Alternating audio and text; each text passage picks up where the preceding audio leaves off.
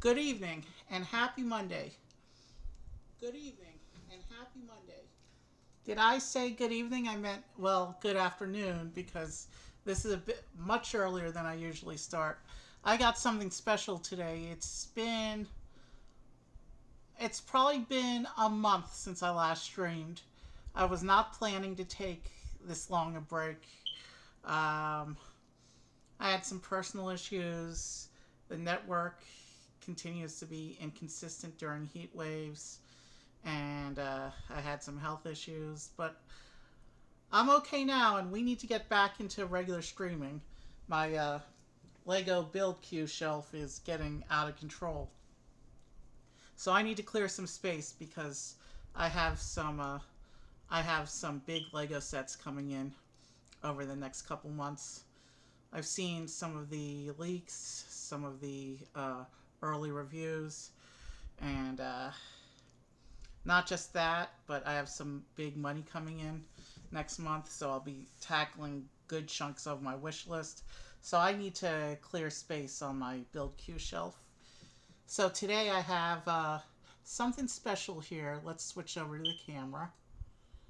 You can see here I have all five of the new summer 2025 Speed Champions cars. Well, Speed Champion sets. There's actually six cars. One of these is a two pack.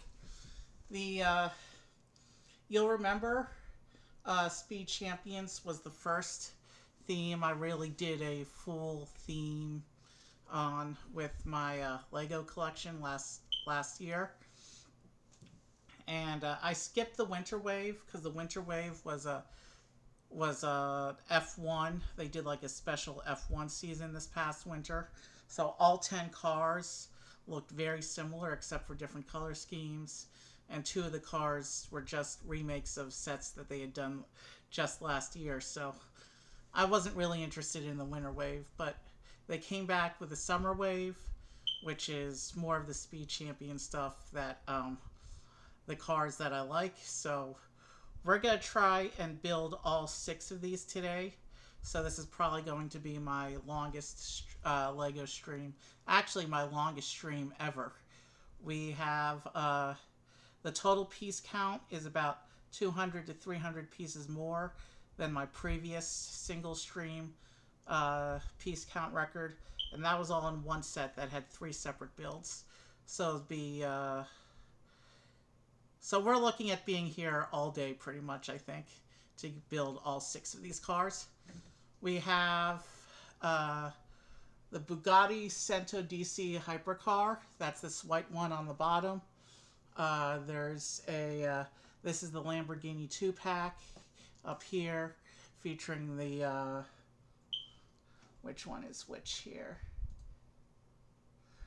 The orange one is the Revuelto, and the blue one is a variant on the Huracan. They did a previous version a of a car in the Huracan line all the way back in 2020. You can see that in my previous Lamborghini two pack video if you go to the Speed Champions playlist on my YouTube. There's we have here the Porsche 9 the Porsche 911 GT3, the second Porsche that they've done in Speed Champions Generation 2. There's the Dodge Challenger Hellcat, that's this green one down here. Um, and I think it's the first time that the word hell has been part of the title of a Lego set, and that's just because it's part of the name of the car. And then we have the this pink car here is the Too Fast, Too Furious Honda S2000, driven by a character named Suki. Like I said on the previous Speed Champions Fast and Furious stream where we built Brian and Dominic's cars, I don't know anything about the movie series. I just know the character name because it's in the reviews for the car. So, but we're looking at a long time to build all these. So let's go ahead and get started. And I think I'm going to start with the Bugatti Centodieci Hypercar. That's this white one because it's the least colorful of these. So let's get that one done first, and then we'll go from there. And we'll probably do bio breaks between cars. That's the time when it makes the most sense. And when we go on break, I'll put whatever cars are done on the table so you have something to look at when I'm out of the chair. But we want to keep breaks short because we have a lot to get through. So let me go ahead and pull the boxes off the table, and let's go ahead and get started here. So like I said, we're going to start with the Bugatti Centodieci Hypercar, which is this white one. Actually, I can't tell from the picture. On the manual, it looks like light gray. In the box art, it looks white. So I guess we'll see when we actually open it up. But here's the car. And then on the back, you can see in Speed Champions tradition, there's a picture of the car model driving away from us, as well as a comparison picture with the actual car over here. This is not the first time Bugatti has appeared in Speed Champions, but it is the first time Bugatti has appeared in Speed Champions Generation 2. So this is a new car manufacturer for my Speed Champions collection. And the third Italian one, because there's a big Lamborghini presence, and there's one Pagani car as well that you can see from if you go through to the playlist from last summer. So one more look at the front of the box. Let's go. Oh, before I forget, as is my tradition with Speed Champions cars, because most of the previous cars came with wrenches and helmets, I did a thing where I got extra wrenches and helmets for the drivers who didn't come with them. So this little baggie here contains one spare wrench, because 5 of my drivers come with wrenches this time around, and 4 spare helmets, because only 2 of the drivers get helmets this time. So and we'll also do the thing where all the drivers will line up in the front of the table, like I usually do with my minifigures. So all the drivers will get to watch all the builds, and then we'll put them with their cars for the end shot. Let's go ahead and get the Bugatti open.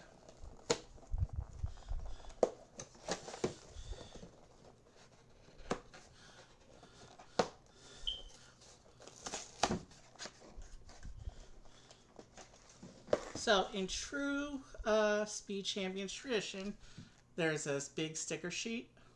Speed Champions is the Lego series that is probably most notorious for big sticker sheets. Let's see how things go here. The box is open. Bag 2, bag 3, bag 4. We have the standard Speed Champions chassis piece that the car will be built around. We have this baggie featuring gray looking gear parts. I think these might be new wheel cap design. I'll set these aside until the instructions call for them.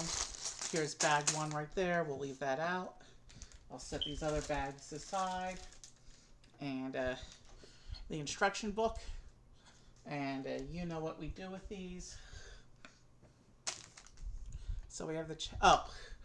and before I forget, I don't think any of these come with a brick separator. The 2-pack might, but I'm not sure. So I have a spare brick separator, because I always have one with me for LEGO streams. And now let's pull the instructions up and get started. So one more look at the sticker sheet. This one's not too bad as far as Speed Champions goes, but there's still a lot of stickers on this one. And yeah, it's white, not gray.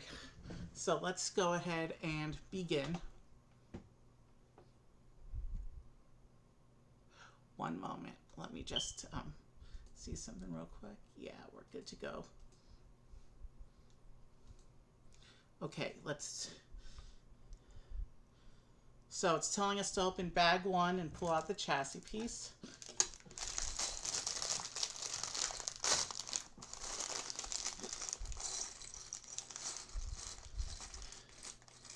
Let's get right into the build.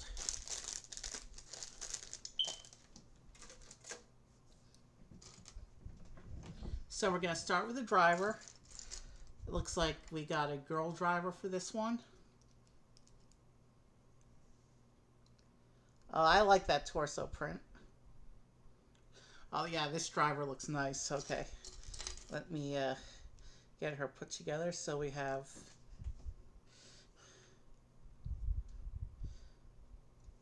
two different faces. We have a big smile and a confident smile. I think I'm going to go with a confident smile. It's a little more subtle and more fitting for a driver, I do believe. And then there's a hair. And she comes with a wrench. So let's get her wrench.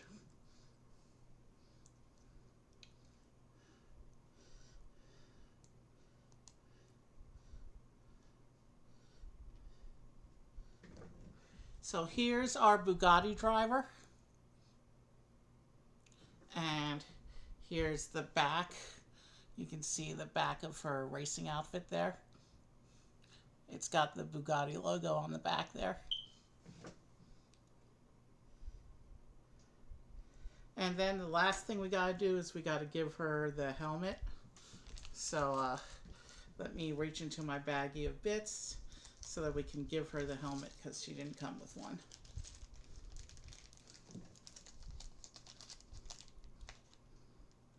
So there's a visor piece for the helmet, and here's the helmet itself. And all the Speed Champions drivers who come with helmets also come with a hair piece, so you can swap the hair and the helmet as you see fit. I just have them hold the helmet as an accessory in their hand. That's how I've always displayed my Speed Champions. So let's give her the helmet. I just got her a white one because it goes with her uniform, her outfit, and her car. I'm not sure if this is a... Yeah. So there she is holding her helmet. And let's go ahead and put her in the driver's spread so that she can watch the car being built. And now let's begin.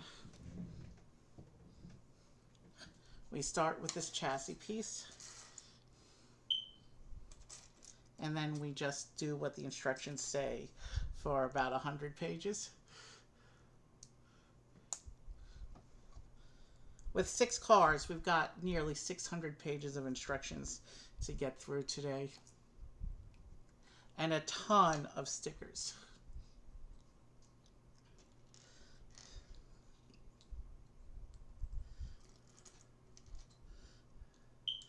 And this car had 4 numbered bags.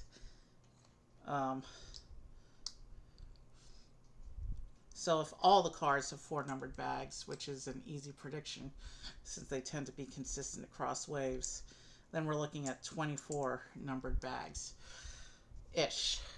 Like I said, I don't know the exact numbers for all of the cars.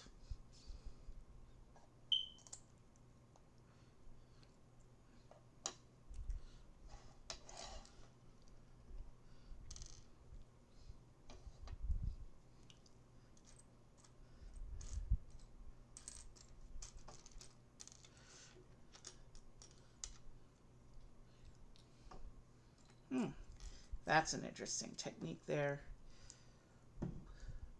Putting these,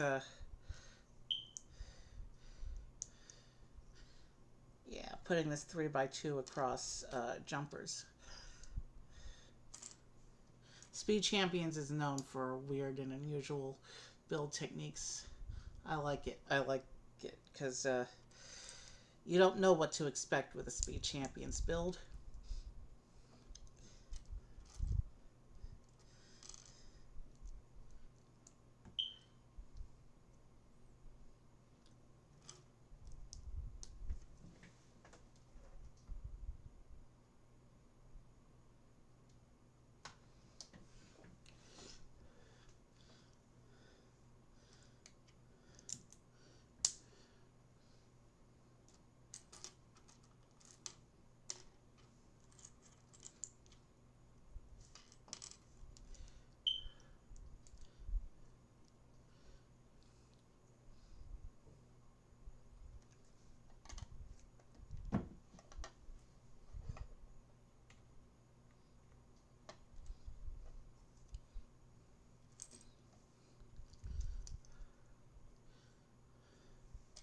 I'm going to try and limit breaks to between cars because that's the most logical place to do them.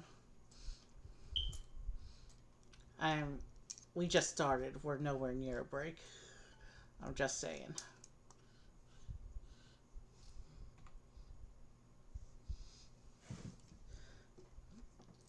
Hydration and stretching are key for long streams.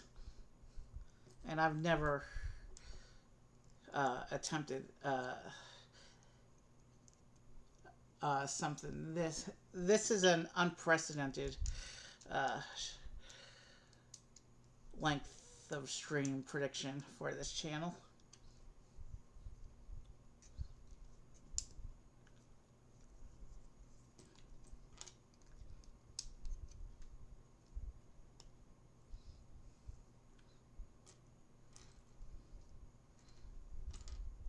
Lots of jumpers going in the middle here.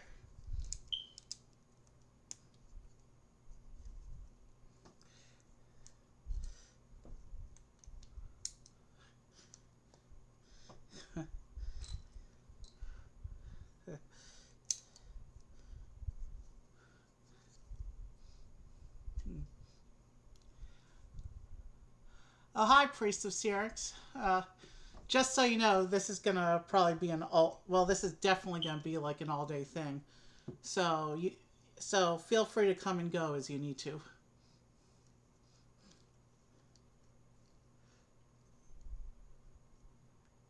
Did I mess something up? I don't think I messed anything up. No. Okay. It's doing... Oh, yeah, I did put that...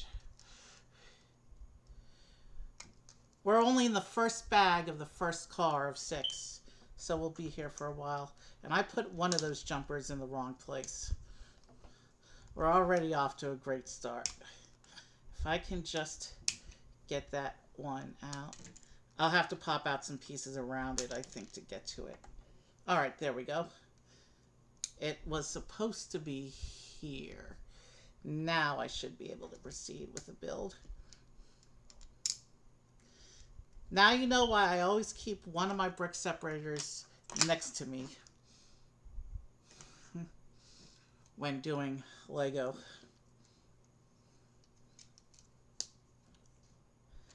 I have a baggie of brick separators showing how big my collection is getting.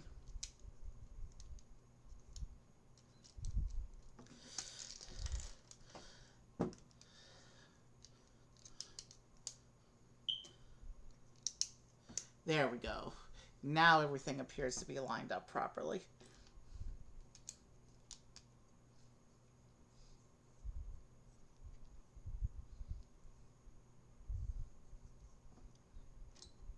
All right.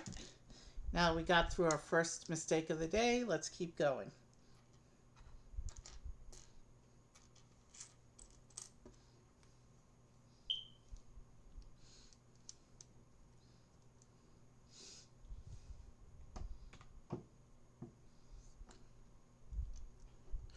I was going through my Speed Champions playlist last week in order to decide if it was even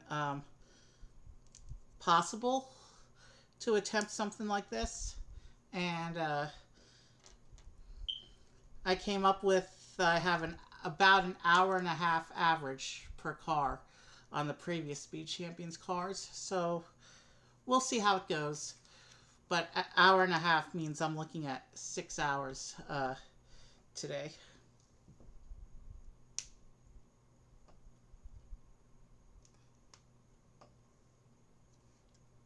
No, hour and a half means I'm looking at maybe 9 hours today.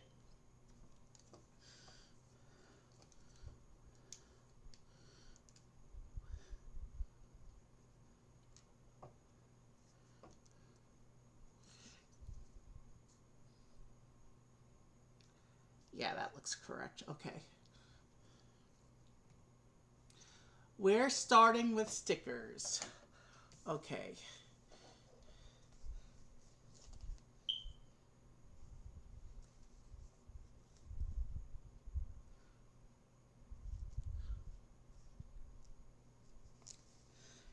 All right.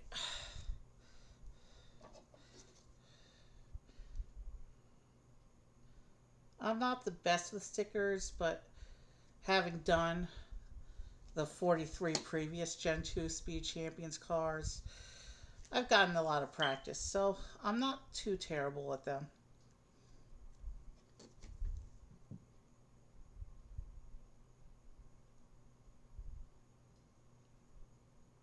Almost. I almost had that lined up.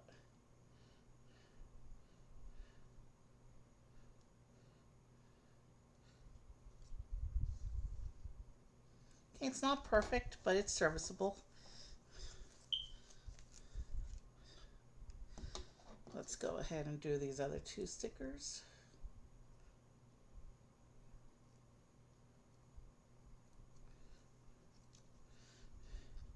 Speed Champion stickers can be particularly difficult because you have to line them up across piece gaps.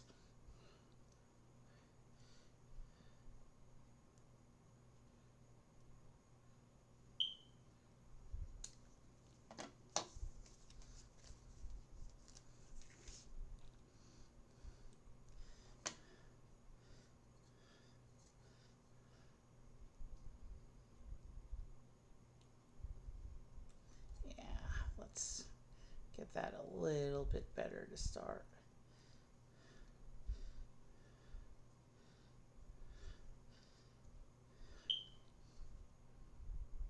So those are the stickers we just put on, the white trim along these bits that stick out along the edges. You can tell they're a little uneven with the placement, but once we build the rest of the car up around it, you won't be able to see both sides at the same time. So I don't think it's that big a deal. Let's keep going.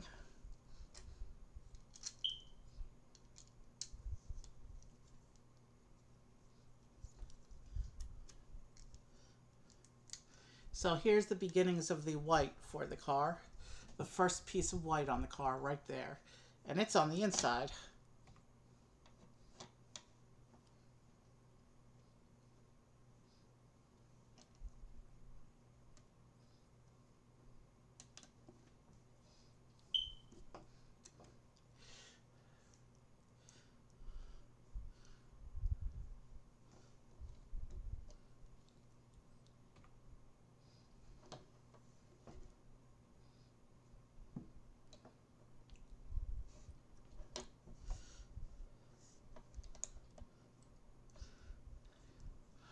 Okay, so we have a 2X build going on here.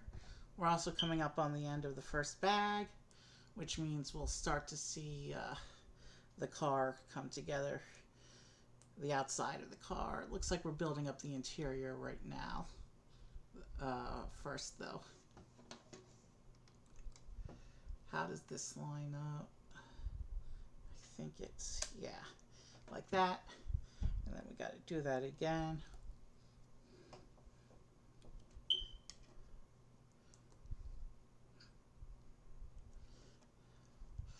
And the reason I have my figures sit at the front is just they, if I have them stand, they're going to be falling over all the time. I've learned that from experience. So I have them sit, and there's a little more stability.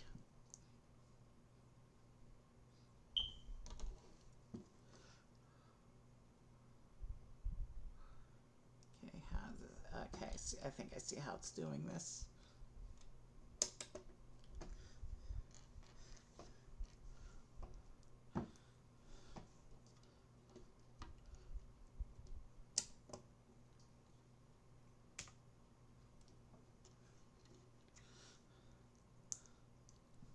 The original plan for these cars, if I could just do regular streams, would have been the same way I did other Speed Champions, and where I would have just separated into 3 streams of 2 cars each.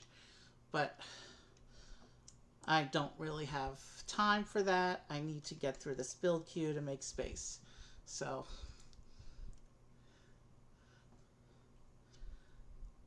I do what I must.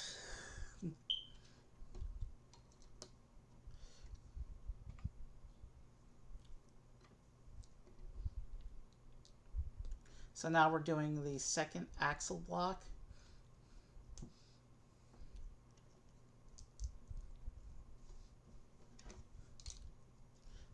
is there.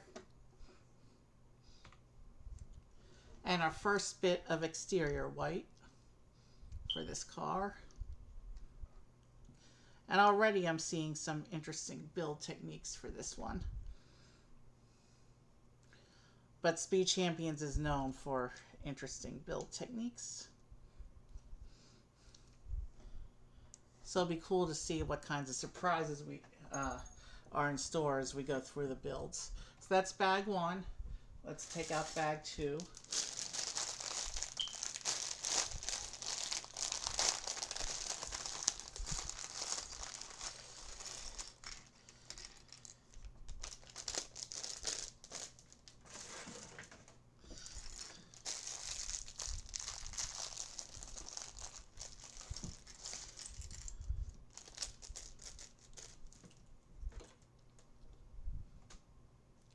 All right, let's keep going.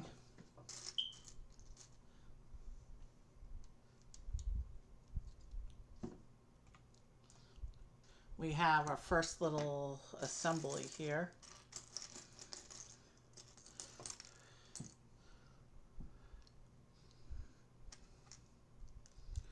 Okay, before I put that sticker on, let me jump ahead and just see if that sticker is going to need to line up with anything.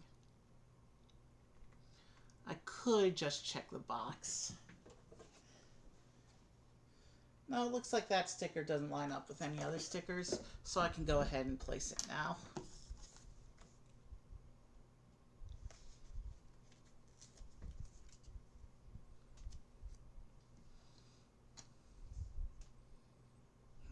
And I just noticed I'm showing the wrong category. Let me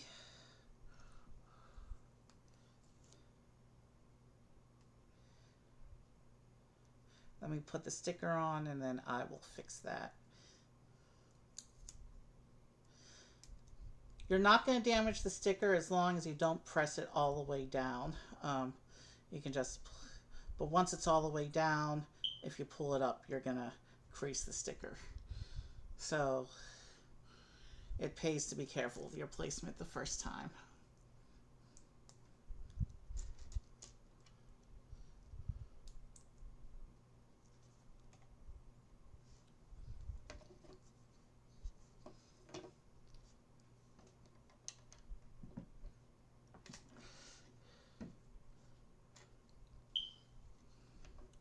Okay, let me fix the category because I did have the category correct when I started stream.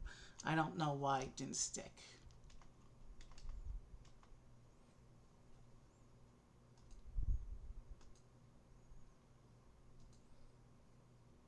All right, we fixed it. Let's keep going.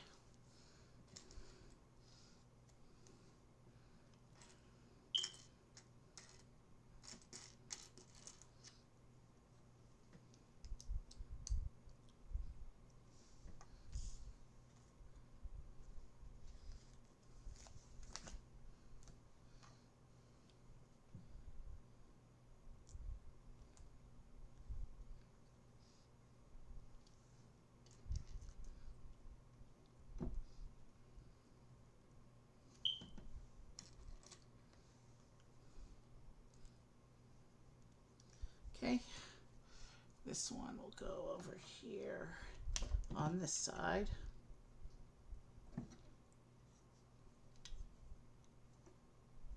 Like that. All right.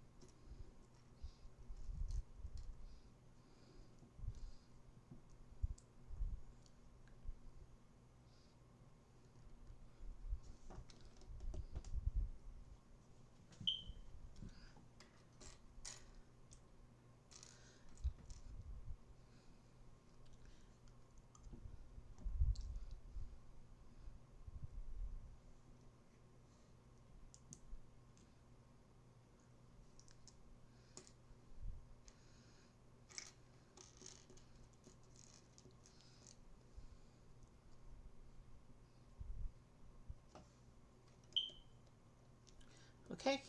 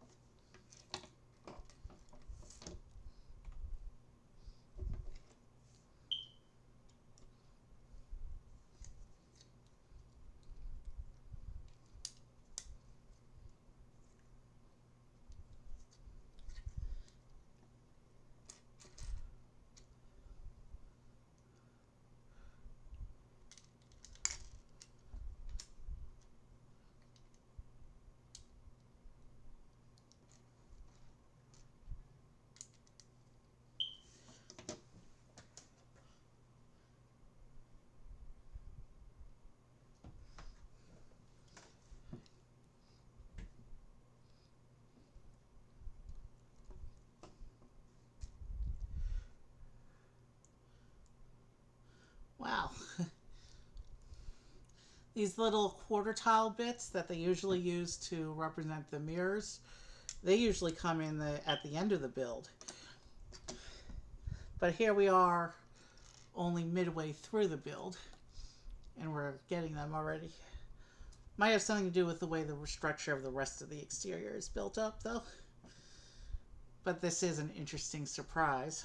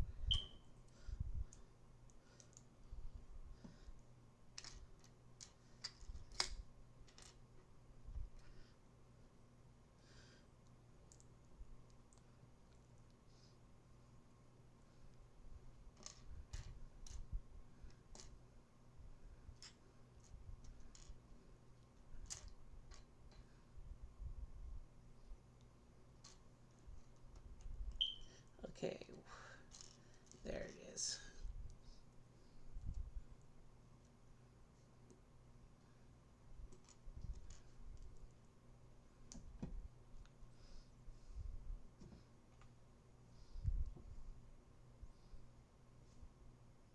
Okay, how is that?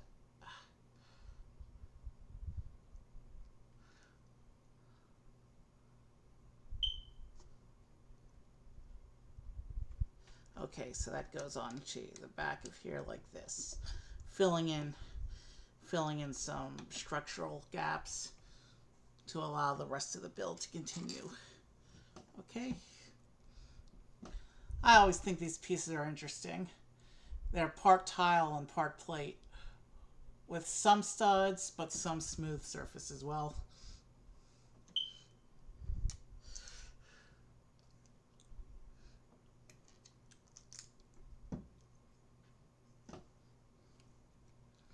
And then this goes over here, filling in some more of the internal structure. Speed Champions tends to bulk up the internal structure of the car. So that's a nice solid. These cars are heavy compared with the city cars. The city cars are only 6 wide. These are 8 wide. But they have a lot more bulk and weight to them.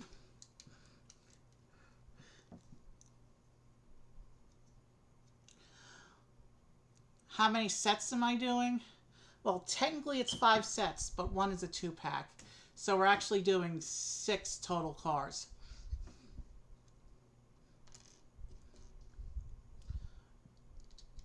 We're coming up on the halfway point of the first car now. Once we finish this bag, we'll be about halfway done with the first car.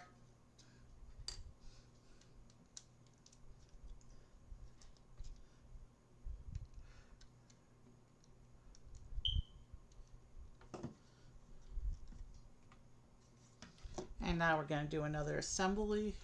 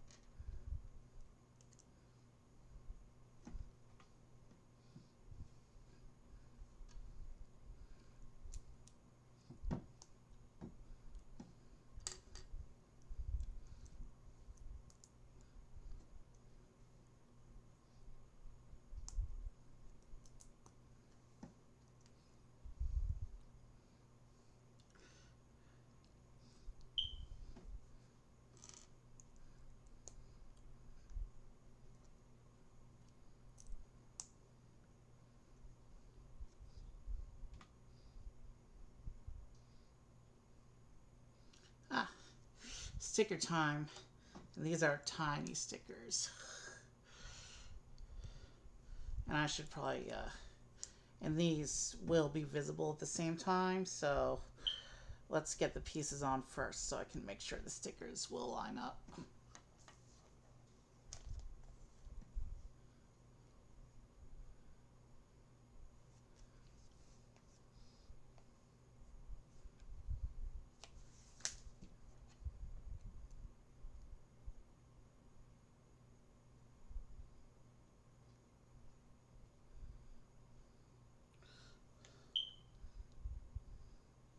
Oof, that sticker's not straight, and I let the corner fall, but there's a little bit of corner that had gone over the edge, so I was able to pull it up with not too much difficulty. That's a little better.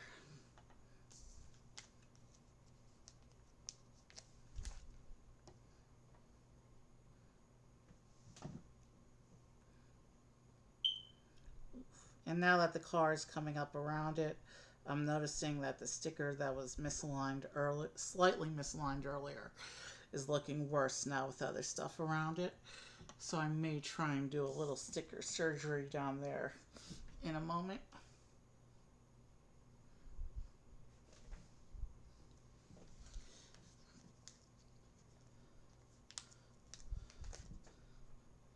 That sticker is printed on black though, and not white. Well, it's a black background, so sticker surgery won't be as noticeable.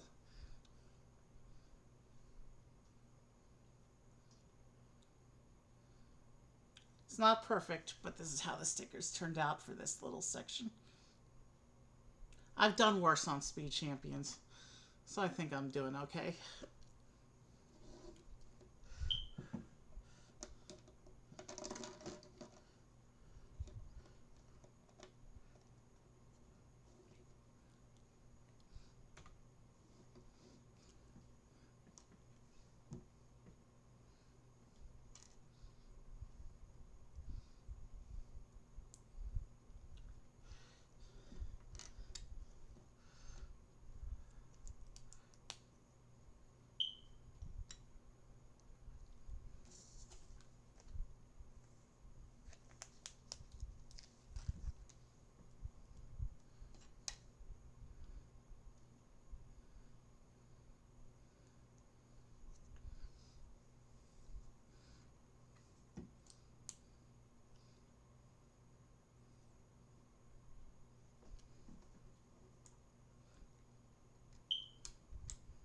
Ooh, printed pieces.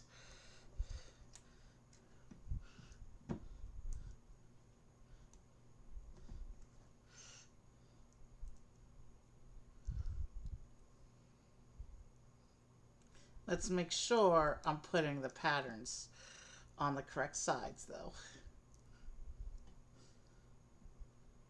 So you can see the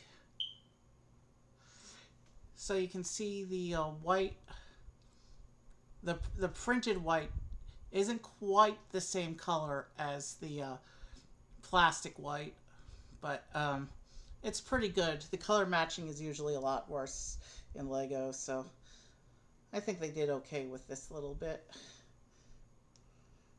But with those on, this needs to This is looking not straight anymore.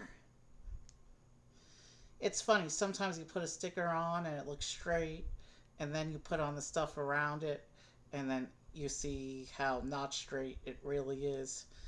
And by that point, sticker surgery is more difficult because everything is pushed in and secured.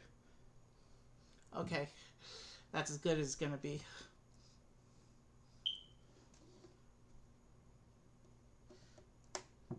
And that uses a little bit of a hinge clip in order to get the angles. So actually, that's not looking too bad right now. Okay, yeah. And that other sticker is straighter. The piece wasn't pushed in all the way, and once I did, it looks better.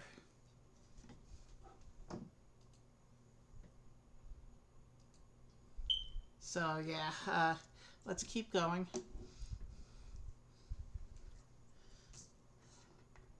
Which wedge is this? This is the one going this way. And these I want to put on because stickers need to line up.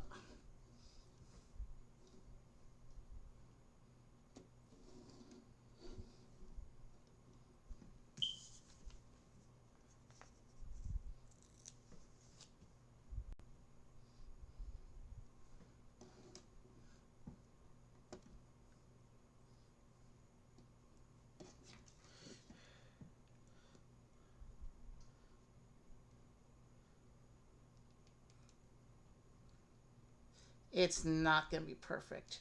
They have way too many stickers going for this bit of the detail here.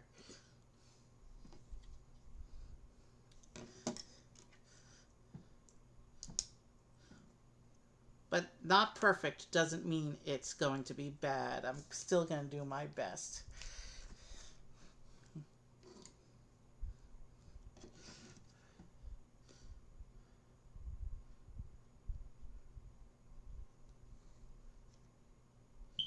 Yeah, no, that's not even with the other one.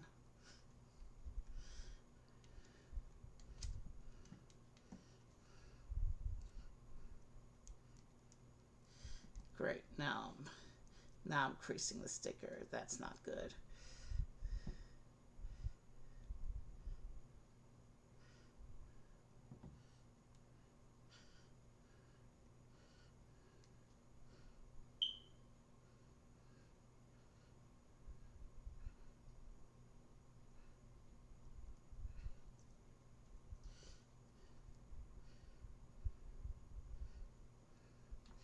Let me try putting it on from the other end so I can line it up with the other side a little bit better.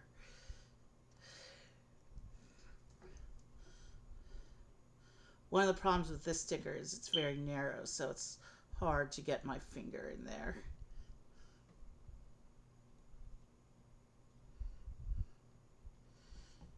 Yeah.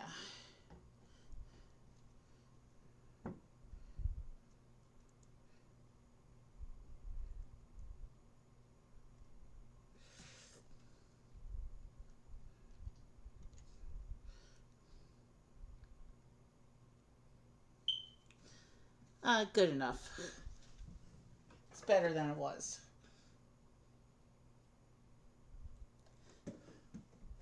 So the back of the car is really starting to come together now.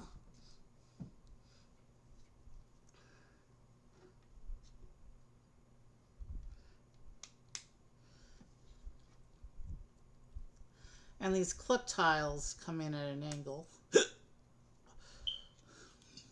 Speed Champions does really cool stuff with the in order to get the unique shapes of all the cars. Some more stickers. And then we will have used about more than half of the sticker sheet.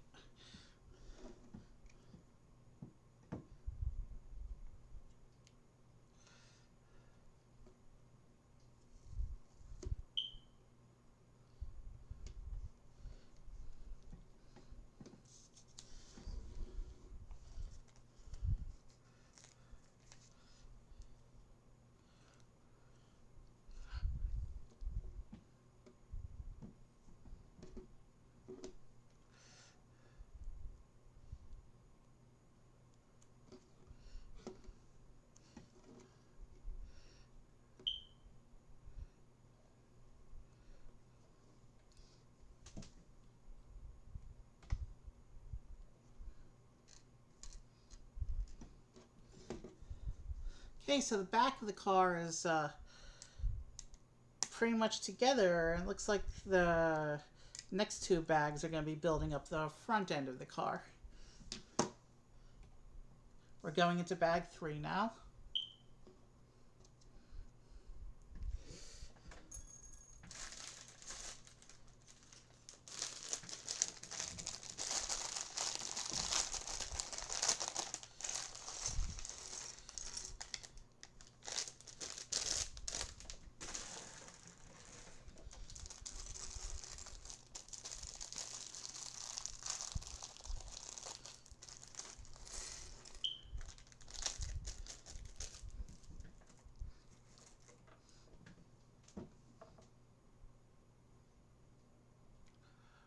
Okay, now we're getting into some unsymmetrical stuff here. I'm sure that's just for the interior detail, and that we'll get back to symmetrics once we're casing up the outside of the car.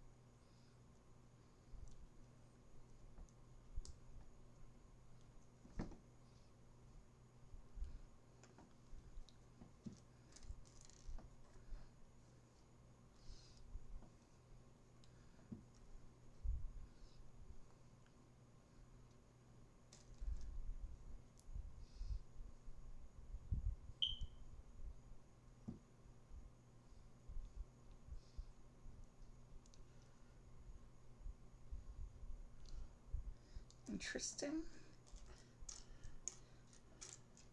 So it looks like this step is going to have a tiny little printed tile.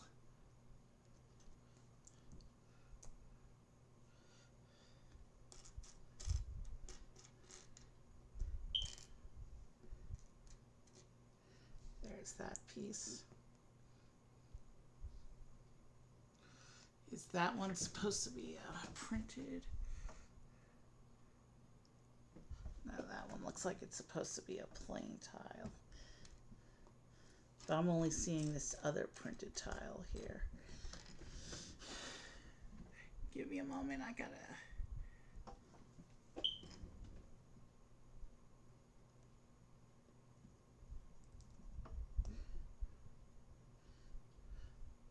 Maybe it is supposed to be... I can't really tell.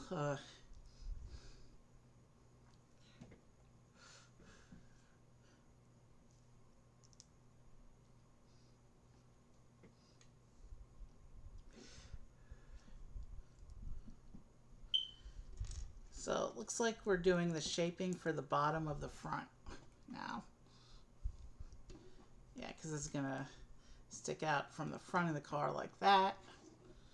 And so that's going to start to build up the shaping for the front end.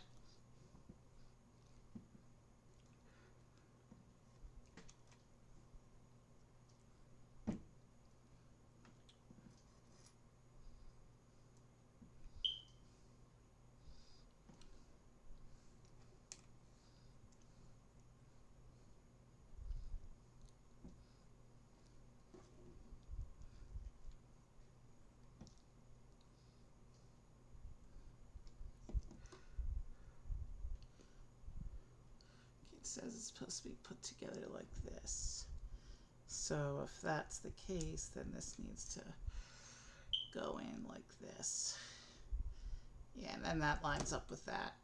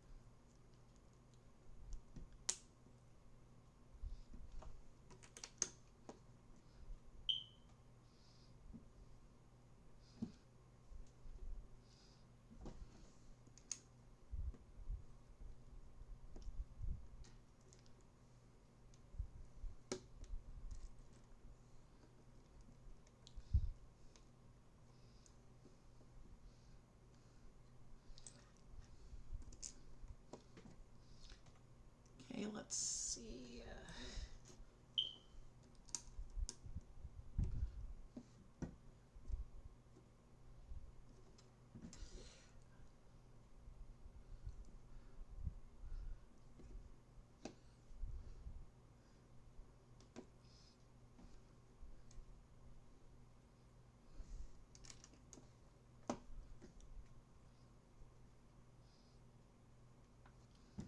Okay, so now we're going to do the 2 front wheel arches.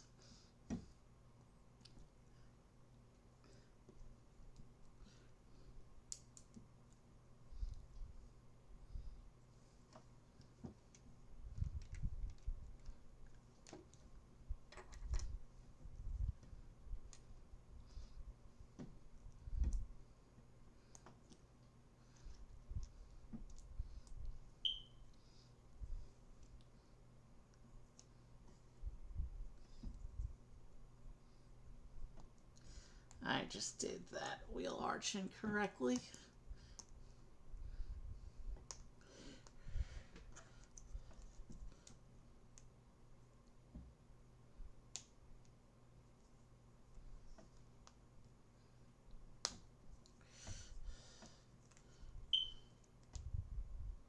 There we go. We got it off.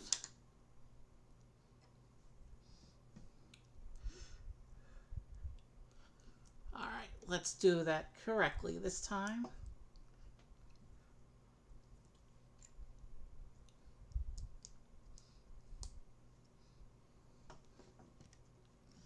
That one will go here.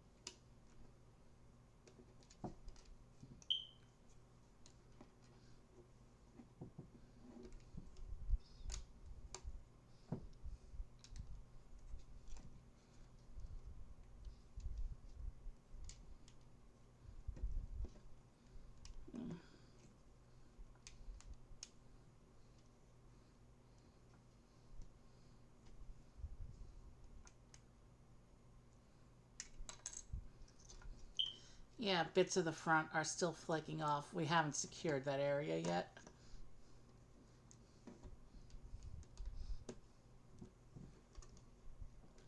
Okay.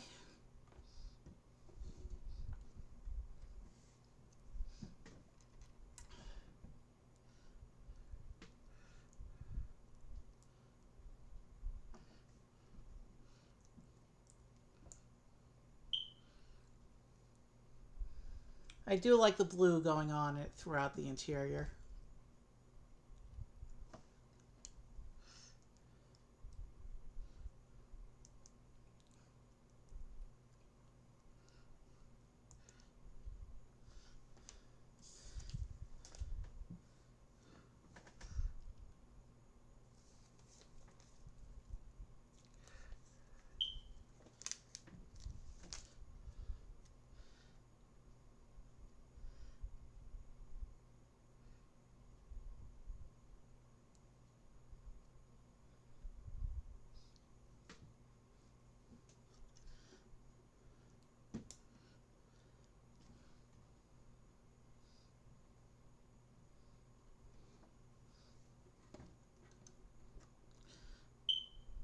So here's part of the console.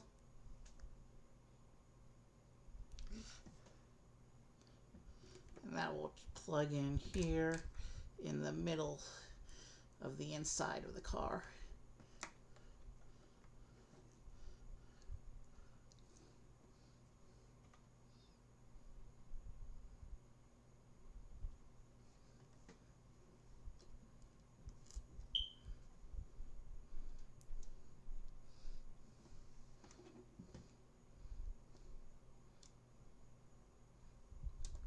Okay.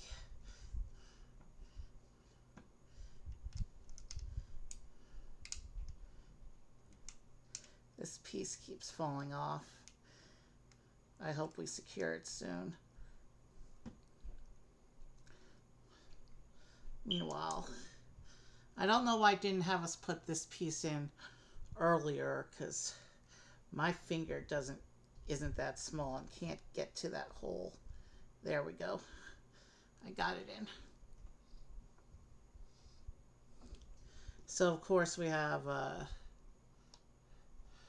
we have the steering wheel.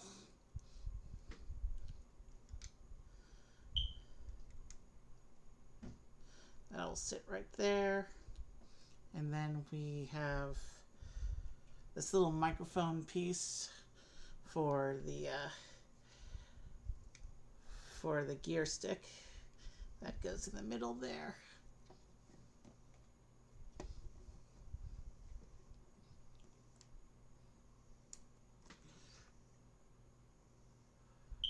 Yeah, I'm gonna put these pieces on.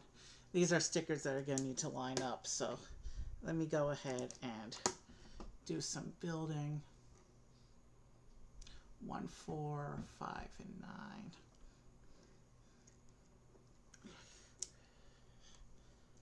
And let me just look at my box pick real quick to see if there's any more stickers beyond those 4.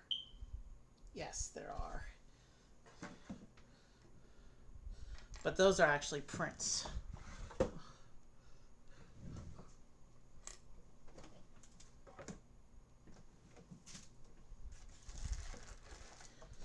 Okay.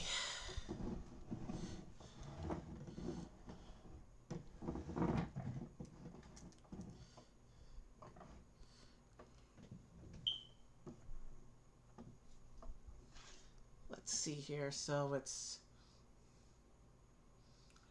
1 and 5 for that side. 4 and 9 for that side.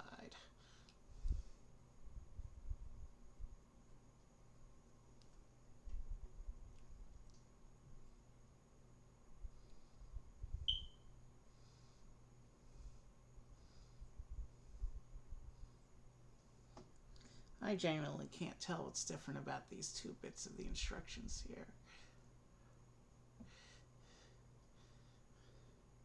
This may as well, oh, because the blades aren't exactly symmetrical. Okay, it's subtle.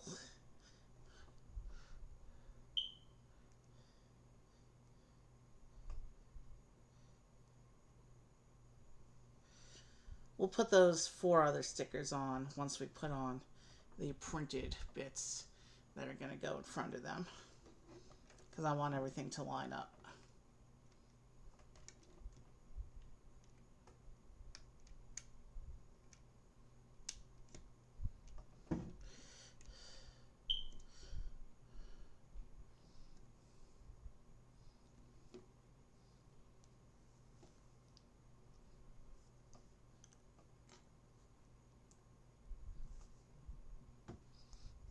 We just passed the 1 hour mark of stream, and we're wrapping up the 3rd bag of the first car.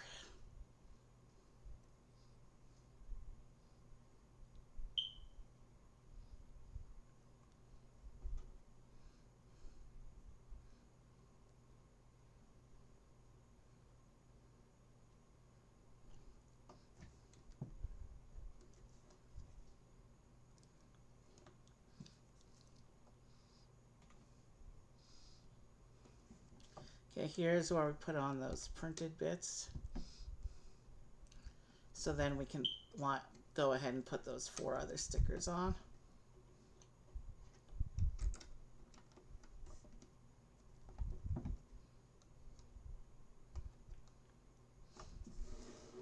Okay.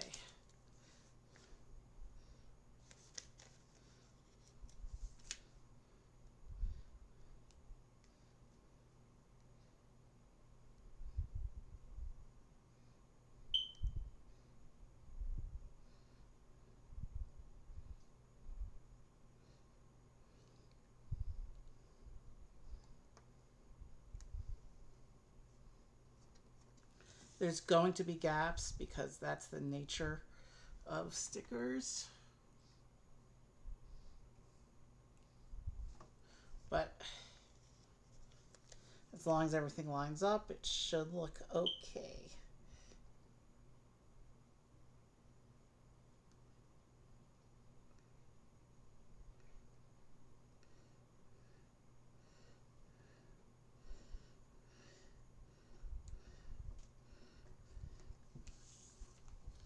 Not bad, not perfect.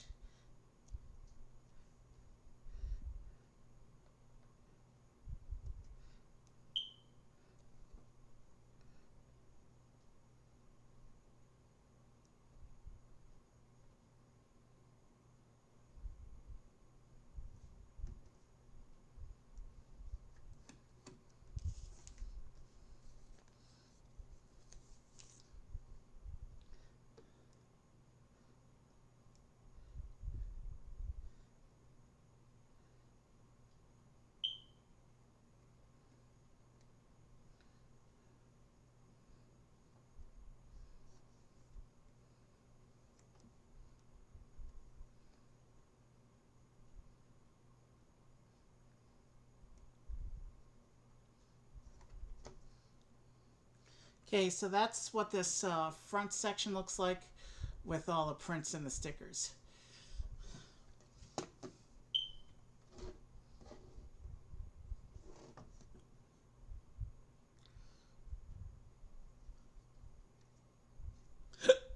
I'm not sure what these arrows are trying to tell. Oh, we close these up like that.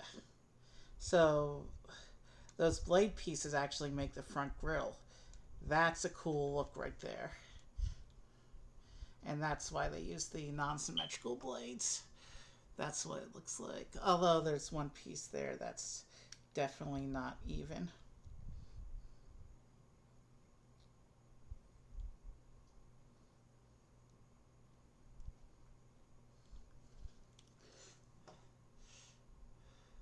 It's still not looking even on camera. But I guess that's kind of the nature of these rubbery pieces, though. The softer plastic that they make the blades out of.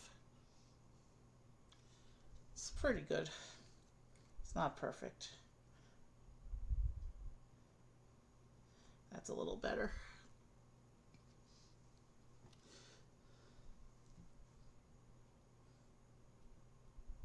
And so now we can fill in some more of the detailing here.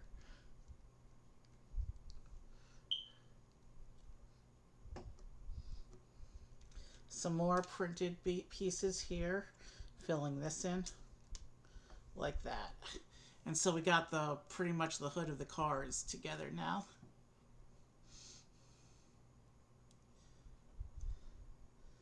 And everything lines up and looks good. So obviously there's the piece gaps. And we're going into bag 4. And it looks like bag 4 is where we're going to take out those weirdly shaped wheel caps that we saw before. So let's get bag 4 open. And we're not going to take out the wheel caps until the instructions call for them.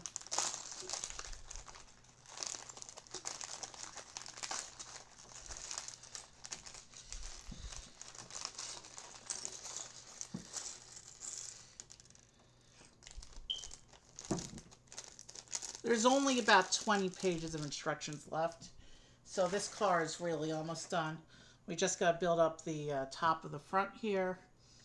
Put on the canopy, the wheels, these last few details. And then, speaking of canopy, we have this nice printed canopy piece.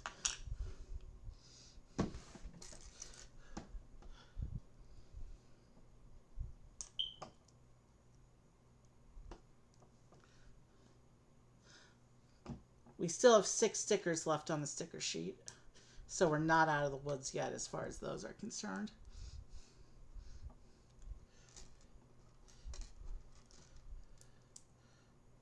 There were a lot of stickers on this one, but again, this wasn't too bad for a Speed Champions car.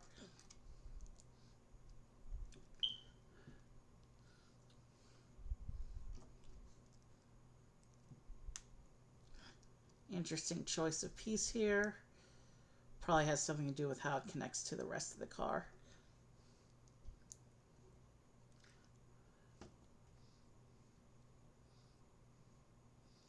Well, no, because... Oh, we're working on the back section now, it looks like.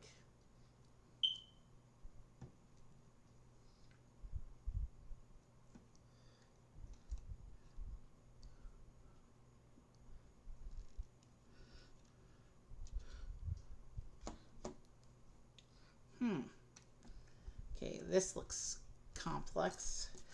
Let's get it going.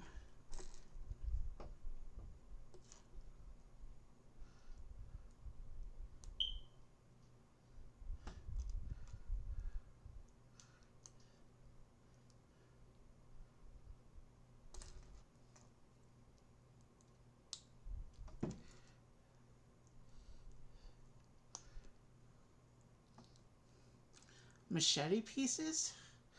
Interesting.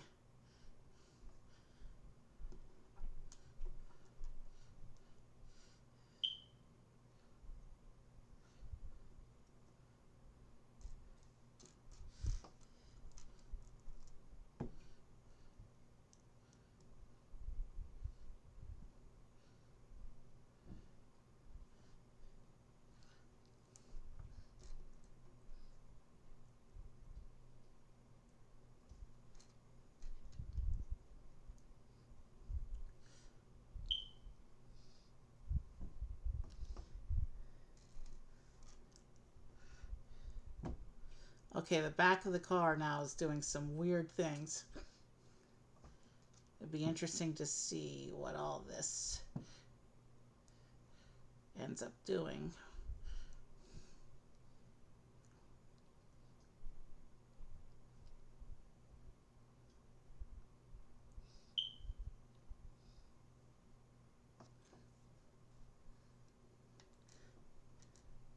A kite-shaped piece, interesting.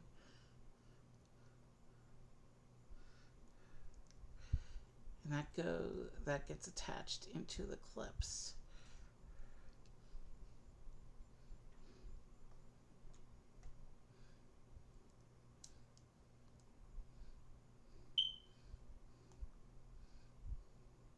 This is an interesting assembly. This is what it looks like.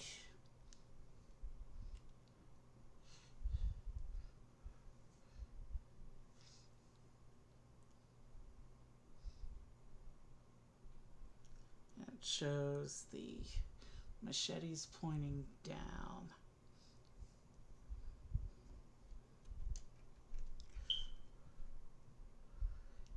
But does it go there or does it go there is the question.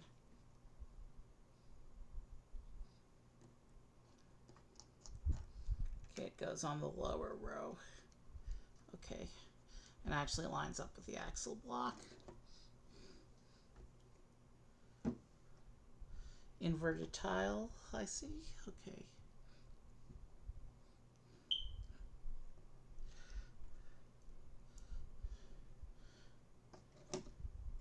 There's some interesting pieces going on with the back of this car.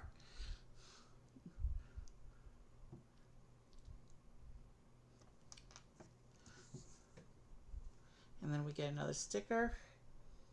And this sticker says Centodieci, which is the name of the car.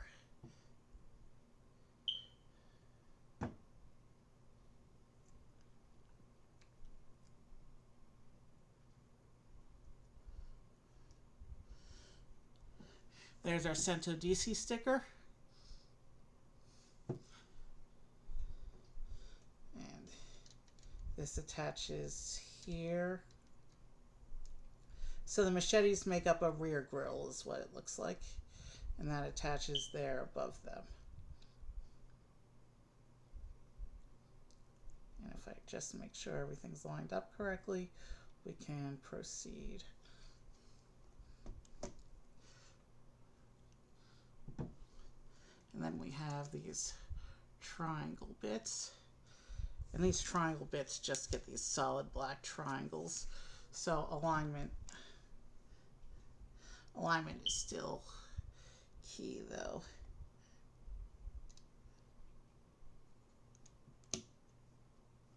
Because the triangles have to line up with the rest of the black section down here.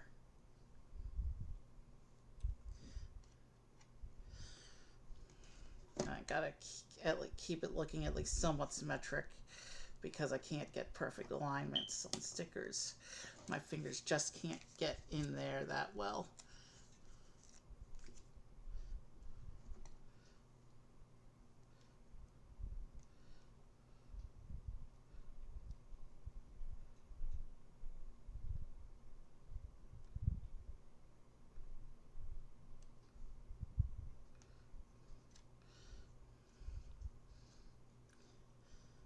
Okay.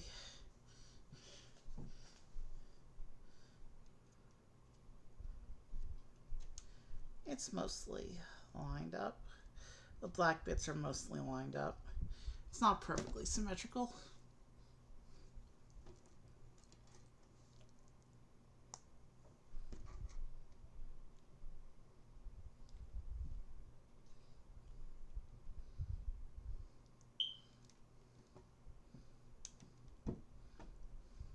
And these little bits secure the various back assemblies into a solid chunk so that they're less likely to fall off.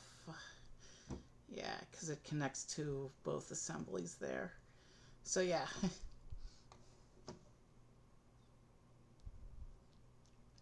And this is gonna, we're still working on the back section of the car here with this assembly.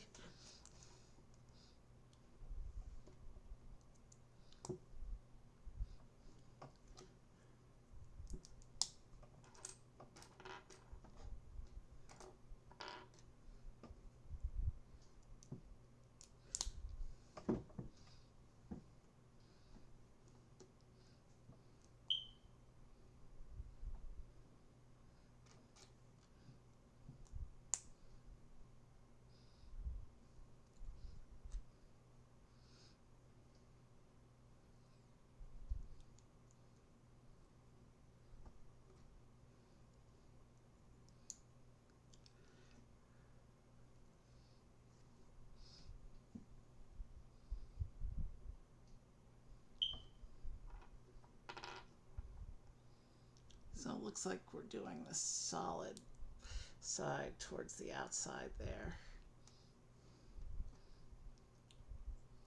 with these little half pyramid pieces.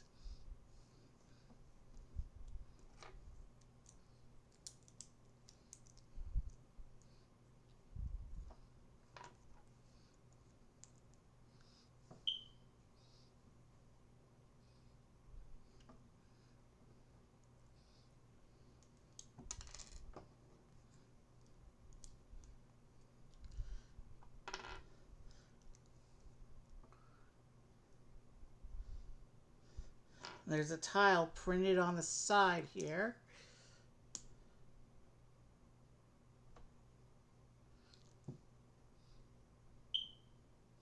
And then we got to do the last 3 stickers across that.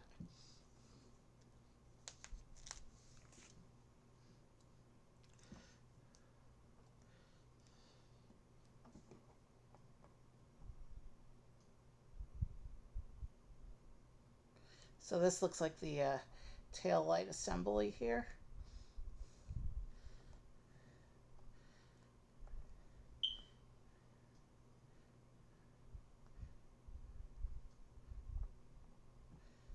And that's not good at all.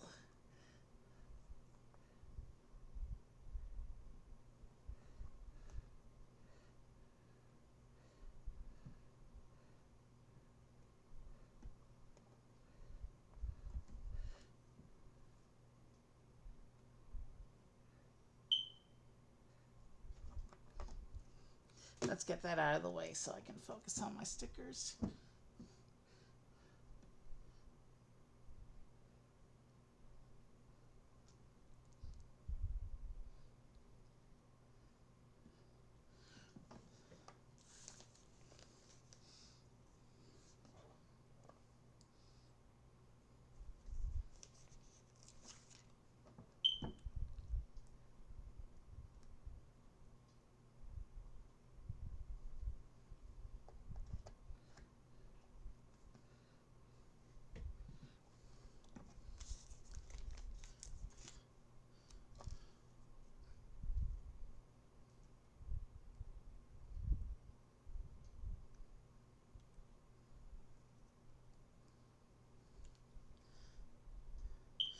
no, that gap is way too big on that side.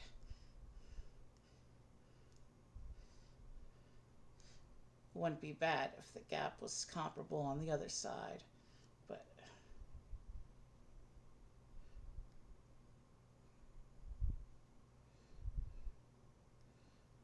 I've got it already lined up with the very edge of the piece. It's good enough.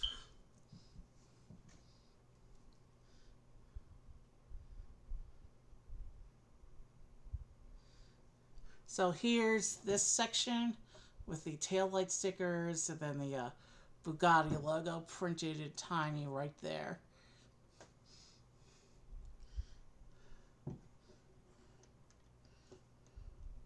And that just plugs in above the whole rear assembly, which suddenly is looking more solid than it ever was before.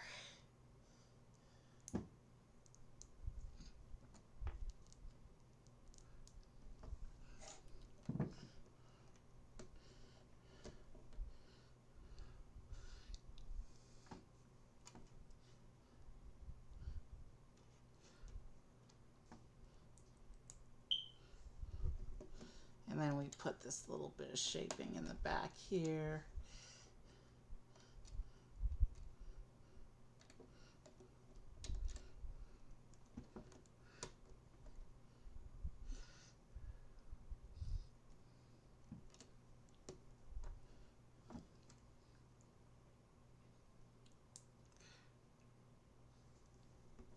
Like this.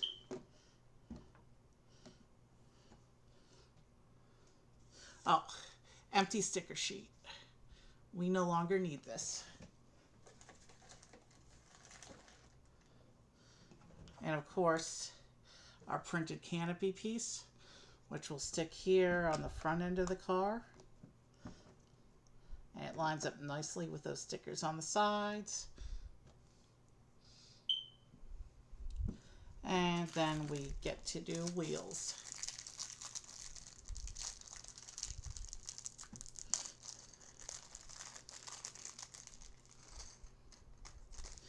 It looks like the wheels are actually going two different directions. So let's figure out the wheels real quick.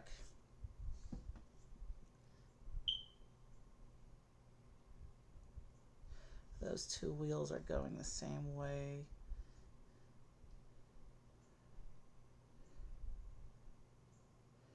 These two wheels are going opposite ways.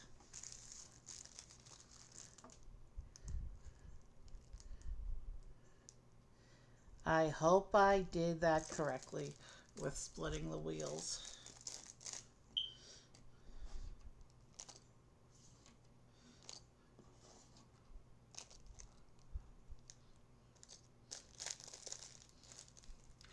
Now this car is just about done. I'm just putting the wheels on. So we'll be taking our first break in about 2 minutes.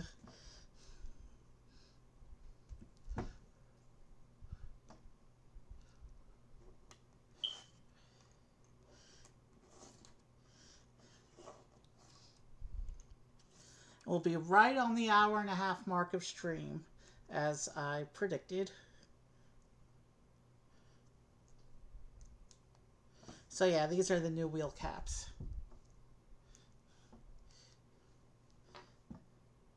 So it looks like, okay, so they have the wheel caps going in mirror so that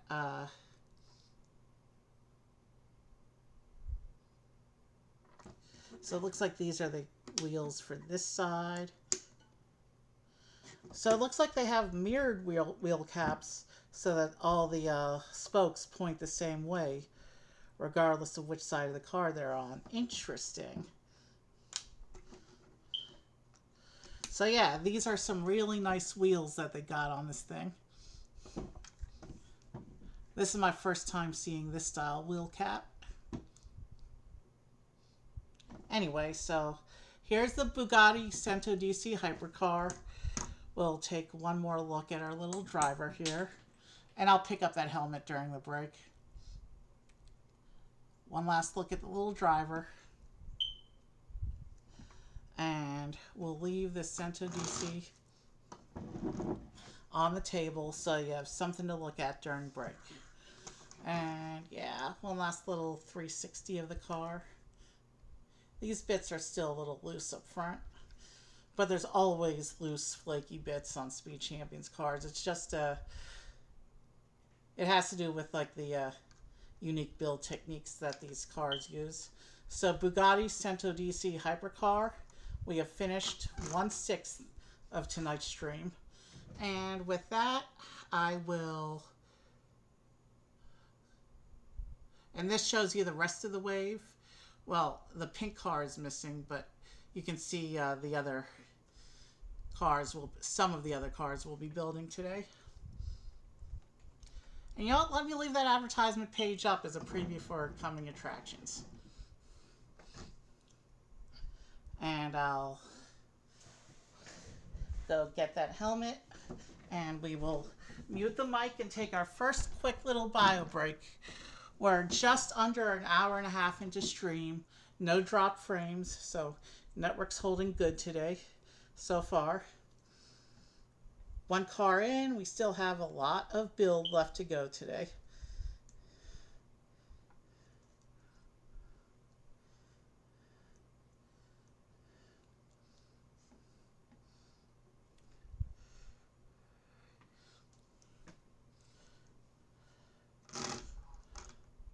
All right. I'll be back in a few minutes to continue with our next car.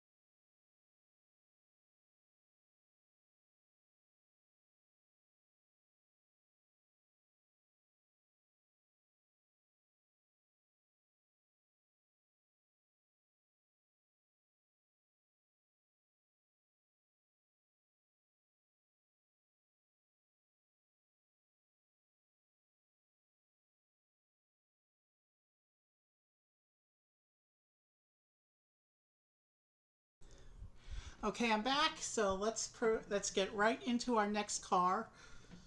We're at the 1.5 hour mark of stream. So considering I talked for about 10 minutes at the beginning, our first car, the Bugatti Centodieci Hypercar, is right on average. Let me set that up. Let me set that aside, and let's pick our next car. So I think, let's see what I want to do next. Okay, so I think I want to, let's continue our look at Italian cars, and let's do the Lamborghini 2-pack. Lamborghini is a car company that gets featured a lot in Speed Champions. They actually already have 4 Generation 2 cars. They were one of the very first year of Speed Champions Generation 2. They had a 2-pack featuring an older version of the Huracan and a Urus. And they also had single cars, the Countach and the Vision. And this two-pack is the Revuelto and a new version of the Huracan. So here's the front of the box. We're going to build the Revuelto first. The Revuelto is the orange one. The blue one is the Huracan.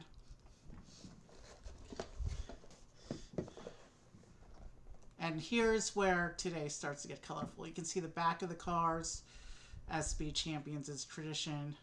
And of course a comparison with the actual cars whose models you can see on this side.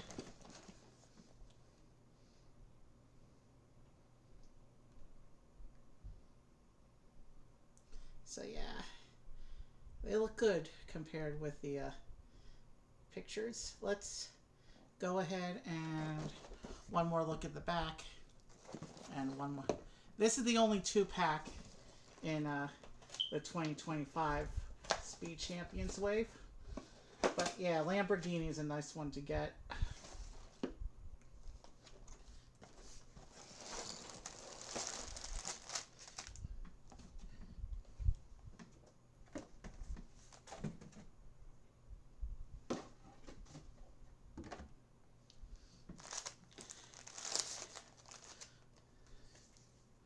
I dropped something. What? I dropped sticker sheet. Okay.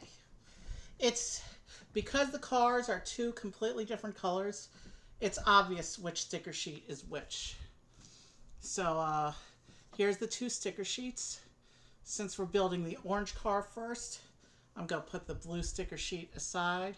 We don't need it for a while. We'll be using this orange sticker sheet. It doesn't look too bad compared with most Speed Champion sticker sheets. Of course, we have the two instruction books, one for each car. And I'll set those aside. Two chassis pieces, one for each car. We'll set one aside with a sticker sheet. We'll hold on to the other. And then we saw from the manuals there's going to be 8 bags here. So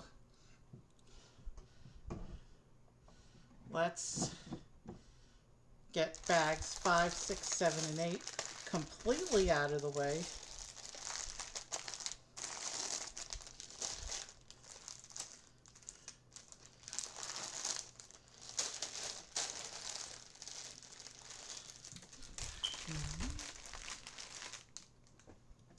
And then bags 4, 3, and 2 will set in the on-deck area. Bag 1 will stay out. And we have this bag of wheel caps. They look like the... this is a different shape from the Bugatti ones. These look like straight radial symmetry. I don't think we'll have to puzzle with math on these. I'll set these aside. I have no idea which of the two cars those go to. So let us proceed with the Lamborghini Revuelto. So of course, bag 1 and our first chassis piece.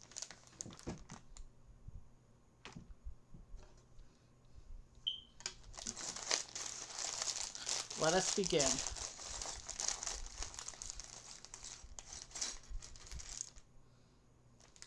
Orange is a new color for Lamborghini, but they have done orange cars in Speed Champions Generation 2 before.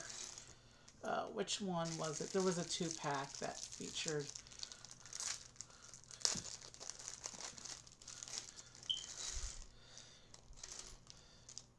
There was like one other really nice orange car that I remember doing early on in the Speed Champions.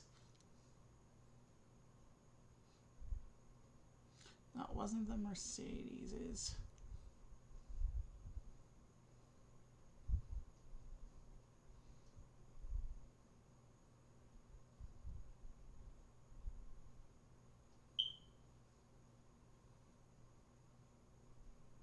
The McLarens. Yeah.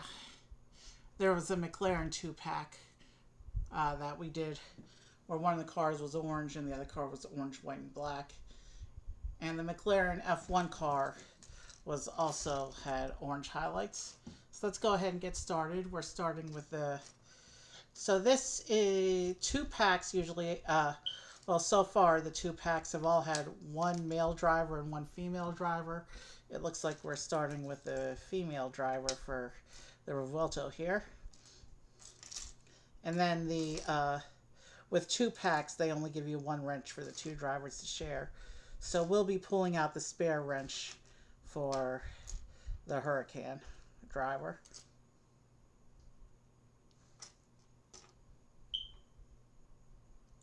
Okay, where's the legs? Oh, I'm looking for the incorrect color. That's why I didn't see it in the parts pile.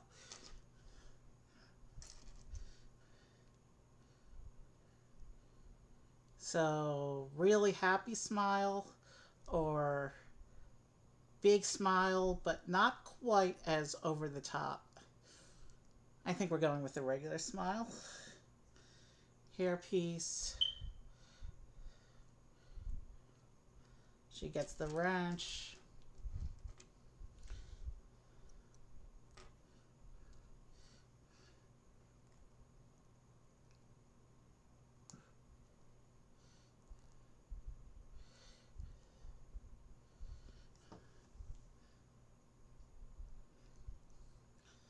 I like the outfit. It's simple but effective.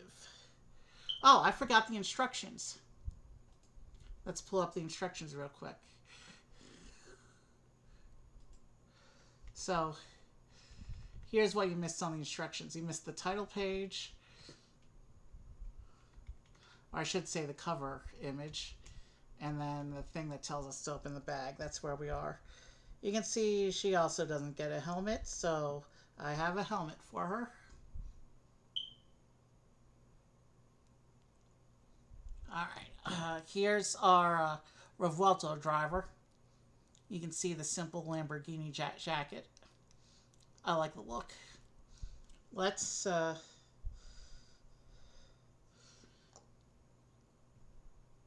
was I doing? Oh yeah, let's go into our spare helmets baggie and pull out her helmet. And for this driver, I chose a dark blue helmet to match the jacket. So let's get out a helmet piece and one of the visor pieces.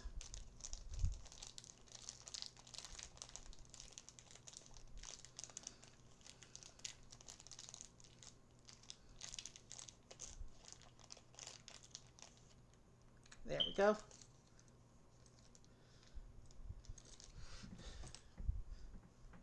Let's attach the visor to the helmet, and then we'll seat her and we will begin building.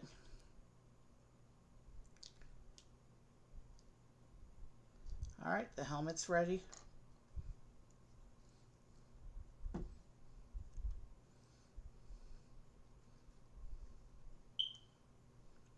In addition to Bugatti and Lamborghini, the Italians are also represented in Generation 2 by one Pagani car.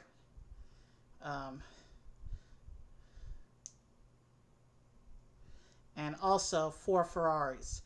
And Ferrari has the distinction of having the most cars in Generation 2 without having any 2-packs. Every one of the 4 Ferrari cars is a single. So now the 2 drivers can sit together and watch the build. Let us begin. So it looks like here we're starting with one of the axle blocks.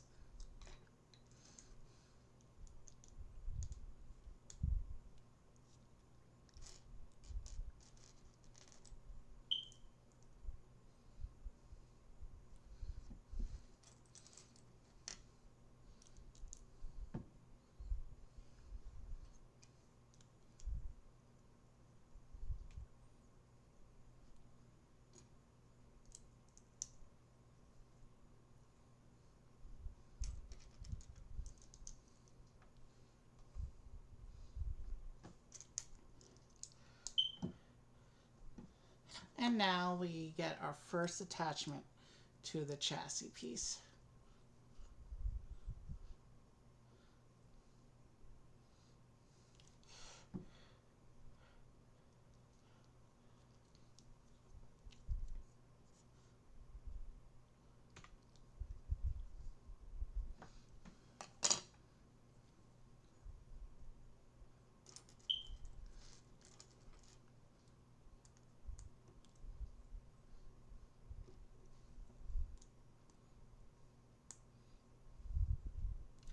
Okay, boom.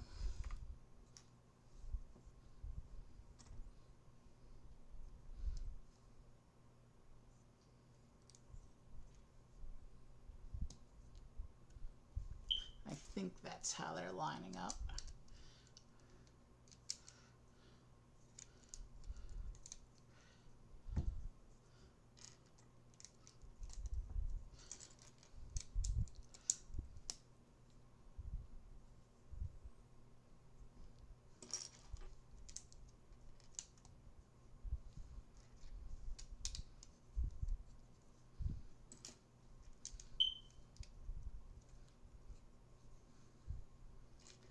Okay.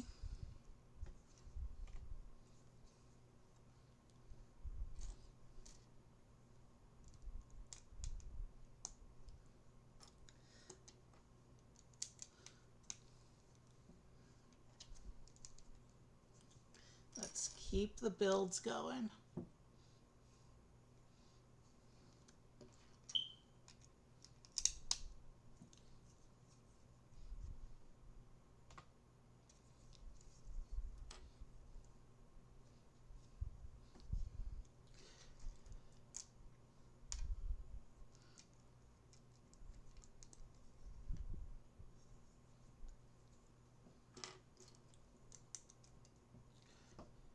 Yeah, sometimes when I stop talking, that just means I'm concentrating on what I'm doing, or I've run out of stuff to talk about.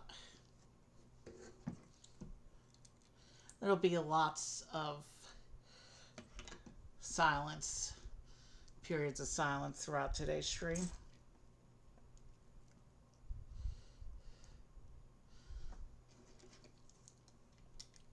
Obviously, if there's activity in the chat, I'll start talking again. And if I come up with something to say or I want to comment on something. Oh, now I'm just rambling.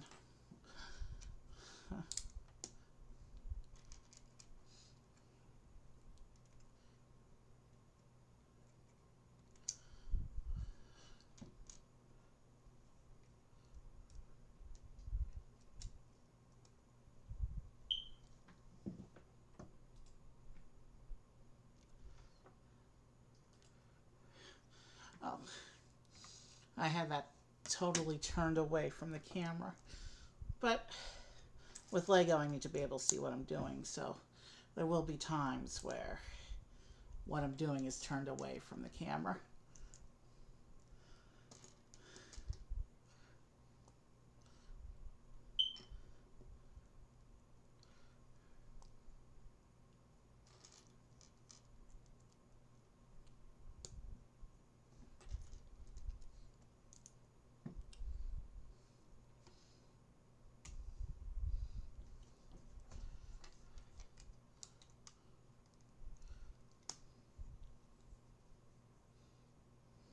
So what we're doing now is we're filling in some internal structure that will eventually support the shaping of the exterior pieces of the car. Like this green piece here, that's going to be completely invisible in the final build, most likely. I don't remember seeing any green in the picture.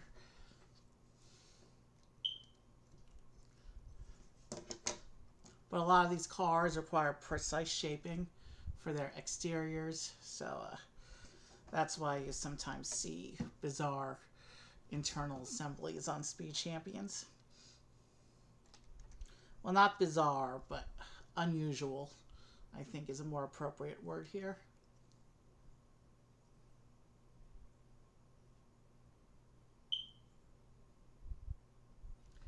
Is something not lining up correctly? Looks like that's supposed to line up with that. Do I have something not lined up correctly? No, that's supposed to be 5 studs.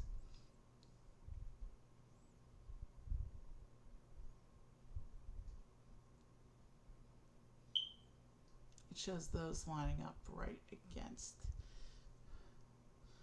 from this angle. Okay, from this angle it looks correct. Okay. Yeah, from the angle in the instructions, I guess.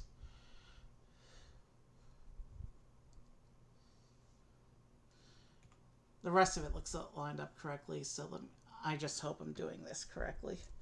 Let's keep going. If there's a problem, I'll correct it.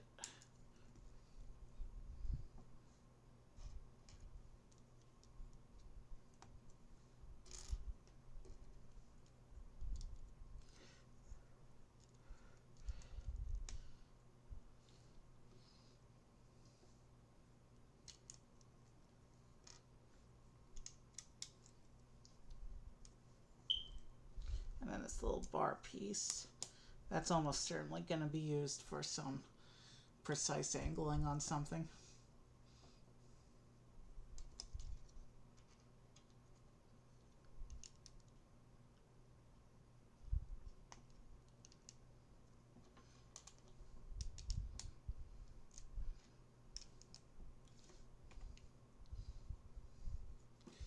We're going to start with our first sticker here.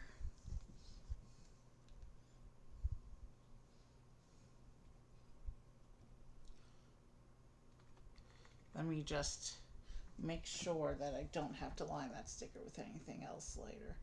Now that sticker's on its own.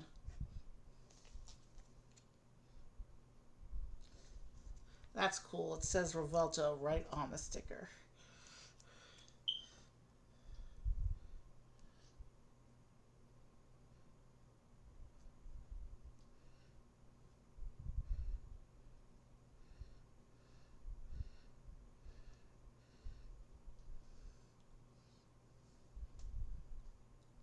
Now that's badly. Color matching between the sticker orange and the plastic orange isn't terrible. They got a pretty good color match going for the sticker sheet. It's not perfect. The color matching on stickers rarely is these days, but they got it pretty good. Now this sticker doesn't have to line up with anything else, so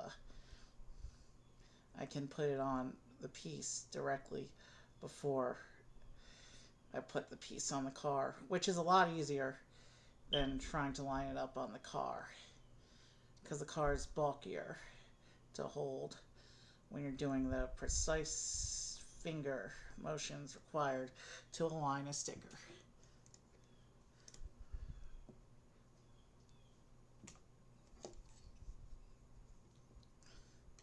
We'll do the same for the other side now, which will get a matching sticker and mirror.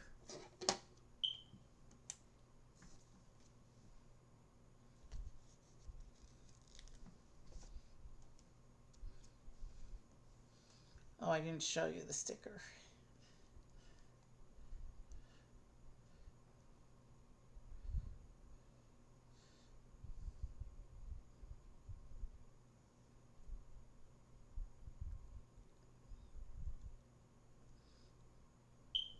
That's what the sticker looks like. It says Revuelto, but I'm not sure if the camera's focusing on that or not.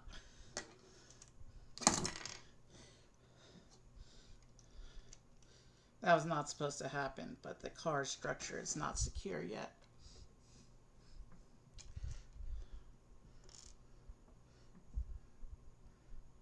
Oh, I see why the inside is red, white, and green.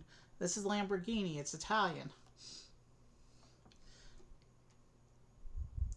There have been one of the Ferrari cars hit an Italian flag in the base of the build. I was not expecting that, but it's a pretty cool. It's pretty cool. Now these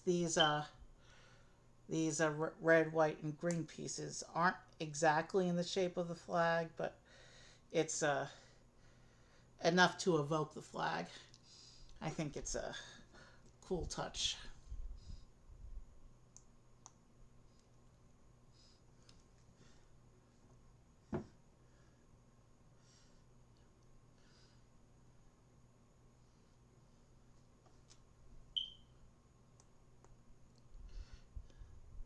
Not all the cars uh, do things like that. Only a few of them did, but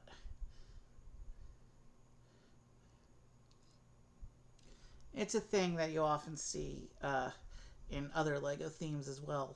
Is that sometimes there'll be little hidden Easter eggs in the structure of the build that get covered over and not seen in the final build.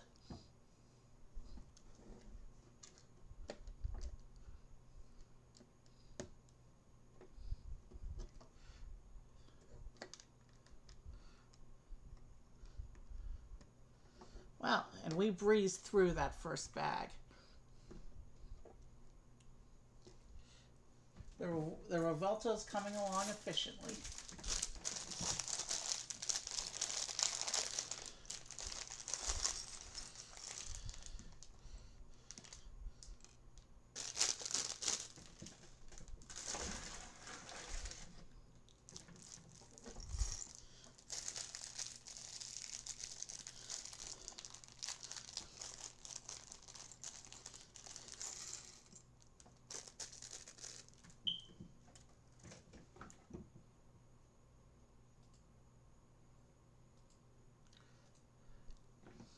All right, let's keep going.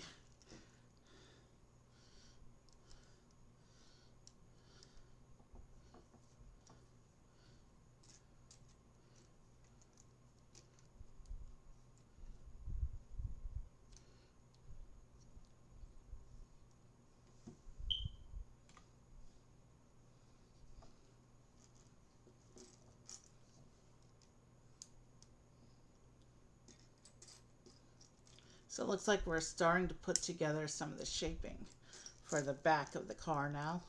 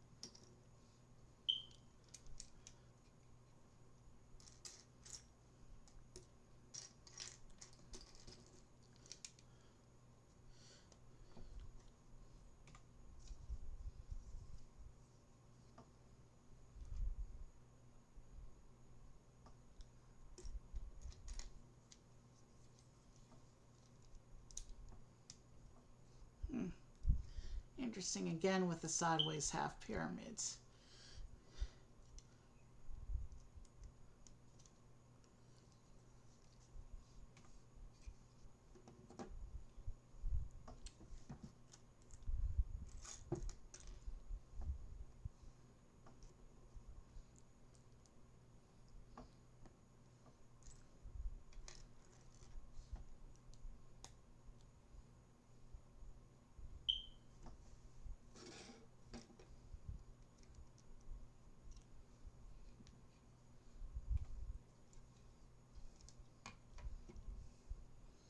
And now we're doing some underside detailing.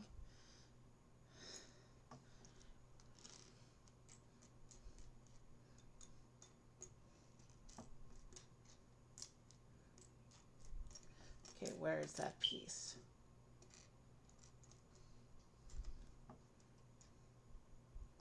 There it is.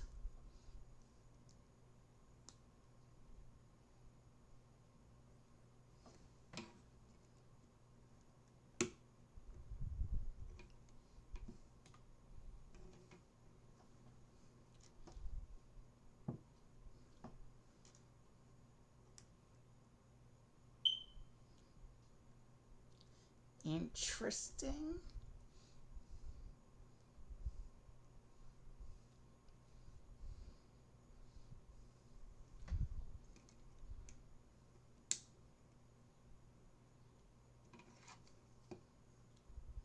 Interesting bit of shaping there.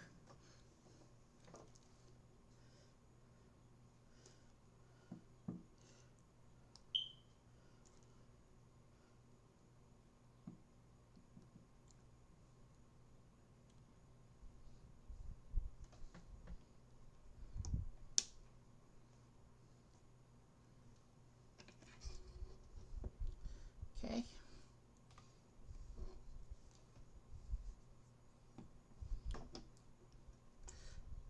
Studs on clips. I don't think I've seen this piece before.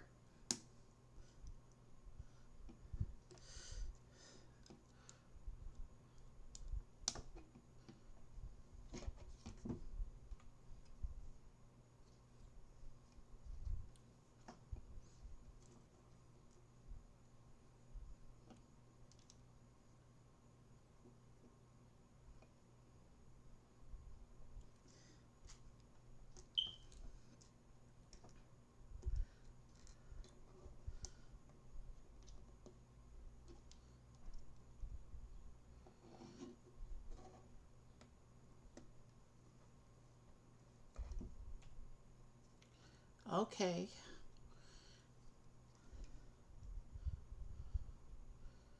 So yeah, we're doing some nice things with the shaping here. Here we do have two stickers that are going to need to line up.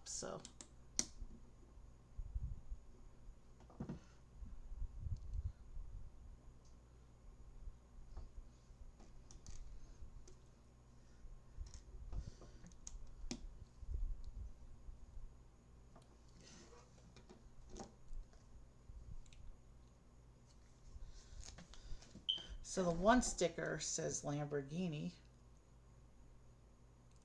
and then the other sticker, and that sticker needs to be centered because this is a major design detail.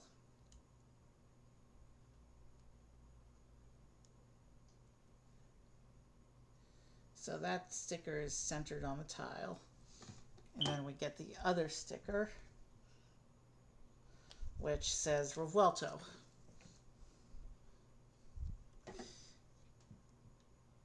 So together the two stickers say the name of the car, the Lamborghini Revuelto. Let's make sure that's lined up.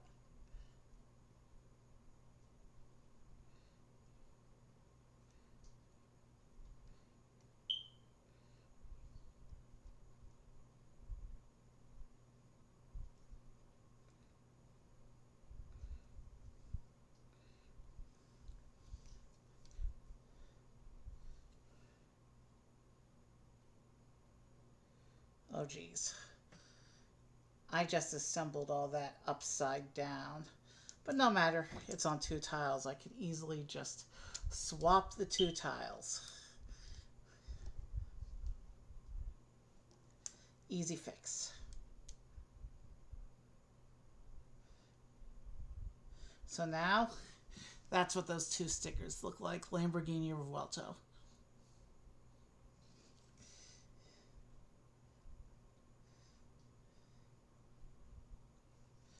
Okay. And then we put on these claw pieces.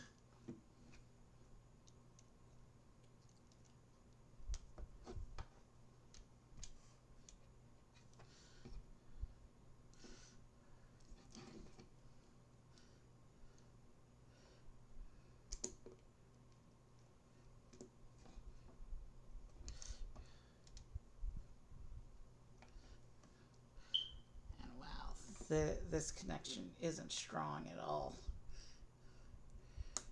So I have to be careful when putting these 4 claw pieces in.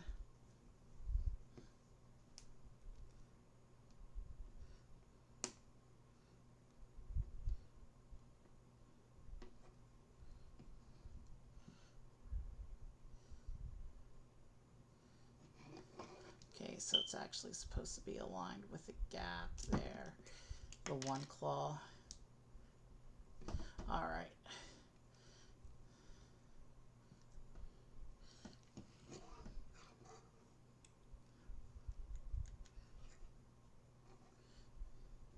Oh, I see why we went with inverted pyramid for that bit. It makes perfect sense seeing the rest of the shaping coming together.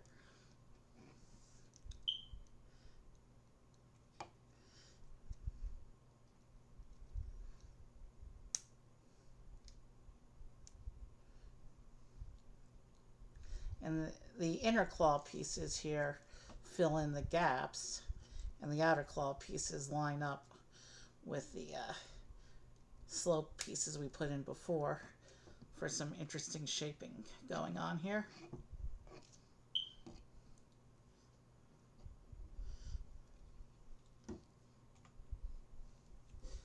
And now it's assembly time. Ooh. And this assembly is built around a stud shooter, but this is Speed Champions, meaning no studs are actually getting shot. We're not putting a trigger in. You know what that means? It means the stud shooter is going to be the shape, represent the shape of the exhaust. That's a clever piece usage. This is my first time seeing or using a non-triggered stud shooter for something that isn't meant to be a weapon.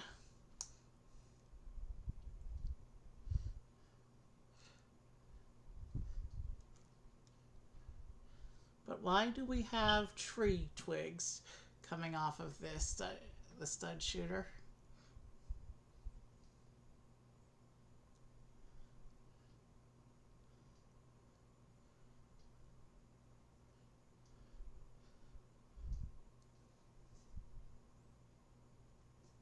How does that line up?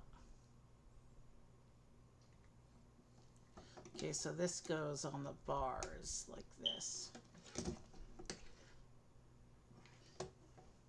Let me look at the picture.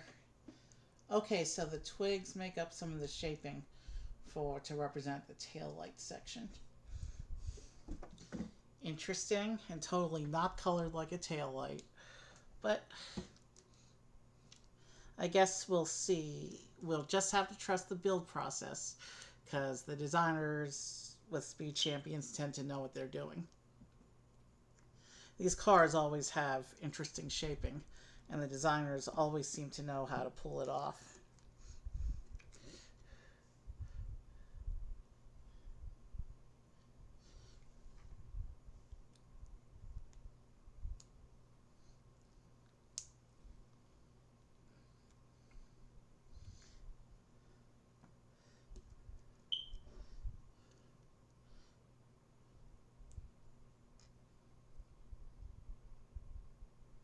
So now we put this one in like this.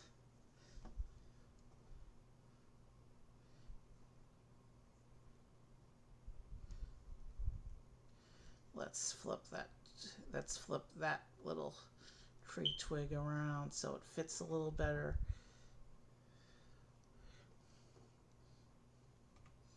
So the exhaust section is looking pretty cool now.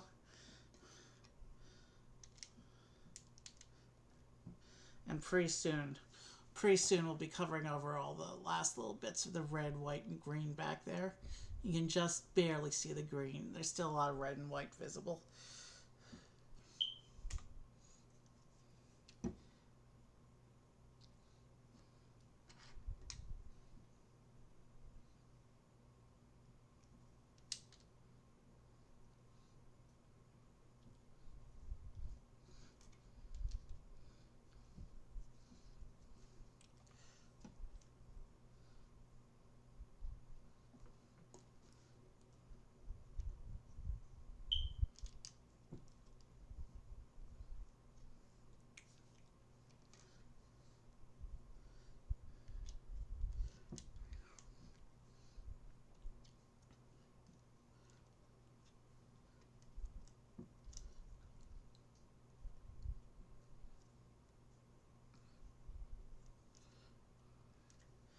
Okay, why isn't that plate going in?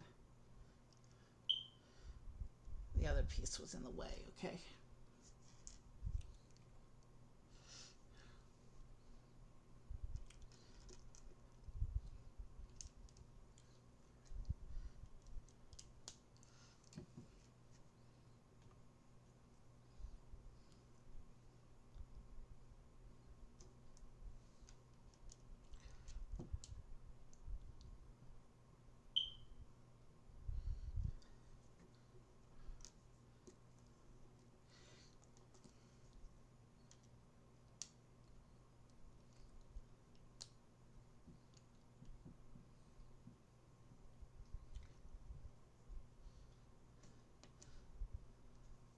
It would help if I put the pieces on correctly when there's mirrored pieces like that.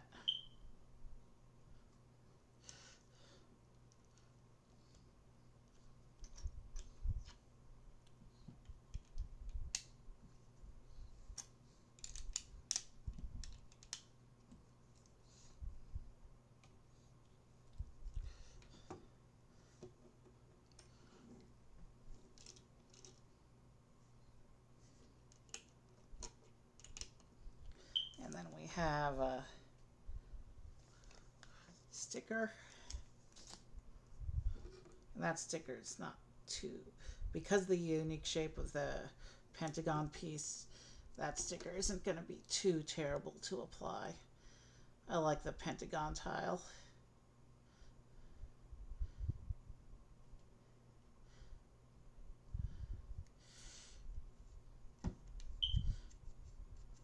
There's that sticker. It just says Lamborghini.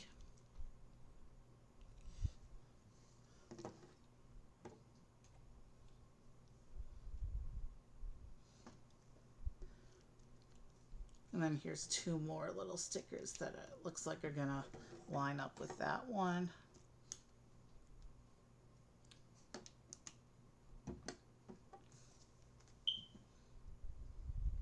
Yeah, these stickers I'm not gonna be able to show on camera because the camera won't focus on these. These are too tiny.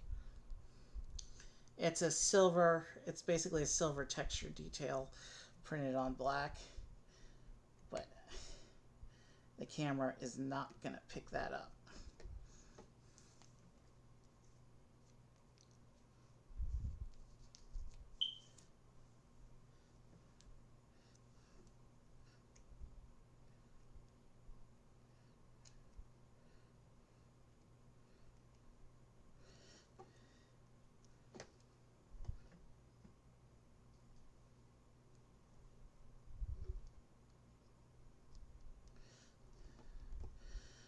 I need to do that sticker a little bit better.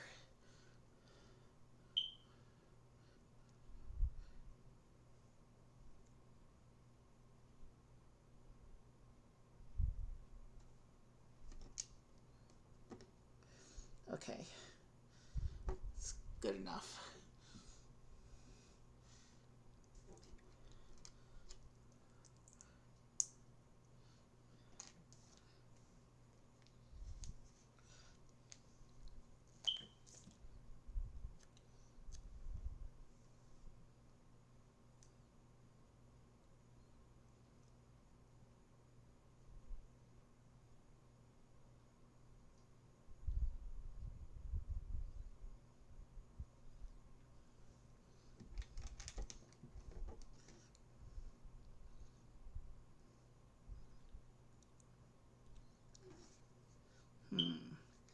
Definitely not good sticker placement there. It's only very slightly off, but it was noticeable.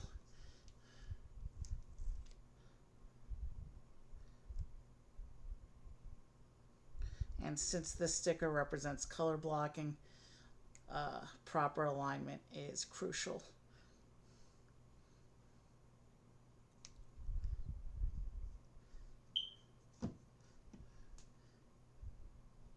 It's a little better centered. Okay, let's keep going.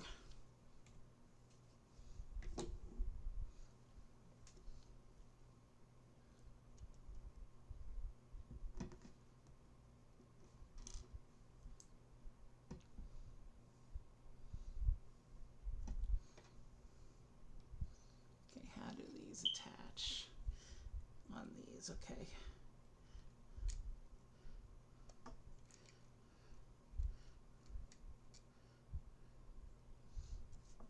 So it looks like 4 bags is the current standard for a Speed Champions car. Through most of Generation 2, 2 bags was the standard, but a few of the more unusual cars broke that mold. Last year, there were some cars that went up to 4 bags as for standard shaping. So.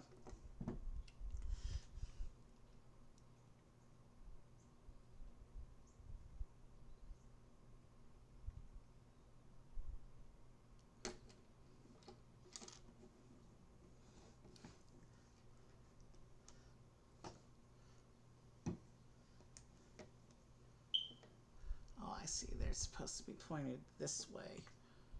Oh, that's what that step was. Pushing them out. Okay.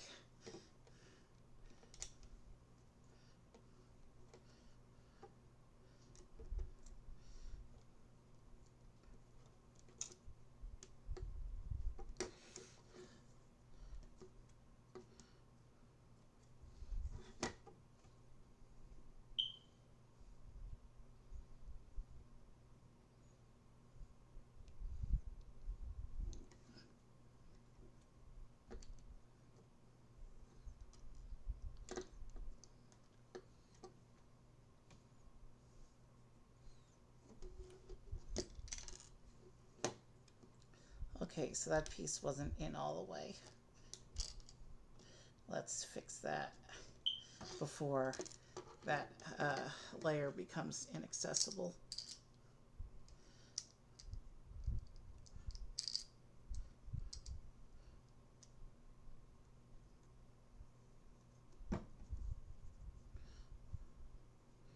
Still doesn't feel like it's in all the way.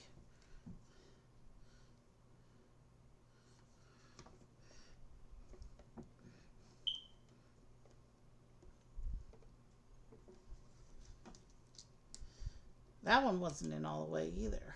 Okay, I need to redo those bits. And make sure they're actually attached to the studs. Alright, we should be good to go now.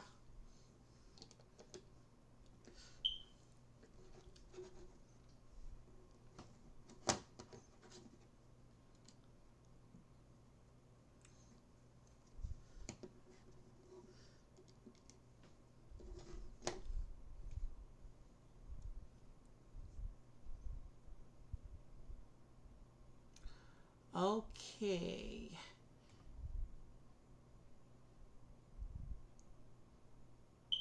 What's going on here?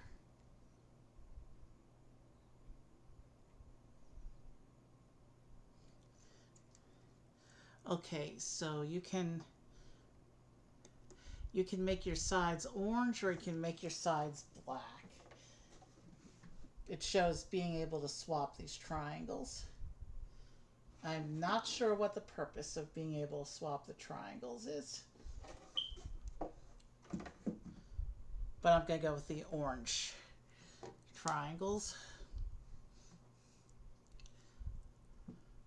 since they match what's already going on in that area of the car.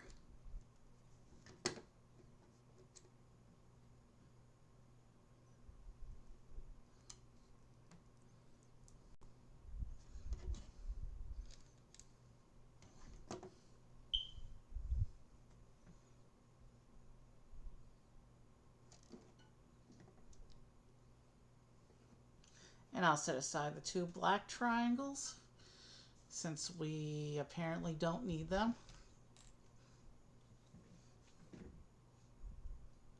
And then let's get all the spare bits out so we can begin bag 3. So yeah, that's what the back of the car looks like with all that stuff we did earlier.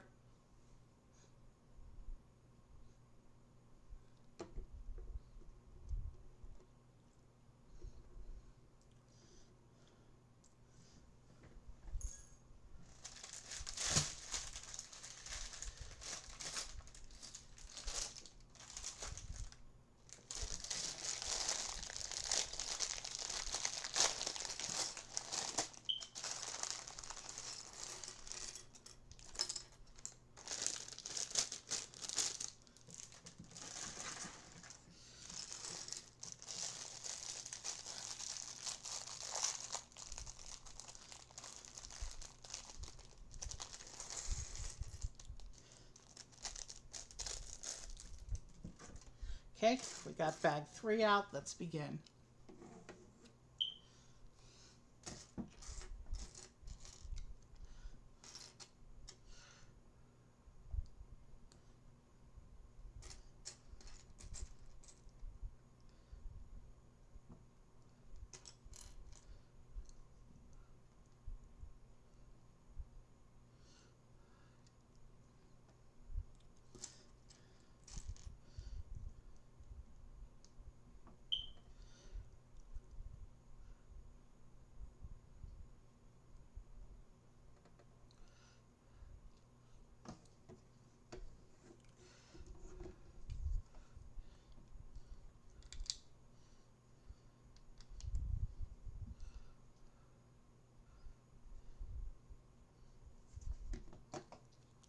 Okay, we need to build another one of those assemblies for the other side.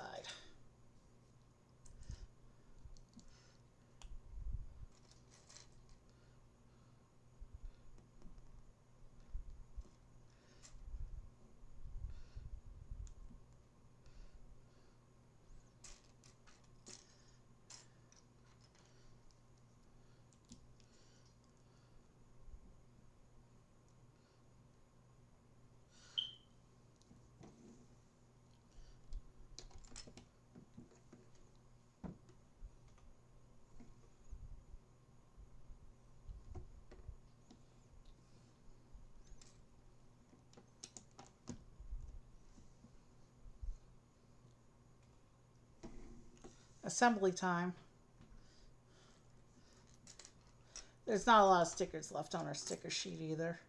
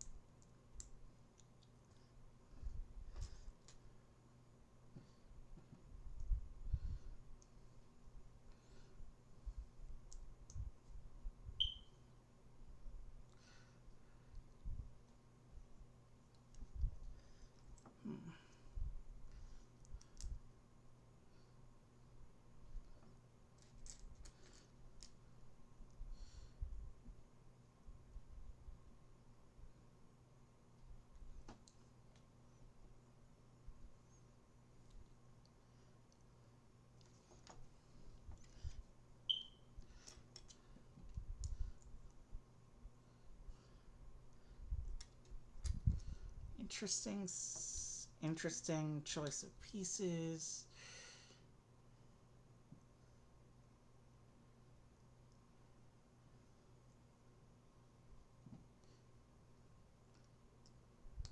Not sure why they went with half plate, half tiles instead of just, going with full plates, but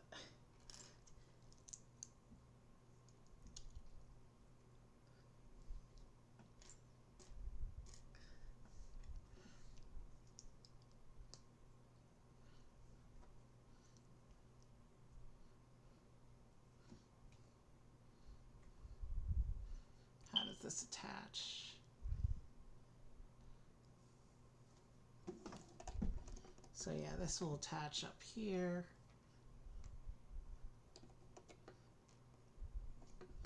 Lining up with those bits. And now we got to put on a couple stickers.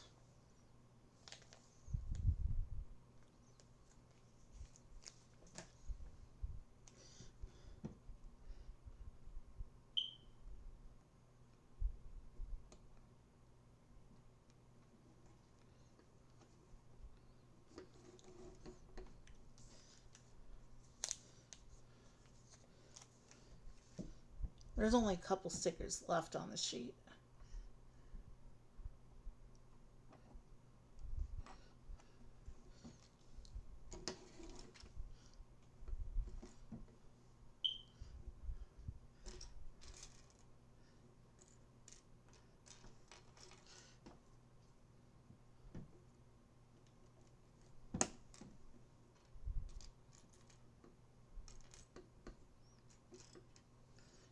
There, we need this piece.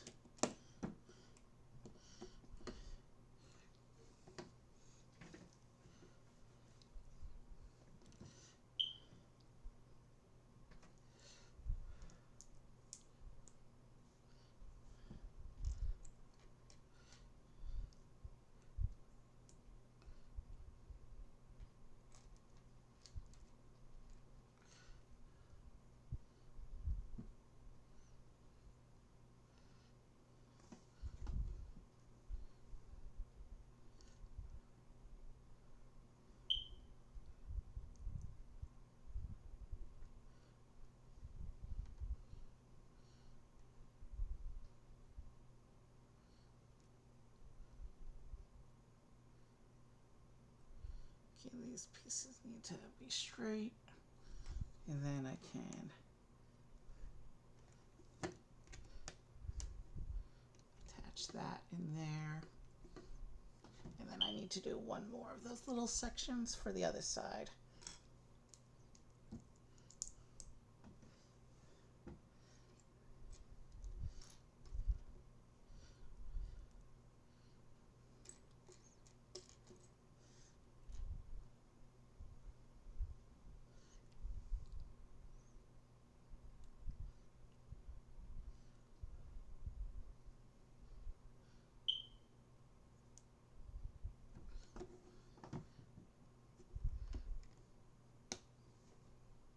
And that goes there.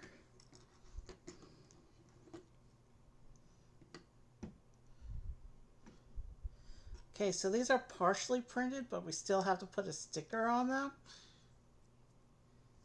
Weird.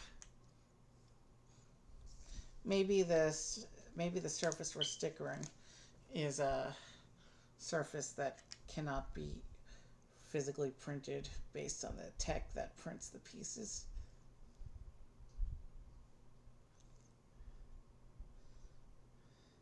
But here's the piece with both the print and the sticker on it.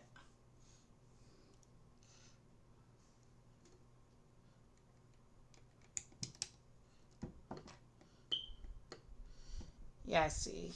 Okay.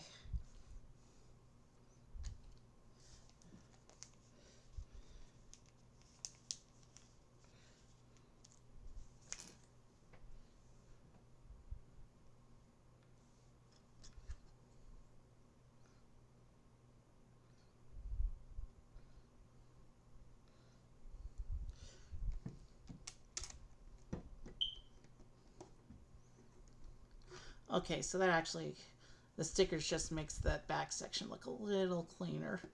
All the color blocking and shapes are starting to really come together now.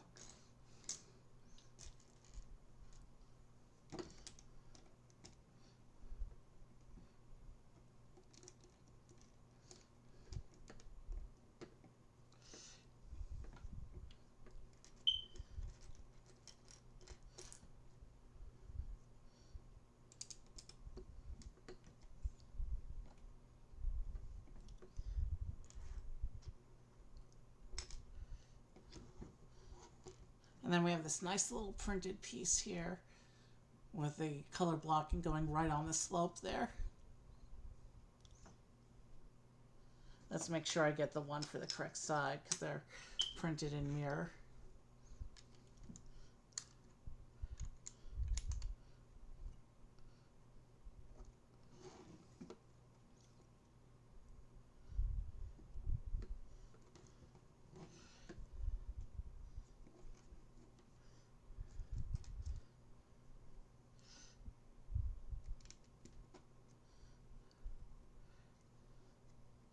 Okay, that's an interesting look. Interesting way to capture the unusual shaping of the side of this particular car. I just checked the picture. This is pretty cool what this car is doing with the detailing on the side.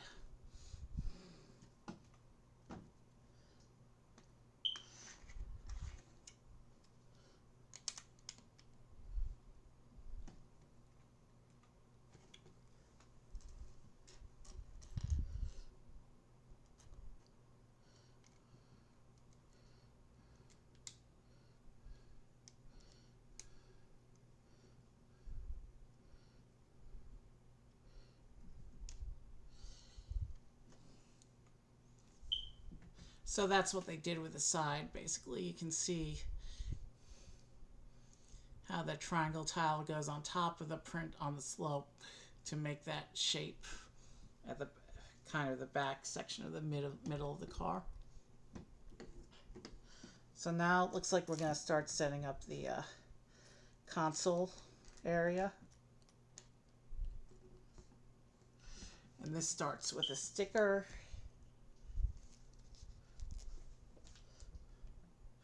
And this sticker may not show up on camera, but Let's let's get it straight first.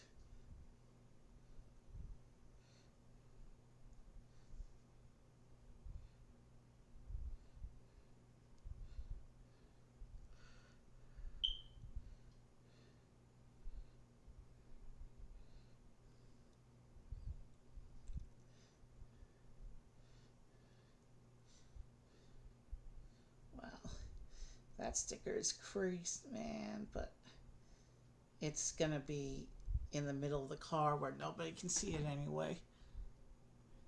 There's the center console. We're gonna stick that into the car.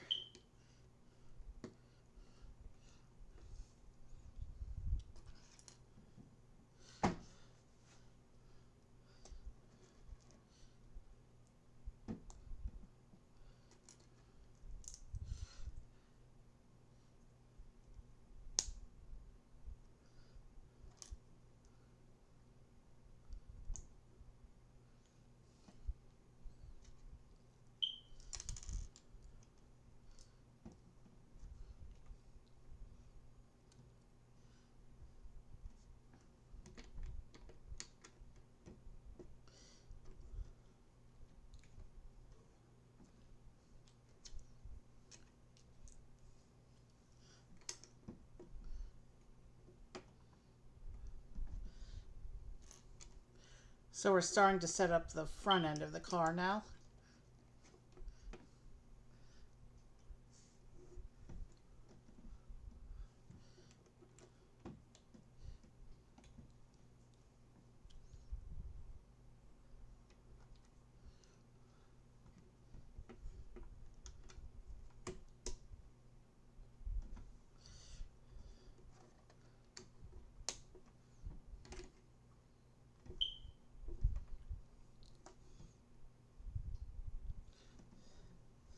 I see what it's doing. It's doing some very subtle, almost unnoticeable angling.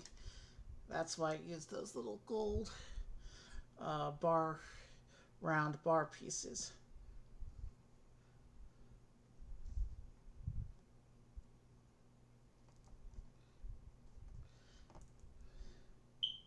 These pieces need to be straight, or else the assembly is not going to work.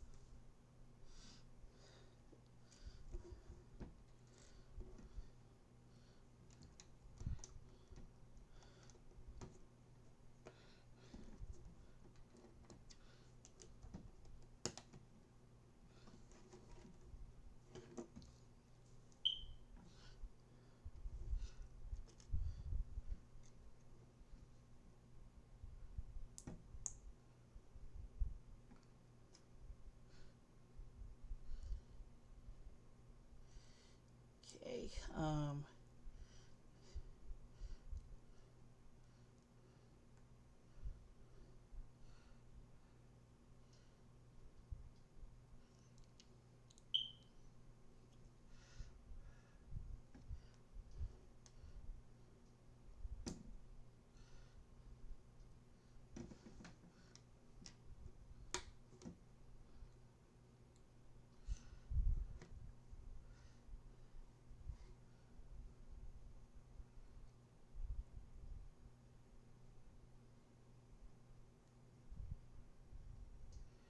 Let's see. It's supposed to be sticking out that far. I guess we'll find out as we keep building. Ah, this car uses machetes for a different part of the shaping. Interesting.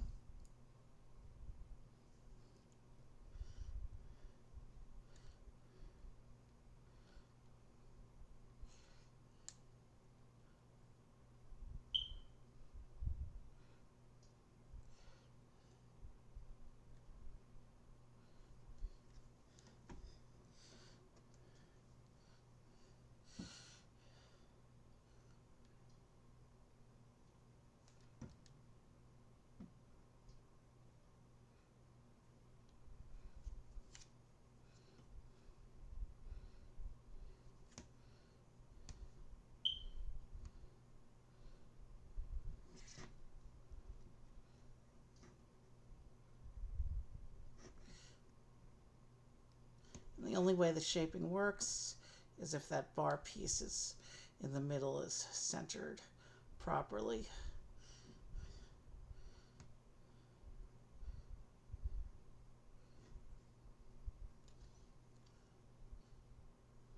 Which it's not, so I need to play with this a little bit to make this section a little more correct.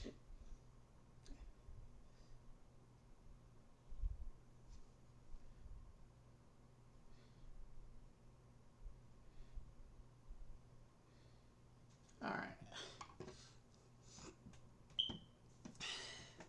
We are having some more of the internal red, white, and green pieces, obviously, but we're going to be covering those up again shortly, like we did in the back.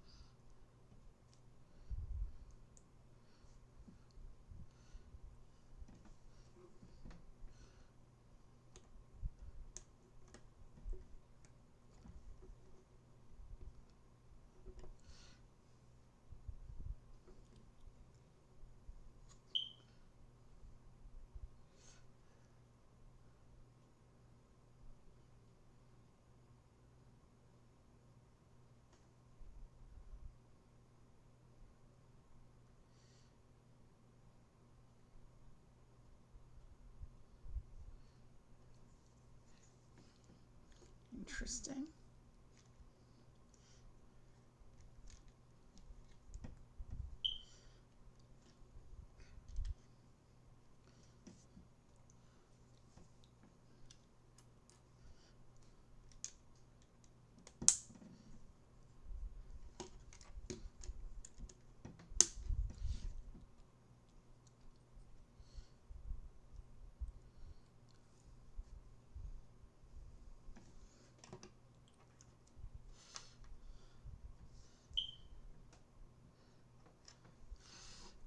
I'm going to want to put these stickers on, I think.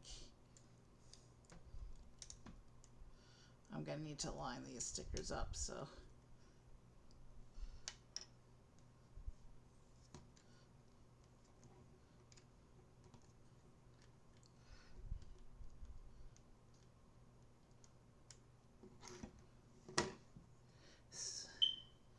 Did I?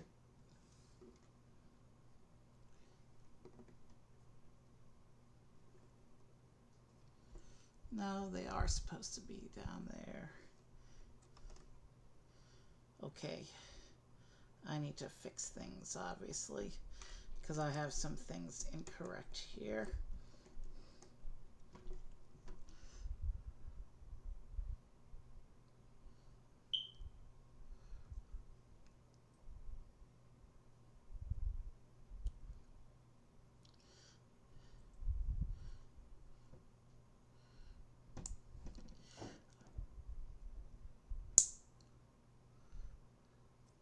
I had these facing the wrong way. That's what the problem was.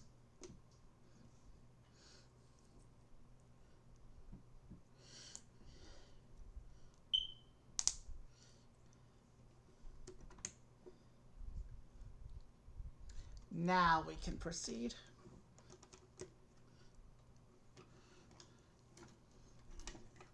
And with these on, we'll be able to properly place those two stickers.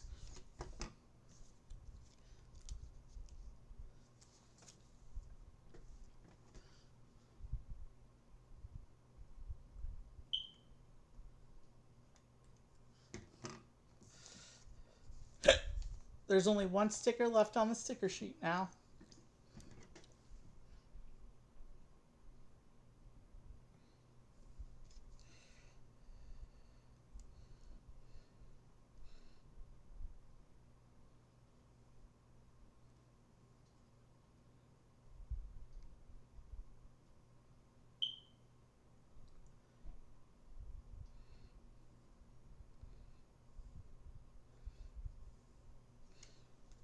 Those are the headlight stickers right there. I think I got them reasonably straight. Let's keep going.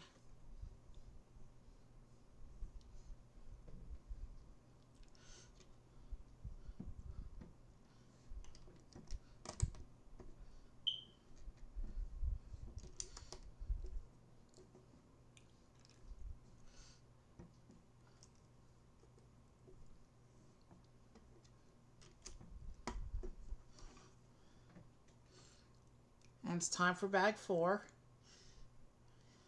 It looks like of the 2 cars, this is the one that's going to use those wheels. There's not a lot of pieces in bag 4. Let's get bag 4 out.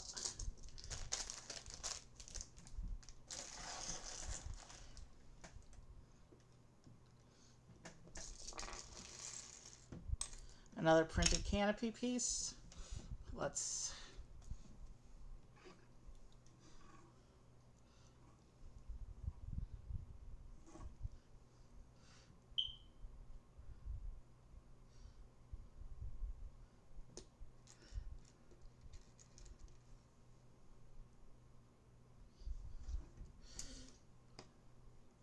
and then this sticker is going to be an internal sticker. So alignment doesn't have to be as perfect as some of the others, because it's not going to be visible in the final display. And I can't even show the sticker because it's the silver against black and it isn't going to focus. Well, I'll try.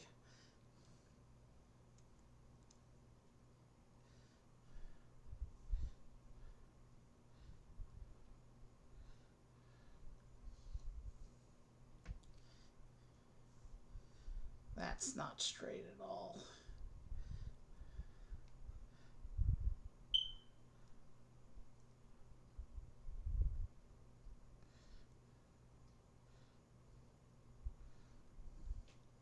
Better. So here's what that sticker looks like. This is part of the console.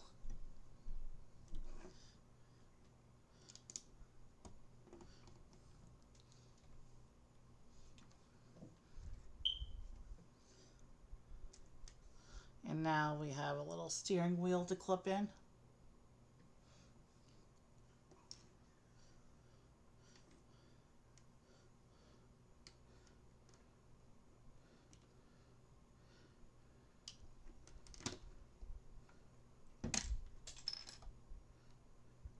And the whole side of the car just fractured off. So I need to fix that as soon as I get the steering wheel in. And I just pushed the bar that the steering wheel is supposed to go into out of alignment. So let's pull that forward. Let's get this in. And then I'll reassemble the whole front half. Everything I just took off, let's put back on.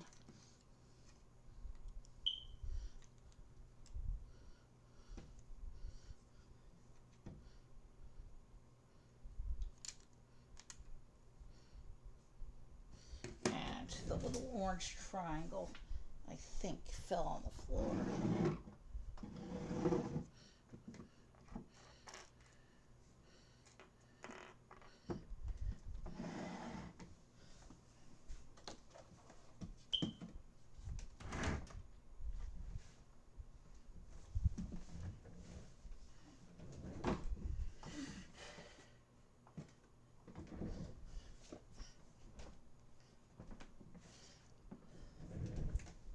There it is. It was right under my foot the whole time. Alright. Let's get my stream area back together. We'll put that piece back onto the car and we will continue.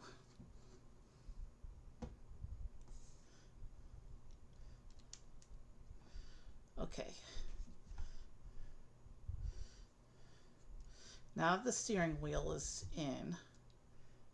Let's straighten it out a bit and proceed.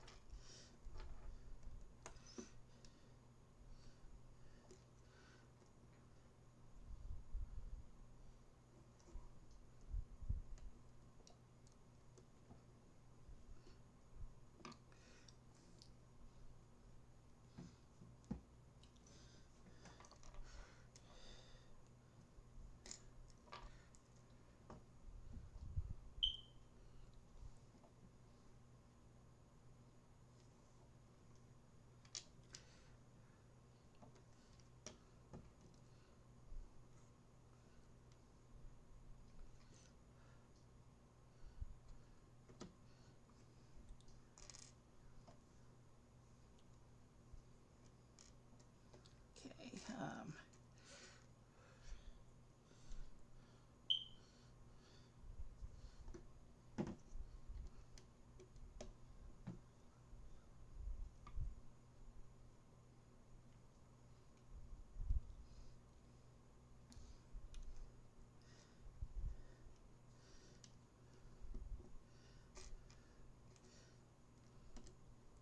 okay.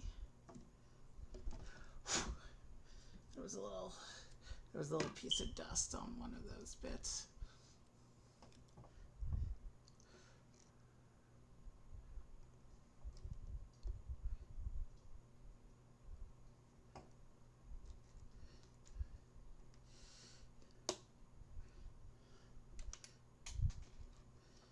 That was not supposed to happen.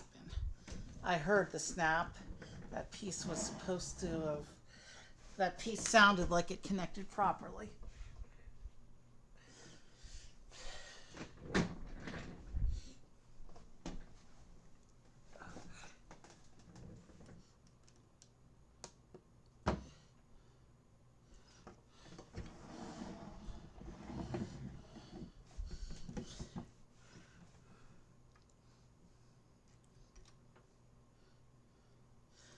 That's the problem with single stud connections.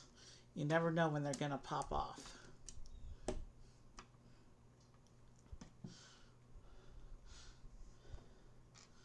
But sometimes when precise shaping and angling is needed, single stud connections are unnecessary. They're sometimes necessary. Designers try to avoid them whenever possible, though, which is good, but sometimes it can't be avoided, depending on what you're trying to do.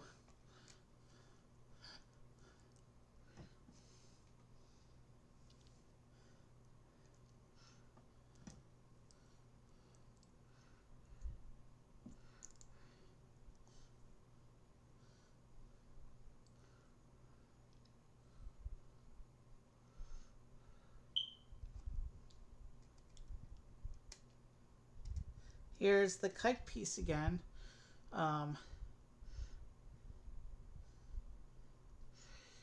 This time printed orange on clear. It looks like we're doing the headlight assemblies right now.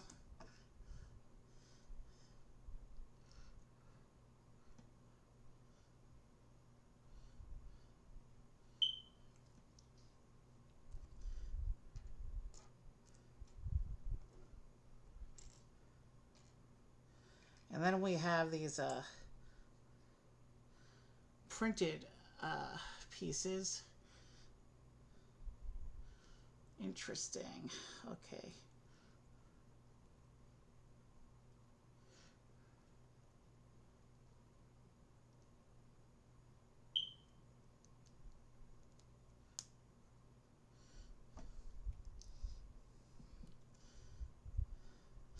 This is what that assembly looks like.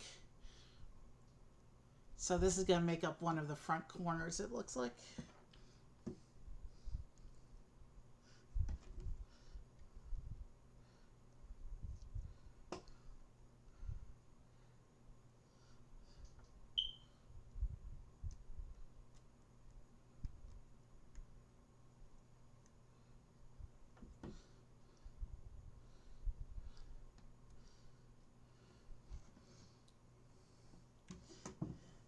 Does that look like the picture?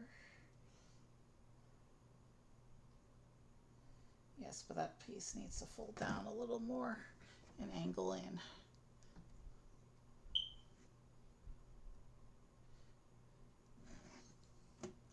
Okay, so now we have to do the assembly for the other side.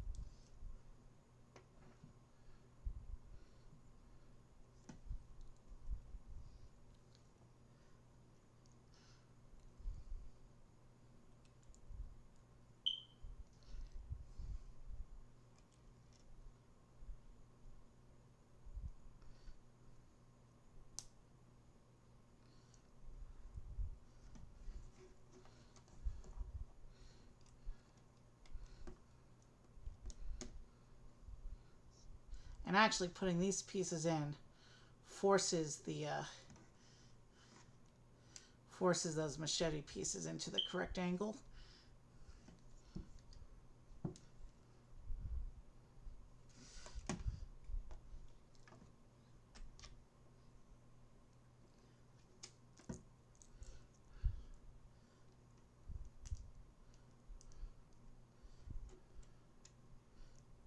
And this car is just about done.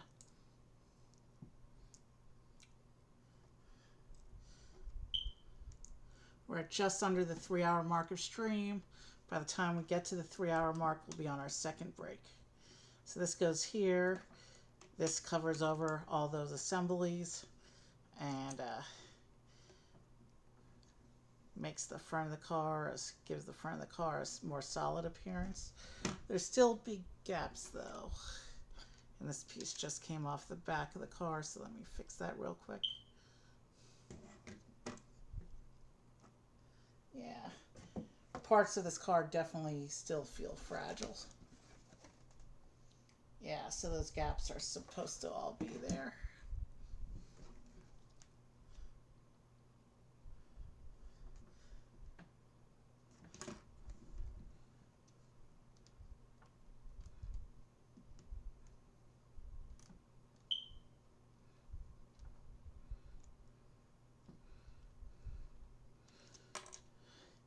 The whole thing just fragmented on me. Hold on.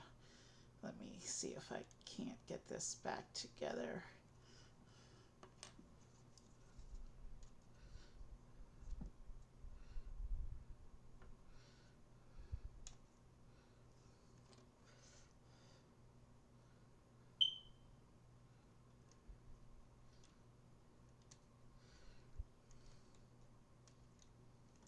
This car definitely has some fragility going on.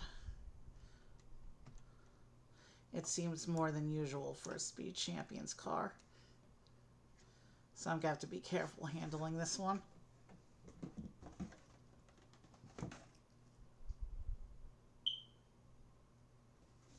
Okay, yeah. All right, let's keep going.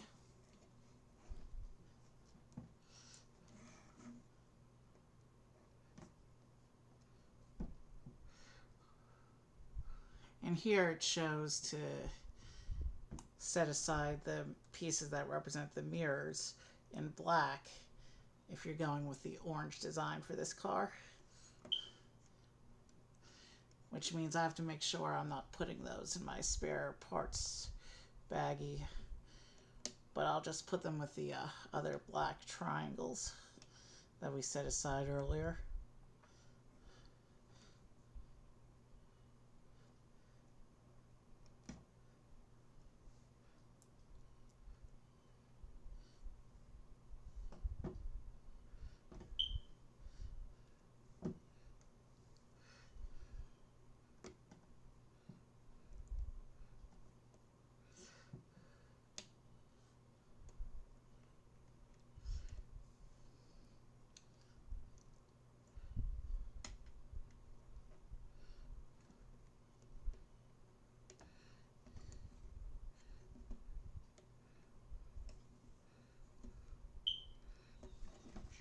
Let's try and make those angles even.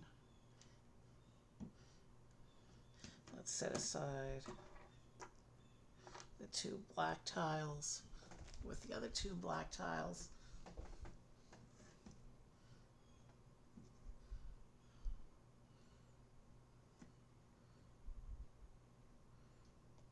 And then here, of course, is our printed canopy. We set that on top of the car.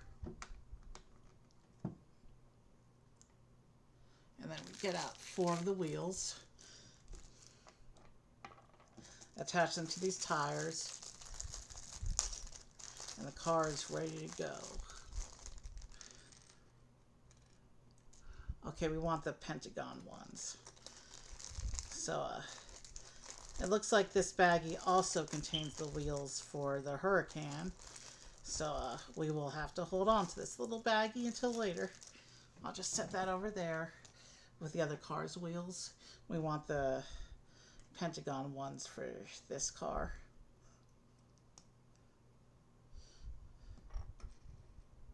So this is what the wheel caps look like.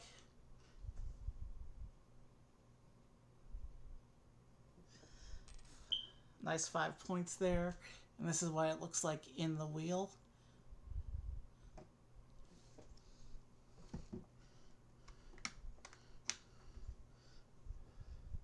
And now I just have to attach these wheels.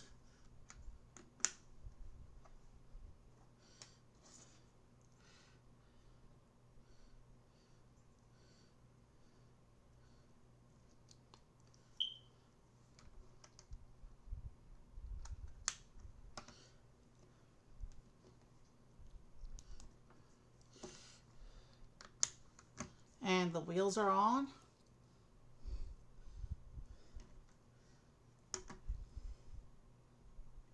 That's the end of this instruction book.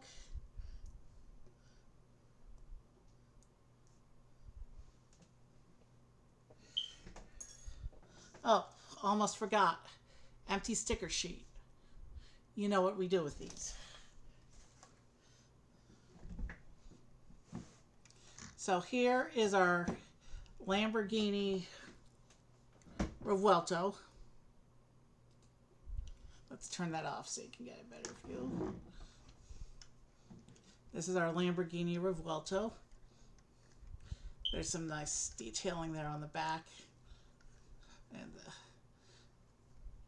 some very unusual but cool shaping going on with this one.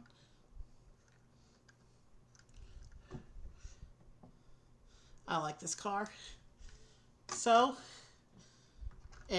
we're between cars now, so let's take a quick bio break and stretch, and we will be back to do the Lamborghini Huracan and finish up this 2-pack. When I come back from break, we'll do the Huracan.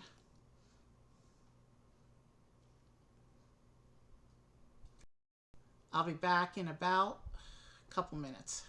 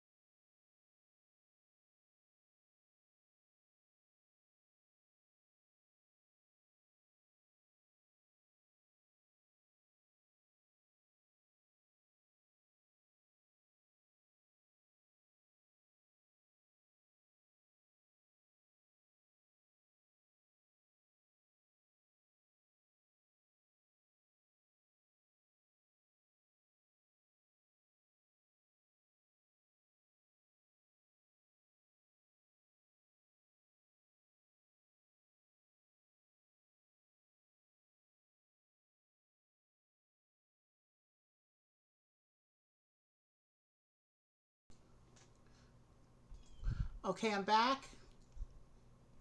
So let's go ahead and move right on to the Lamborghini Huracan. We'll take these other 2 cars off. So we have room to build here. For the Huracan, I have my, we'll start with bag 5. Obviously we need the chassis piece and the sticker sheet. And this sticker sheet is looking quite a bit substantial here. So we're gonna open up bag 5 and get right into it. Let's waste no time.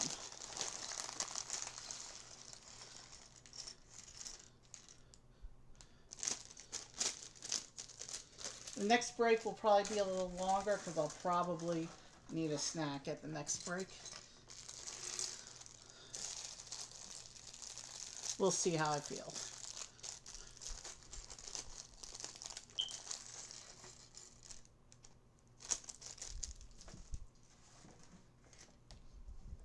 So bag 5 is going to start with this driver. He's got a differently styled Lamborghini jacket. Here's our first male driver of the day. He just has the one face. And so he gets a nice looking hairdo there. He gets the one face.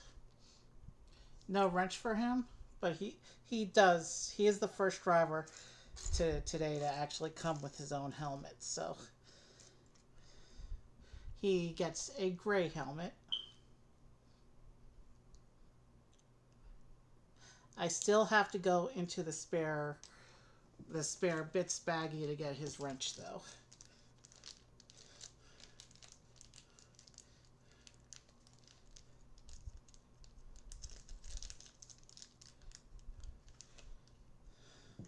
So far, every driver today has needed something from the spare bits baggie.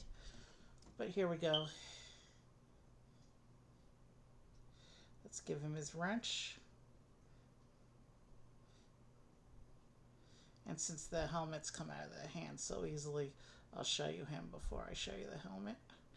He's got this nice blue stripe pattern going across his Lamborghini jacket. He's got a cool look. We'll set him with the other drivers to watch the build.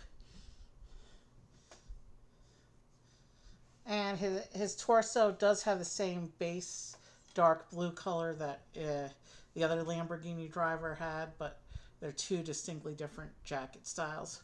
Oh, forgot to give him his helmet.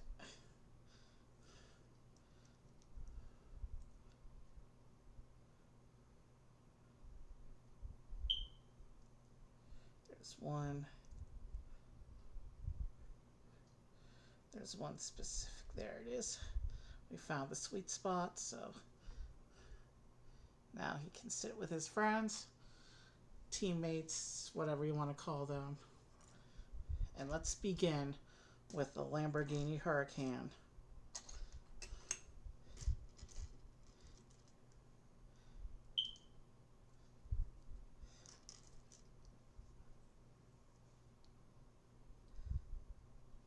You know, and I'm only seeing one of the axle blocks in this parts pile.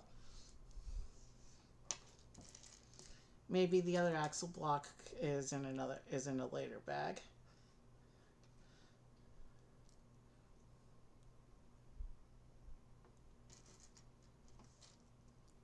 And once again, I forgot to put up the instructions. So let's fix that real quick. So here's the cover page. And then we move on. Here's the opening bag 5, the driver. And now we can get right back into the build.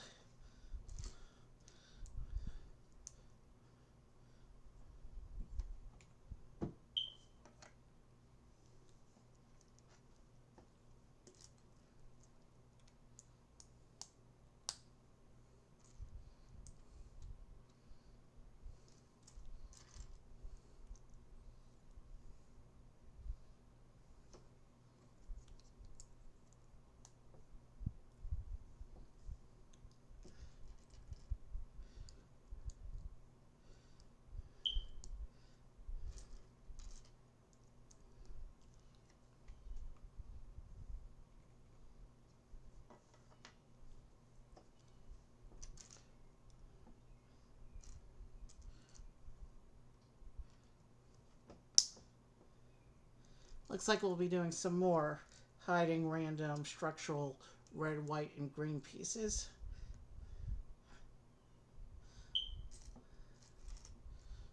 This car is mostly blue in its color scheme, but it looks like it's got orange highlights going on for the underside.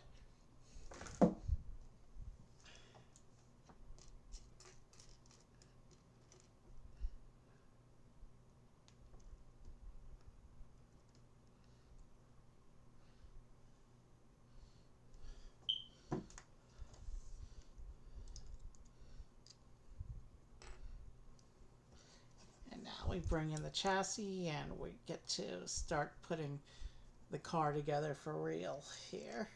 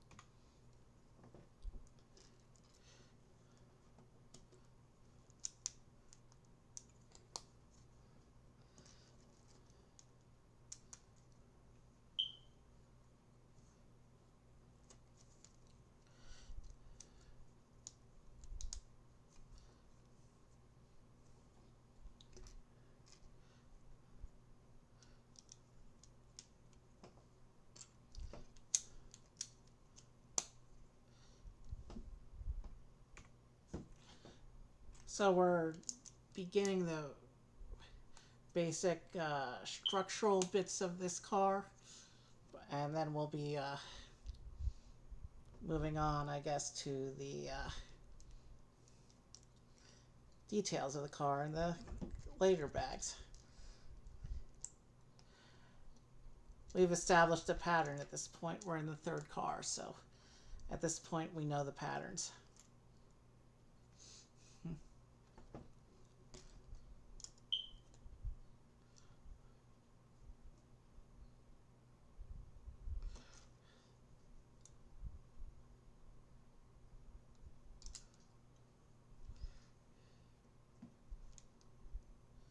Something's not right here.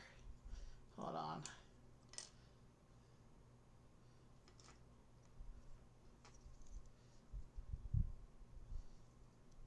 Yeah, that's where the problem is. The problem is this blue plate right here is in the wrong place. That's supposed to go here. So now with everything, with that in place, we can fix that. And now you know why I always keep a spare brick separator out for the sets that don't have them.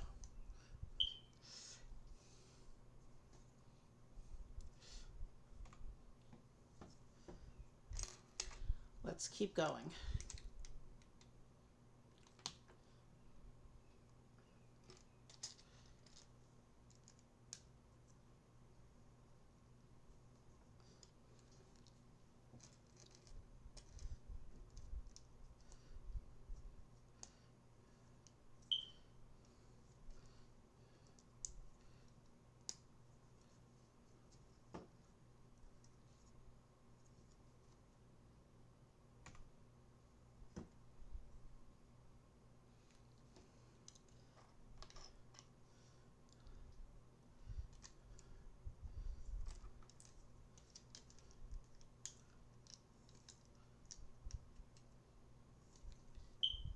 That's an interestingly shaped piece.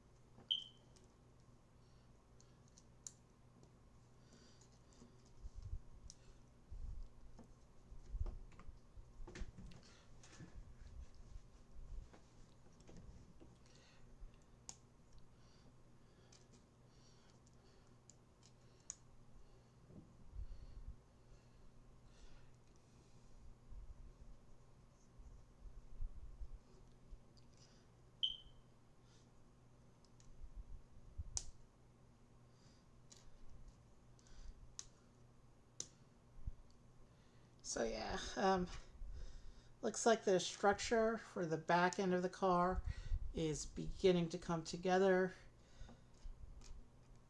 Nothing particularly looking like the car yet.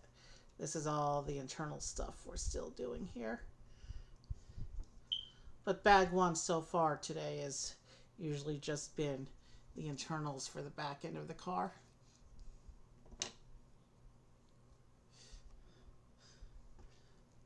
And then bag two has been the details for the back end of the car, and then bags 3 and 4 were for doing the front of the car. At least that's how it seems to be going today, so.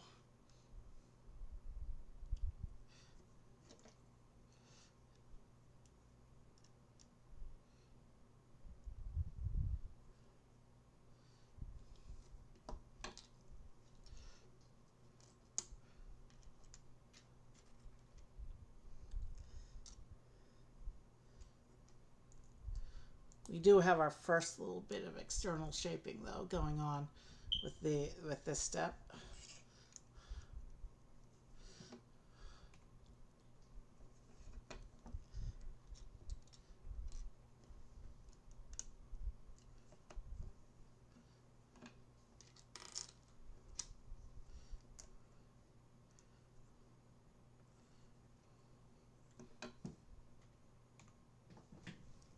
And we're going to get our first sticker on this step. I may as well put it on because it goes across this tile. And it's just a sticker that says Lamborghini.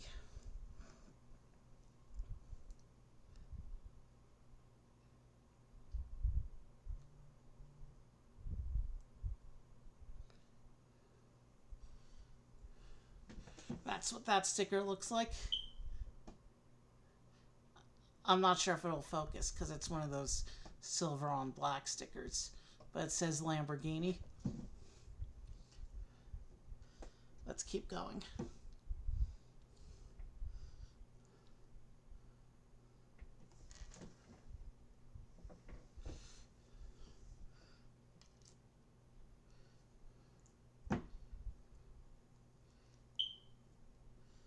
You can see that without the forward axle block, the car is like leaning at a really steep angle there.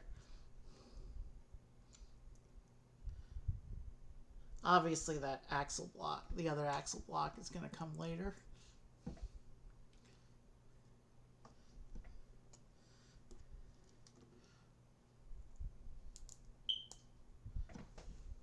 Let me look at the picture so I can make sure I've oriented all this correctly. Yeah, I should be okay at this point. But yeah, I need to put these pieces on so I can align these two stickers.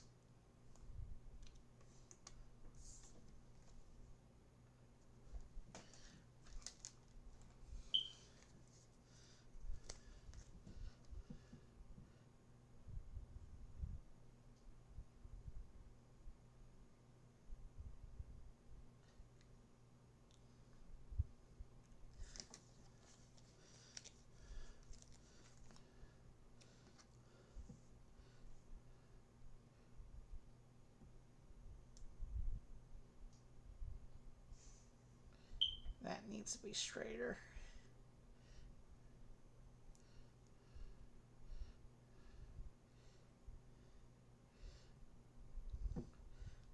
So this assembly is going to be the taillights and exhaust, it looks like.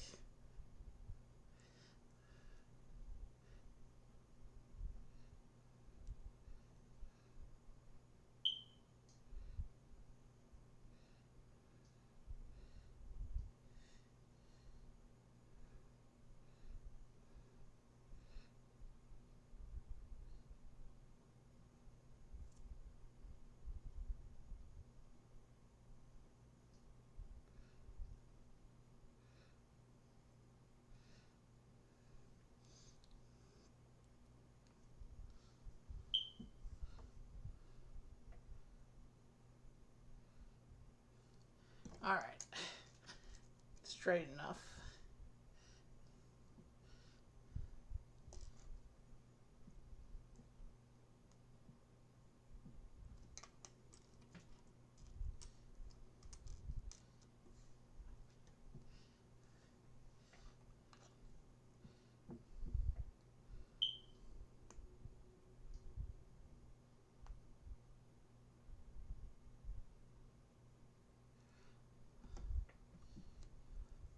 Okay, here's the tail light and exhaust assembly.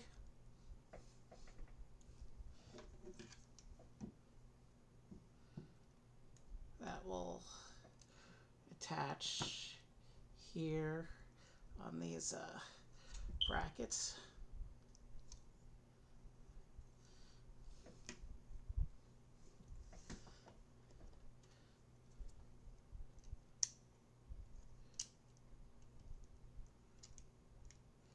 And this will attach over that.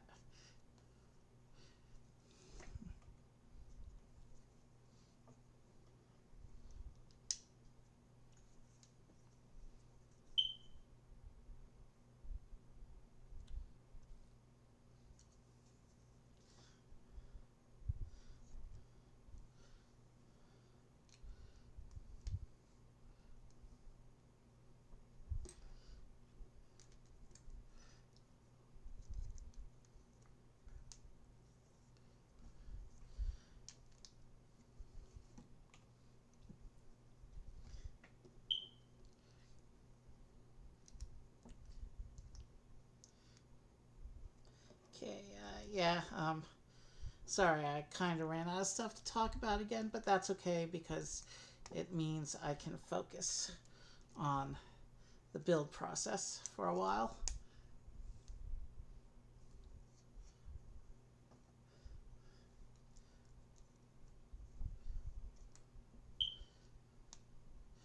Stud reversal, interesting.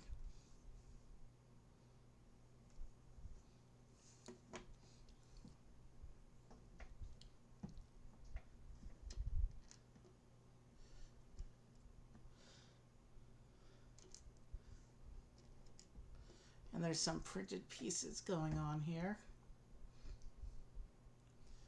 for the color blocking.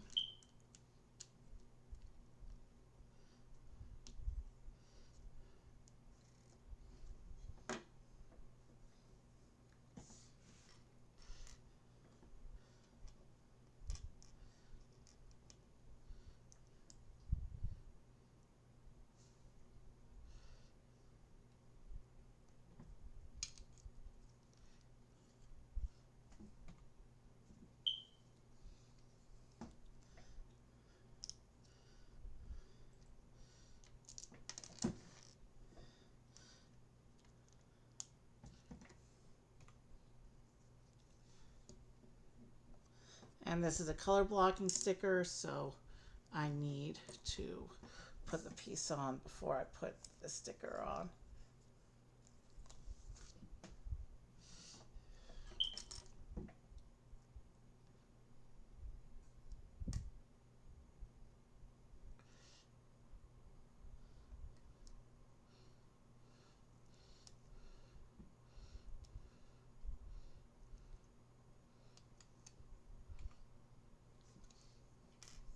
And this is what the trim looks like on the side that we just put along here, the side here. And now we're going to do all those steps on the other side of the car.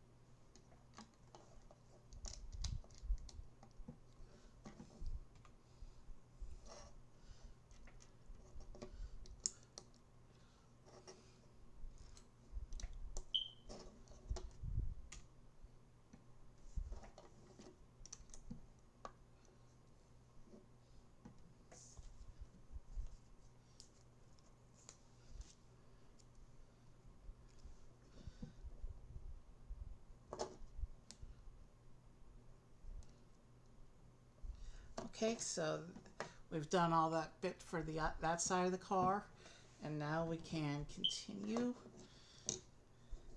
Oh, looks like we have some underside detail to do.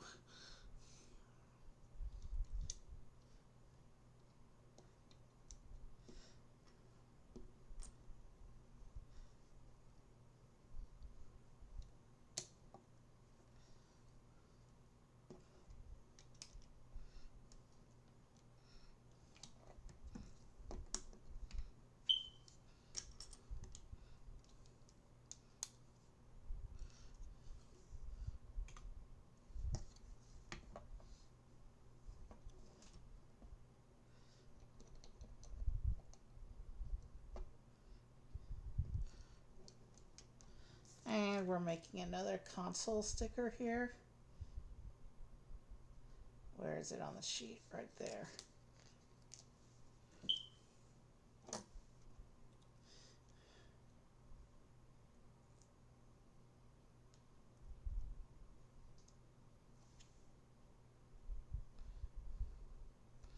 This one doesn't have to be perfect because no one will see it once the car is fully assembled. There's the console.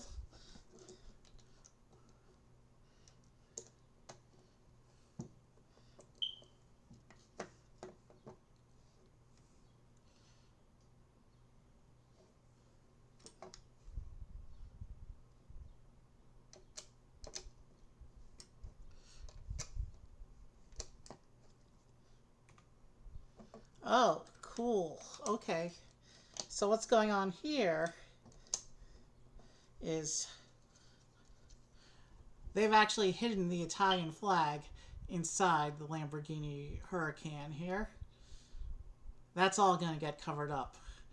So take a good look at that little hidden Italian flag because you won't see it for long. We go right into, I'm used to calling it bag 2 because it's the second bag of the car. It's bag 6 for the set because this is the 2-pack.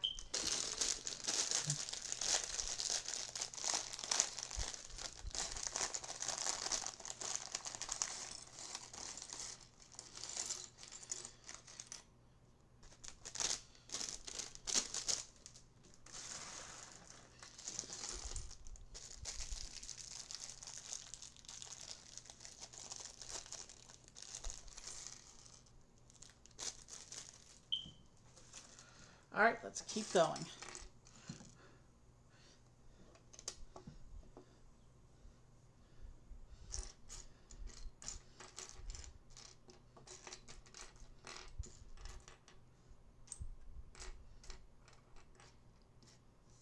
And I do see this second axle block in this parts pile.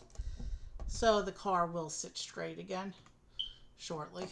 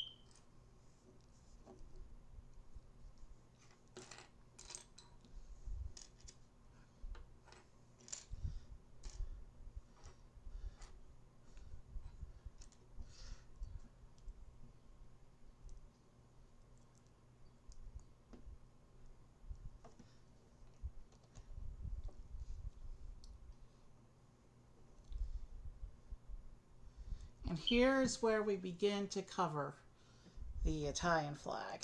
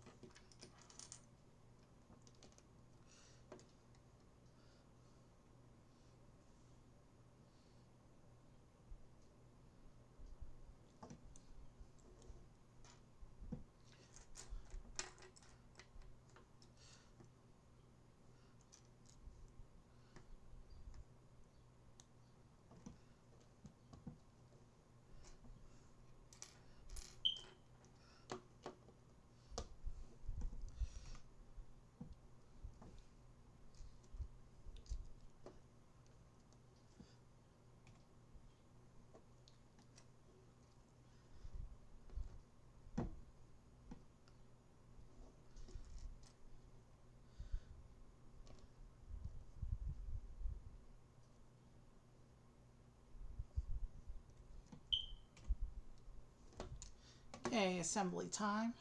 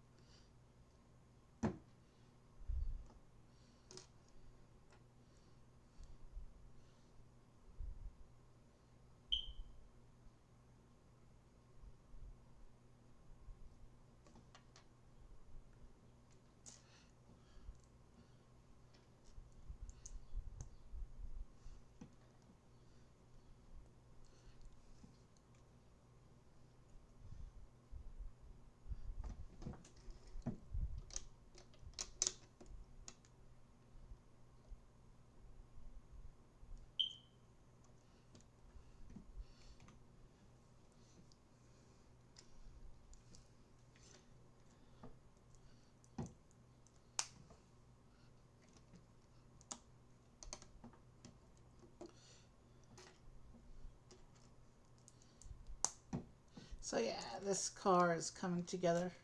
We're moving pretty quickly through this bag.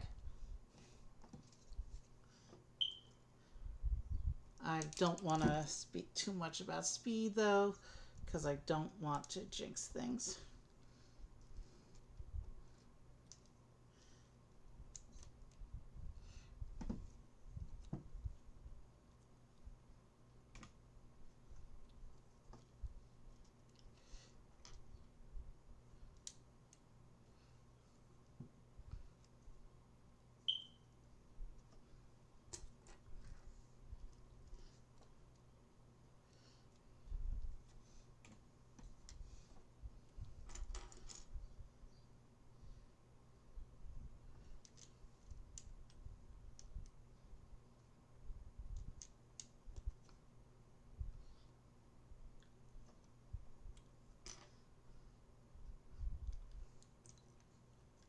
So yeah, I've run out of things to talk about again.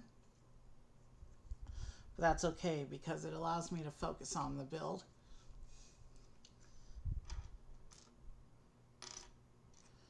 Okay, so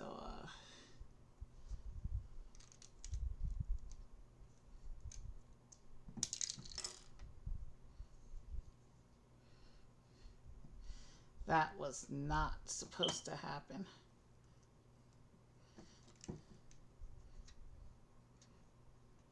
I fat fingered some stuff and some previous assemblies fell apart there. Didn't go off the table. There's the piece.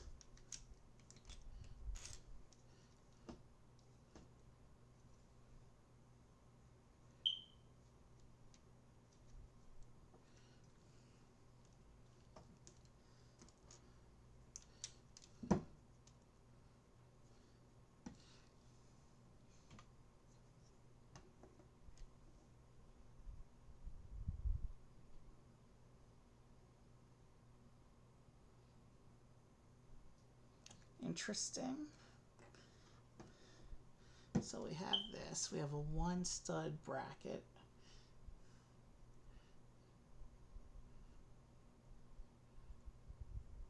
And then we have a sticker. And I can apply this sticker because it doesn't look like it lines up with anything else.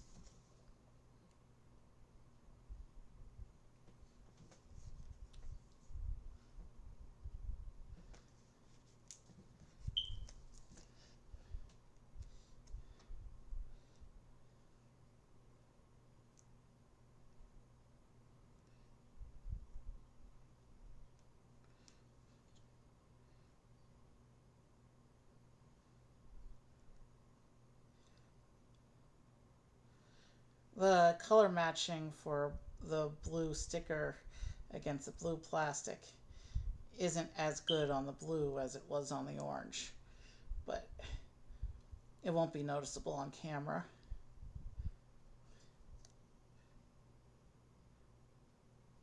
It's a very subtle difference of blue, but it is noticeable to the eye. And yeah, there is a crease because I had to adjust that sticker.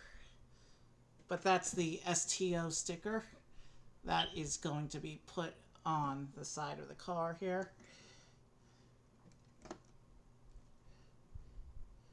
Okay, so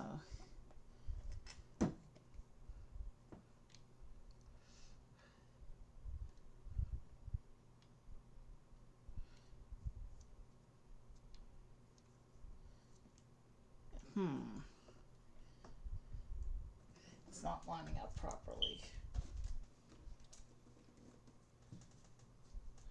There's a very subtle angle. It's not supposed to line up all the way. Interesting. Okay, then. We'll do the same stuff for the other side here. The angle is so subtle, it probably won't even be too noticeable by the time we put the rest of the surrounding pieces. So we're doing the STO sticker again.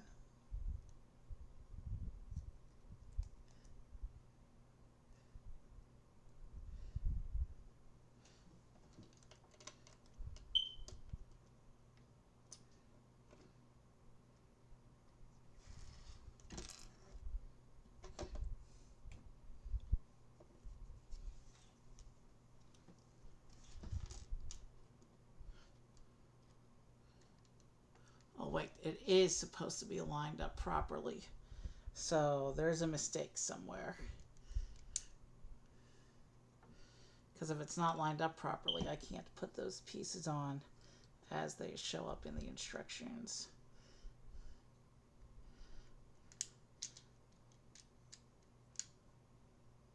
I see where the problem is. Very easy fix here. Yeah, we're fixed. Now we can follow the instructions as intended. So yeah, it is smooth and solid. There is no subtle angle.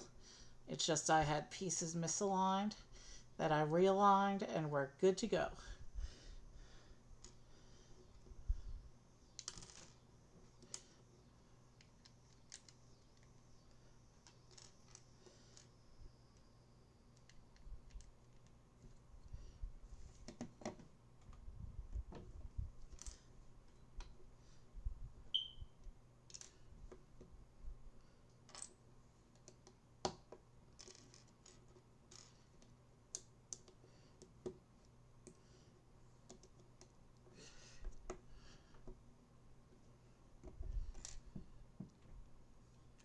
And now we're finally putting in the second axle block.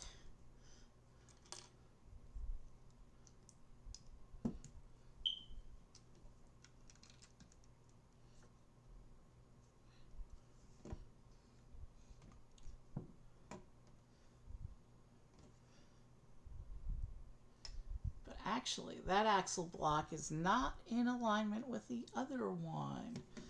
So the car has a slight forward downshift. Interesting. I know some cars do that for aerodynamics.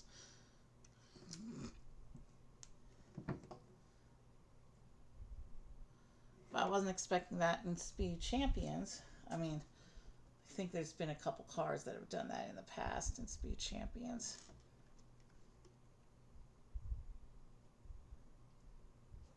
So yeah, that's a pretty cool effect going on there.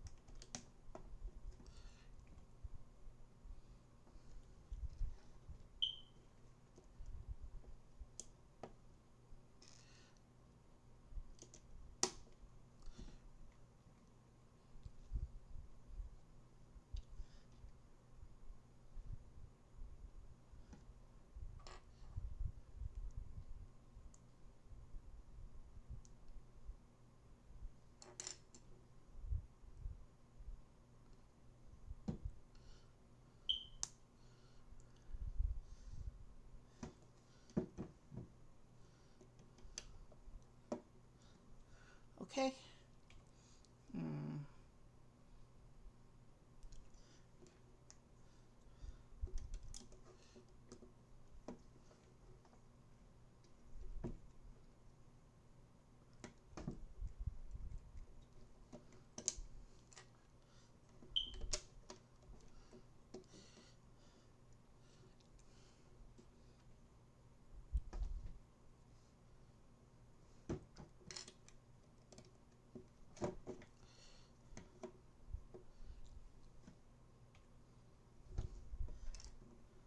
So yeah, we went through that bag pretty quickly.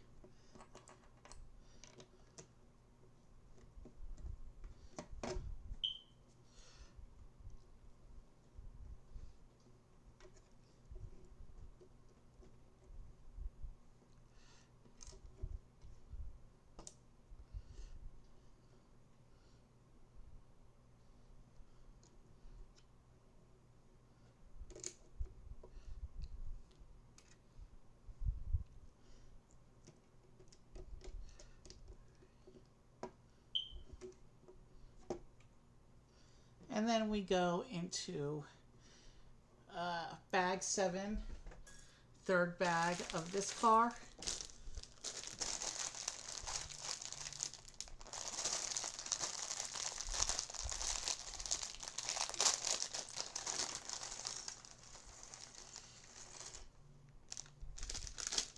My phone's buzzing, but it's not important.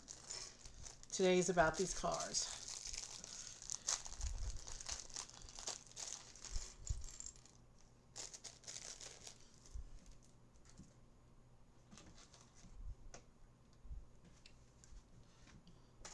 Let's begin.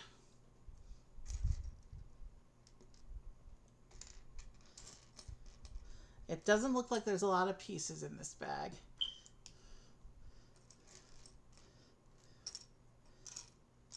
That's a pretty tiny parts pile we just dumped out. But this is where the details of the car are really going to start to come together, I think.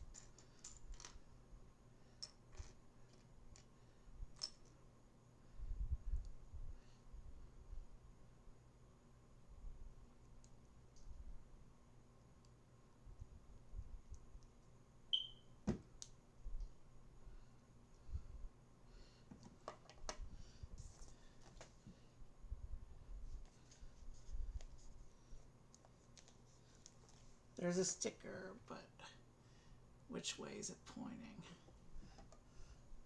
It's pointing up. Okay, good. I wasn't sure which way this assembly was going to be aligned. That's what that was about.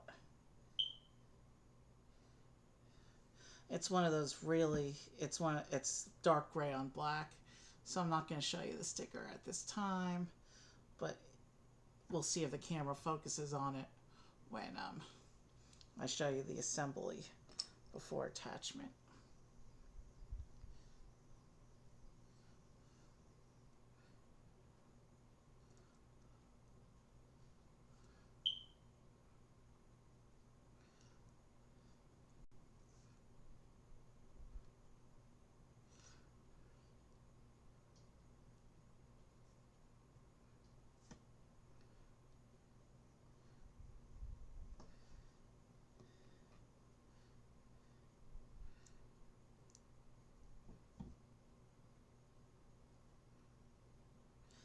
And this one doesn't use machetes, but it does use these little ice skate pieces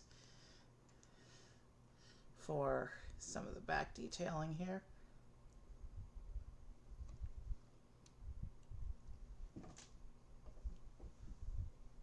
I have that one the wrong way.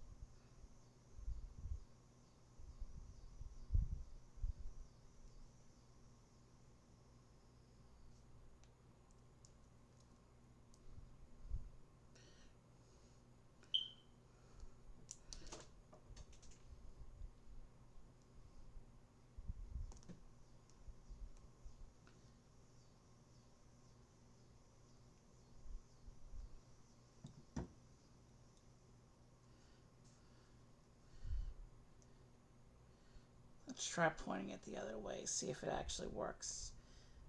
Yeah, that way it works, which means these are all pointed the wrong way now.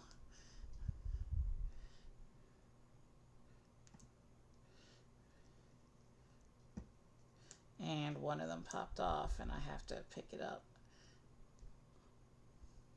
once I finish turning the rest of these to match.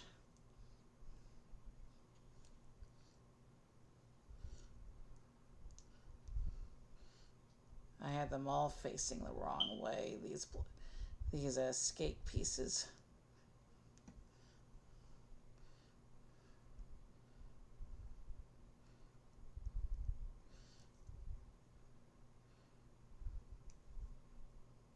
There.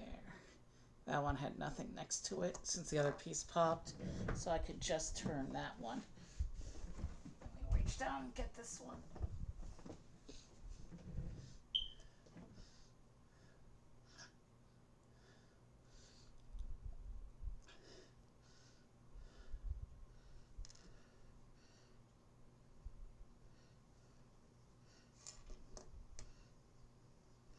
And now let's just get this last grill piece back on.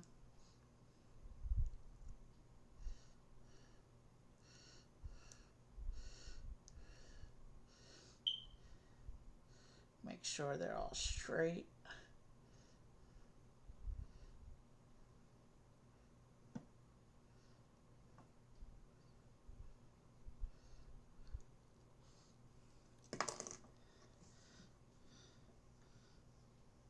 And this is the little section we just put together. And you can see the camera's not picking up the dark gray on black sticker on the back there. This will clip into the back of the car and surround the exhaust pipes we put in earlier. And that's a cool look. So that's what it looks like attached to the previously established back end. You can see the little exhaust pipes sticking through and the tail lights above it. Let's keep going.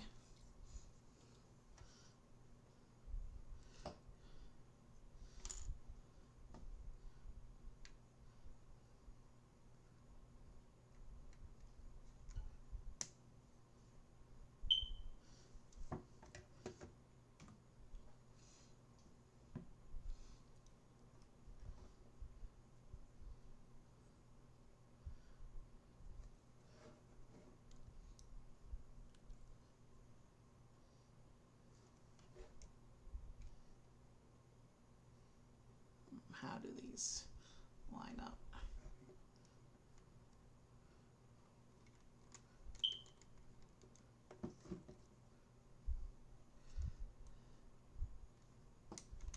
So these will go onto here like this and kind of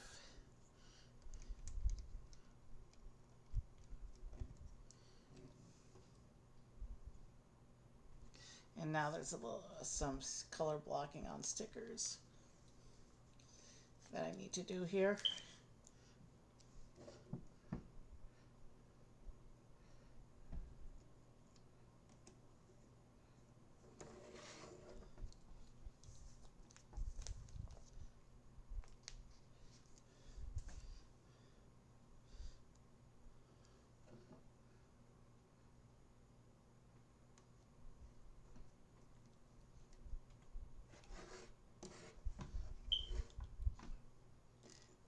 And then here's some more stickers that are going to be visible at the same time, so I want to put them on before I do the stickers.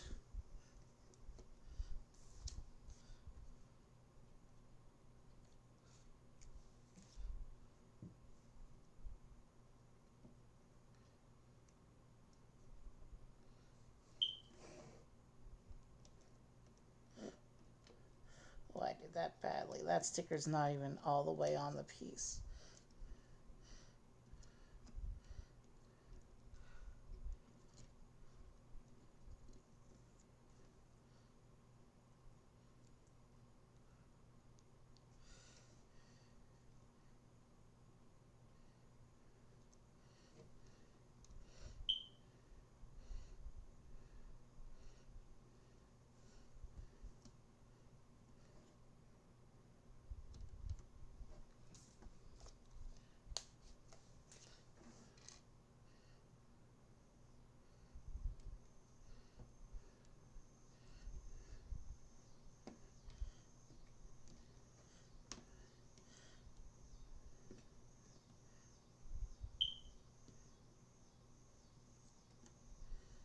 The design on the sticker is printed at a weird angle because that's how the detail on the car is. So it's hard to see, to line these up correctly and have them aligned properly. I'm having a hell of a time with these two. It doesn't help that these stickers are among the smaller ones on the sheet, and my fingers are just too big to manipulate with stickers that small.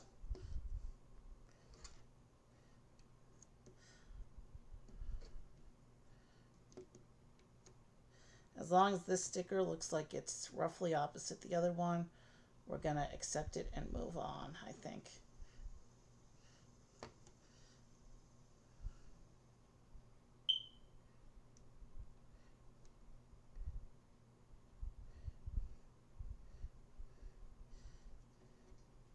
Yeah, good enough. look roughly even. Not quite perfect, but good enough.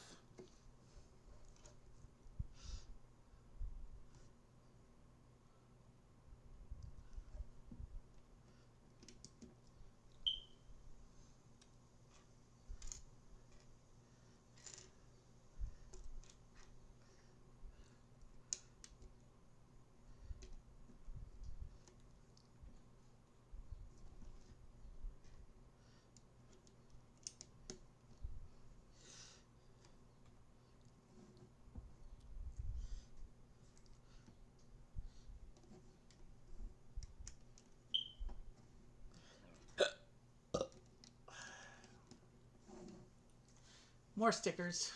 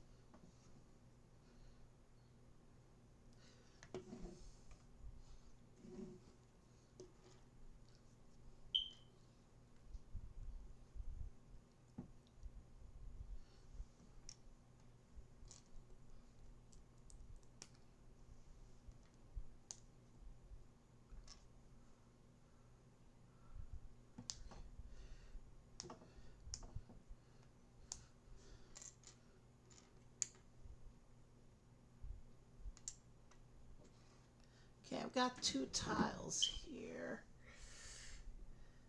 It looks like the tiles have some specialized printing on the side for texturing detail. Interesting.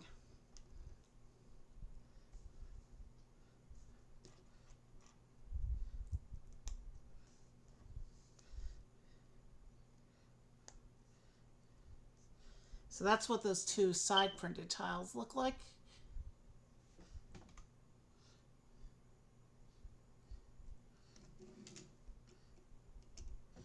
This will clip into the middle here and line up with those stickers that we just placed before. And actually, yeah, look at that. I didn't do the stickers perfectly, but with the side printed tiles, you can see I got them pretty close. Okay, let's keep going.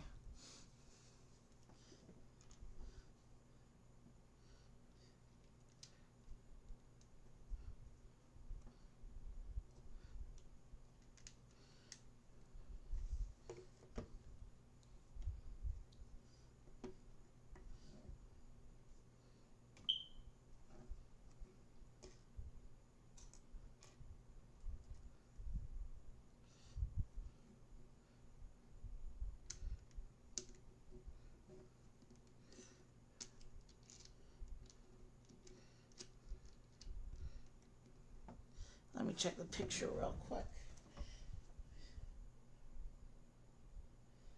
I can't tell from the picture. But there's, the way that's put together, there is a pretty noticeable gap down the middle.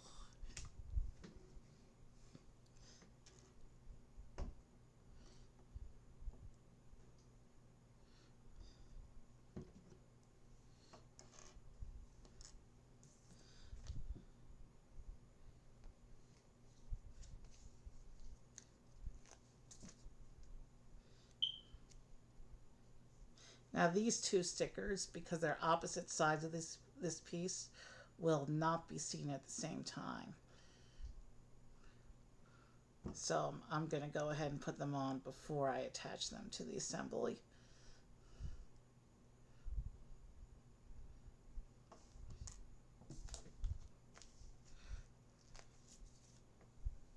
There's only a couple stickers left for this car.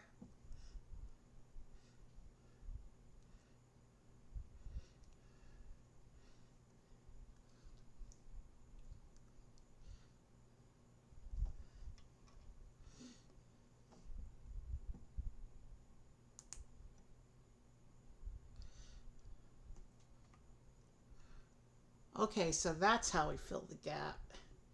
All right, so there's a bar down there that this goes clips onto, and then this comes into here and fills that little gap.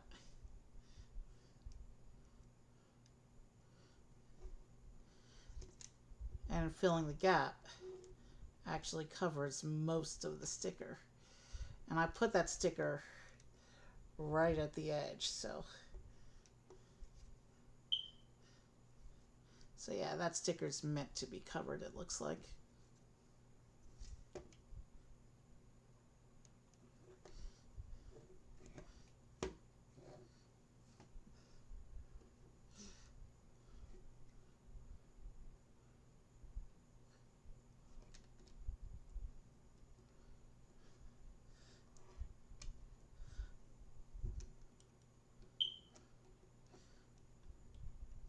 The back end of the car at this point is pretty much together.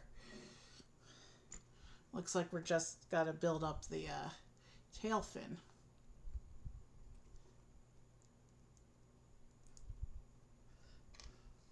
And then we go into the final bag to build up the front end of the car.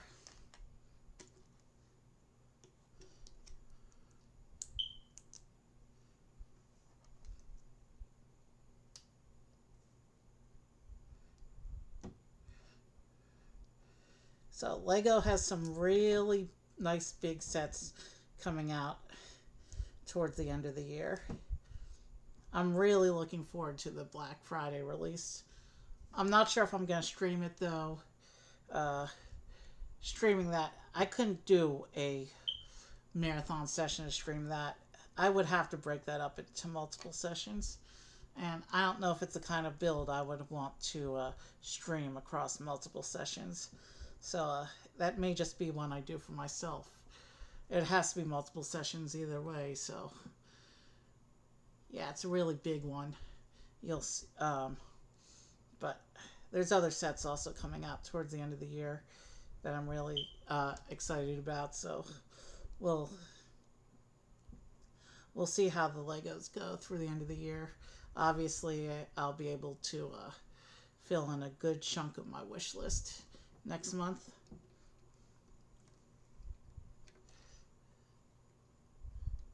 Let's try and center the tail fin here. It's not centered. There, that's pretty good. And with the tail fin on, that pretty much finishes covering up the internal structure for the back end.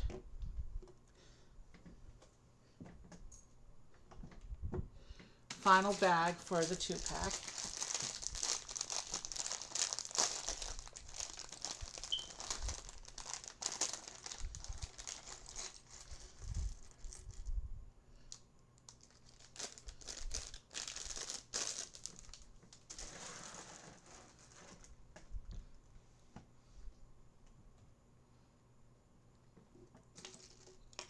Another nice printed canopy here. Let's set the tire pieces out of the way. And looks like this bag is mostly small parts. So it'll be interesting to see how the front end of the car comes together given this piece assortment.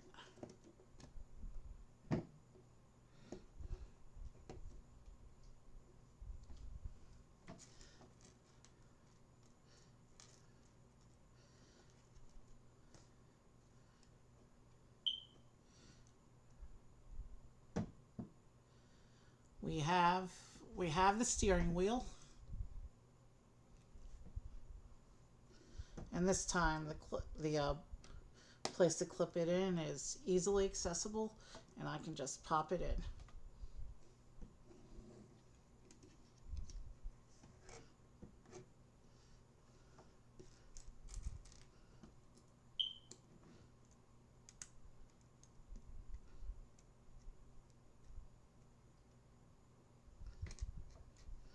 One set that I was looking forward to that I just saw the reveal for, I'm actually not going to be getting for myself. because my brother wants it and he doesn't stream, so we'll miss out on that one. But I'll still get to look at it after he builds it, so.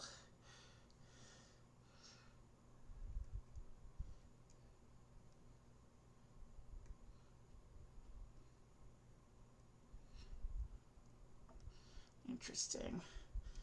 This part's not going together symmetrically.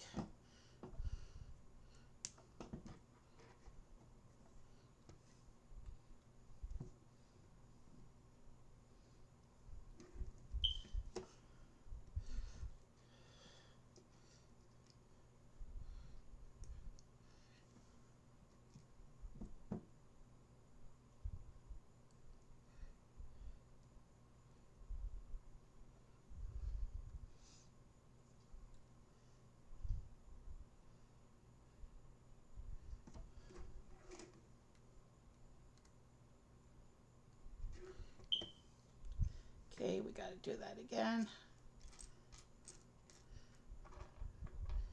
There's the other piece.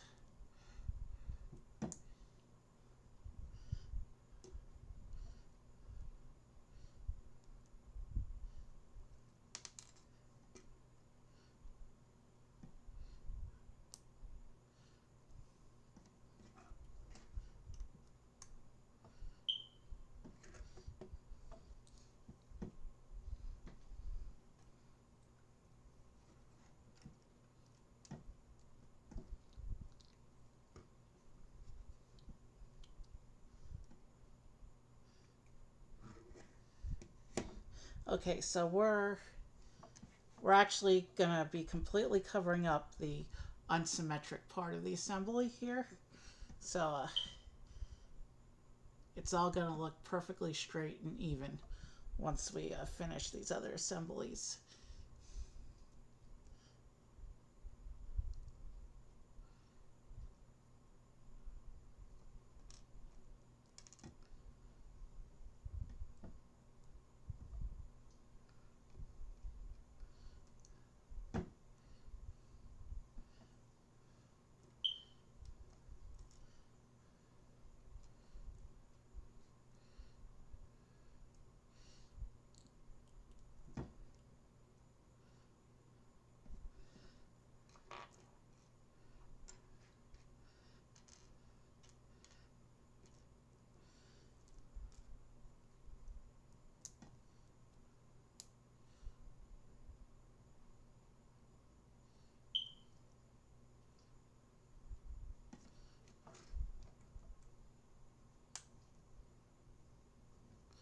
Yeah.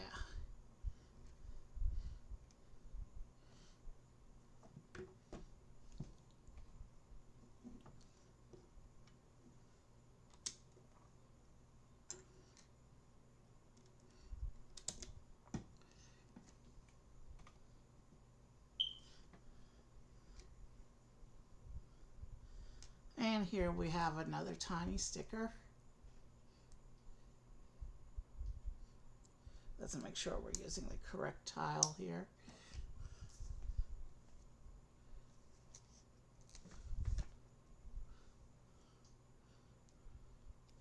The grayish silver is a little bit brighter on this one.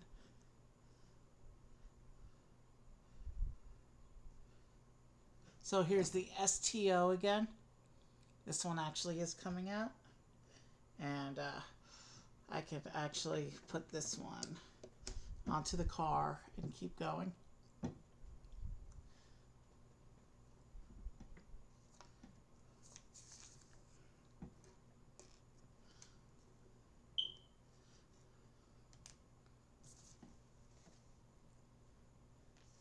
Okay, so this sticker is actually the Italian flag. So that's actually an exterior detail on this car. The big one is hidden as part of the structure and is no longer accessible ever unless we take the car all the way apart. But we also have an external Italian flag, which is totally not straight. I have to fix that.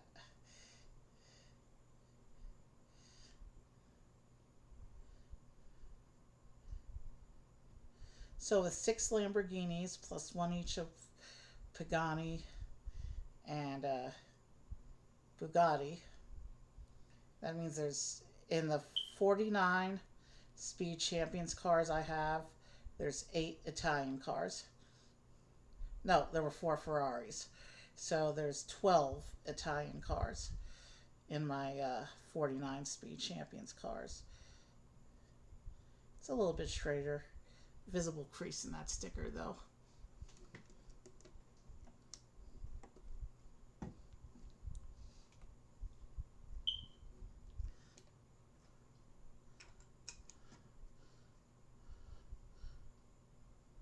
Little tiny Lamborghini logo printed on this slope piece.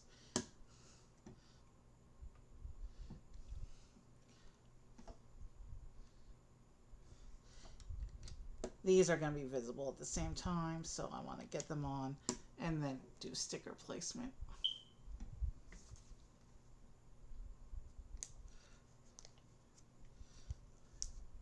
And actually, they're going to go next to those printed pieces.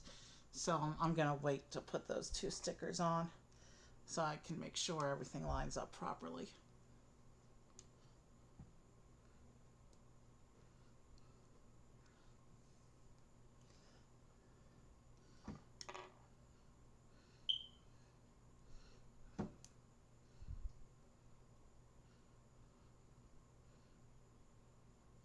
Holy jeez.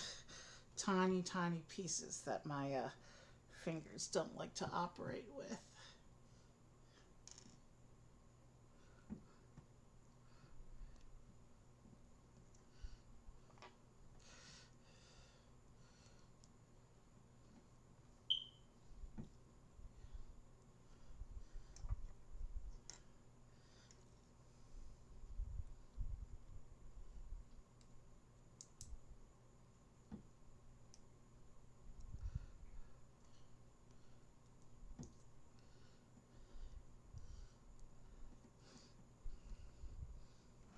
So now with this printed piece attached, I can go in and put on the first of those 2 stickers. Wow. That feels like another fragile assembly there.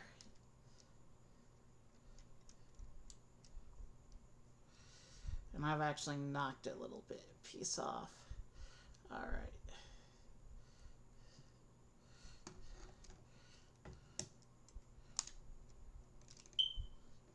Okay. I knocked something off somewhere. I've got a bunch of pieces falling off now.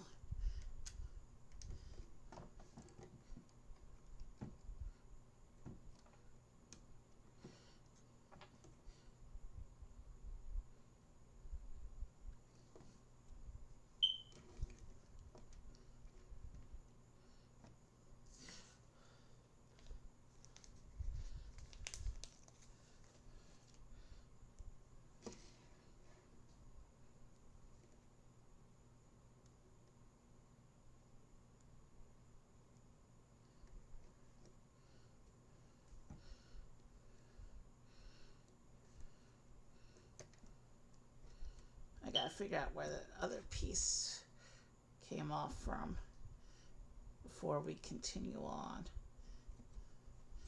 But yeah, that looks good.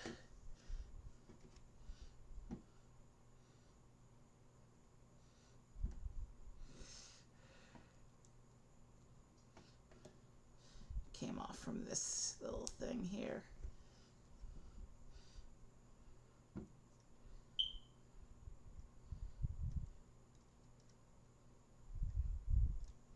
That went into this stud here. That is virtually inaccessible at this point. It needs to be the attachment bit needs to be angled just right in order for it to fit into that slot, it looks like.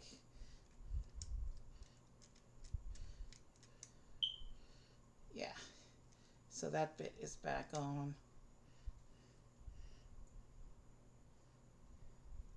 But it looks like making that piece putting that piece on makes this piece unstable.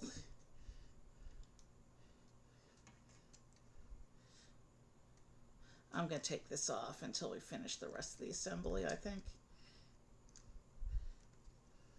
Because clearly things are not lining up properly.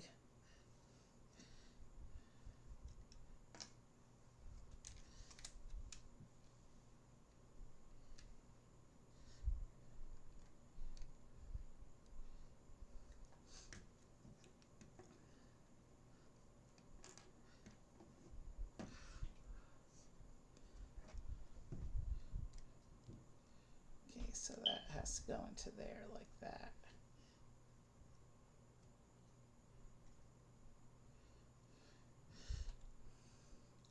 And then this section comes in like this. And that putting that one in knocks the rest of it off.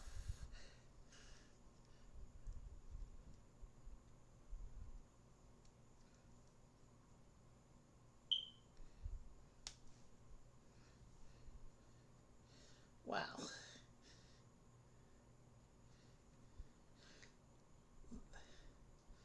This car is, the front end of this car really doesn't want to be completed. So yeah, if I have that lined up as that's supposed to be, then the rest of this won't line up as that's supposed to be.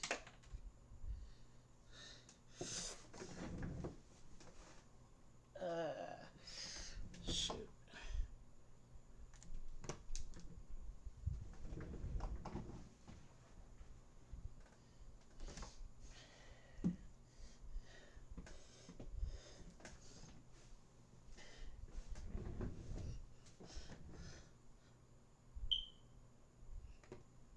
I think I can remake the part that popped off and scattered to who knows where. There it is.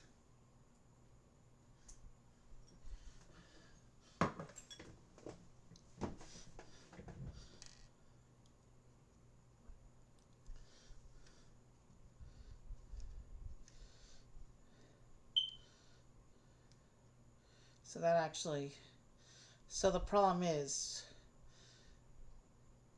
there's a missing stud somewhere, it looks like, because this needs to come up to this level.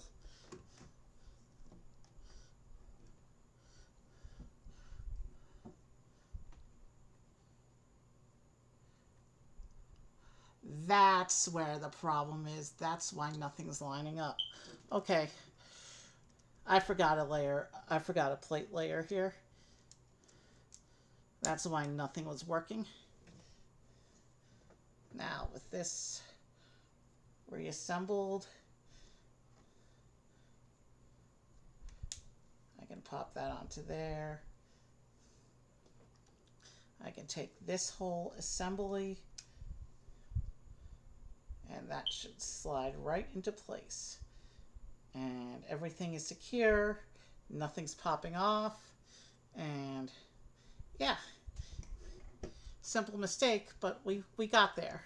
We fixed it. And with that lined up, the sticker is actually lined up pretty nicely with the print. So let's go ahead and finish up the other side. We have a mirror assembly, or I should say a mirrored assembly for the other side of the car here.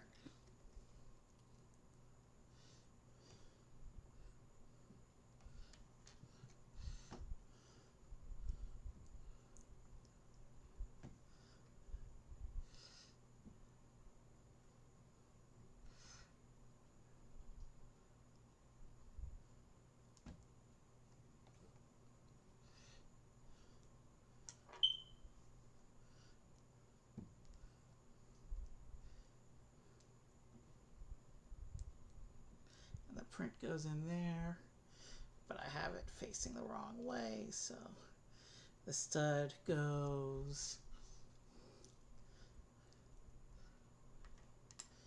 Do I not have that lined up correctly?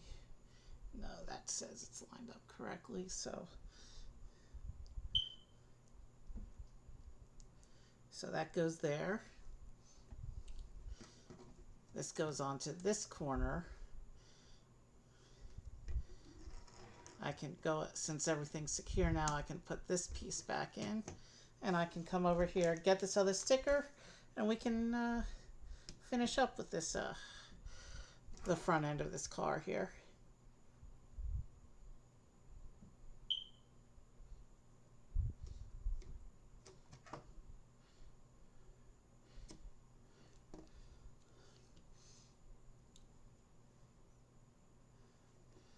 And here we just have the last two little stickers.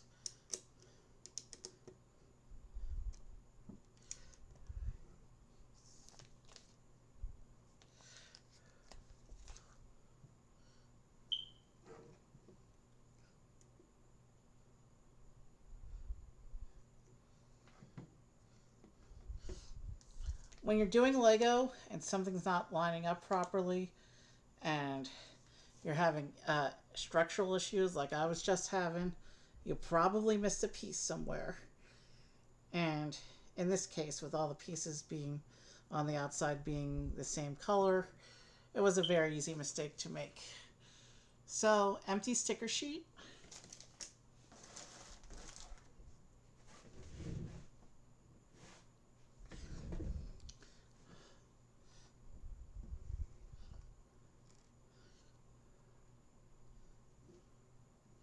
And then we have printed slopes to match up with those stickers.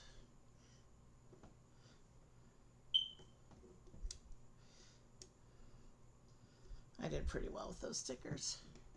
So that's what the front end looks like with all the prints and slopes and stickers going on.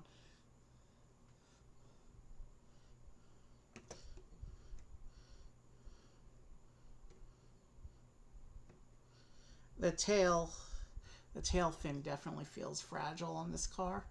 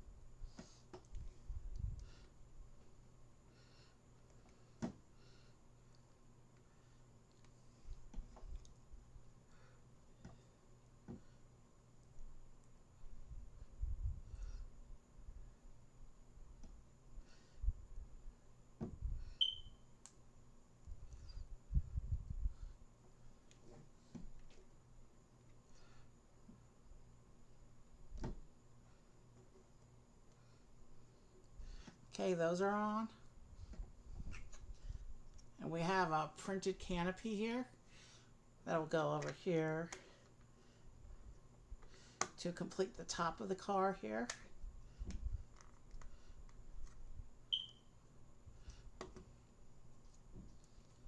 And again, let's get these little bits out of here and we will get out our wheels.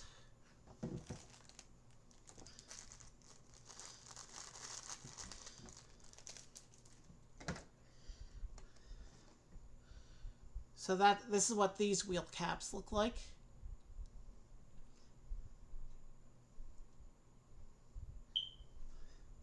Let's go ahead and start putting the wheels together. This is what the wheel looks like assembled.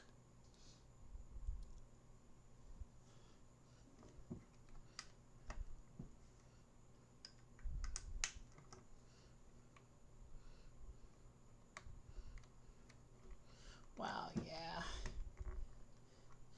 Those mirror bits aren't secure at all.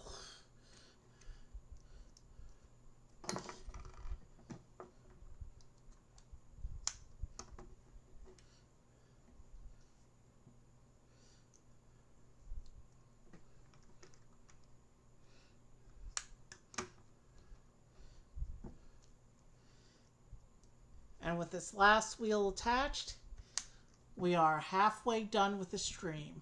Here is our, so yeah, this, all right. So here's that advertisement page again. Yeah, the pink car is missing, but the yellow and the green car, we'll be doing those tonight as well as the pink car. So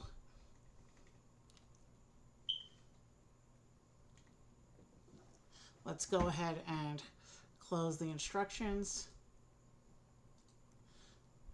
And you can get a good look here at the Lamborghini Huracan STO. There. Lots of nice detailing on all of them, really. The front came together nicely after we figured out that issue. I do like the canopies are the darker tinted color, even though it means it's harder to see inside than it used to be on the Speed Champions cars. Let me set that box aside because we're done with it.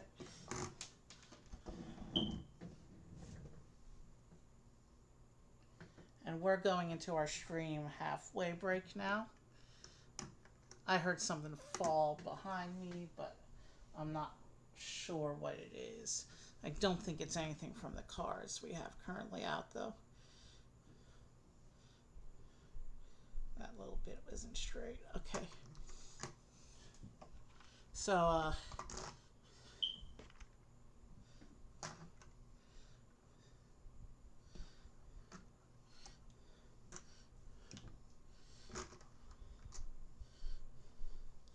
here's the 3 cars we have completed so far. We're going to take a halfway break. We're right on the 4.5 hour mark of stream. I predicted 9 hours, and that's what we're on target for right now. Although, yeah, let's take a very quick stretching break and then get on with the 4th car. I'll be back in a few minutes.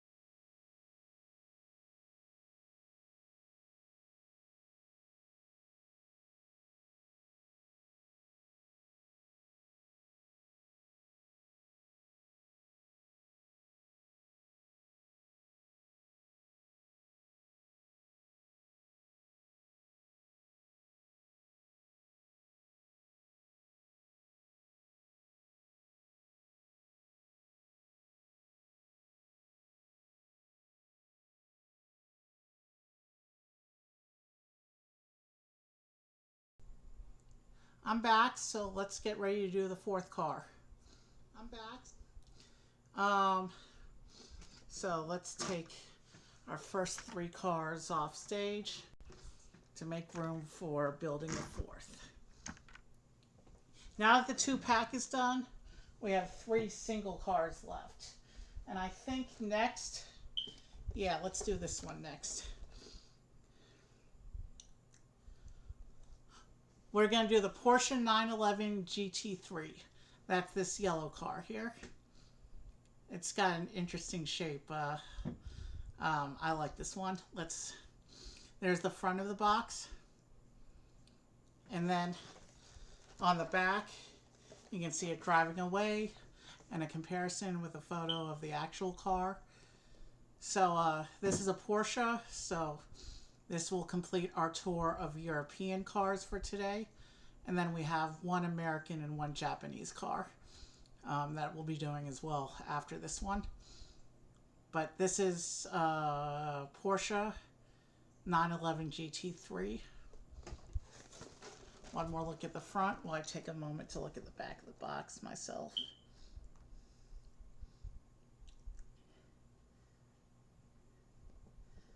Yeah, all right. Let's get right into it.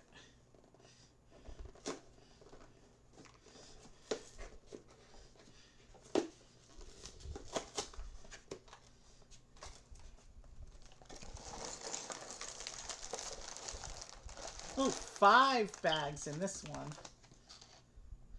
The sticker sheet is pretty small and manageable. Let's see here. 5, chassis piece of course. 4, 3, 2.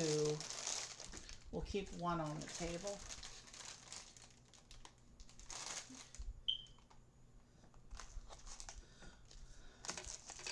Here's the bag of wheels. We'll set that aside. It looks like it's the same wheel parts that we used on the Bugatti, except in a different color. These are the black wheels instead of the the dark gray wheels that we got on the Bugatti. Here's the instruction book. You know what we do with this. Bag 1 is ready to go. We have the chassis piece here. And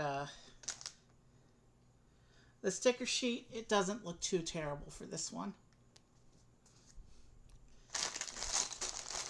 Let's pull up the instructions and get going with our Porsche.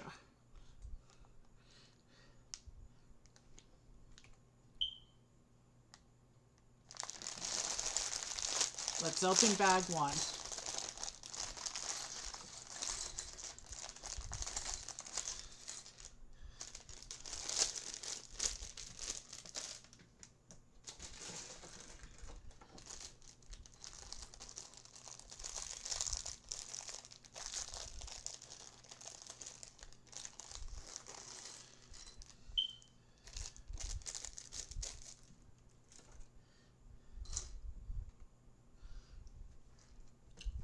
Here's the other driver who comes with his helmet in the actual set.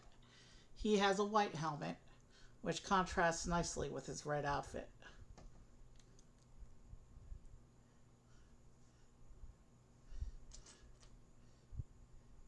Just the one face for this guy. Kind of a confident smile he's got going on here. Got a really nice cool guy hairstyle going on here.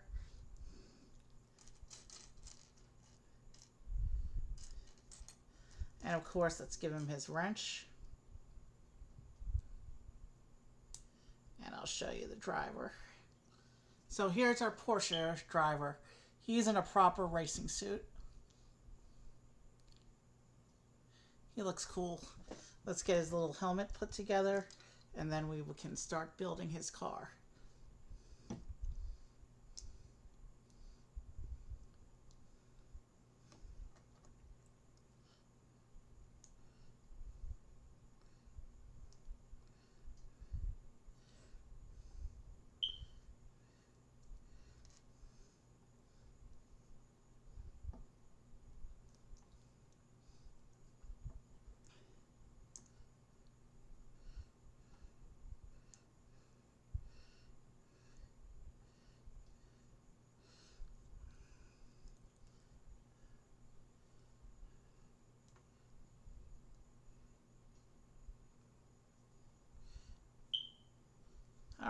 we'll seat him with the other drivers.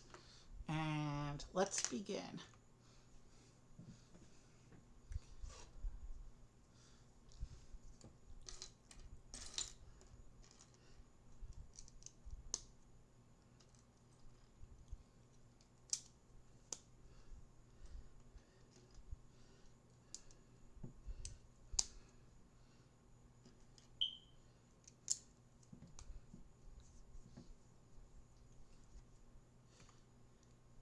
This is actually the second version of the Speed Champions Generation 2 chassis piece. The chassis got an update last year. In previous waves, there were also some uniquely shaped cars that had brick-built foundations, not based on the chassis. They had to have custom chassis that were brick-built. We haven't seen any cars like that today. I'm not sure what the last two cars will bring in that area.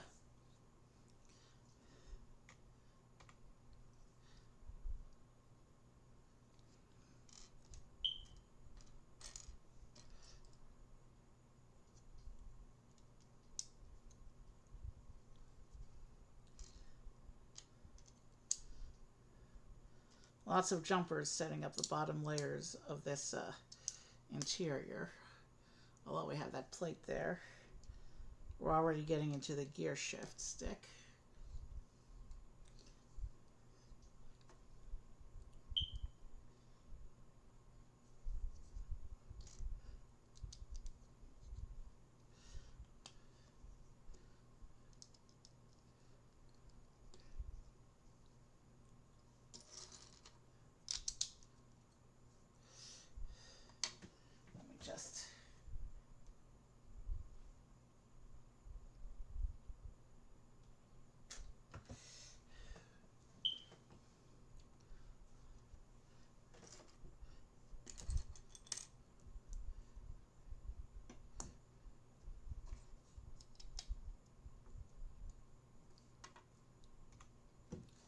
And we're going to start a little assembly for the first of the axle blocks here.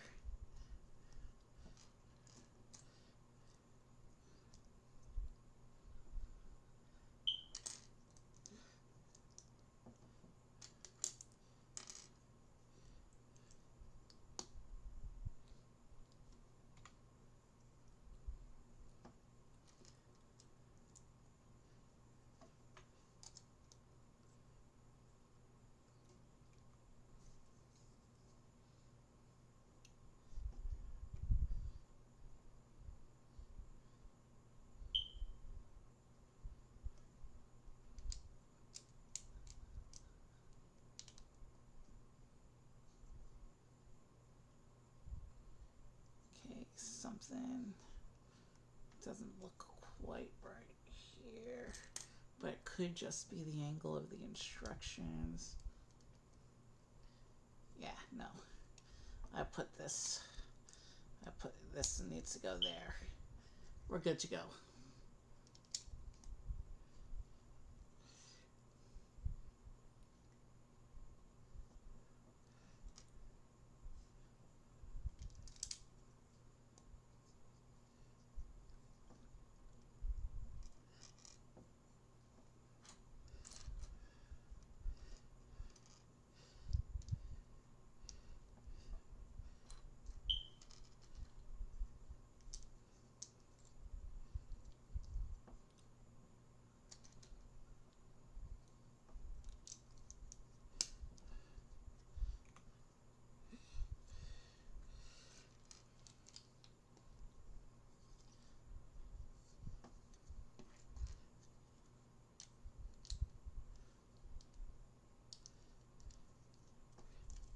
Okay, so we're actually attaching this bracket from the bottom,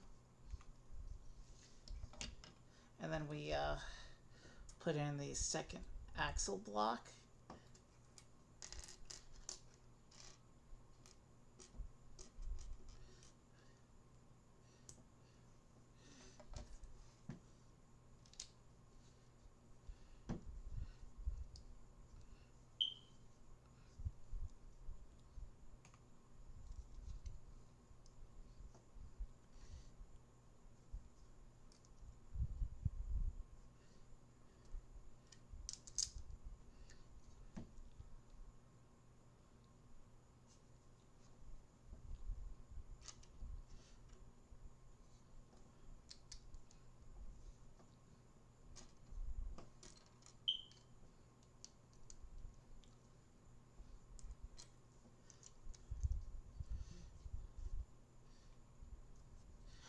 And we're doing our first assembly for this car.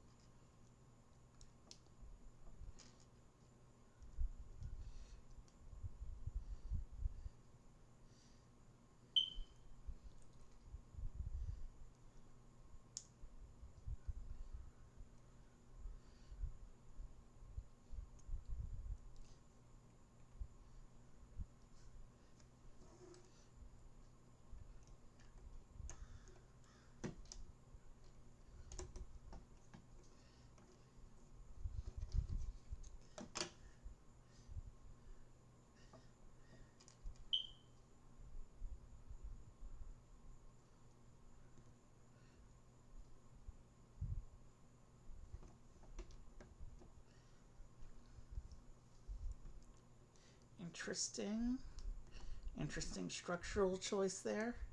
We'll see how that relates to the rest of the car as it comes together around it.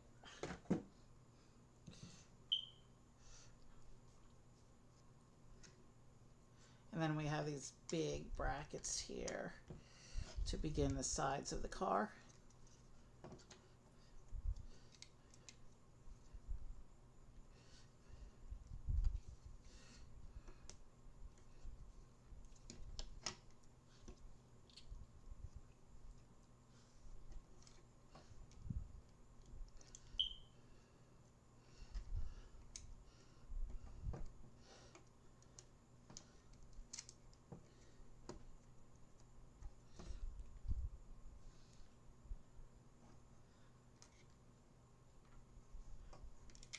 Sorry, I've run out of stuff to talk about again.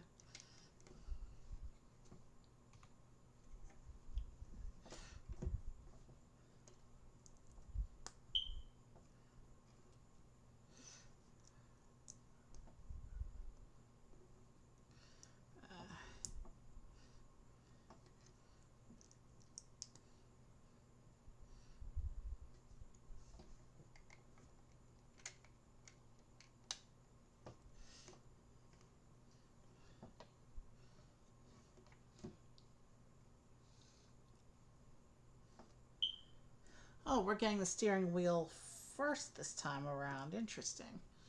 We're getting the steering wheel in the first bag. This is probably a car that closes off the interior so completely that it'll be difficult to place it otherwise. So here's the little steering wheel. And that's going to go... Something's not placed right here. All right, we need that to go there, actually. And then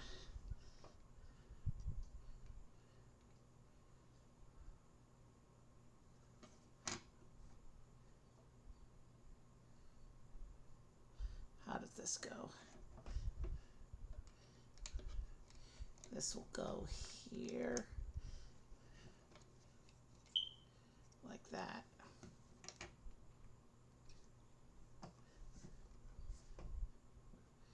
And our first little sticker here is part of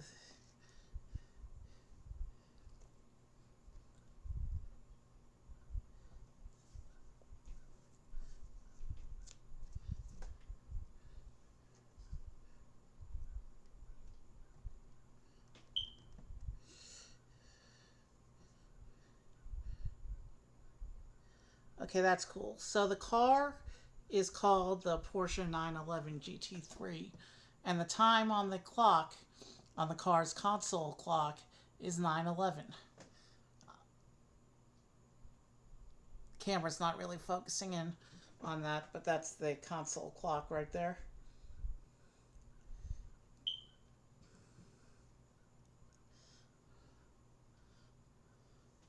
And then this goes over here like this. And it's already time for bag 2.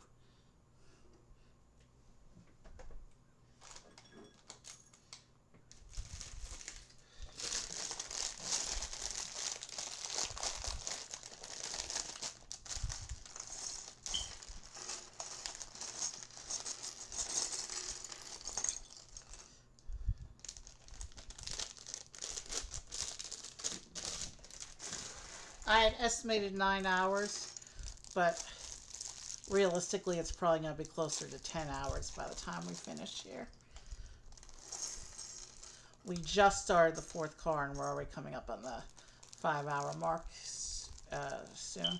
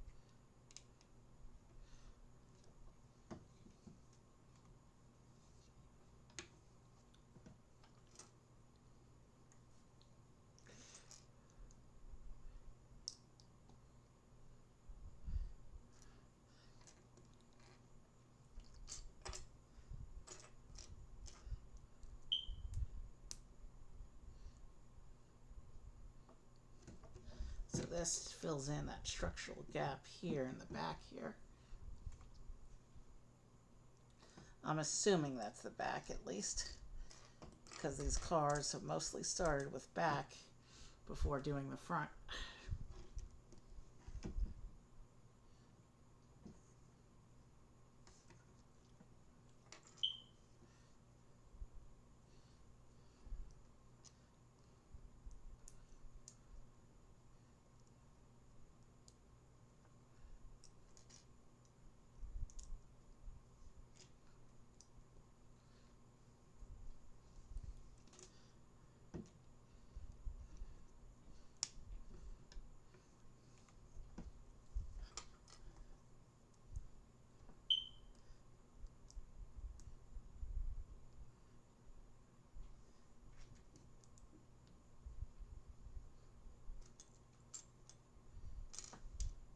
Did I turn the microphone back on?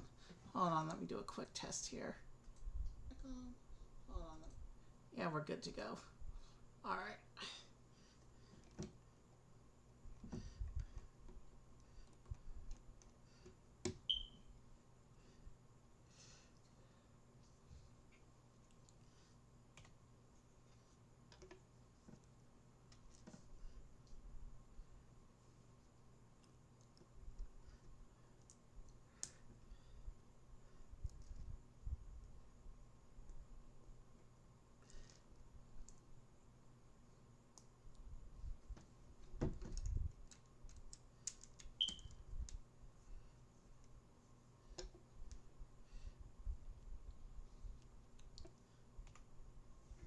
And now it looks like we're going to be doing a big assembly here.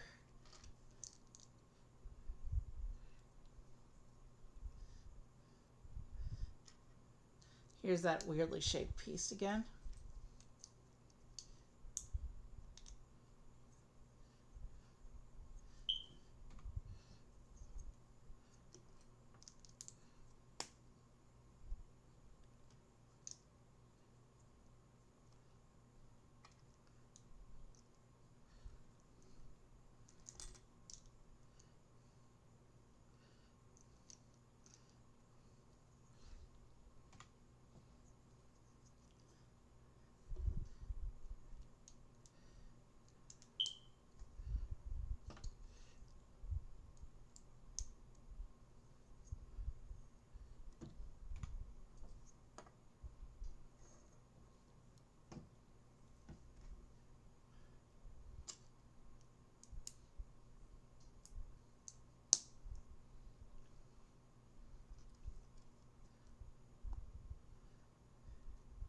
So yeah.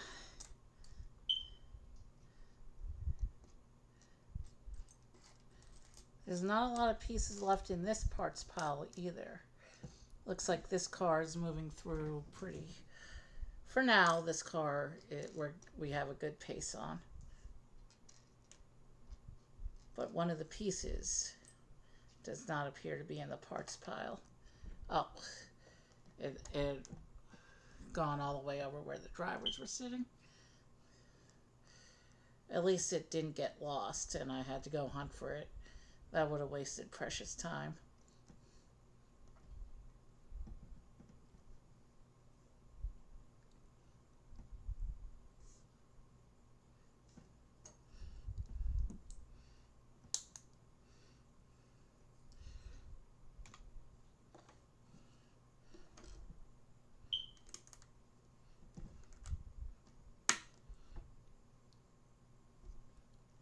And there's a sticker here, but which way is the sticker supposed to face, though, is the question.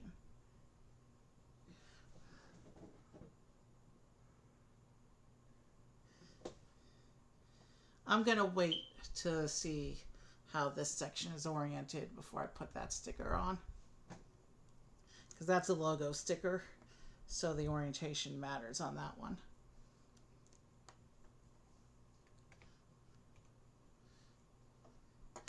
And it looks like the assembly is getting an assembly now.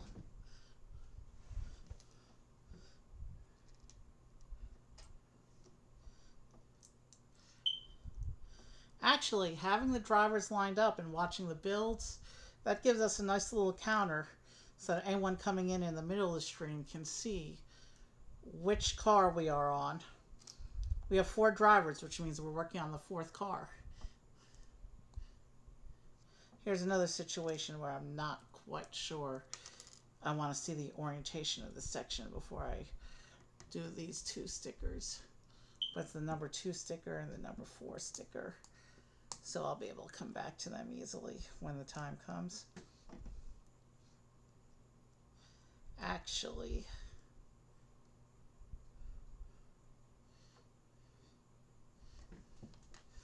these stickers, it shows clearly which way I want to align them, so we'll go ahead and put these on.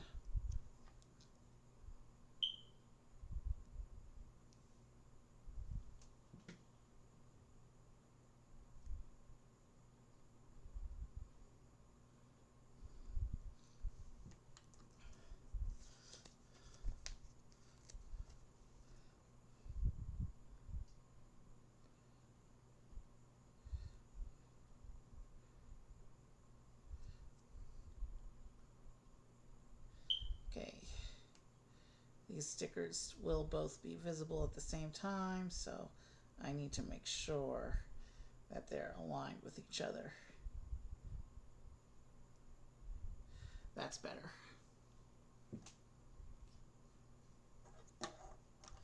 And that should be enough to tell me what I need to know to check. Yeah.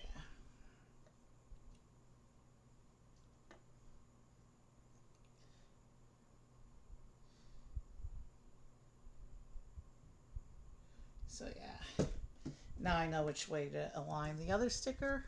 So let's put that one on.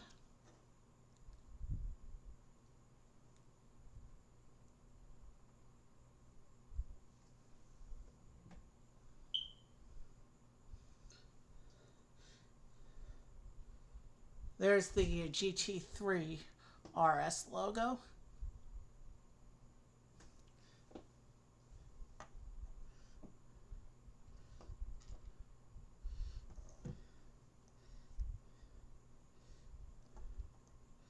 And it looks like this car gets some nice square exhausts going on.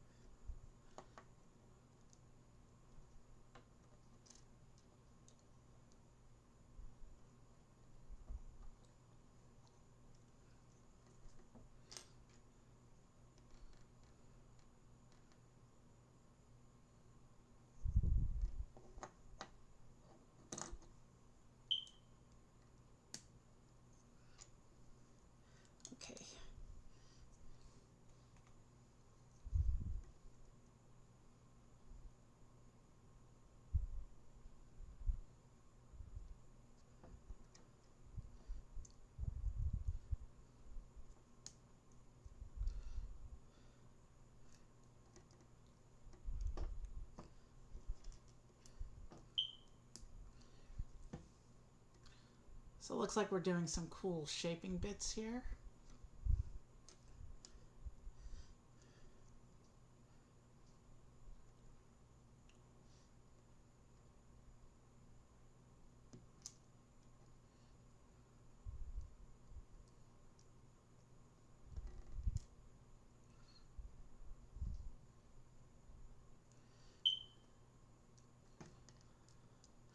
I put that piece in the wrong place. That was supposed to go there. Now we can do it as the instructions show.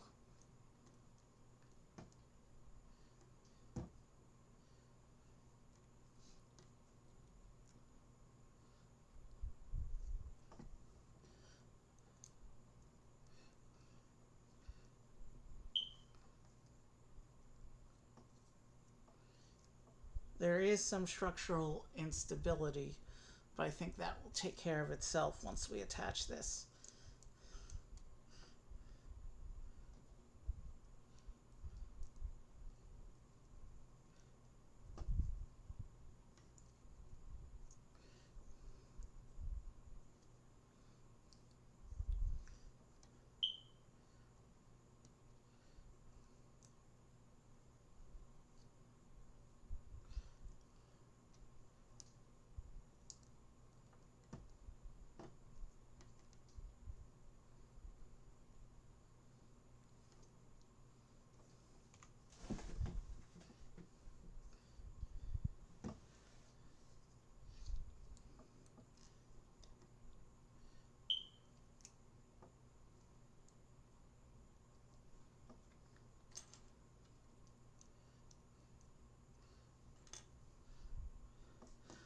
This jumper is printed with the Porsche logo on the side.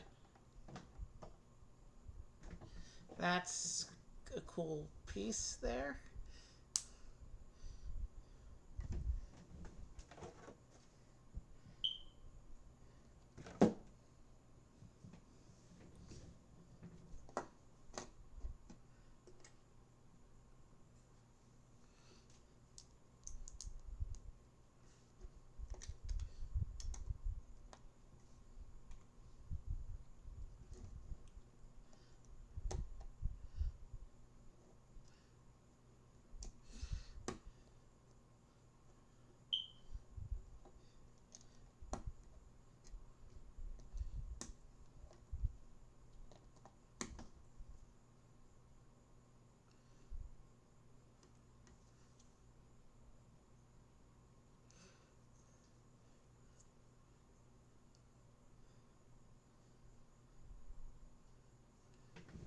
Is that right?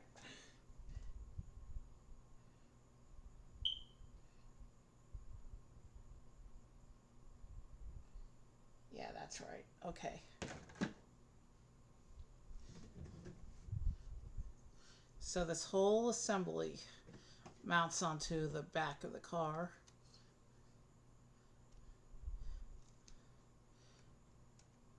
Like this.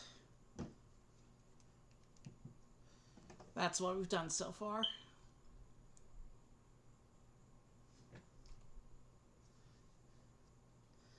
And then these two little slope pieces. And then it'll be time for the third bag.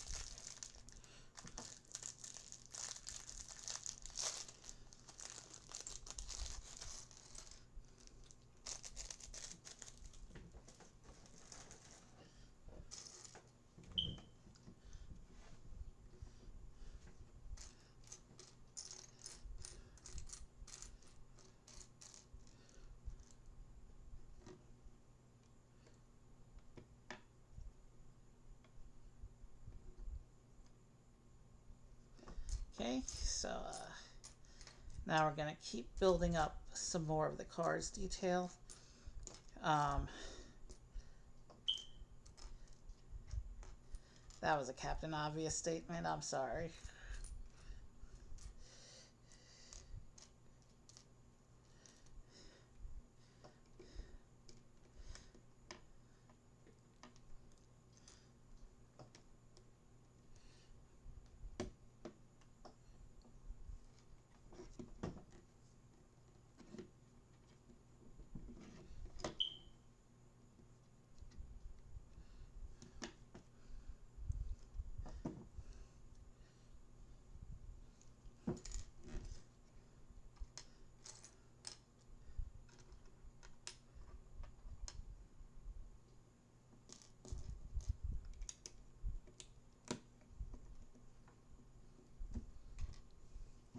And then we're doing another assembly here.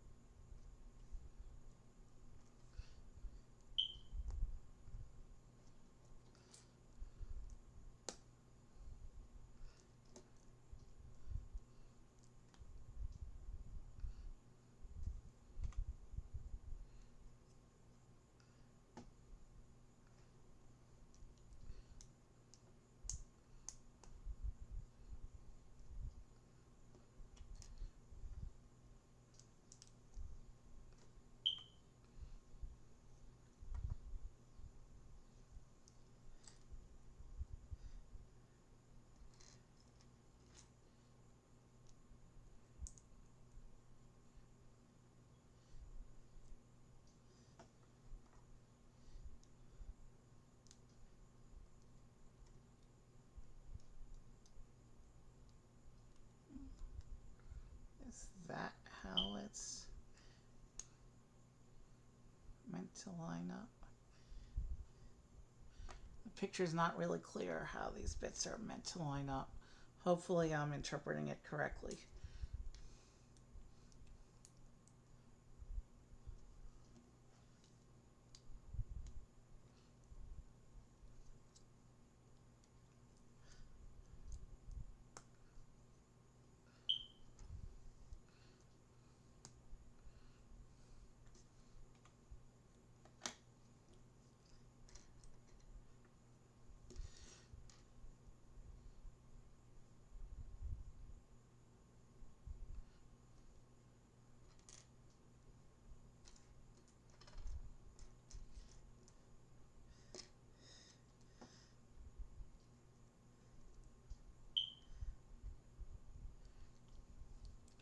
Our fourth car is really coming together nicely. Well, I've been saying that for every car so far, but I really do mean it.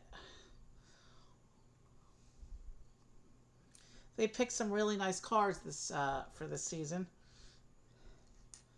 and it's great to be getting these into my collection.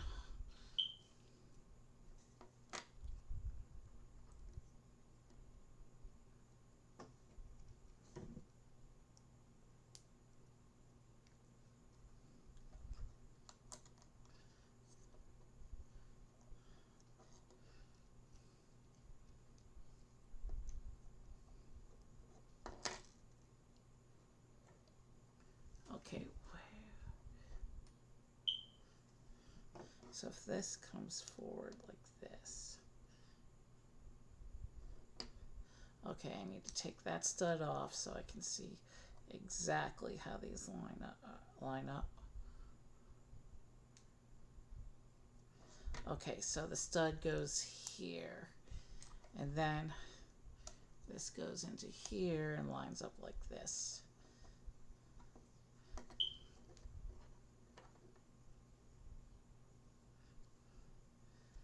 And then we'll do the same thing on the other side.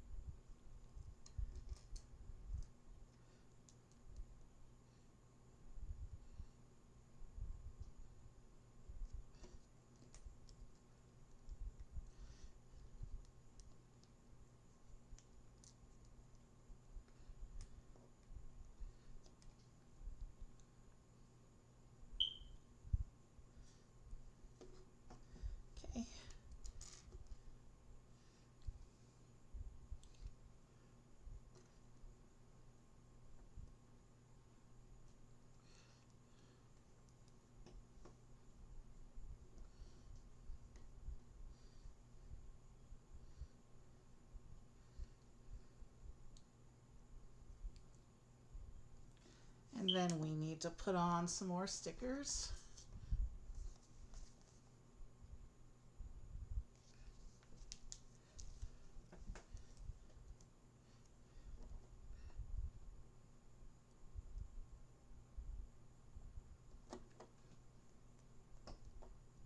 These are supposed to line up with those dark bits in the middle here, so that panel's in the way with my fingers.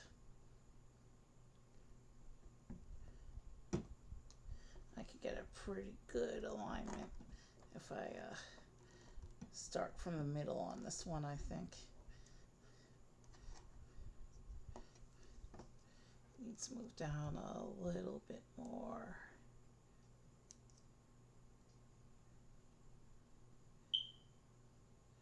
Right there, there's the sweet spot.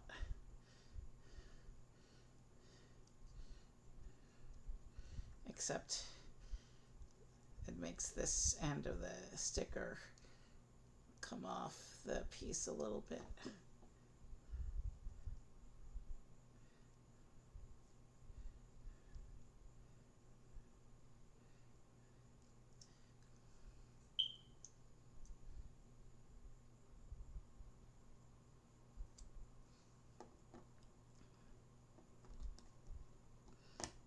Okay, we'll do the sticker for the other side now.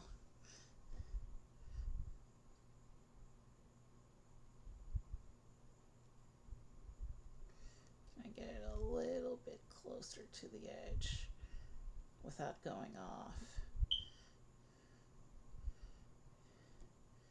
It's about there on the other side, I think.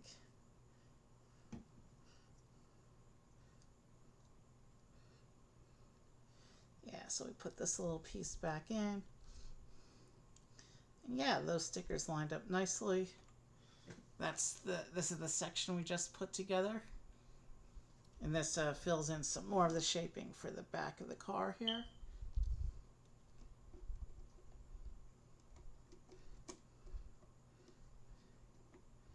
Just trying to see how it all lines up. So it's supposed to attach here.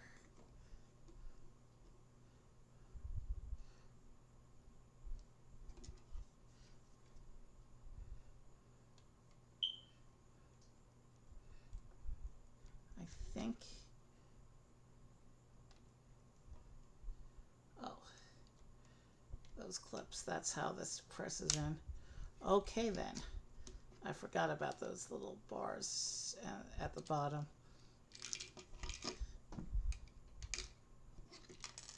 But it didn't go in that time, so let's put the piece back on and try again.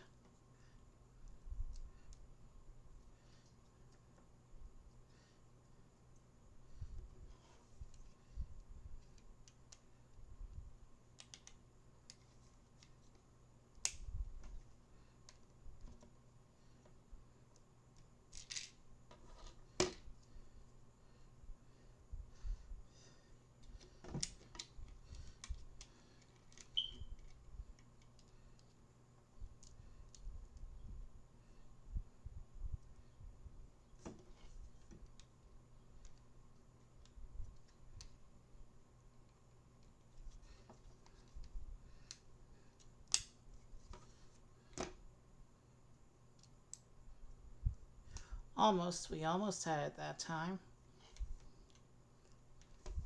Let's make sure all the rest of this is put together properly.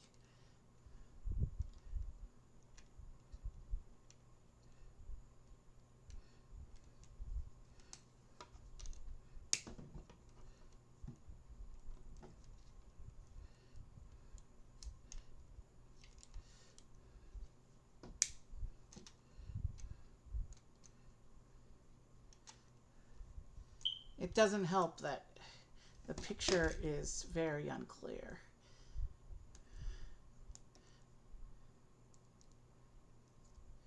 Then we try moving these over one stud. Maybe I'm trying to come in at the incorrect position. Because remember, the picture where we put these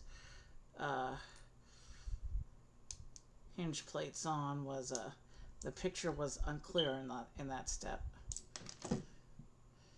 And unclear pictures are a problem when it comes to precision instructions. But yeah, that's not the solution because you can't even put the pieces straight if I try doing it that way.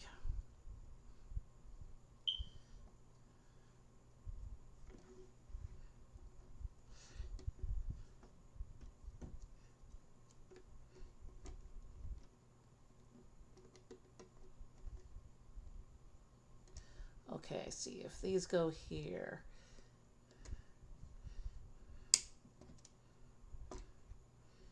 What if I take these pieces, put them in where they're supposed to go, and then try lining this piece up, this section up on top of it?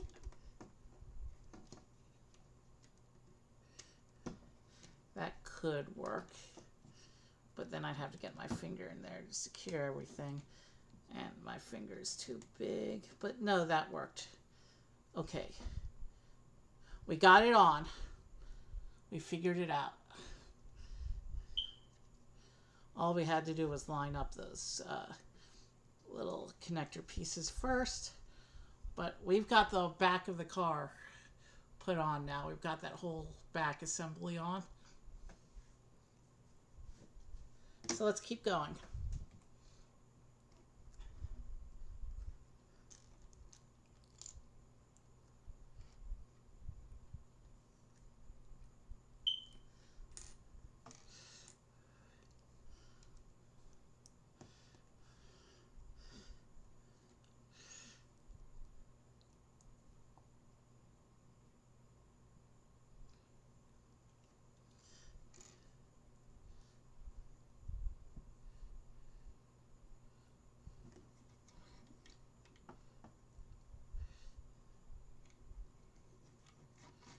So yeah, this.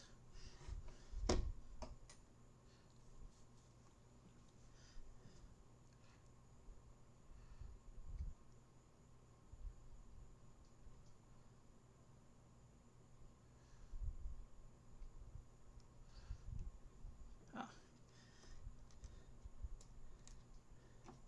We're just doing one layer for this side, okay?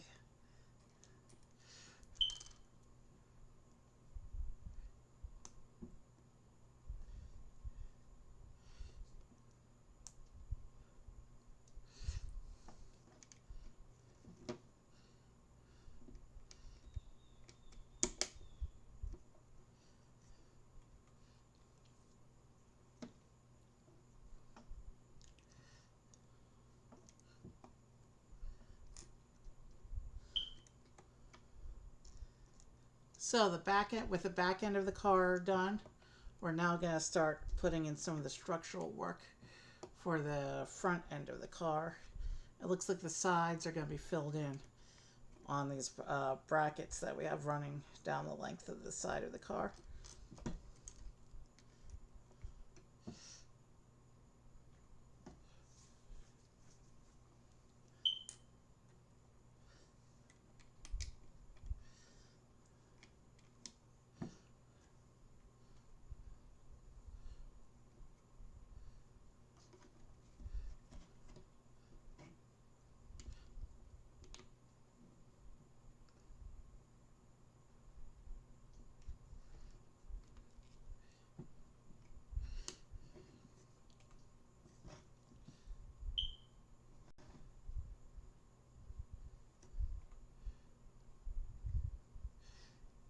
So 5, 9, and 10.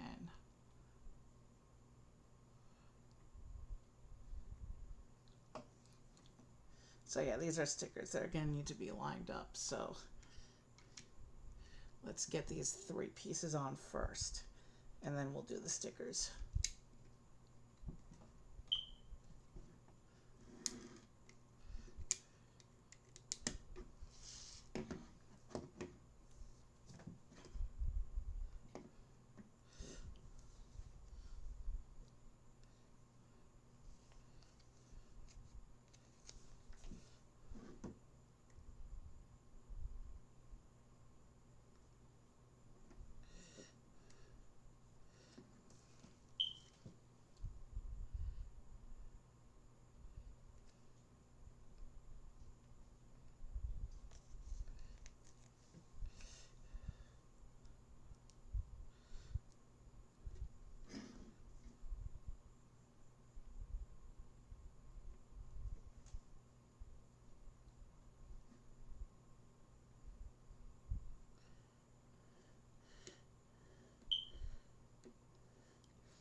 The more stickers you have making up a design, the trickier it is to get everything to line up properly.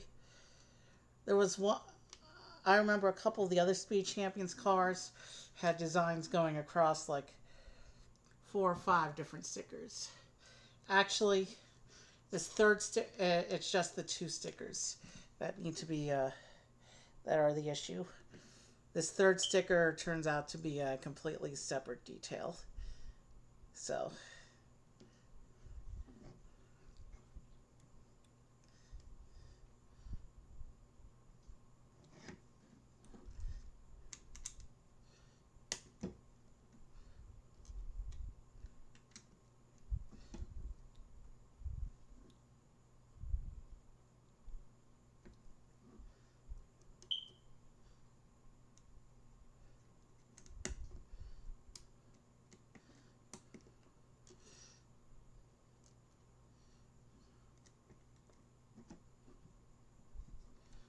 and now we'll come over to the other side and we'll do all those details again.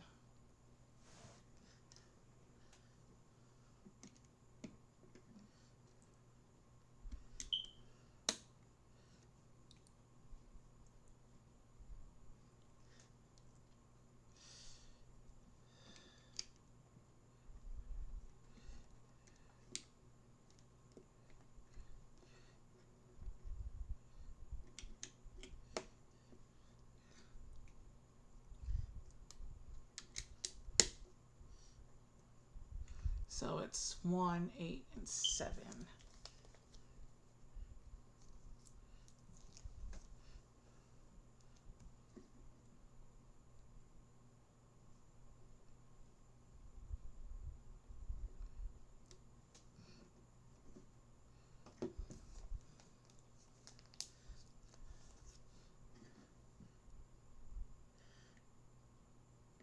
Oh, I forgot to show you the side detail that we did.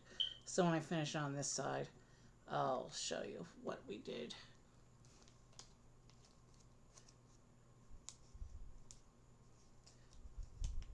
There's only a couple stickers left on the sticker sheet.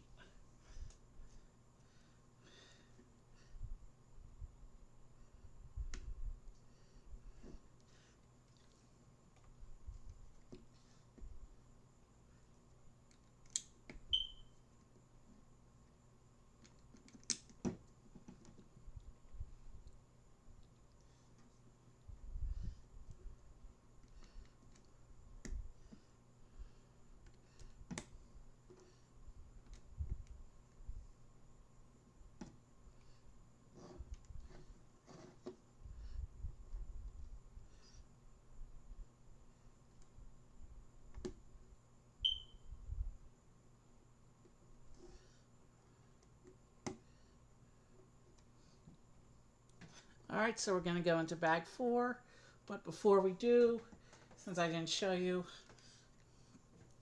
here's a close-up of the side detailing we did with the 3 stickers.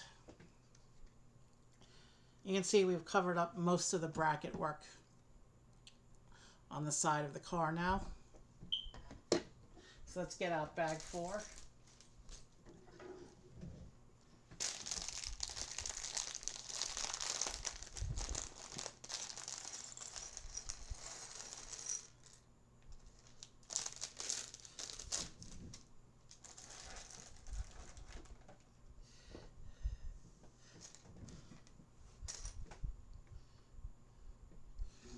Bag 4 is going to begin with an assembly here. Bag 4 is also doesn't look like a lot of pieces. We should be able to breeze through.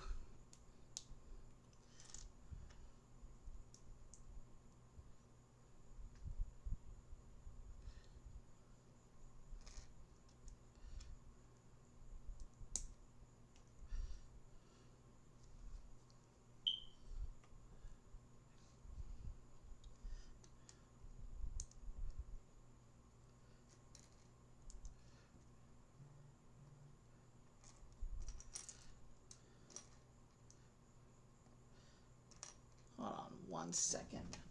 I want to make sure that's not important.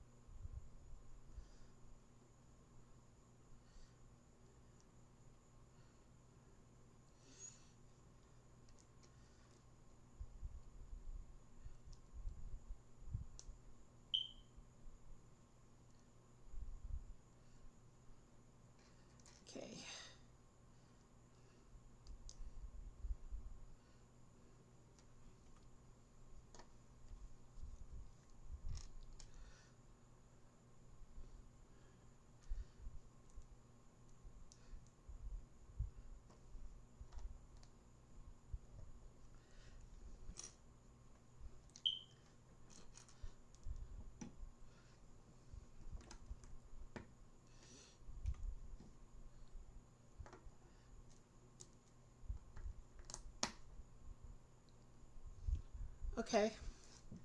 Yeah, this bag is definitely coming together quickly. I'm guessing that this bag, what we're building now, is the main portion of the front assembly.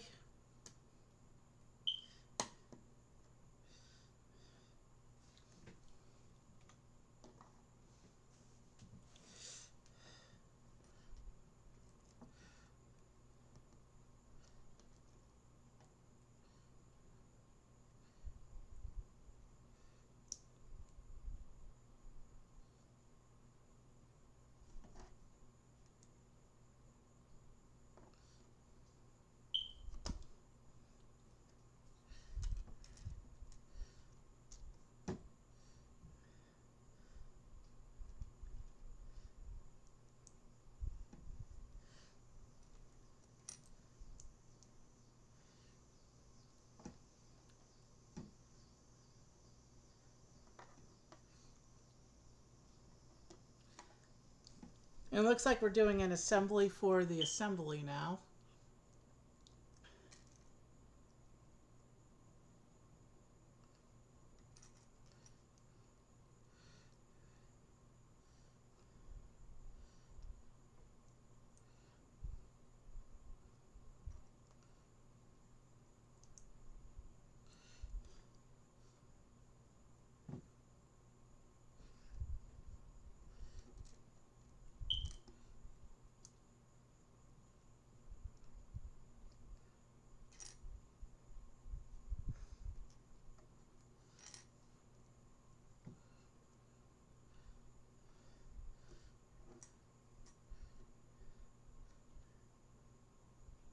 Oh, that's cool. This slope is printed with a little tiny Porsche logo.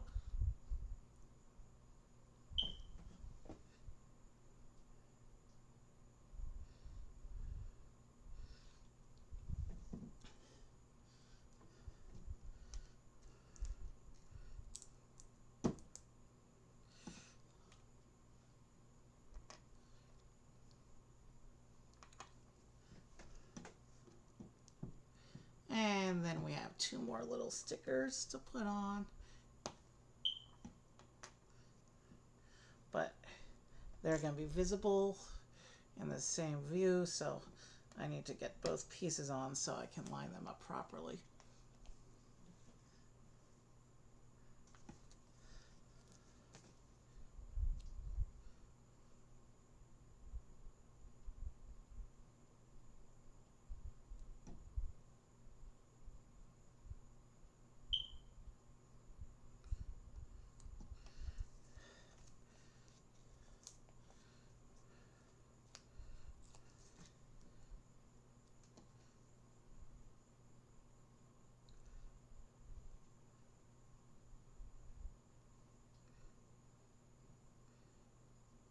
That's not lined up evenly.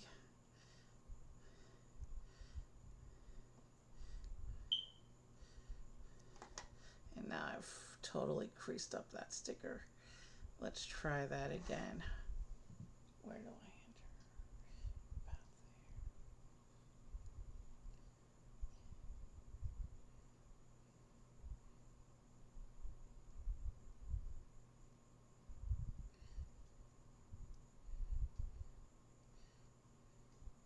there. There's a pretty bad crease in that sticker now.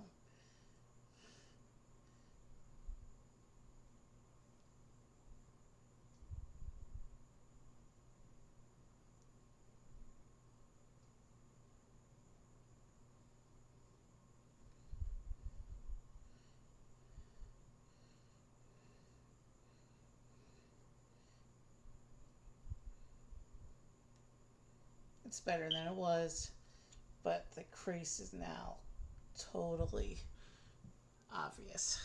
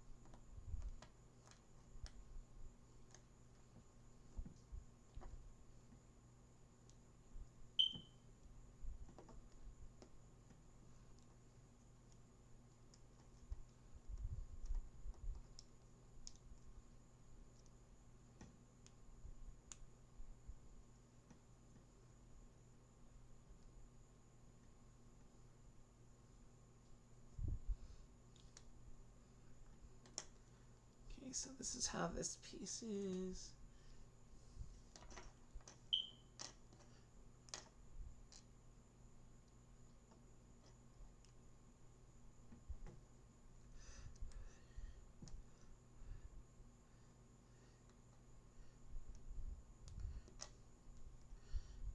All right, let's try that again. Because there's studs in different orientations. So I'm trying to see exactly how. I think they're meant to go on here. Yeah. All right, we fixed it. Let's keep going.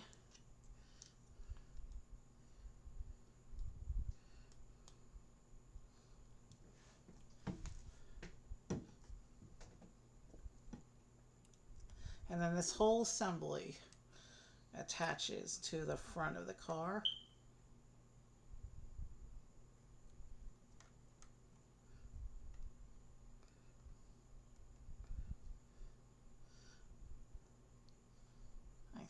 I hope I got proper alignment there.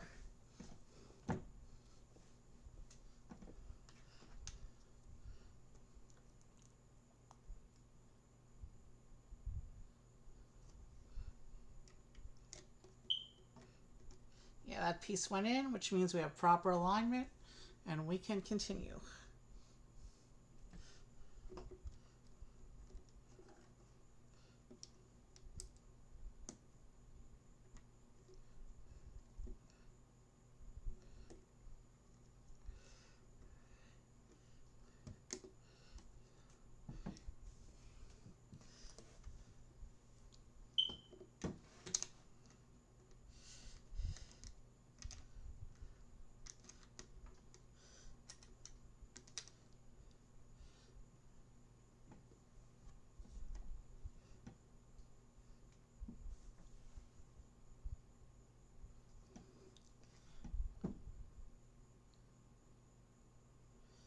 It looks like here we're going to get the final sticker for this set.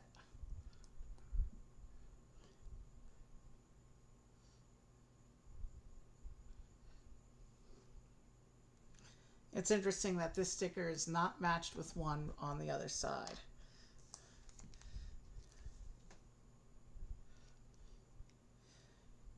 Usually when there's a sticker on the side of the car, there's a matching one on the other side. But this time there's not. So that's an interesting detail.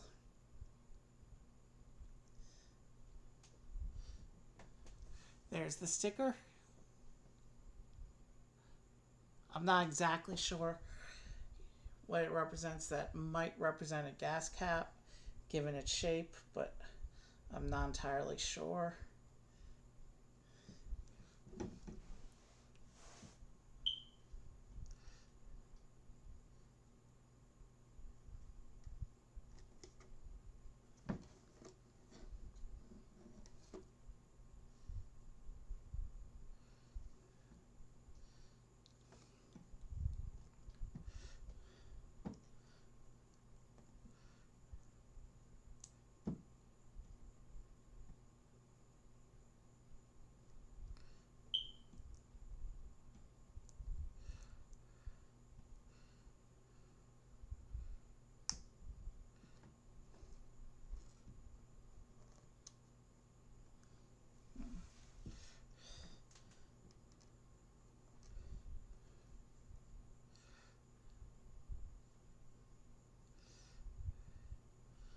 I'll definitely need to do another stretch break soon. I'm feeling a little sore right now, but we're coming up on the end of the car, so let's stick to the program.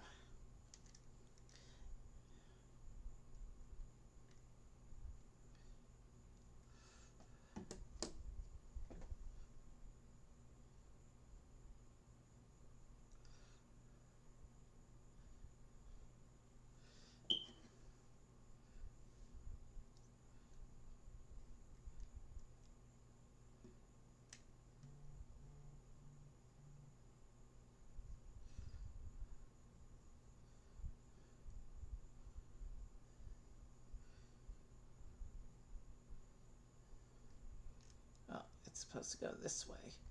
Okay, now it makes sense.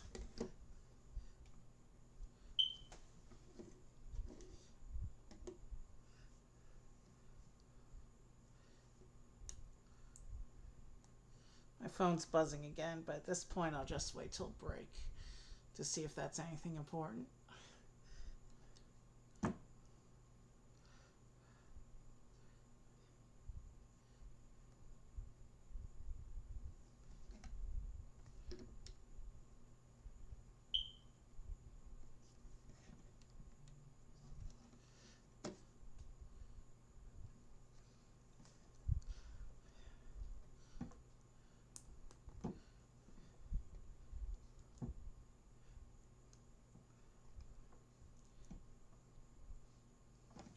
And this will conclude bag 4. And then we can move on to bag 5 and finish this car.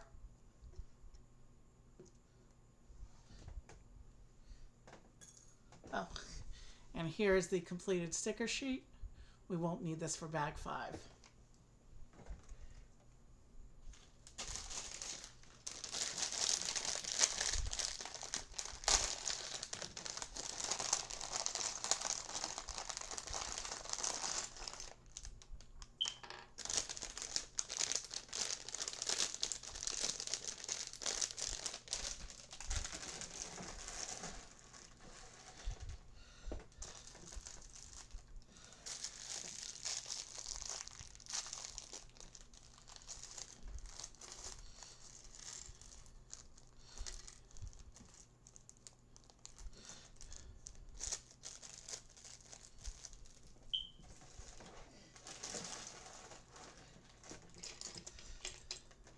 This canopy is well, actually there's a little bit of printing on it.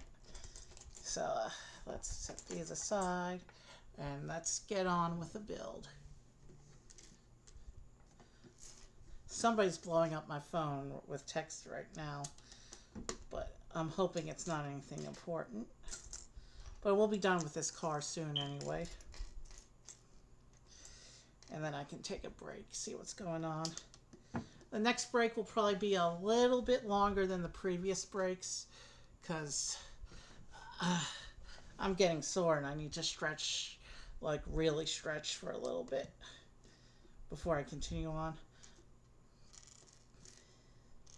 We've already been doing this almost 6 hours, so, and we still got 2 cars to go after this.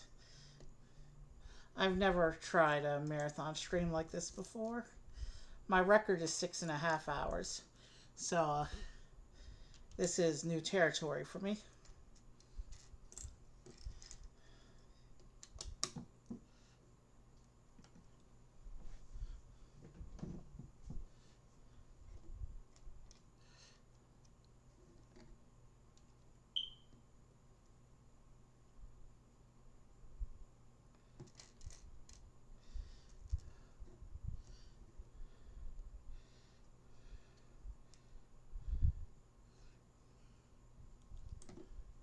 At least there's no more stickers on this car.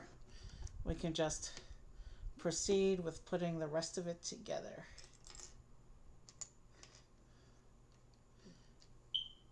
Here's the front wheel arches going in now, and the front is going to start to take its shape.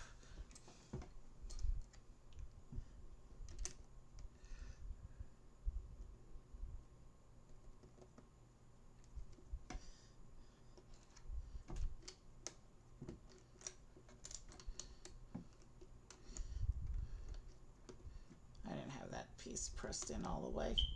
That's why it fell off.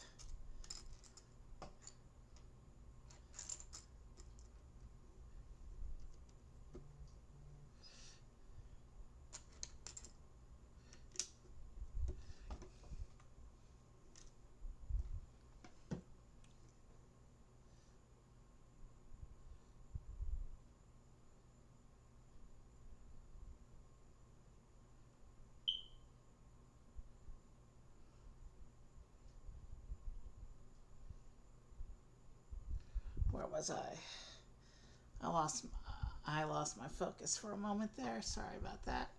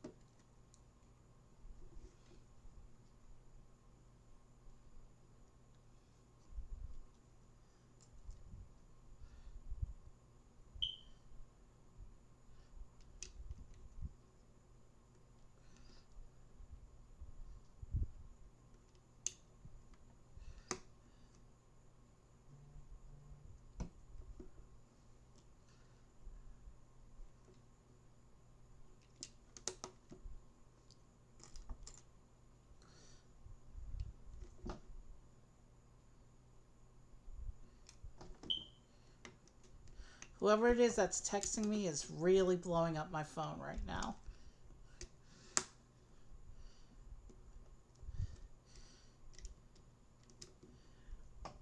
It's a good thing we're close to break. Printed headlights. Oh, cool. These are, there's this one, and then there's a matching one for the other side.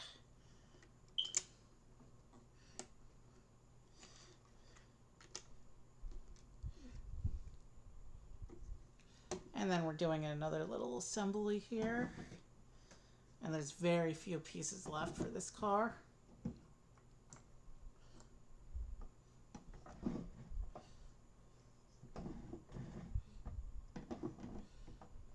Oh, my camera got crooked. That's why I can't seem to get the table straight. That's all right.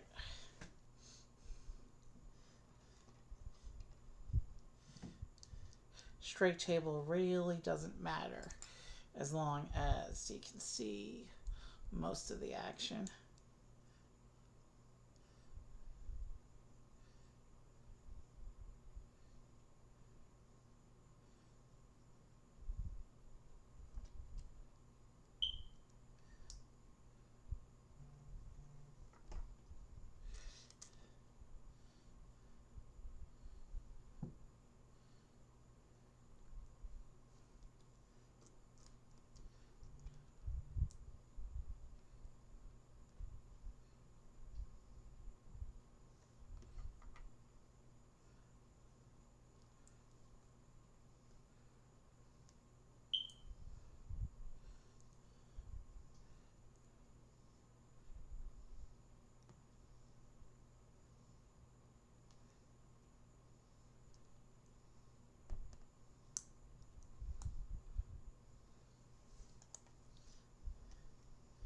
Okay.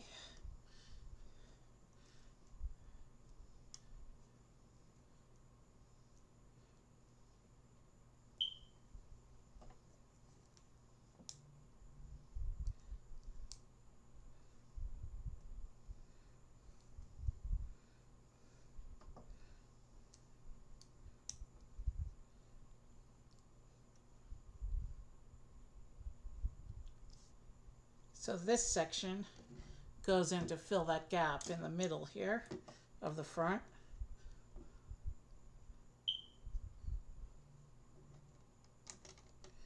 Like this.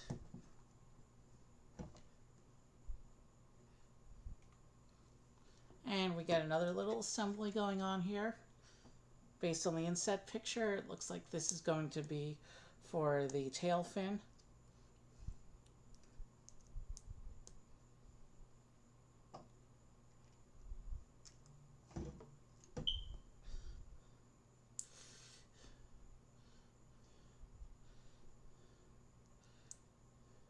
So yeah, this next break is going to be a little longer than the previous breaks, just so I can stretch out a little bit more, figure out what's going on with these texts, with its nonstop buzzing on my phone, and I definitely need to stretch, drink, you know, do all the normal stuff.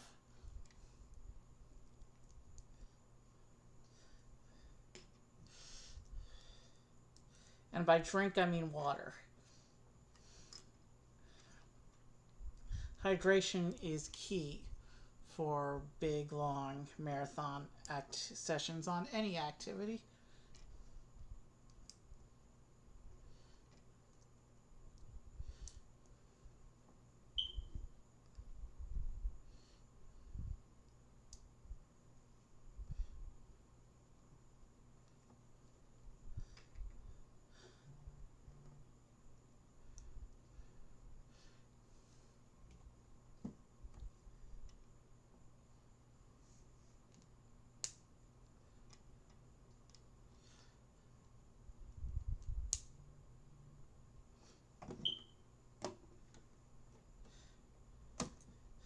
And these plug in that last little bit of structural gap in the back end of the car. So those will go in there. We have our tail fin for the car. And then we're going to put this canopy on.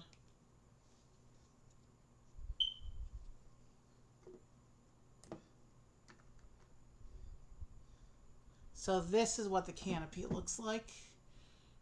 You can see that one little printed stripe down the front, but mostly it's unprinted except for that one, those two little stripes down the sides, and then this tile on top to close up the shaping for the top of the car here. And that goes on like this.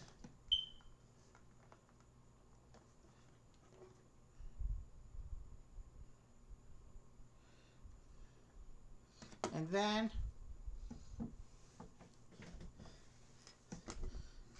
we still have some extra pieces here, it looks like. Did I miss something?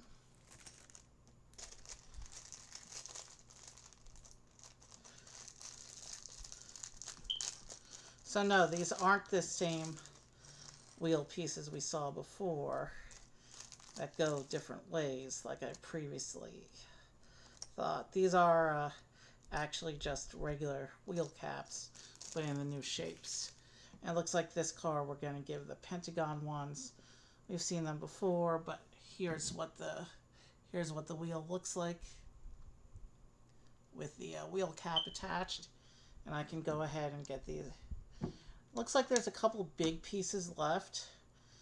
Normally the canopy and the wheels are the last pieces of a Speed Champions car to be put on, so I'm not sure if I missed something or what's going on with these, but I guess we'll figure it out before I take my break.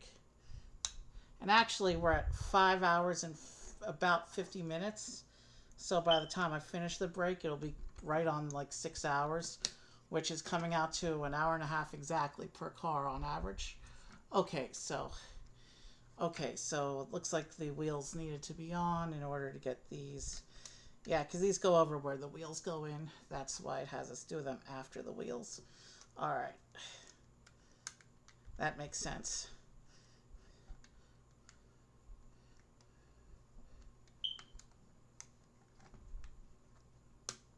Okay. So these little tiles here go around the wheels. And then we have these little plates here that attach on these downward facing studs here to finish up the shaping for the underside of the front of the car.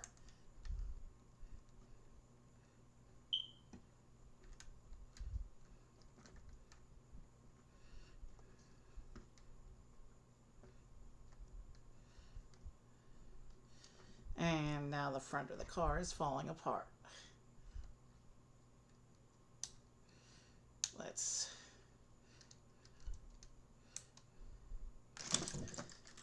The whole front of the car just fell apart. Oof.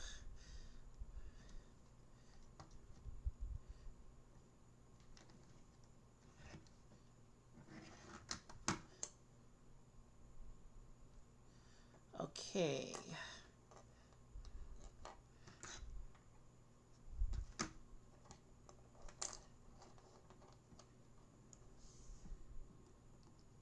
So that goes on there like this. We know that much. So let's fix the front of the car and then we will come back and take our break. I mean, we gotta take our break before we come back.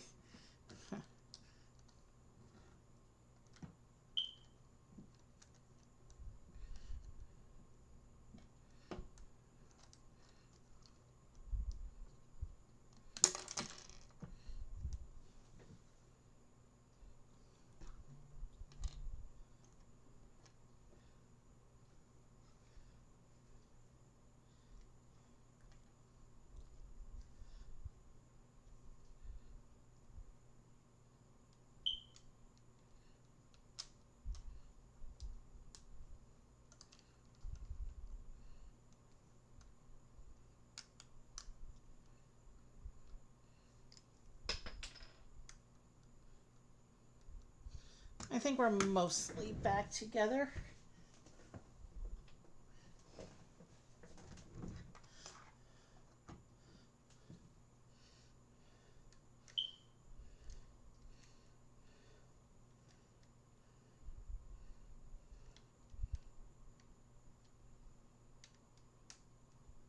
I think the problem is I aligned these bottom plates with the incorrect studs down there. Now that lines up better.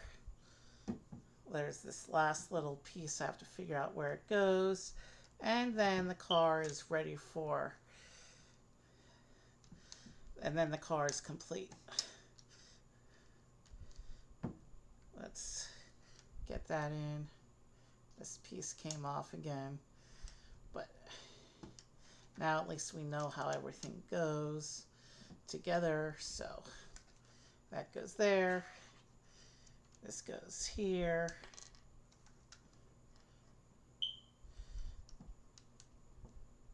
This goes here. So now we know the front end of the Porsche 911 is fragile. A crash would be devastating for this car, I guess.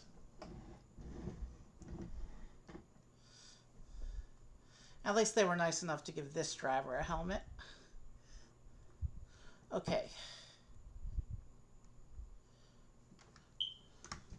So yeah. So we got everything put together now. And this car is, there's the advertisement page. We're done with this instructions. So this is the Porsche 911 GT3, and I'm not going to hold it from the front. It looks nice. The front looks a little simpler than, oh, that's not pushed in all the way. See, I went to make things smoother, and I broke it again.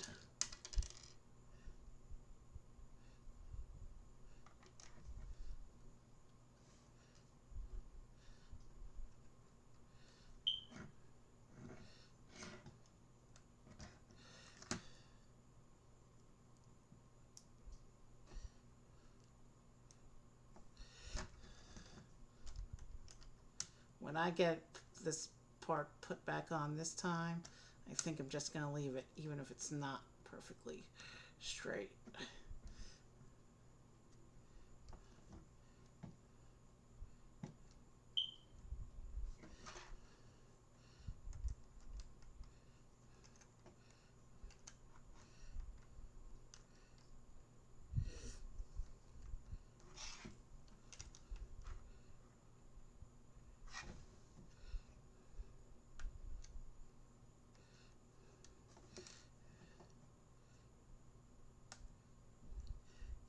That seems to be better aligned.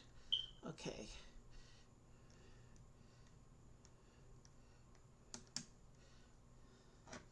All right. Appears to be more together now. Maybe it actually is more secure now that we've pushed that little bit in. But here's our Porsche 911 GT3. The front's a little simpler in its outward design than most of the Speed Champions cars have been. Also, this bit was coming off a little bit. I fixed the tail fin now. The back end is a little more detailed. You can see if I shift it so the light goes on it, the glare goes on it, you can see the exhaust structure down there. And you can see the Porsche logos going on there. And of course the tail fin.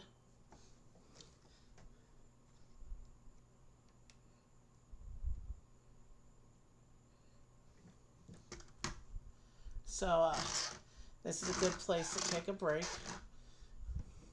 Let's get our other cars back on so you have something to look at while I take a break. This is going to be a little bit of a longer break, I think. And I just, oh, it's just this little assembly from the tail fin.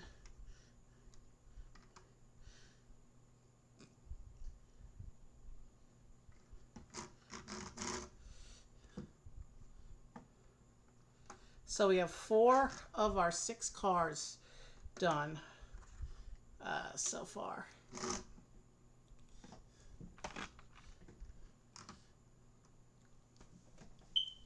And when we come back, we'll start on car 5. But like I said, this break's going to be a little bit longer. All right, I'll see you in a few minutes.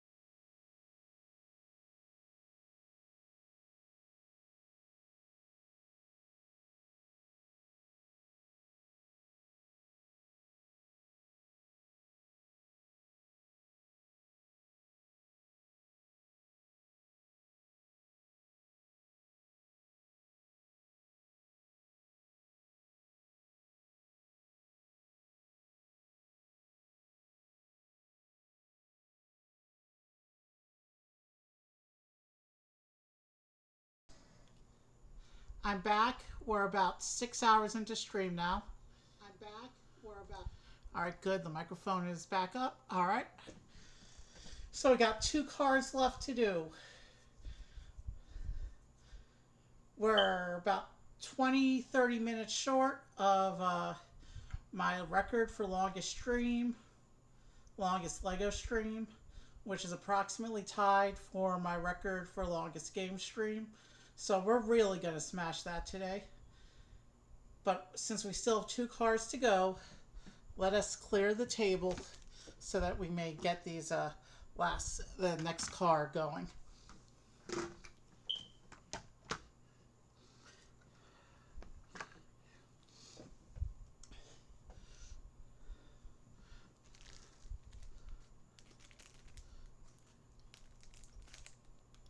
That goes with the Porsche. That goes with the Bugatti. And with 2 cars left, I see 2 helmets but no wrenches left in the spare bits baggie. So the last 2 drivers aren't getting helmets. I think we're going to build the Dodge next. We're going to build our little American car here. This one has a nice lime green color that we don't see this color much in Speed Champions.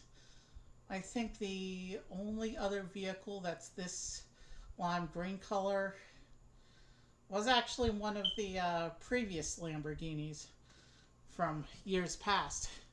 But this is the Dodge Challenger Hellcat. So this is what the front of the box looks like. And you can see it's got a very similar shape to the other Dodge cars that they've done. Dodge is probably the most consistent in general shape. And then the back of the car where you can see it driving away as a Speed Champions tradition, and then a comparison shot with the photo of the actual car.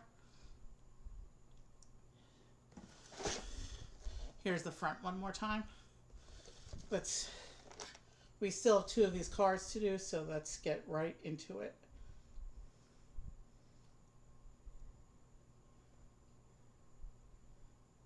Yeah, let's get this open.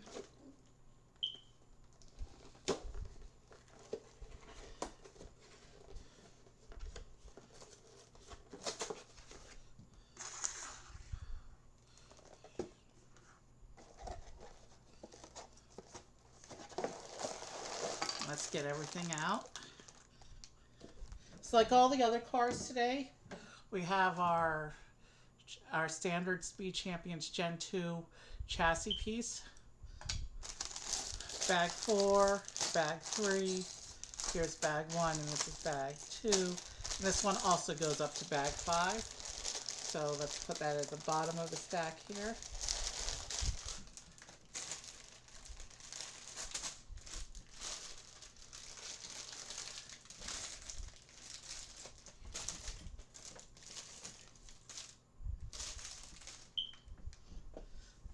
Of course, we have our instruction book. And you know what didn't fall out of the box? But you know what we do with the instruction book, that's set aside. But I just realized, you know what didn't fall out of the box? There's no sticker sheet. And I'm looking in the box. I was looking between the bags. Let's see, is there... If there's no sticker sheet, then this is a first for Speed Champions Generation 2.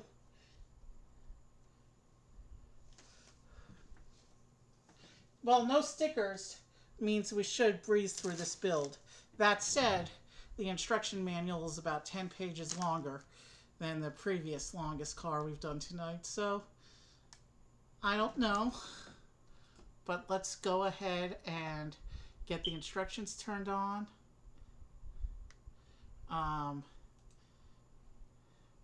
There's our Dodge Challenger Hellcat instructions.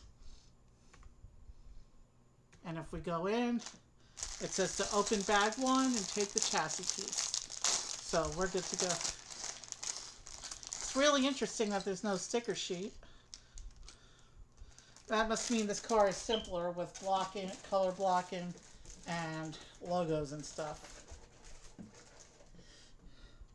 I do appreciate that though. Speed Champions stickers, as you've seen, the past 4 cars are really difficult to do. And the last car we're going to do, I could tell from the box.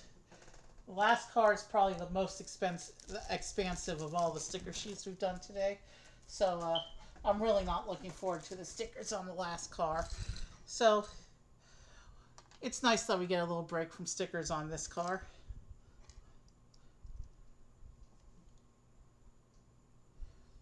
So he's got a Dodge branded jacket here. Oh, and he's got a design on the back of his jacket. Like the other male drivers today, he just has the one face. He's got a little bit of a beard going on.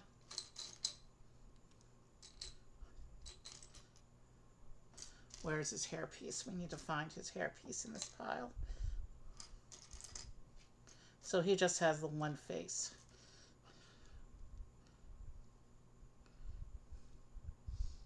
He does get a wrench.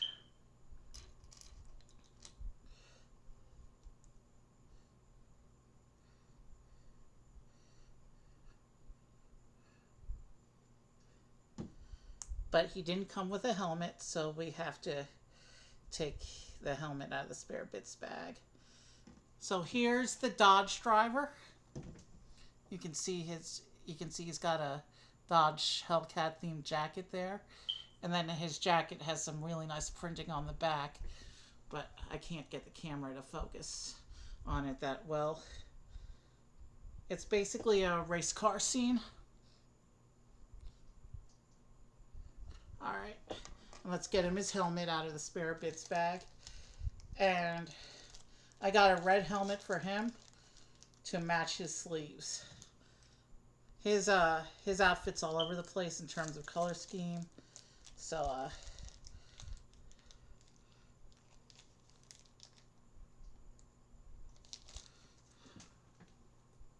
let's just see.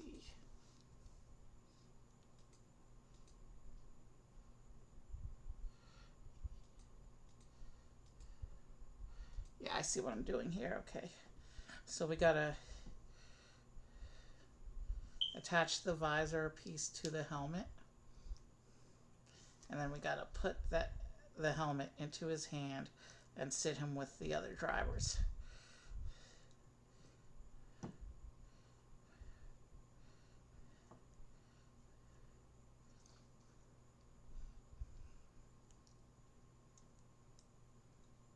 Oh, that big text thread that was going on. It was discussion about a sword that's being sold, a replica sword being sold in the gift shop of the Medieval Times castle where my brother works. So nothing relevant to me at all. Nothing that's required an immediate response from me. So let's proceed with getting this. Let's start putting this card together. Oh dear, my fingers don't go that way. But we'll do what we must.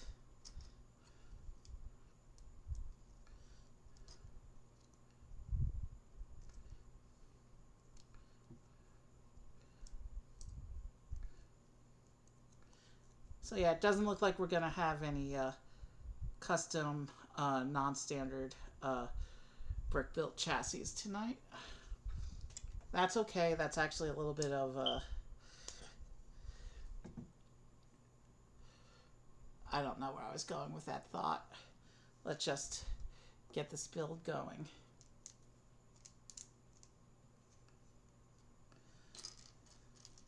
Without stickers, we'll be able to focus on the pieces themselves, and we won't have to worry about alignments or anything like that. Obviously, piece placement is still very much relevant.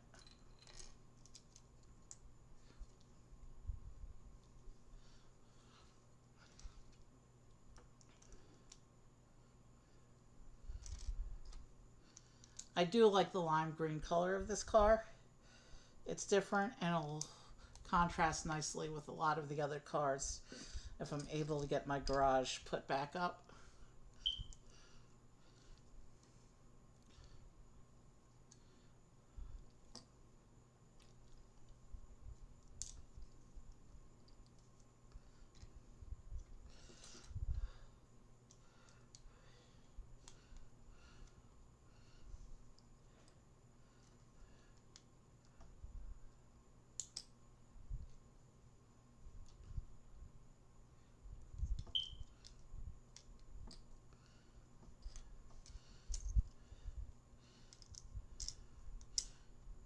The structural layering for the interior is off to an interesting start for this one.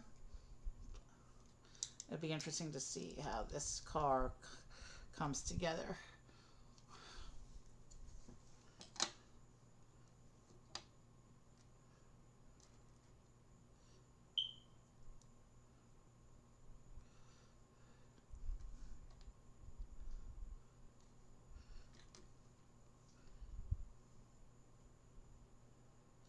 Is that a...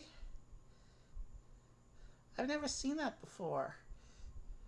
It's a little coffee cup. Not the coffee mug, but it's even got a little molded sippy top like the with the styrofoam coffee cups that you get from 7-Eleven to go. Interesting. I've literally never seen that in a Lego set before. That must be a new piece.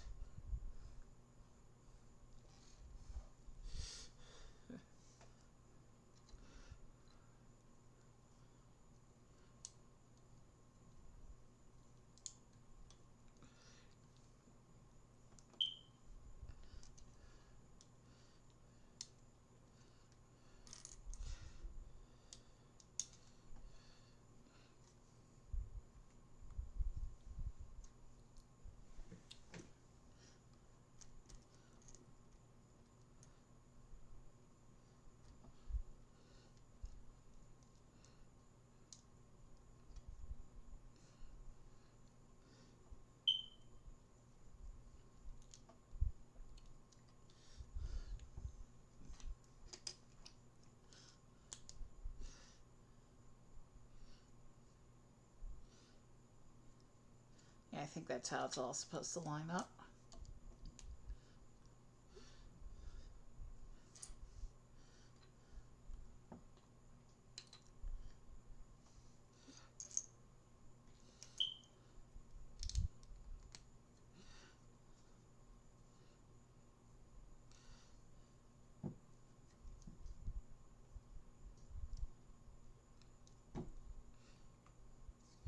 And we're doing our first assembly for this car.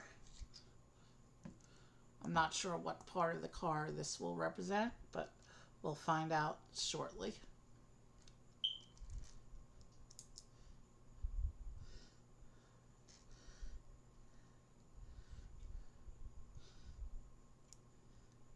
Just on the fact there's no stickers alone, this is going to be a fun build experience, I think. It'll be interesting to see how they get all those high levels of detail without having to resort to stickers.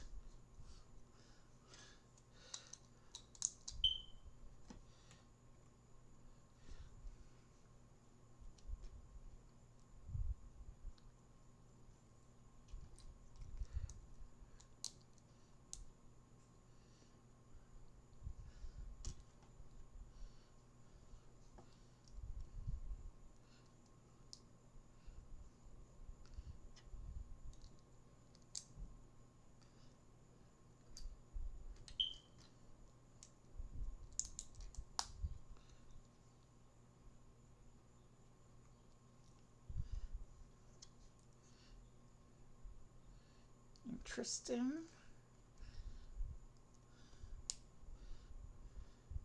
There's already some interesting techniques going on with this structural bit here.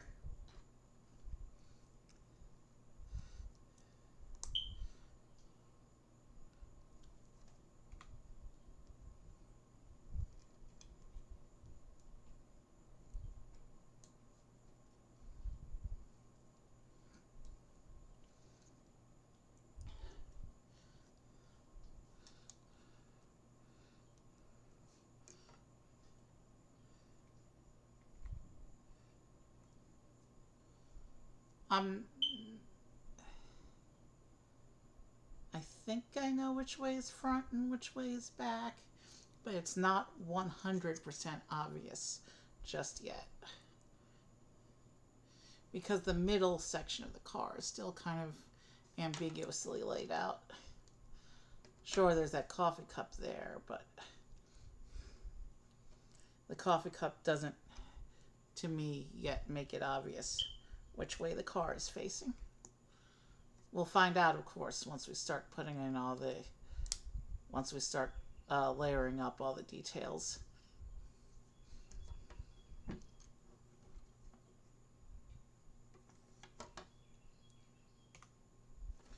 And now it's time for another assembly, this time going around the other axle block.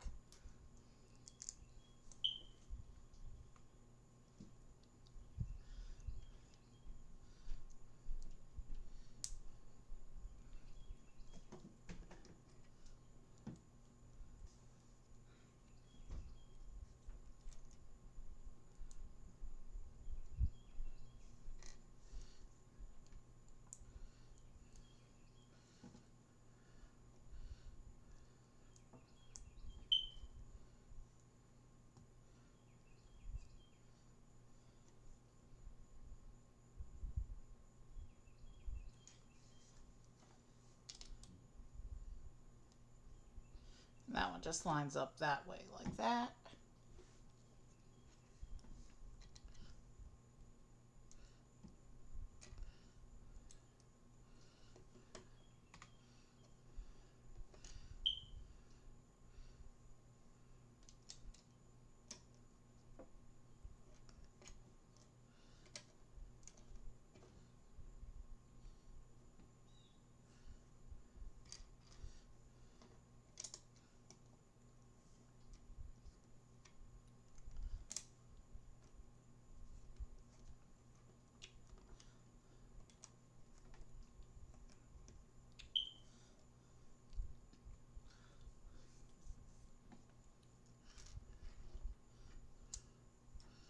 Interesting.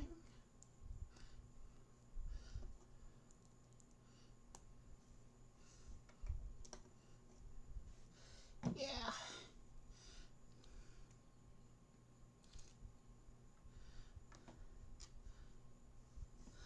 I'm already feeling the burn a little bit, and we've still got a couple hours to go, so I don't think I'm going to do too many of these mega marathon streams. Special occasions only, I think. But this does constitute a special occasion. I haven't streamed all month, and I had a lot of Legos to build, and I still have a lot more Legos that I have to get off of my shelf to make room for all the stuff coming next month. So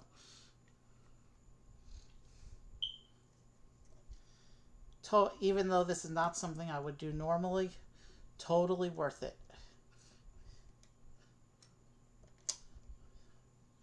I've been waiting for these SB Champion cars from this wave for quite a while now, so I'm happy to be doing this.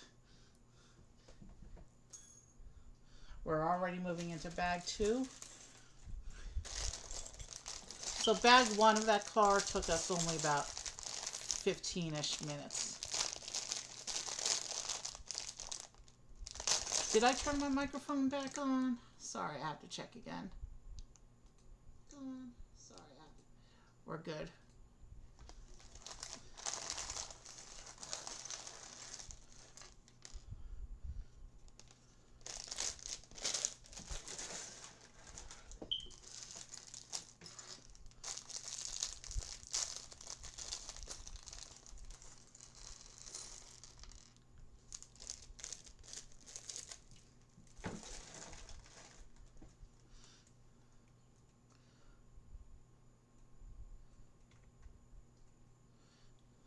Okay, let's keep going.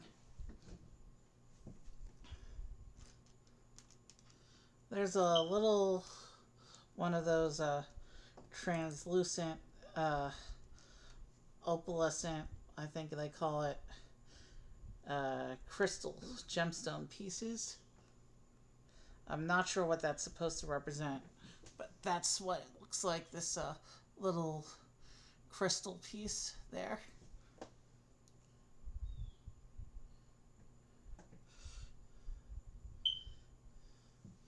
Oh, based on how it's being lined up, it looks like it represents light of part of the lighting rig.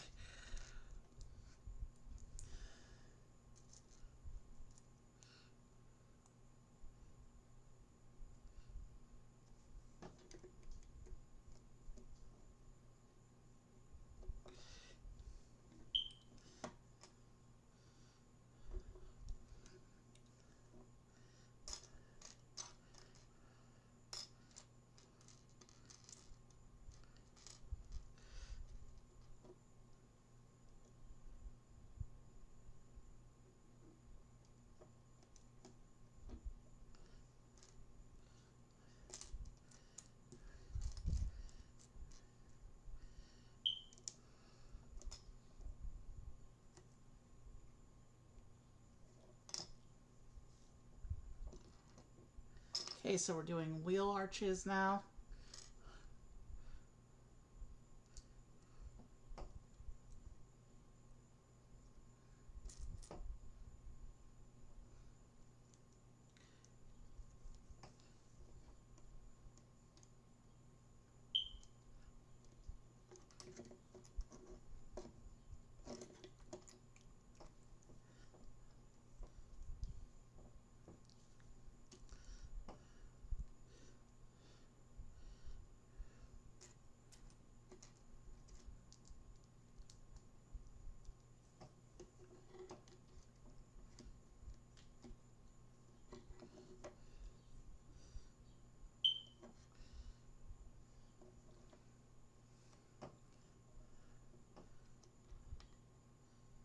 Okay, how is this lining up?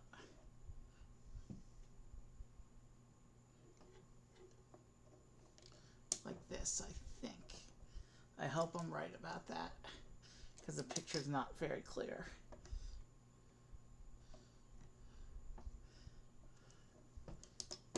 We're continuing to build up some of the internal structural layers now.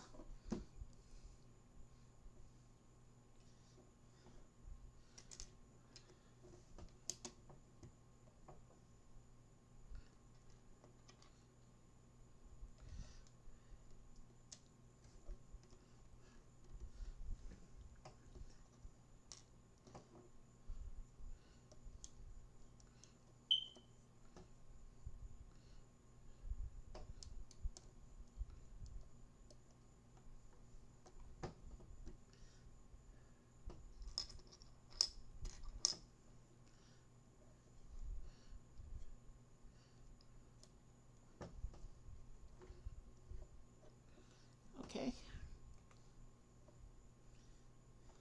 Interesting. So we've got these ski pieces going in now. I'm trying to see exactly how they're meant to line up. But I think, yeah, it's showing the straight side in on the back. And then the pointy bits going forward.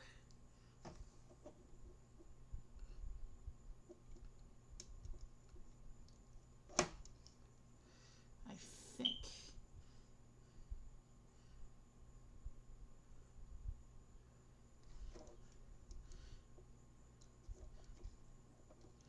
And these go on these little...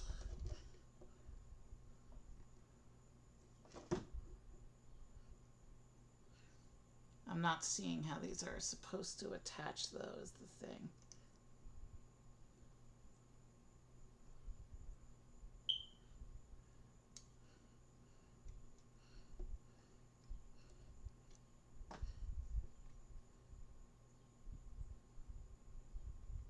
All right, how do these bits attach?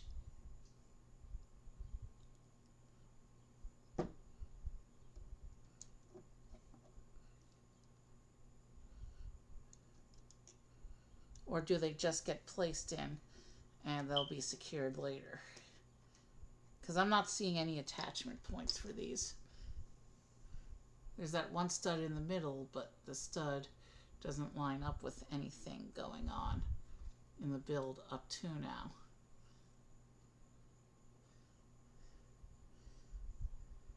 So I'm going to assume that they just get placed in and lined up later. Or secured later, I guess is... Oh, I see. They do attach to the back of the white plates there.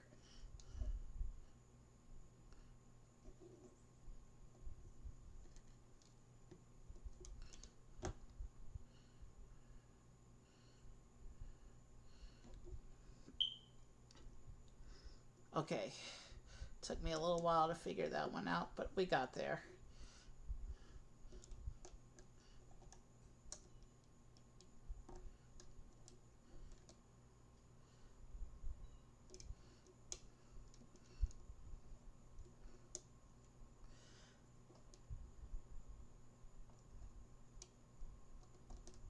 Okay. All right, those bits are in. We were on that step way longer than we should have been.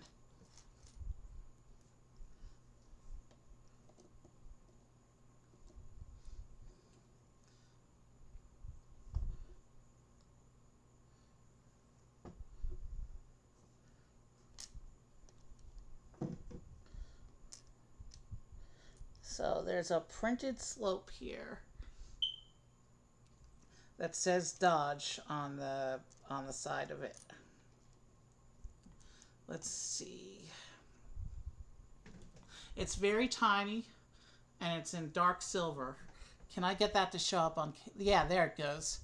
The Dodge logo is printed on the back of the slope piece.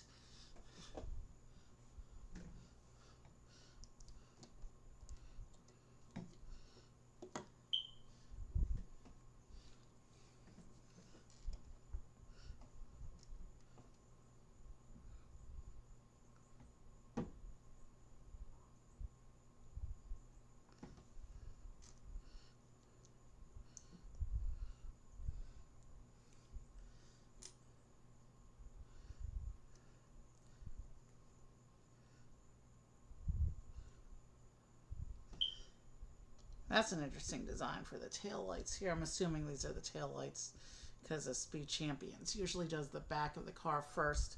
Once we get past the basic structure and get into actual building.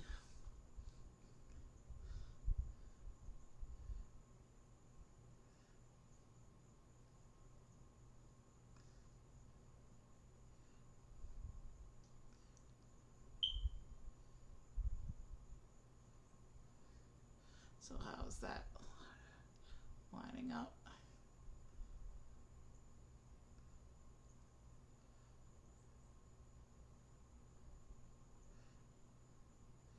Okay, it's showing the clip is pointing down, but if I build it the way it tells me to build it,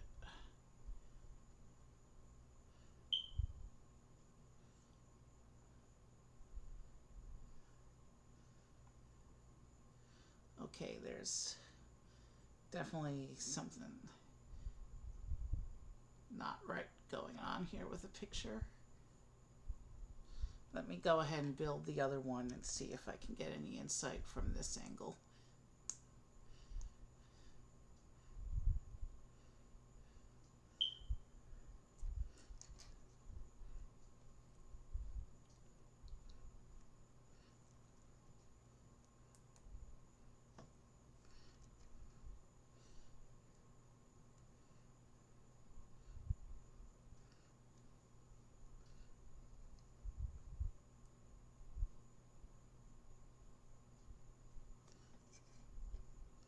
Okay, what I was seeing, I'm guessing.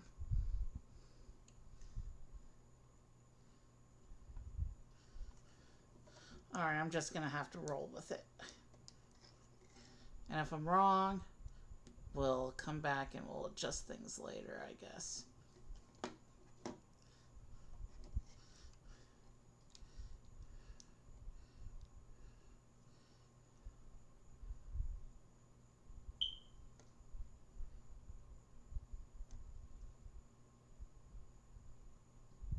It does show the clip hanging down, though. Shoot.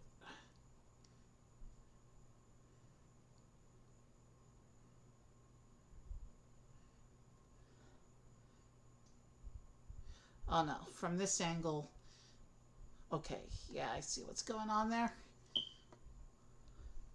I got confused about the orientation because the way the clip appears from different angles. We can go on. That was a me issue, not a instructions issue.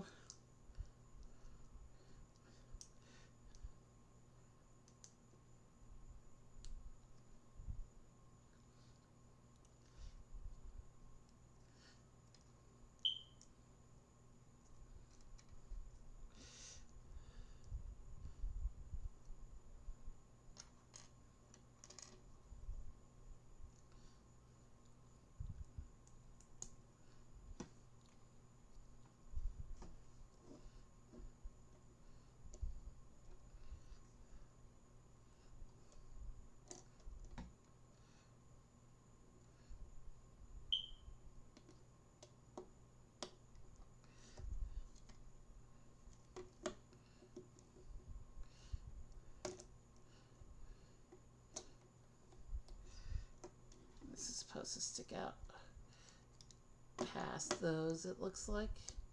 So this needs to align with the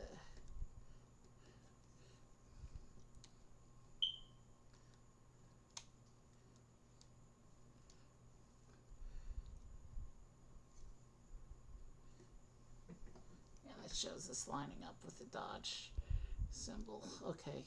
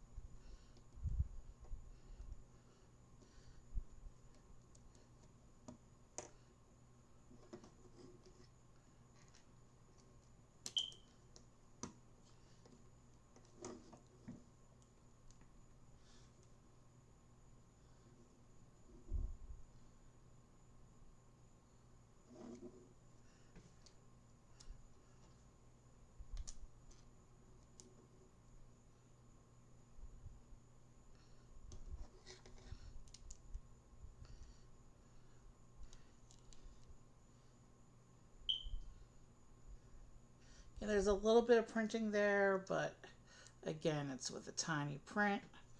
The little SRT logo right there. And I'm not going to try and focus it any better because we need to move on.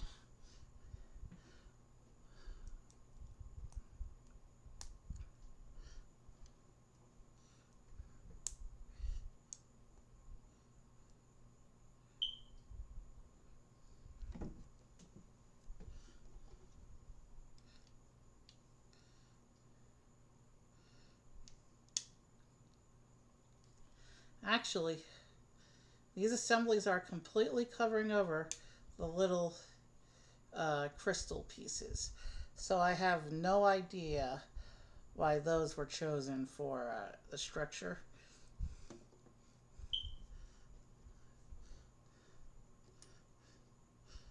For the internal structure, I mean. Because they're completely hidden. Could be a reference to something that I don't know because I'm not a car expert, but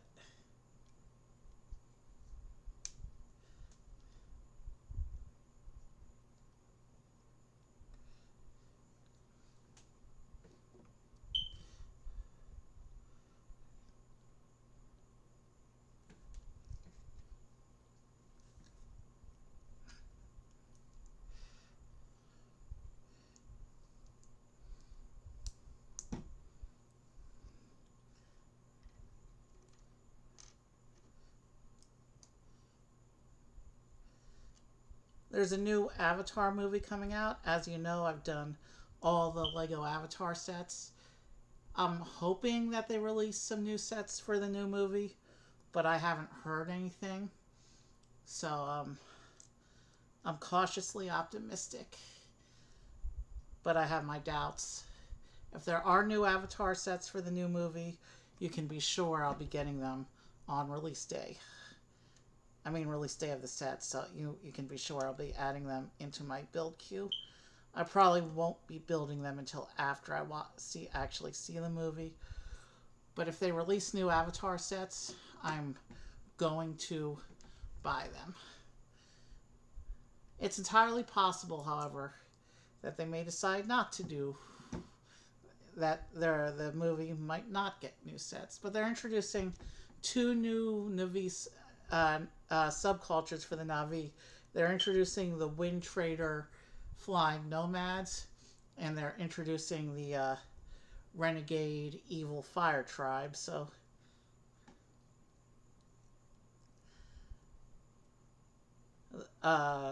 given that the sets that they released represent the first two movies, after the third movie comes out, the sets represent an incomplete picture of Navi culture on Pandora. If the two new tribes don't get any representation.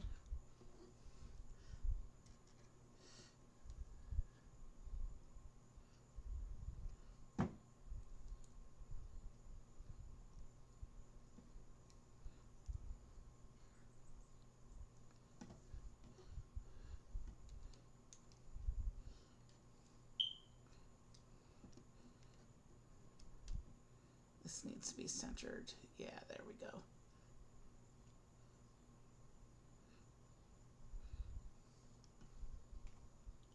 So there's the back of the car.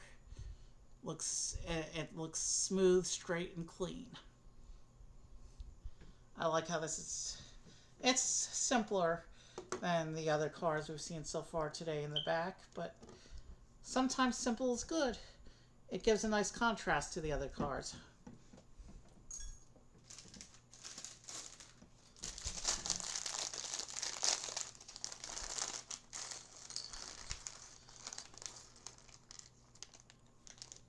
So we'll be at 22 bags for the evening after this car. Looks like bag 3 is going to start with an assembly.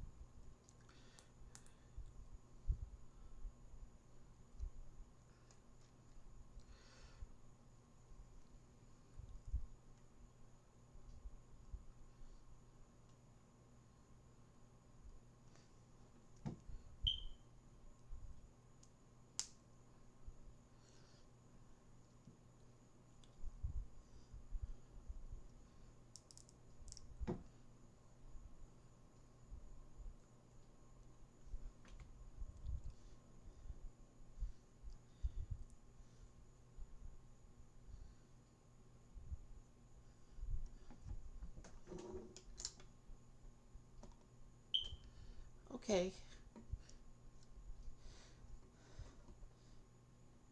That's one interesting way to start filling in these gaps.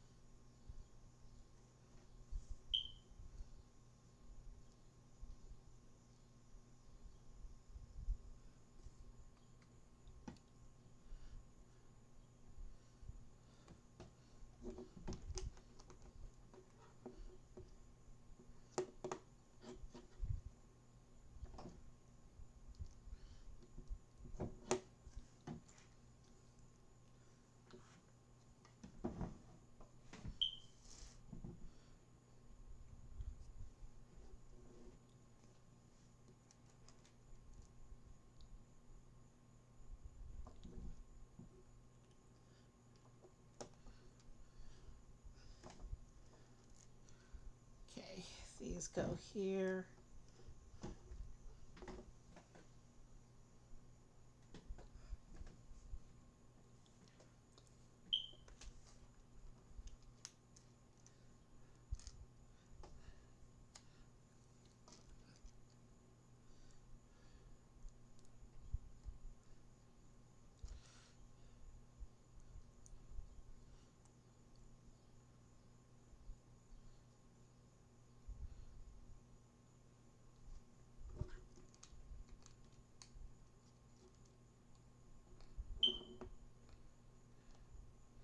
So yeah, it looks like this car is going for all the weird techniques.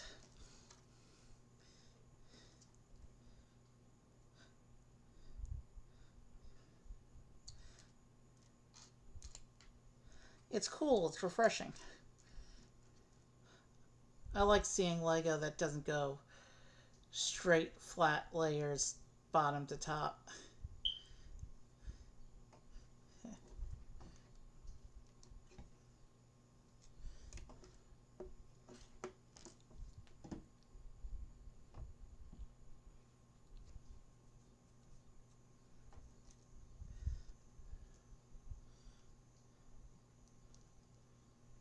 Also, when I dumped the parts for this set, I didn't see a wheel baggie.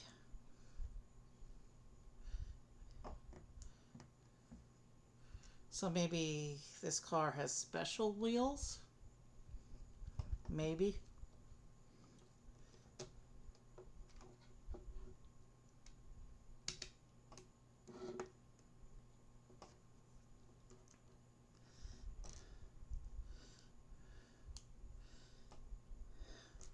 Given how cool the cars from this wave are turning out to be, it'd be interesting to see what they bring in 2026 in terms of speed champions.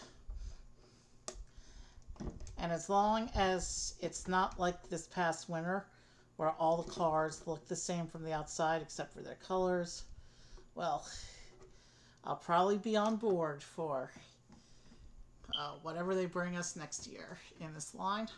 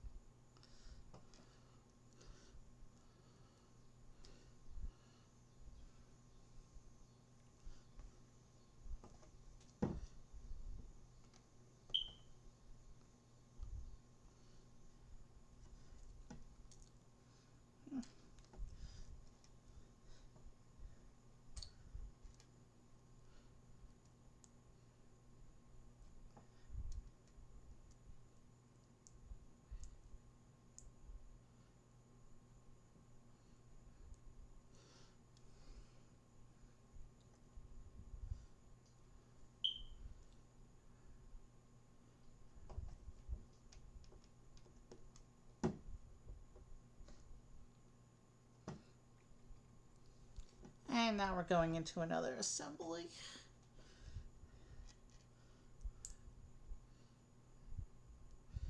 I messed that one up.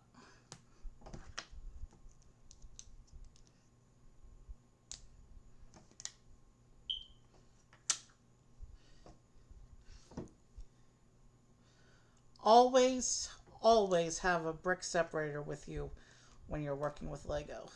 That's the best Lego advice I can give you right now. The brick separator is your friend.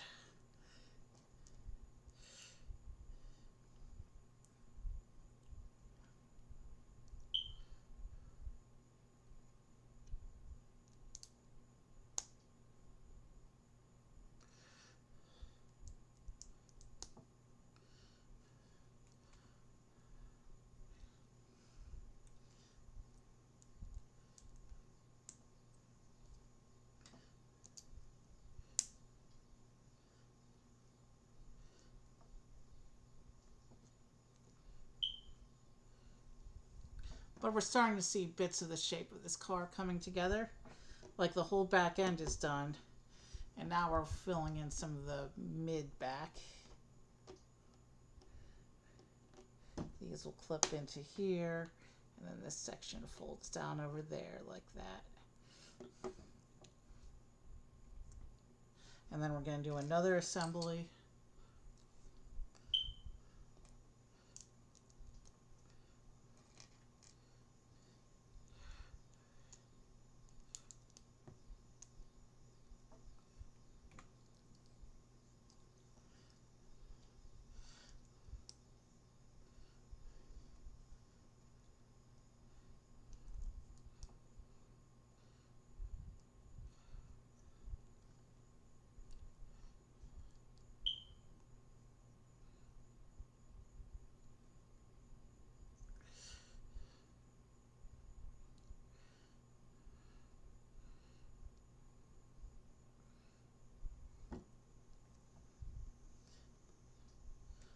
that's crooked. These tiles are supposed to be straight. Let me see if I can't do a little bit of adjustment here.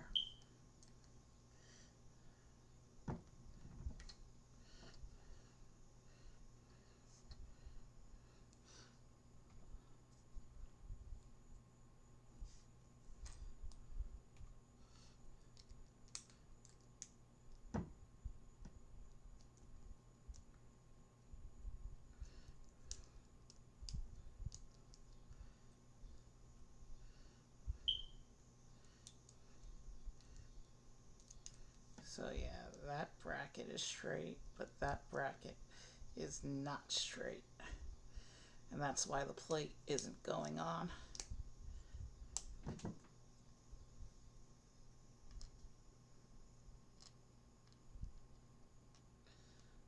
That, trying to attach the plate, yeeted that bracket right at me, which tells me it wasn't aligned properly. Let's try this again. That's better. Now that that's on, let's fix these little tiles here, because these I think are meant to be straight. Yeah. And then we have this whole mess going on here.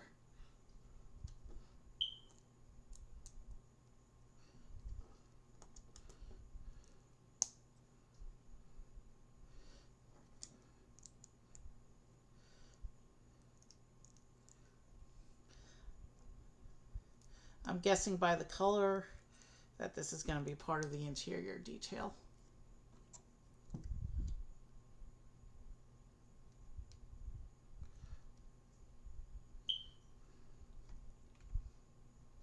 Yeah, this is the backs of the seats.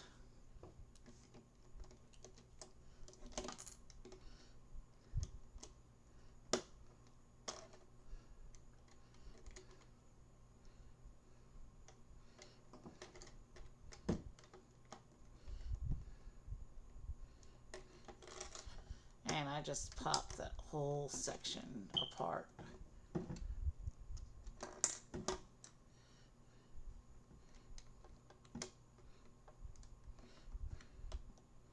There we go. Yeah. All right. So that's the upper portion of the seats.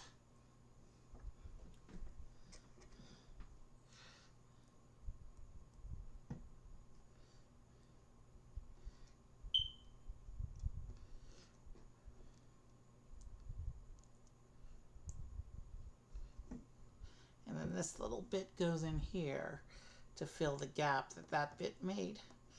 Okay. It's clever all the little ways they're filling in gaps here. That's always been one of the highlights of Speed Champions, is how gapless the final builds tend to be.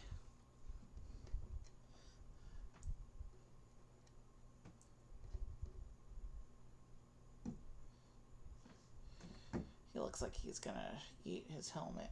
All right, that's a little better.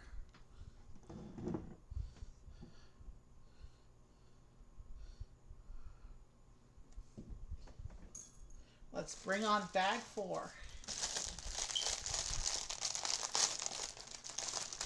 And I knew this was going to happen, that we were going to have a slightly longer break after the 4th car.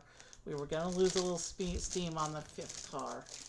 I don't see a scenario in which we finish we're about to hit 7 hours. So I don't see a scenario where we finish this car by 7.5, which means we're going to go over the estimated 9, which I had a feeling was going to happen.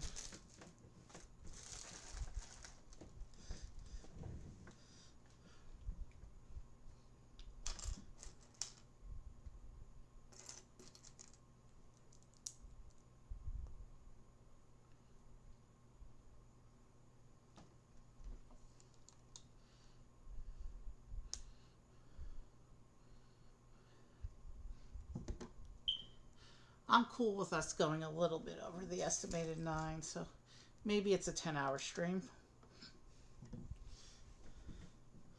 because we still have bag 4 and 5 on this car.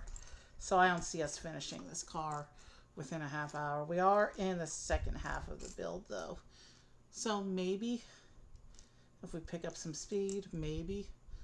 But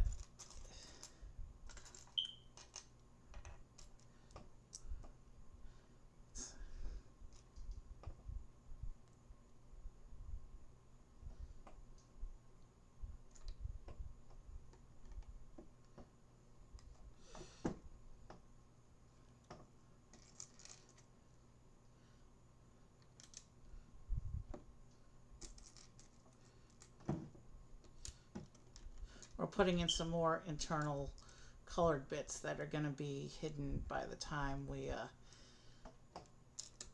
that are going to be hidden soon.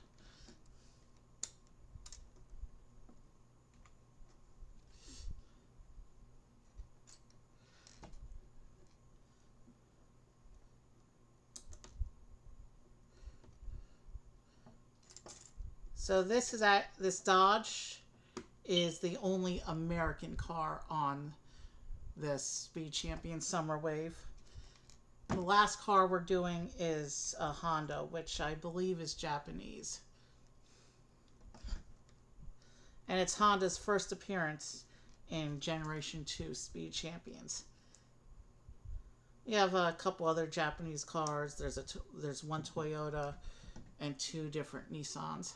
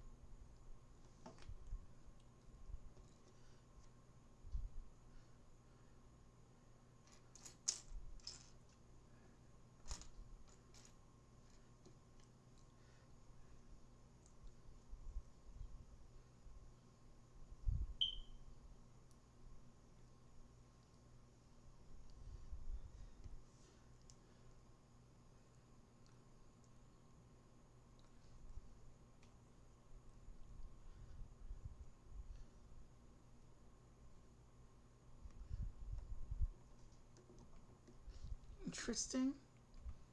We're definitely doing some very interesting structural bits right now.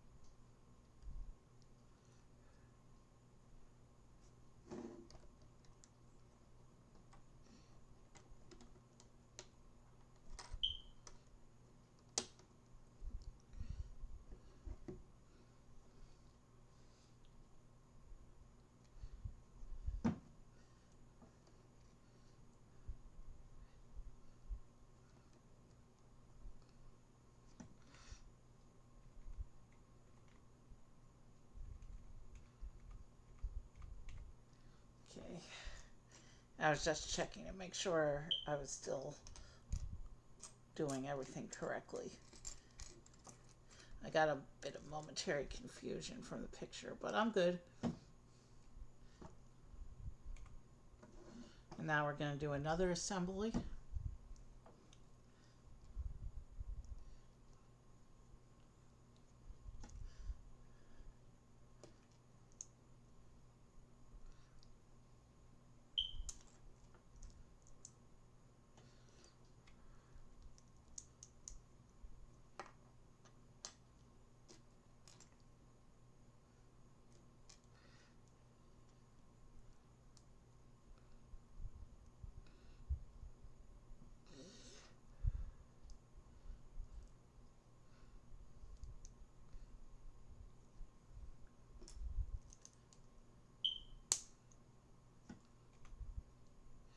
Okay, so now we're doing up the sides of the car.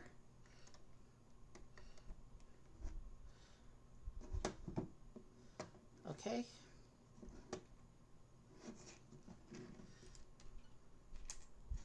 And this, we're gonna have a printed tile here. No, printed slope. So that's the Dodge Hellcat logo printed on this slope piece.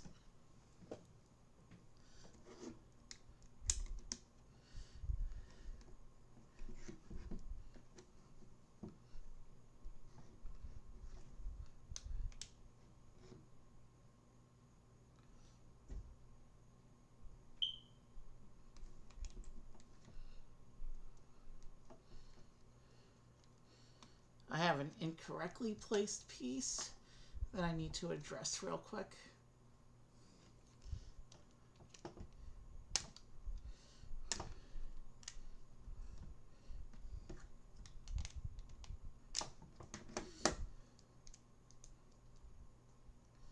Okay, we got there. Now let's fix this.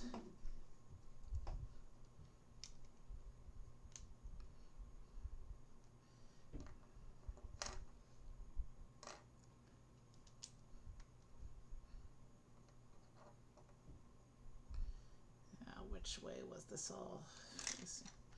This way.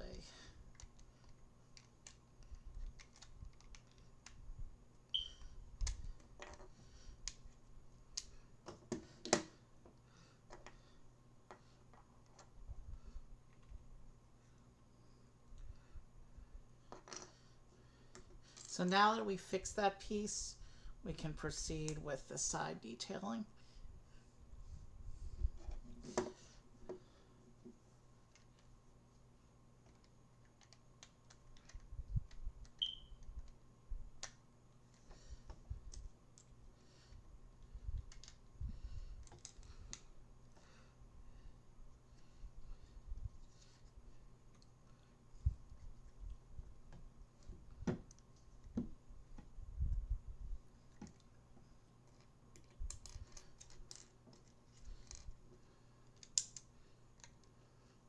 Okay, we got there.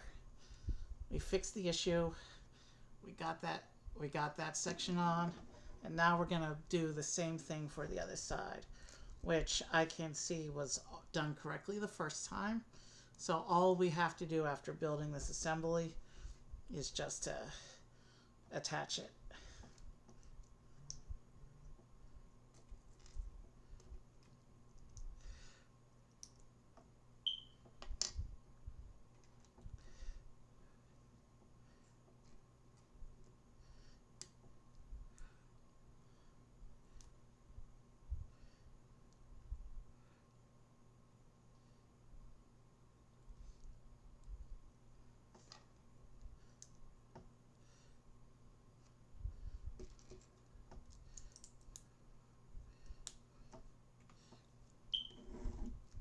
So now we're going to come over here, and I'm going to build up this side of the car the same way.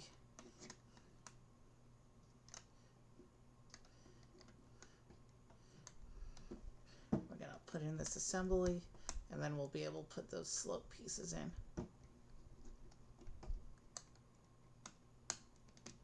There we go.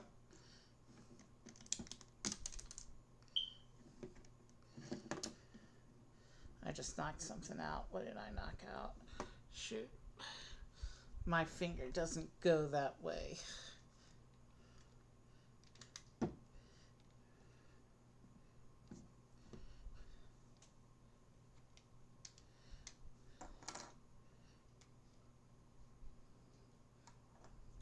Definitely some interesting attachment techniques on this car.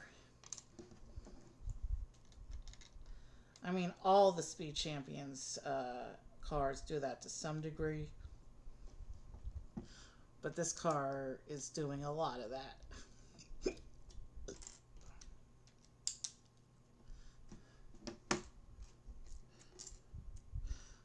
And yes, this side of the car also gets this printed Hellcat logo.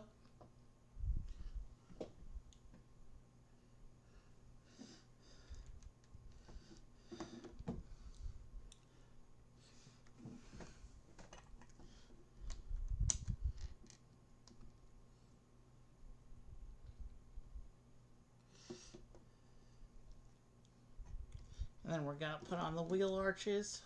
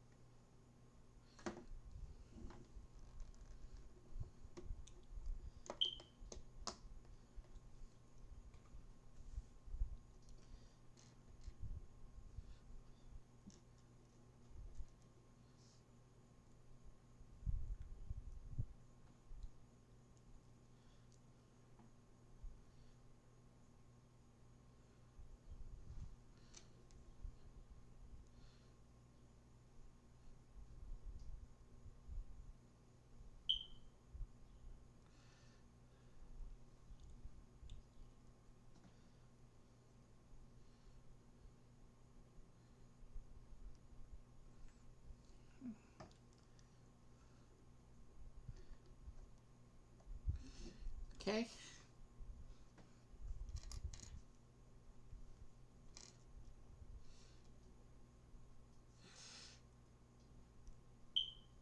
So I think what we're doing now is the headlight assemblies.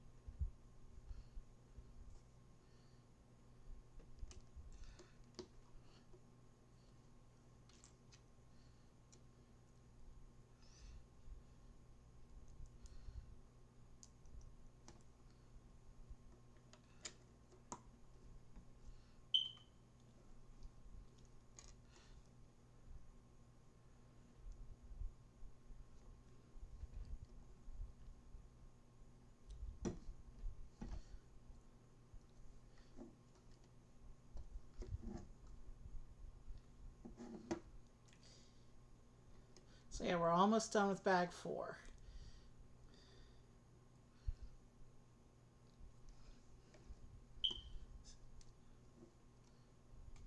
It'll be close to the 7.5-hour mark, but it will definitely go over a little bit.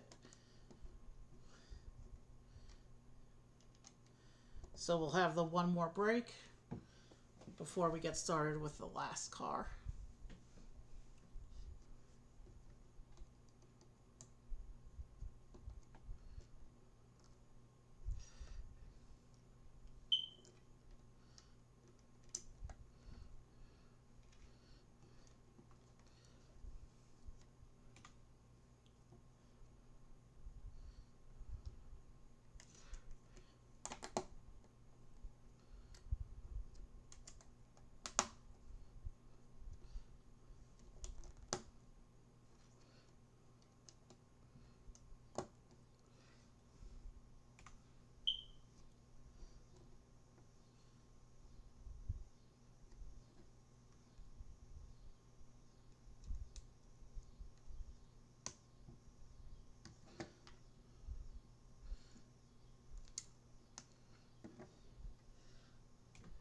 We're going to bag 5.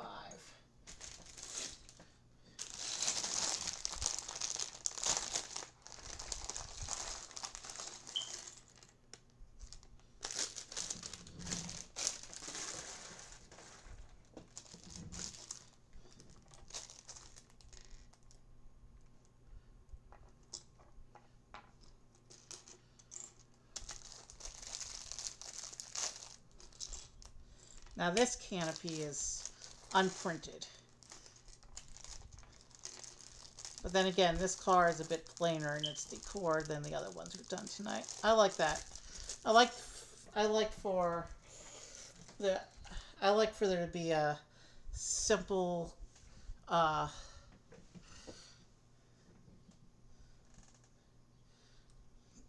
solid, not over-designed car to balance out all the flashy ones. I couldn't find the words I was looking for there. I'm sorry. But yeah, the part count it looks like the parts pile for bag 5 isn't too substantial.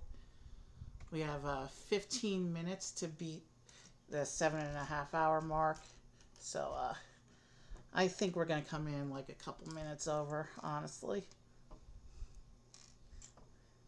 But it'll be close. This is not a very substantial parts pile.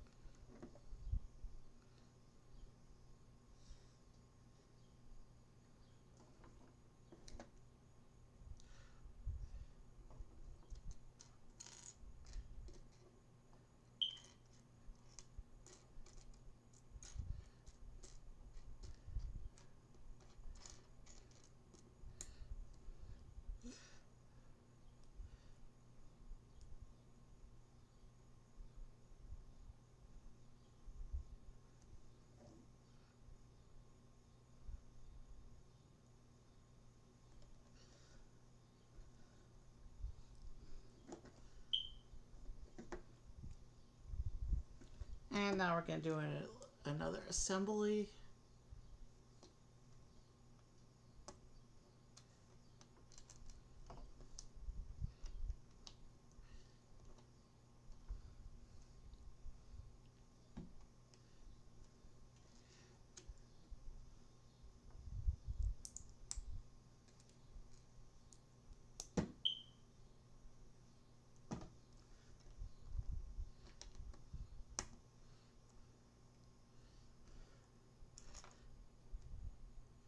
Interesting use of the small window frame piece here.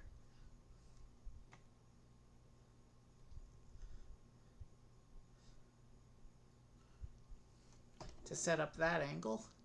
Okay.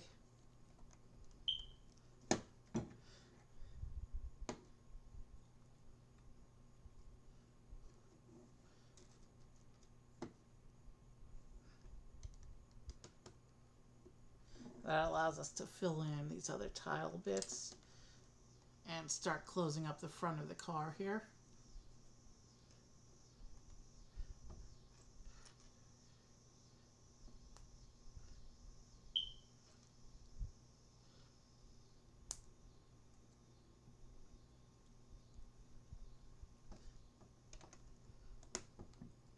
Interesting.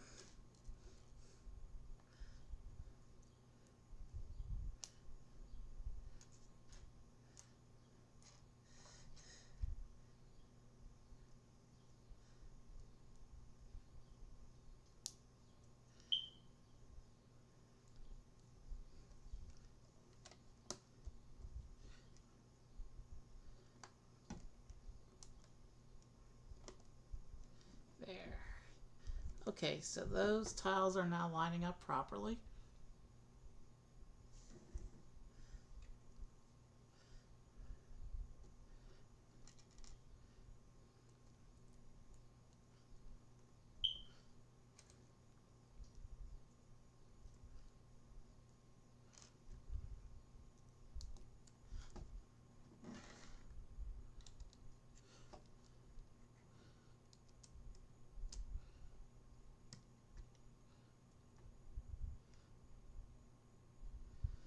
Did I do that right? That doesn't look right.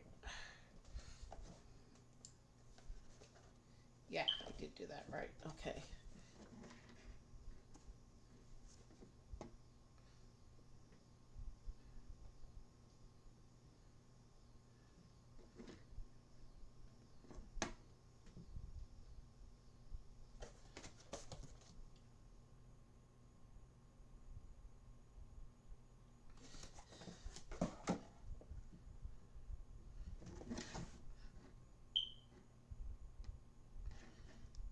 Which tells me that there might be an incorrect piece going on here based on what I saw from the box, but it might be too late to fix. We're not going to worry about it.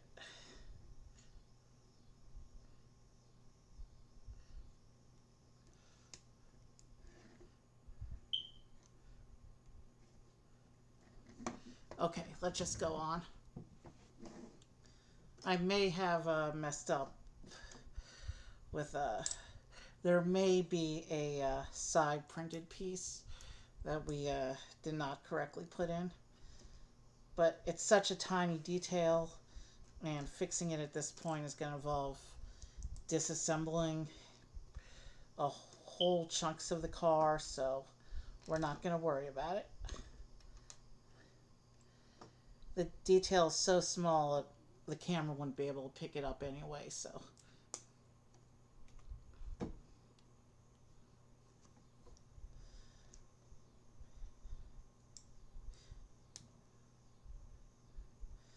And that's if I interpreted the box pictures correctly.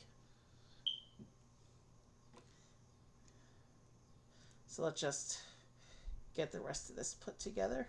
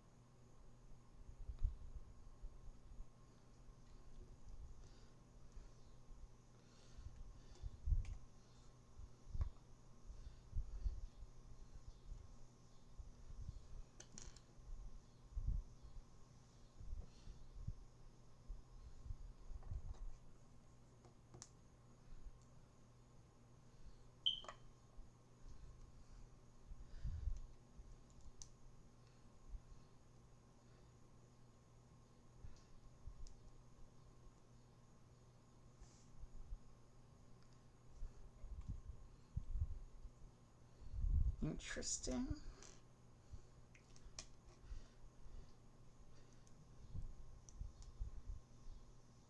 So one of the pieces we're putting up onto this assembly is this slope printed with our console.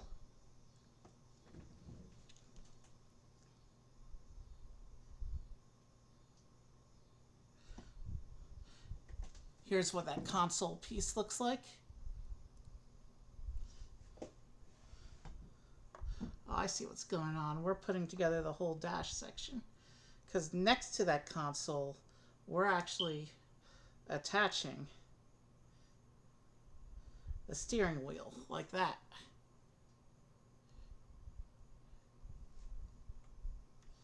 And then this whole assembly slots into those bars down there like this. And I just broke the thing, so let's try that again and not handle it from that part of it.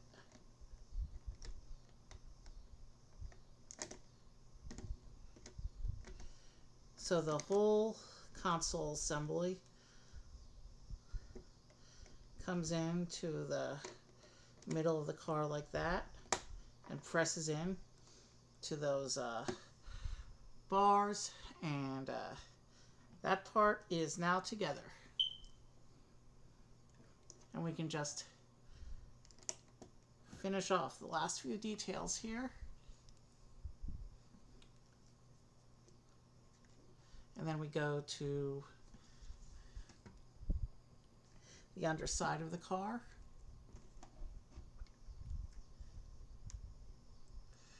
And there's places to attach these exhaust pipes.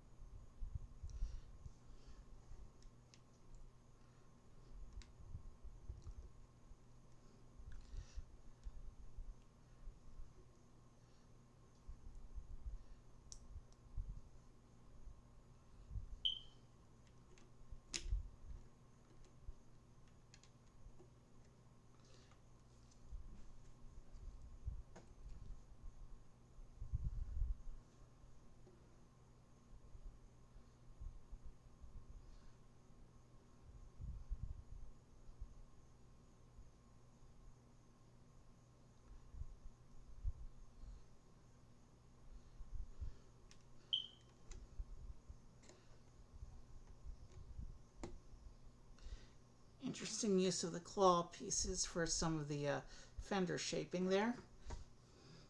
I don't think I've seen that particular piece used for Speed Champions fenders before.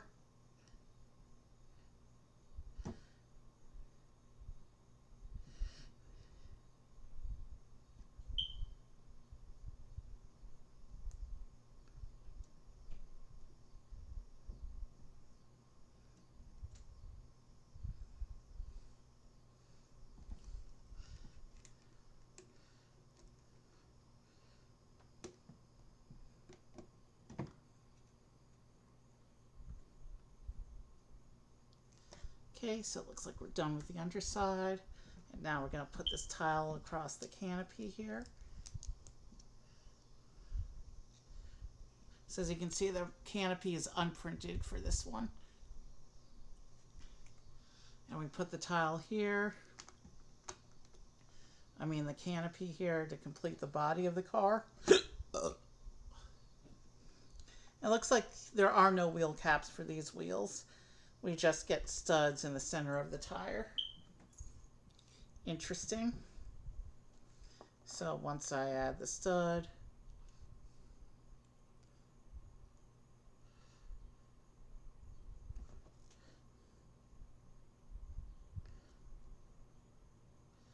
how does it attach?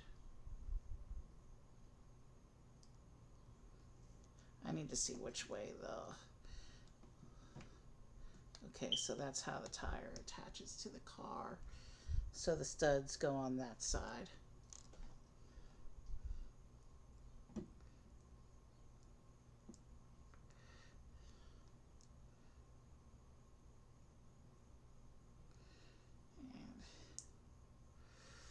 And the picture's not very clear about it either. No, it definitely shows the stud pointing out.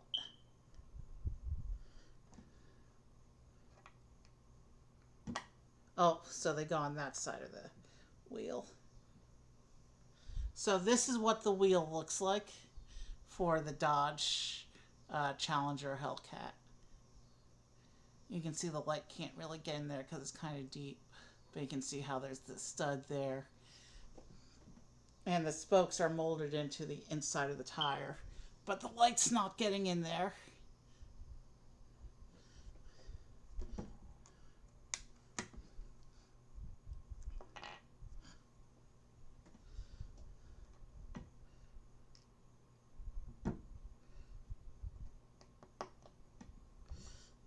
Let's get these other couple wheels on. And we came in right at the 7.5 hour mark. So yeah, we actually might.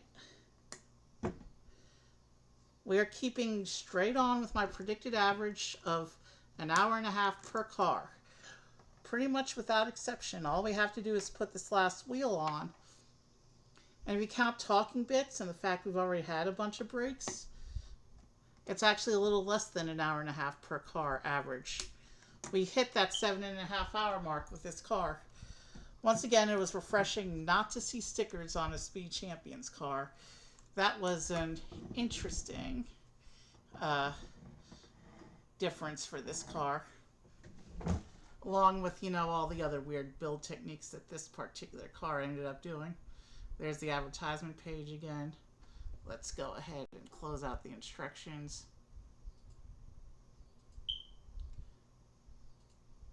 And we will get ready for our final break. And when we come back, we're going to build the movie car. And I can tell from the picture on the box and the instructions, yeah, these are some stickers that I'm going to need to do after assemblies. Because these stickers, these are some crazy stickers going on with this last car. Okay. As we have been doing, well, I have to show off the car first. Here's our Dodge Challenger Hellcat. Very simple in the decoration. It's only got like this Hellcat logo on the front and the Dodge logo on the back there. Well, the Hellcat logo is actually on the side. I meant to say side there. And I'll go back later and see if I messed up a piece placement here. Let me check that jumper real quick, actually.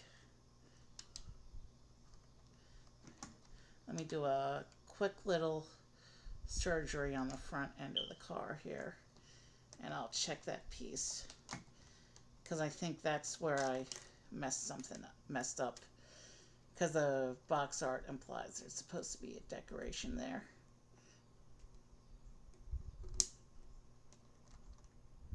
Yeah. Yeah. The jumper was printed on the side there. I don't know how well that silver is coming up on camera. But if I just flip that jumper around and reassemble those bits from the back, then the car will be correct in terms of its decoration. Correct and complete. And something just fell off the bottom of the car. So yeah, with this little repair job that I have to do now, we are a little bit over time for this car, but not a big deal.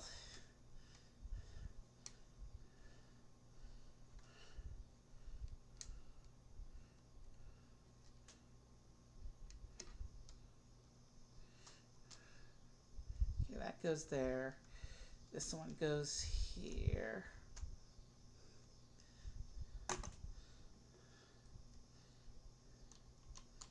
That bit goes there. This bit goes here. And these bits go back on top. Like this. So now that the car has been repaired, I'll show you the front again. This time you can see it has the proper decor. But the light can't really get in there. But you can kind of see the printing on the side there by the headlights. I'm glad that was an easy fix. And there's the back again, the sides, and the top. So now that we have fixed that, let's get ready for our final break. And then we'll come back in a few minutes to do the last car.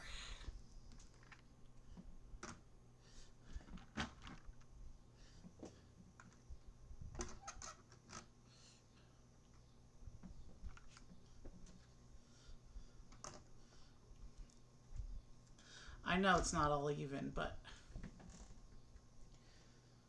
that's not bad either.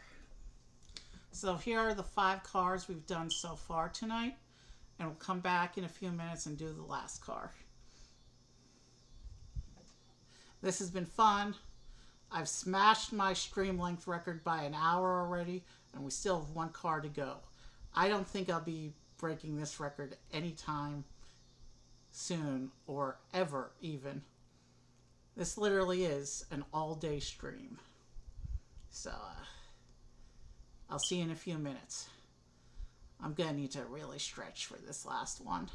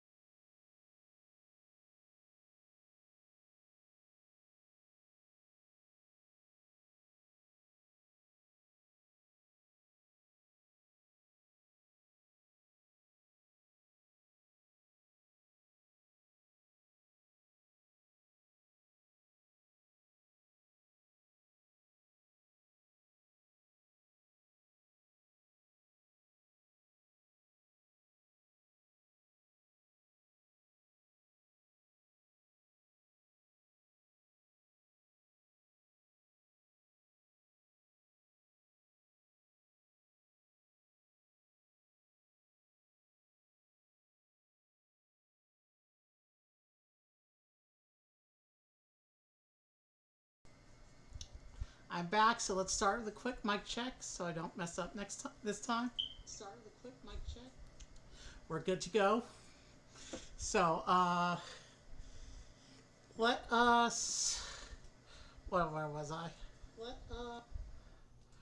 Let's clear these cars off the table so we can get ready to build the last one.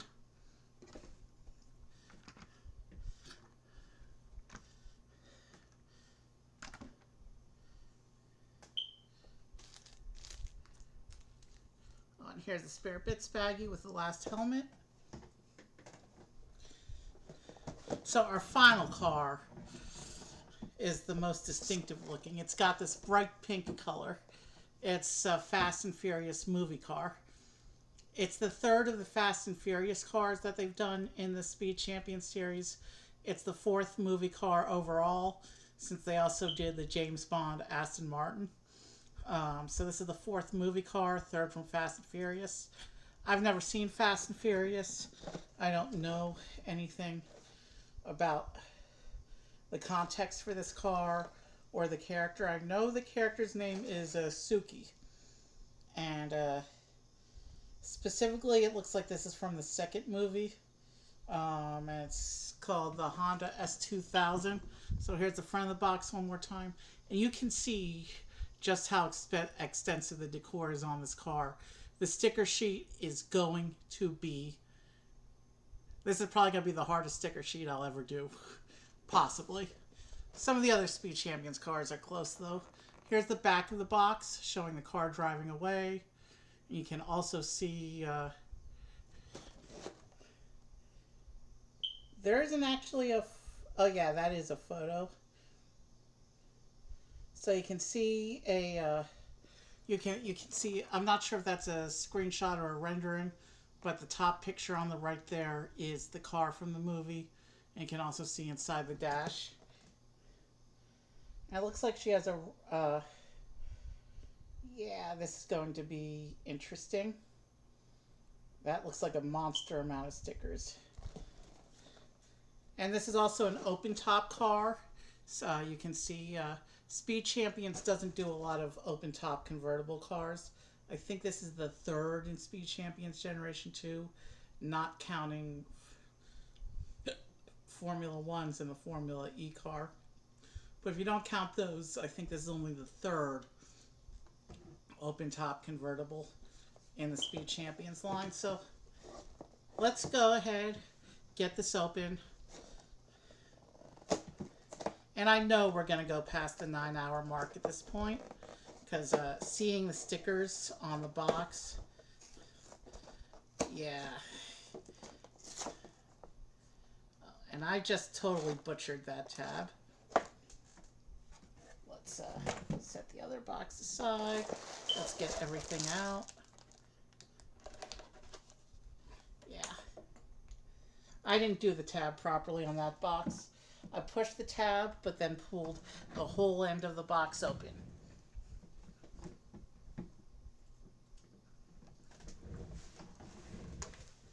Okay, so here's the instruction book. You know what we do with that.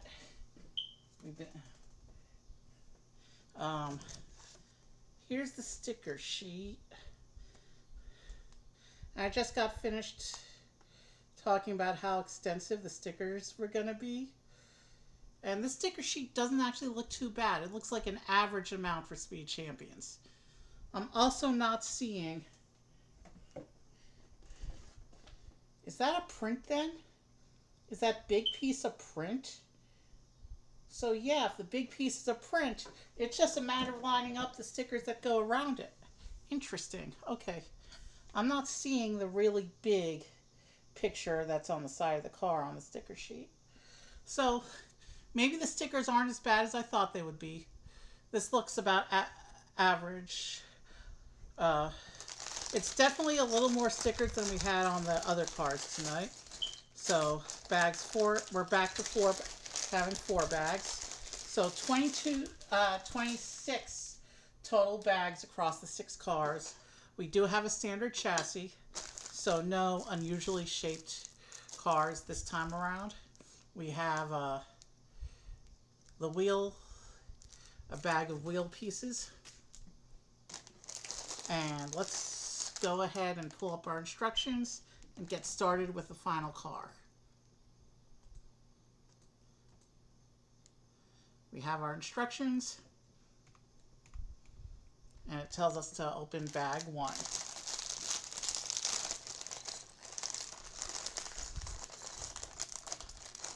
And our final car, well, not yet, because we still have to do the driver.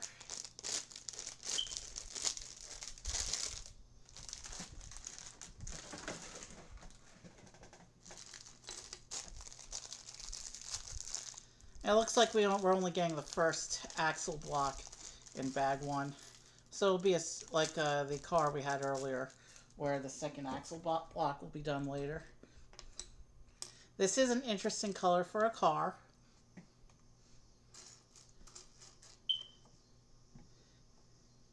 Hey, printed legs. That's something you don't see. Well, you see that a lot with Speed Champions. Speed Champions does often go out all out for the minifigures. That's a cool print she's got for the build. So we have confident, neutral, and slightly happy. We're gonna go with slightly happy. She is a movie character after all. Let's see which one actually looks better with the hairpiece.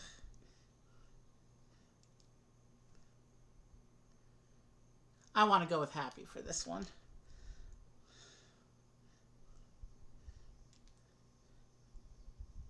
And she gets a wrench.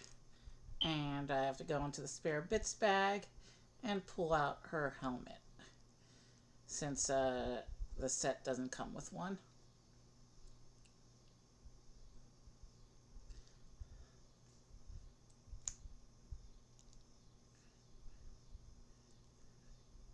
Again, I know nothing about this character. Obviously, there's no Honda branding on her outfit because it's her movie costume.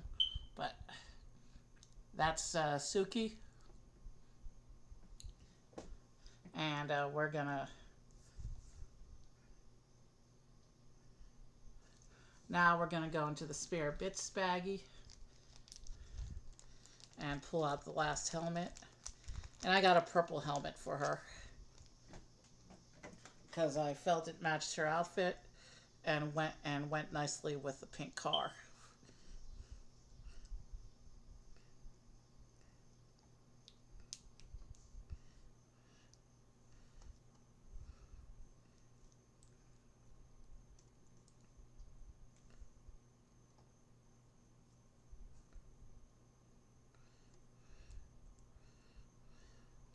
Okay, so there she is with the helmet, and we will put her with the other drivers.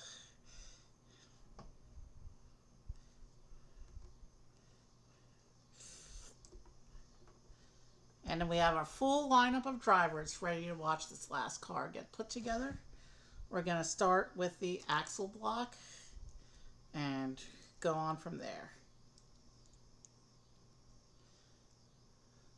My best prediction, probably 9.5-ish hours for stream.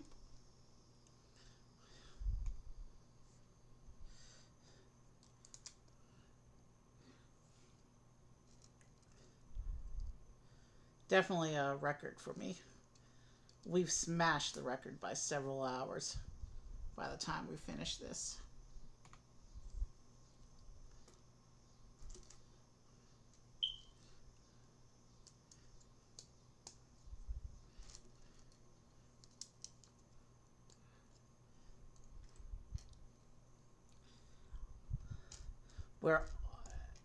We're just over the 7 3/4 hours marks.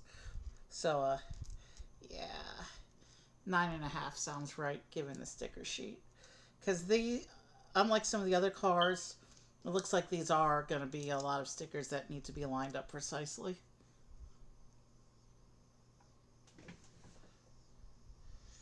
Oh, I have a new chatter. Nadathon, is that how I say that?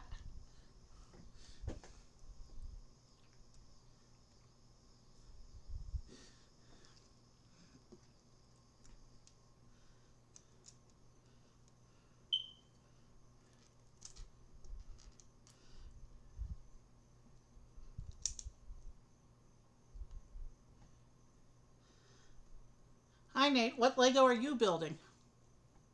Oh, Wario. Yeah, I've been collecting the Lego Mario sets, so I'll be getting the Wario set next month because I actually I have about a dozen Mario sets that I still have from previous waves that I have to catch up on.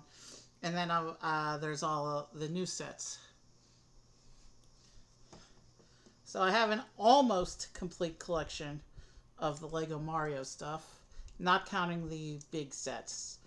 Um, I haven't really done them because they're not part of the tabletop play system. I really enjoy the tabletop play system they've set up. I know it's controversial to some fans.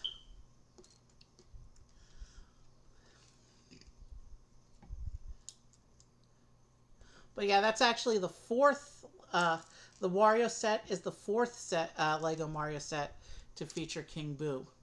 Um, and I have built on my channel all three of the previous King Boo sets. You can see those if you go to my history on my YouTube channel. But yeah, I do. I'm a variety streamer. I do mostly it's been Lego, but I also sometimes do gaming. In the past, I've done music, but still trying to figure out how to set up this part. I've moved my studio to another room, and I can't really do a music setup right now. So I'm hoping to be able to figure something out. But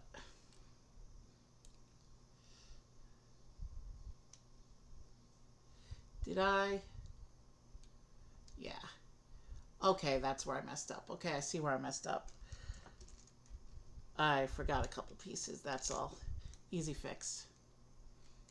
So yeah, I'm a variety streamer, but mostly I've been doing Lego. And if you want to see the entire 5-year history of my channel and see how we've changed over the years, I've had themes on the channel in the past that I don't have the setup to do anymore. I've had a move, and then after the move, I had a studio move. So the channel definitely been a lot of different kinds of streams on my channel. This is actually my first stream in August because I've had to do an unplanned health hiatus. But it's good to be back. And I figured what better way to celebrate my return to stream than to do my longest Lego stream ever. This is my 6th and final car for the day. I'm doing all 6 of the Speed Champions Summer 2025 wave.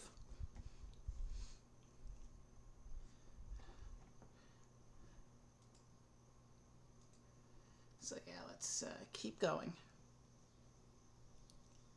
Where was I?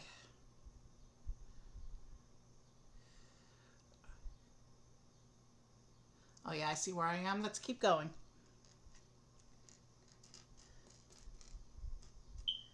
Translucent pink. Now that's not a color you see every day.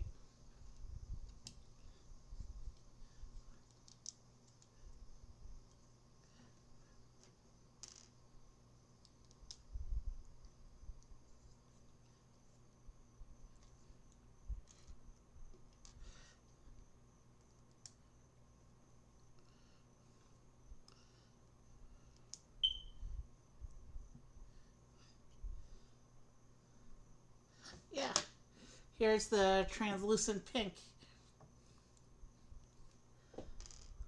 I don't.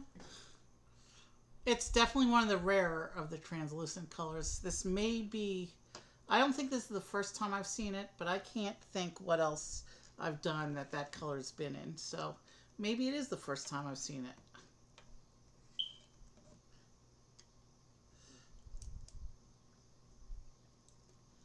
Now, because you're like 8 hours in to a 9.5 hour stream,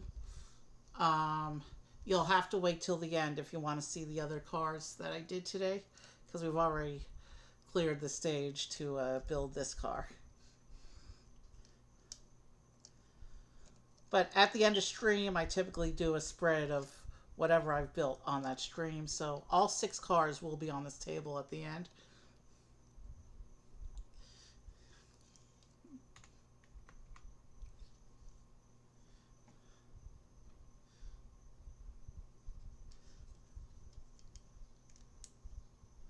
Okay, that goes there, I think.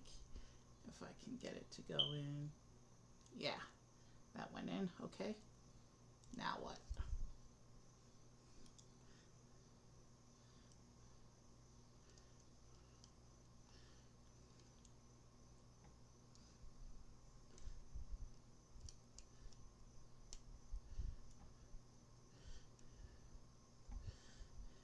So yeah, my YouTube channel is for keeping my stream history, and it has every stream I've ever done there.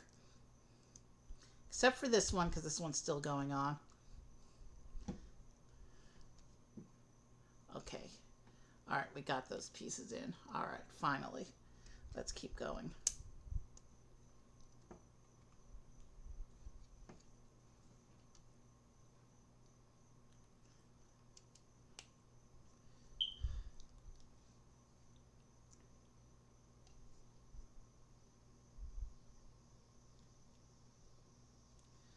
Okay, let's get these tiles up.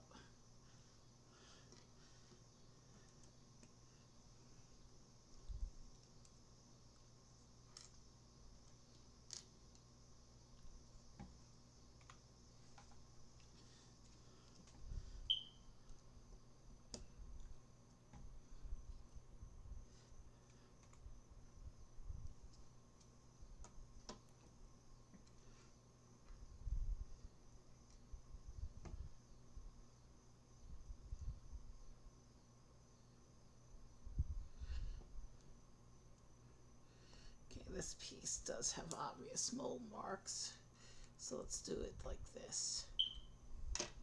And then we got to do, so this step is the very quite obviously the exhaust pipes. Pretty much all the Speed Champions cars have some exhaust pipe setup going on.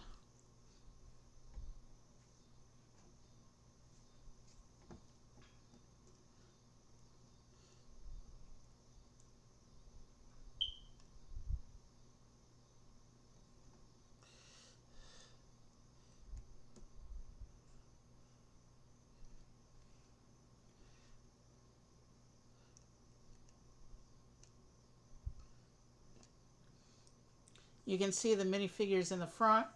That's basically my lineup of drivers. When I do a stream, I try and keep all the people sitting at the front of the table so they can watch the build. It's a little tradition I have with the minifigures.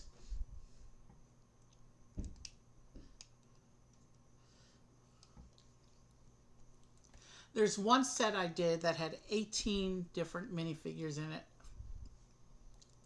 It wasn't a CMF. I don't usually do those on stream.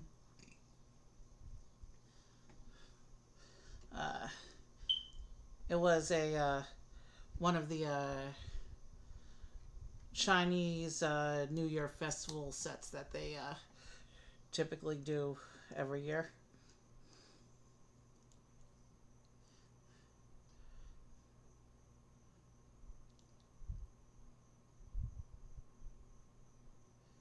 Okay,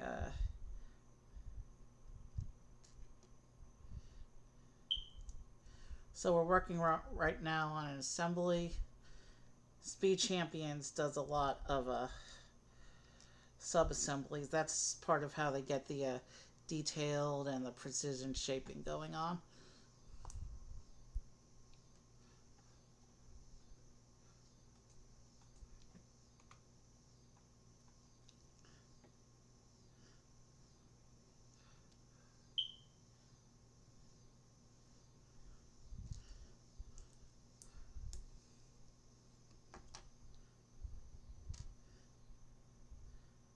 Let's make sure I'm using correct pieces.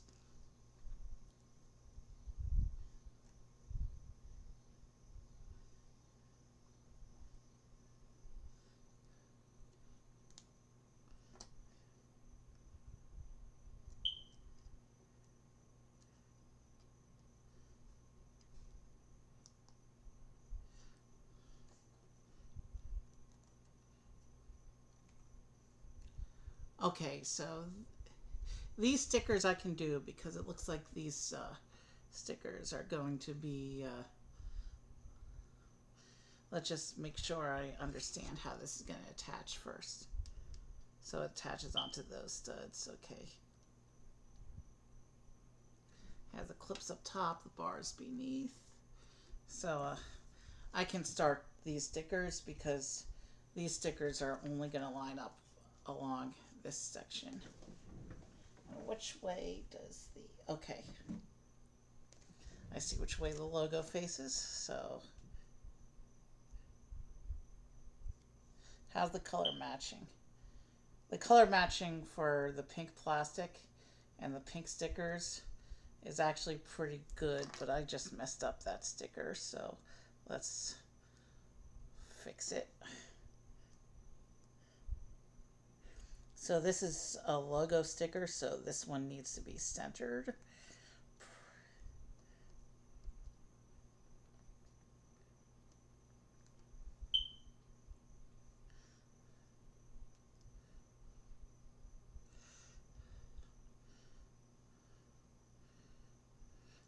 And then we have the number 4 and the number 6 stickers as well. So these are gonna, so this is gonna be basically the tail lights that these stickers are.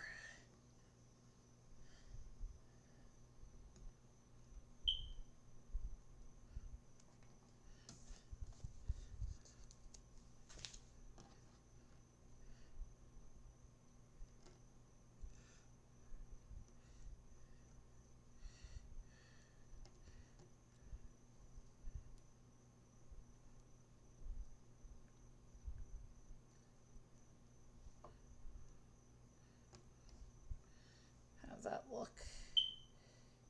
Yeah, no, neither of those are straight. That totally looks sloppy. Yeah, you know, the last car, it was nice to have a break from stickers. But if we're gonna go out with stickers, this is a good one to go out with because of how unique the car is. I mean, how uniquely the car is decorated.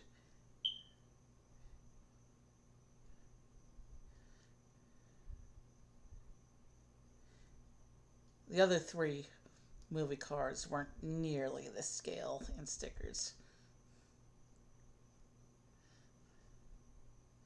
Yeah, that looks pretty good. Not perfect, but you know I don't do stickers. It's absolutely 100% perfect. This is what the tail light block looks like with the stickers attached. You can see the Honda, the distinctive Honda H logo in the middle there.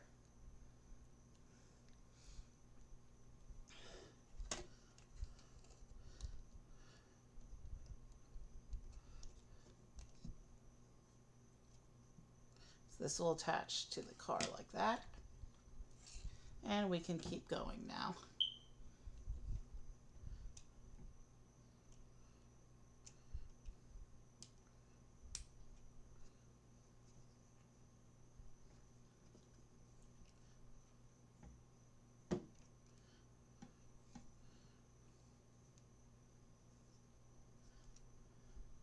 So yeah, that secures that assembly.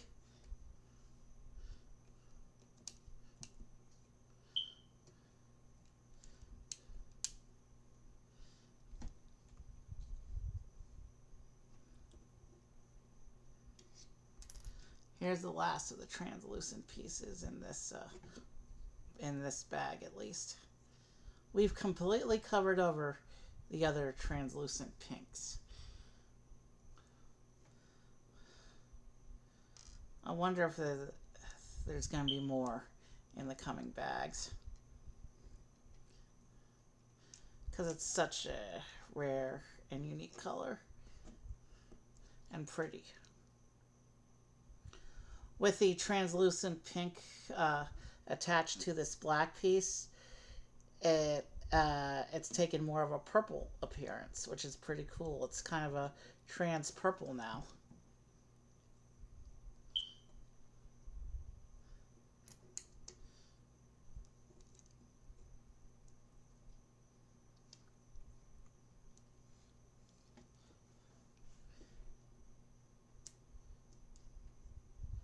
We just passed the 8-hour mark of stream.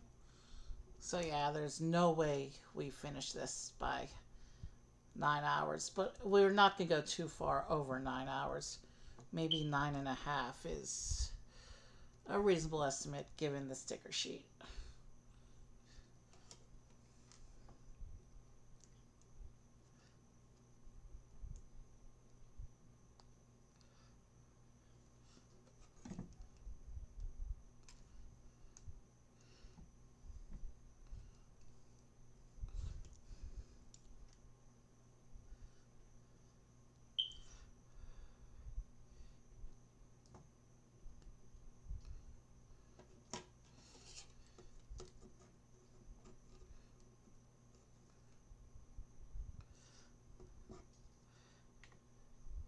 And now we've covered over that other translucent pink piece as well. Okay, I want to put this tile on because looks like this one is supposed to be centered right under the H logo. So this is the number 2 sticker. So this swirl is supposed to be centered against the this one's supposed to line up with the swirl that's around the Honda logo.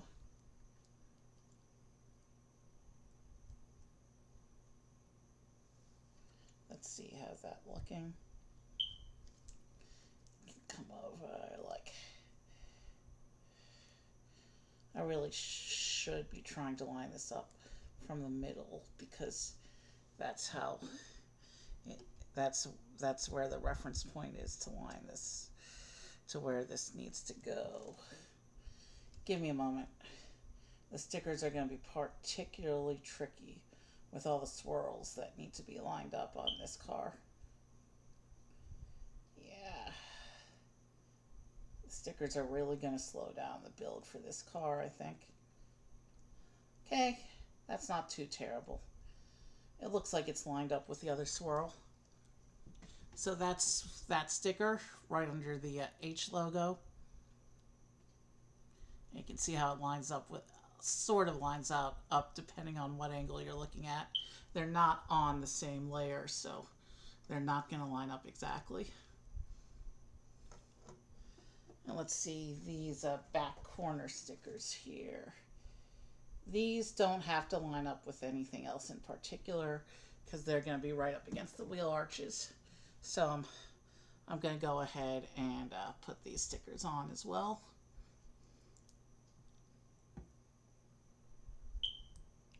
And these are just some more of the random swirly pattern going on. So I'm not gonna shove these in front of the camera. I'm not gonna shove every little bit of the swirlies in front of the camera because it's just an ongoing pattern that goes over the whole car. And some of the bigger ones definitely I'll show, like I usually do with sticker details, but let's get the other.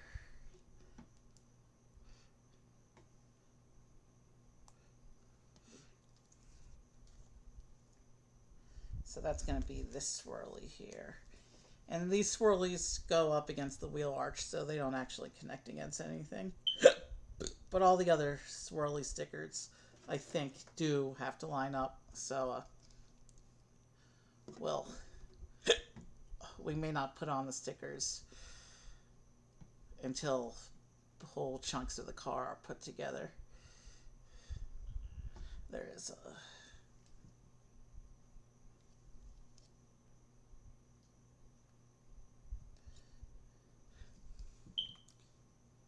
And then we have one more sticker for the back of the car, which is just the license plate. Speed Champions doesn't usually do license plates, but because it's a movie car, obviously they got to go for the details that are in the movie. So the license plate for this car says W3E566. I don't know if that's supposed to mean anything, but that's probably the license number in the movie. When Lego does license plates on vehicles, That's totally crooked. When Lego does license plates on vehicles, if it's a licensed vehicle, or if it's from a licensed theme, then it'll be whatever the license plate is in the movie. And if it's a license plate on a city car or in one of the Lego original themes, it's usually the set number. But this is a movie car, so that's the whole. That's what the backside of the car looks like so far. You can see the little bits of the start of the swirlies on the side, the swirlies in the back, and the tail lights, the Honda logo, and the license plate. Now we're going into bag 2 now.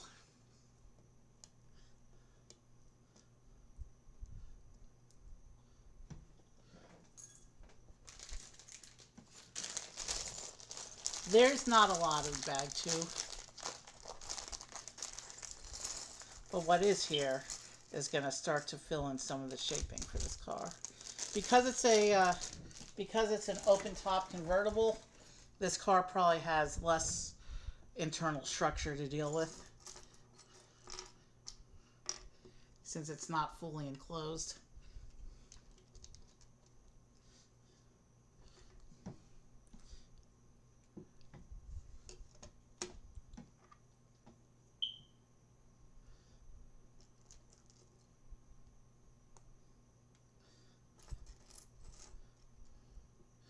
Now, anytime it tells us to start with stickers, I'm going to go ahead in the book to see if anything else needs to line up with it to make sure that I don't have to redo stickers later once things aren't lining up.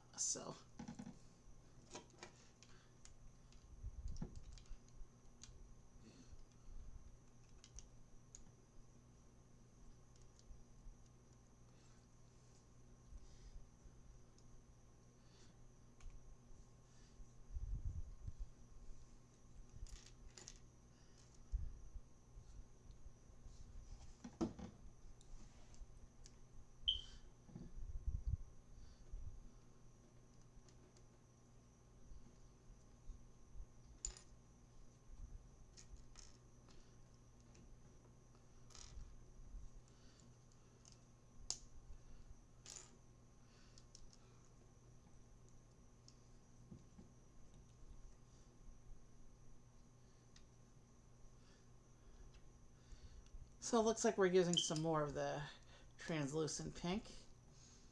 This looks like some more plates that are going to be buried. Hopefully there are some that are going to make the be visible in the final build though. But it looks like these are going to get buried.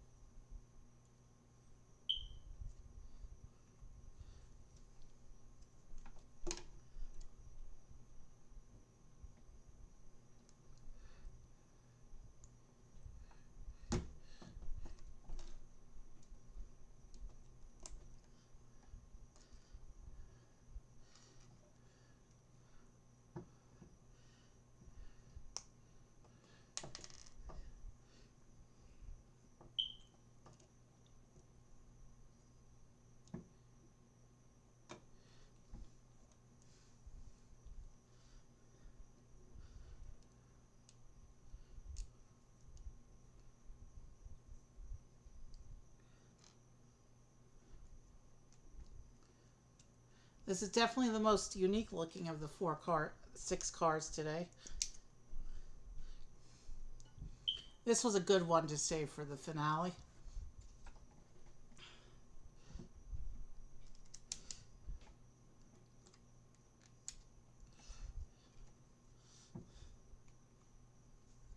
And now we're going to do an assembly.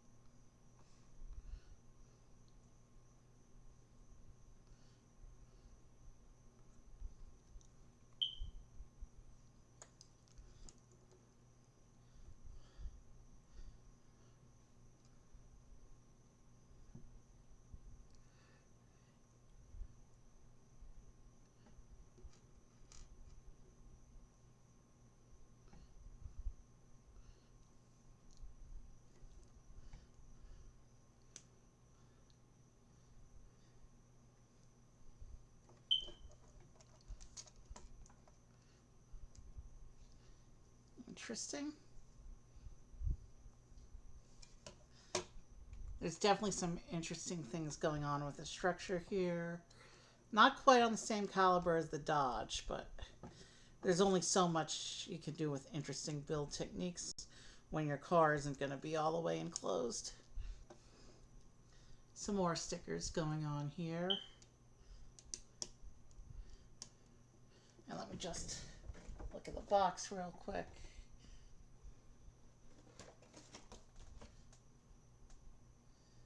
Yeah. These stickers kind of do sort of line up with stuff that comes later. However, they're at a different angle, so they're not going to line up all the way. So I'll go ahead and put these two stickers on.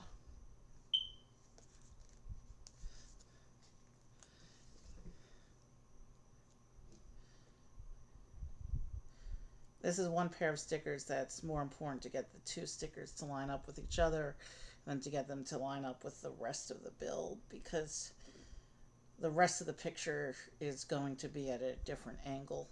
So it's not going to line up perfectly anyway.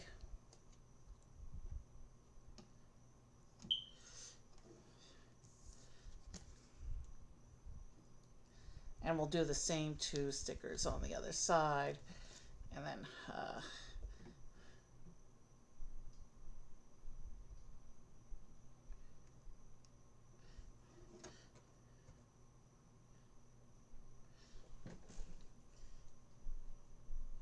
give me a moment. I need to make sure this gets lined up.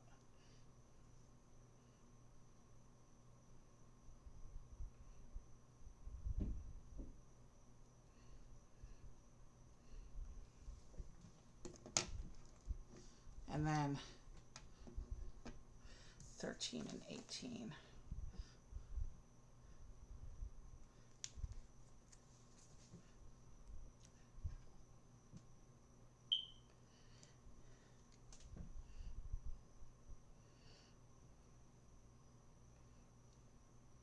So yeah, so far the stickers aren't too bad, but once we start working on that middle section, I have a feeling I'm going to be changing my opinion real fast.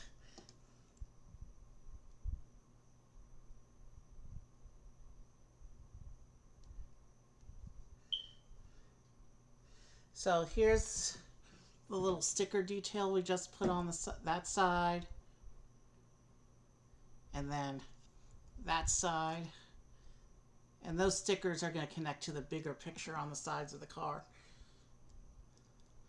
Now we're doing some tiling here.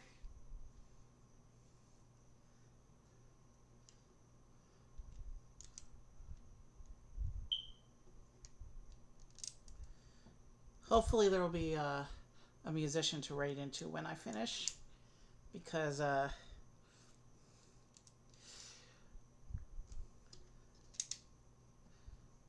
it's Monday, and Monday isn't usually a popular evening for music streamers.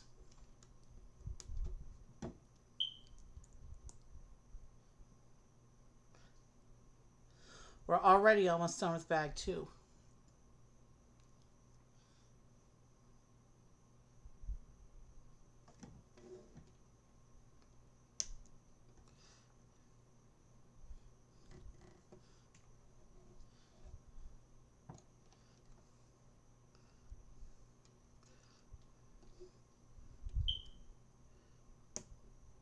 Interesting.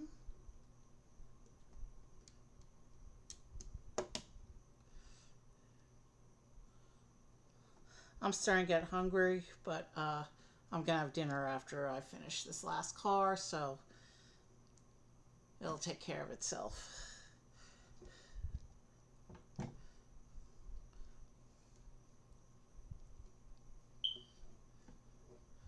So it actually uses this silver-tipped microphone piece as the gear stick in the middle of the interior. We're already moving into bag 3. Significant progress. So far, this car is going pretty quickly.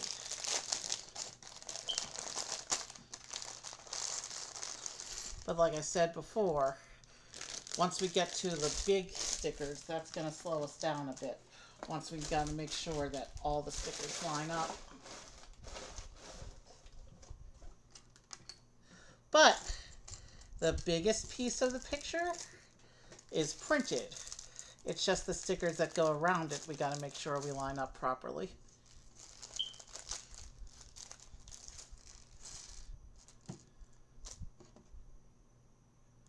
We have some more translucent pink plates going on here.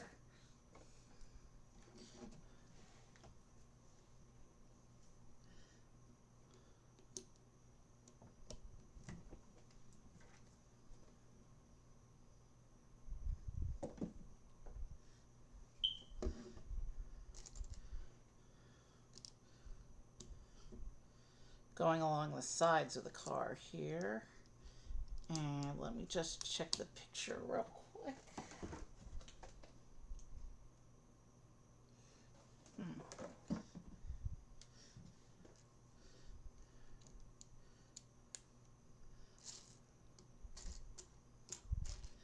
There are a bunch of printed pieces in this parts pile. So it looks like the stickers aren't going to be too bad. Just got to make sure that we line up the stickers with the prints.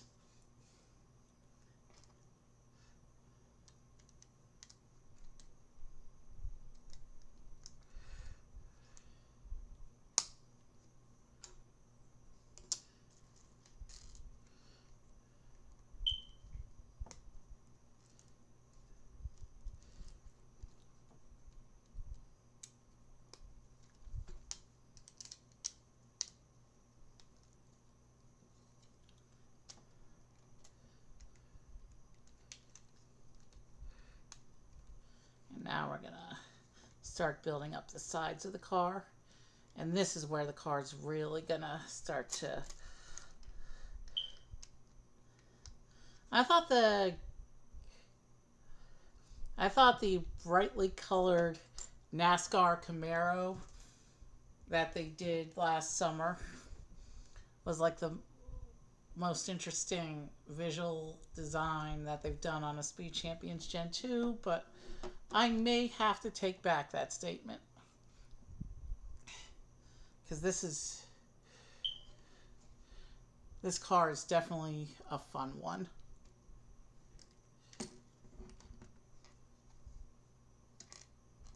Still no front axle block though.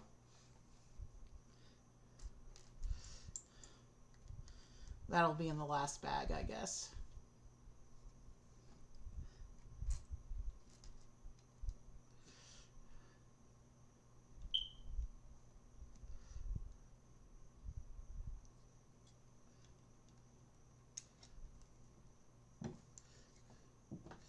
Okay.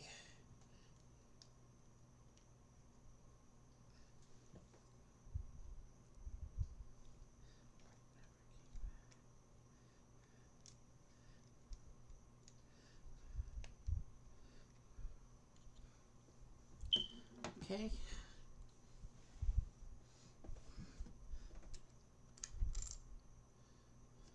What's going on here?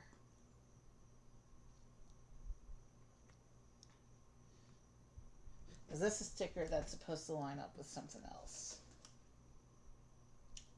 Yes. So I'm not going to put that sticker on just yet. But we know it's the number 8 sticker. And I may have to do some partial disassembly to get it in there, given all these little pieces that we're putting on around it. But we have printed slopes. That's cool.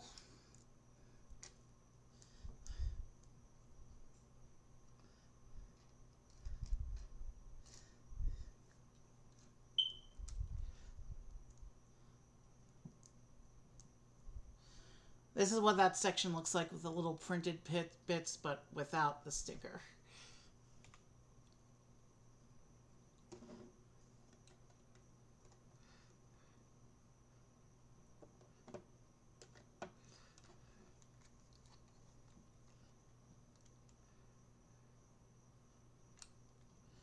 that going in here. And now we can put the sticker on because there's the 8 lines up with the 5, but there's a little gap in the middle.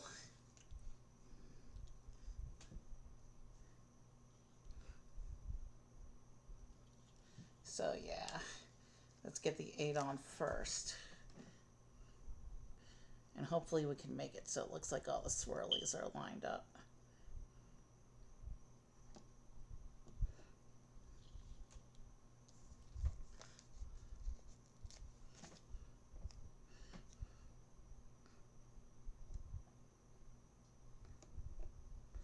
Yeah, there's definitely, looks like there's a chunk of that pattern missing. So let's wait a bit until I fill in a little bit more going on here. Okay, that's interesting. It uses the video game controller piece as part of the seat cushion. I've never seen the video game controller piece in pink though.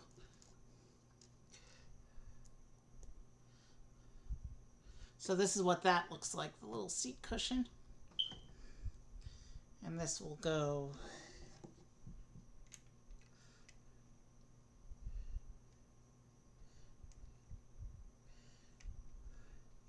and this looks like it's supposed to be flush with those bits, yeah.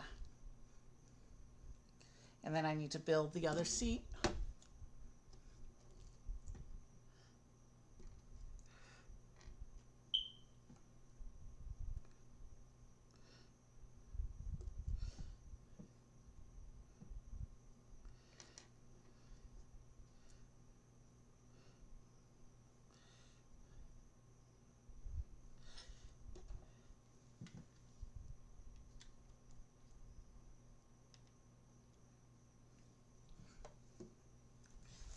Give me one moment.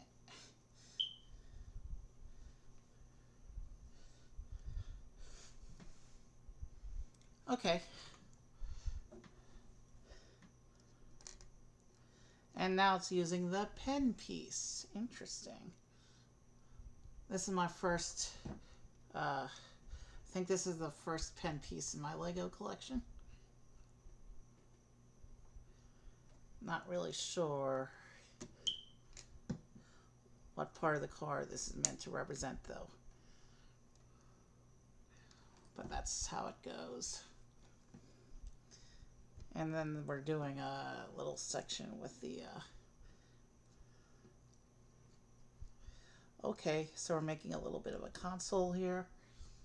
We have a little printed we have a printed gauge and the steering wheel. This is what that little assembly looks like. You can see the printed gauge back there, partially obscured by the steering wheel here. And this will go on here.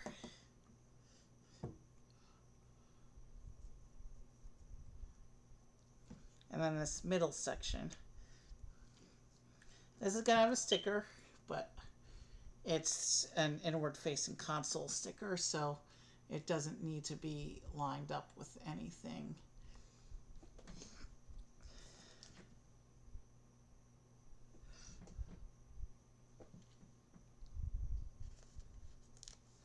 So this sticker is a cluster of gauges for the middle of the console.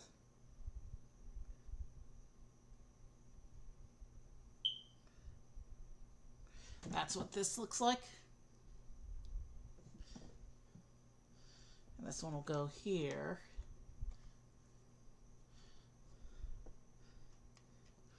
This car is coming together nicely.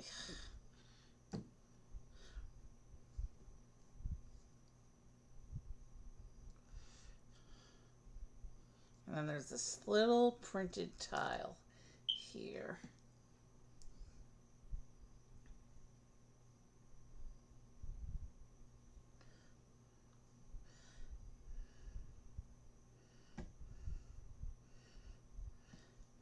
And this is a very tiny little tile.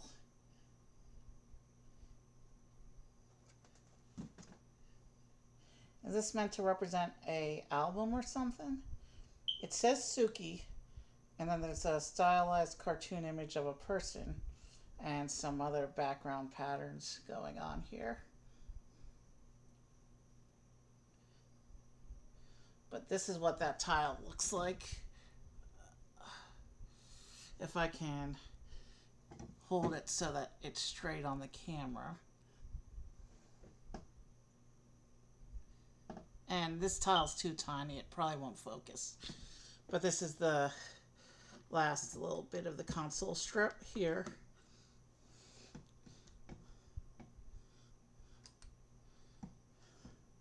Let's keep going.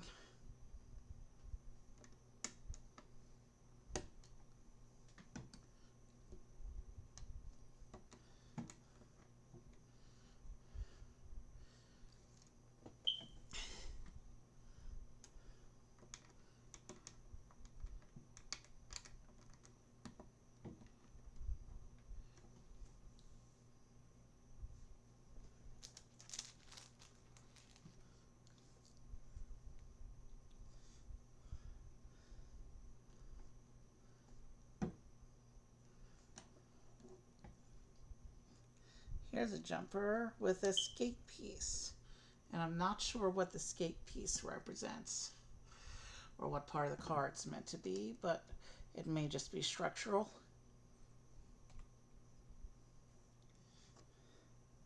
And this is another sticker that's not going to have to line up with anything. It says VTEC on it. There's the Honda H logo and that says VTEC. This is, based on its positioning, this looks like it's going to be an interior detail based on its positioning and different colors. So this may not be, this particular VTEC sticker might not be visible in the final build. We'll see how the rest of the car comes together around it. This could represent a part of the engine block maybe, which explains the skate. But I want to make sure that the sticker is straight. It was centered to my liking, but it wasn't straight enough.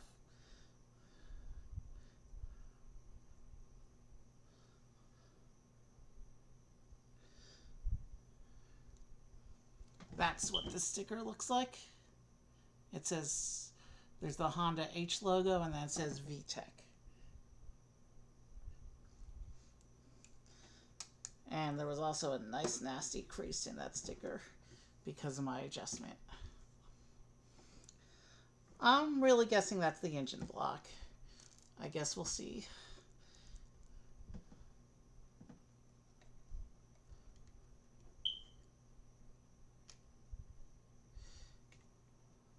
Oh, I missed a whole step because I wasn't paying attention.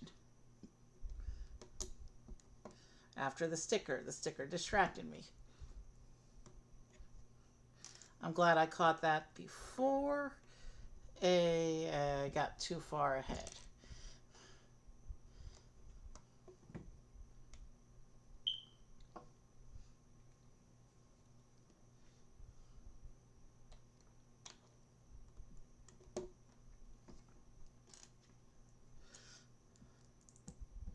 We're already almost done with bag 3. We have a ton of printed pieces that we're going to be putting on now.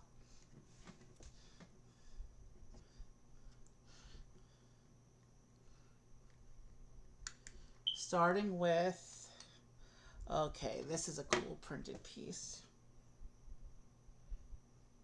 In this printed piece, you can see the upper half of a girl's face.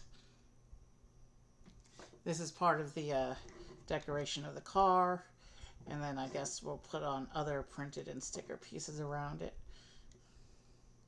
So now you can see those stickers in the back are a continuation of her hair blowing in the wind.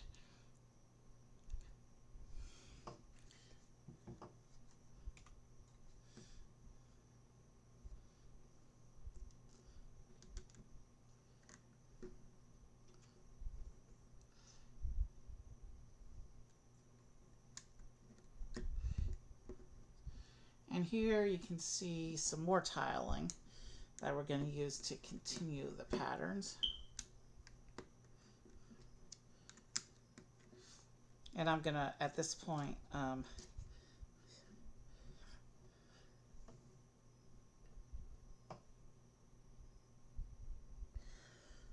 need to see. That doesn't look like a match. Does this one look like a match? No, am I facing them the wrong way? Yeah, like this. Yeah, like this, the design matches up. And then I have to put in 2 stickers for the rest of the design. So let me go ahead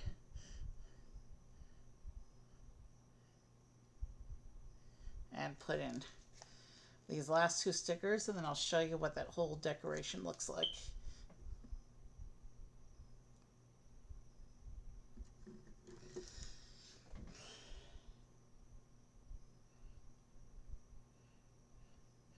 So yeah, given that this is the biggest of the decorations on the car, and that half of the decoration was in prints, stickers probably not too bad.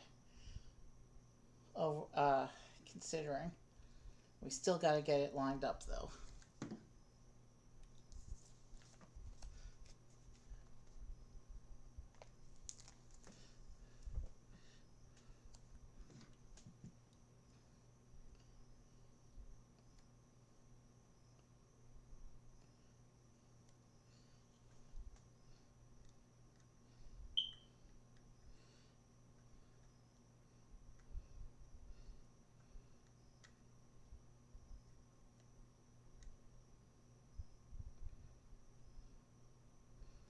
Let's have it straight.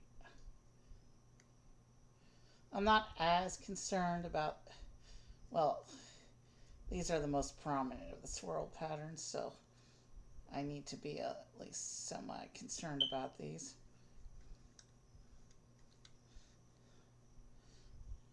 So that's what the decoration on this side of the car looks like. Very extensive design there. Stickers weren't too bad. Let's flip it over and do all that again on the other side.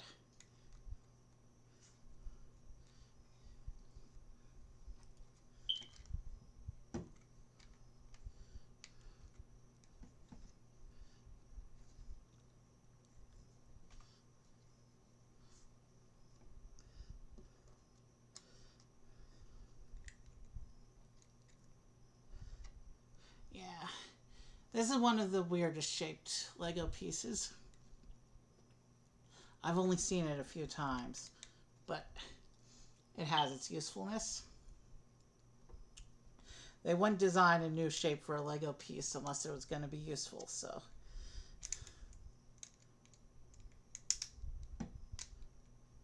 Alright, so let's get this tile lined up.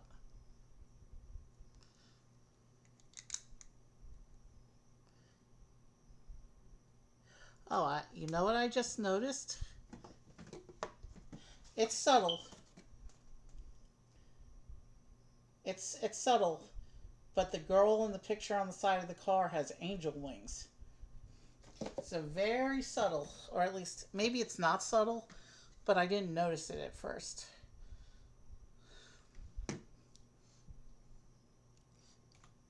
Let's get these last 2 stickers up, and then we'll be moving into the last bag after I get these last 2 stickers up, I believe.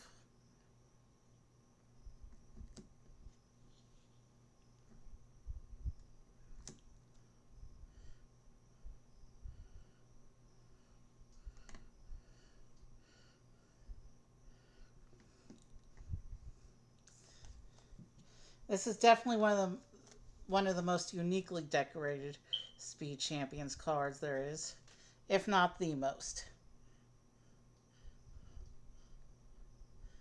I do really like the unique look of this one. So that's what the decorations look like on that side of the car. Oh, is that the side I already showed? That might be the side I already showed. Here's the other side of the car. So you can see the decorations are the same. It's just that they're in reverse of each other.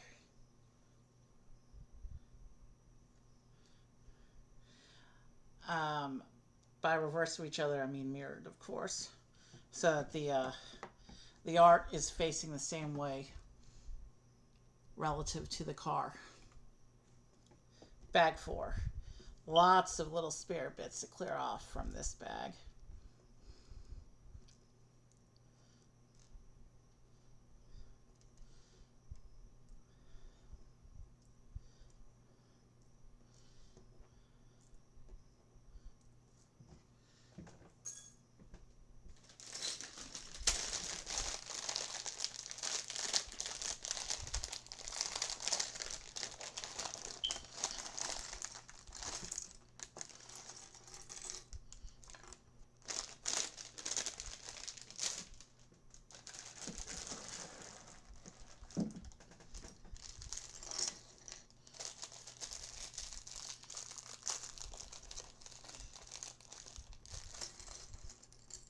We are at the 8 3/4 hour market stream.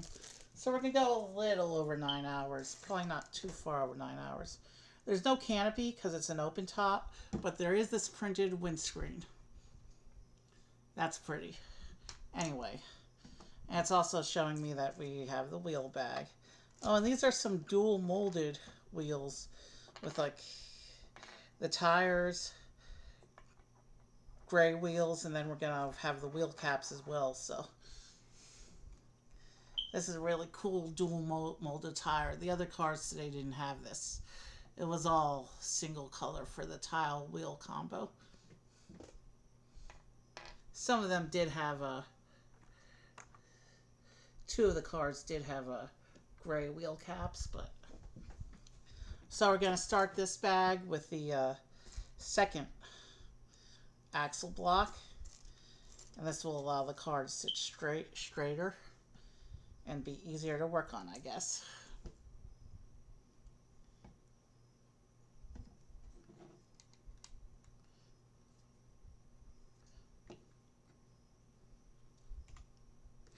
And now we're going to start with an assembly here.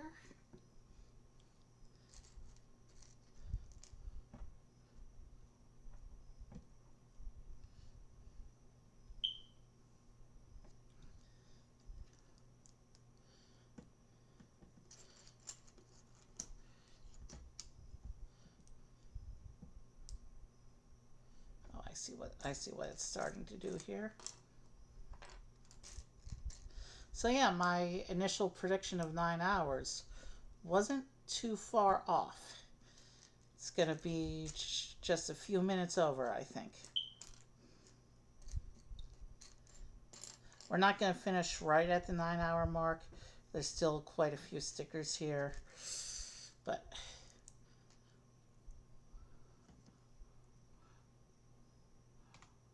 we're almost certainly going to finish before 9.5.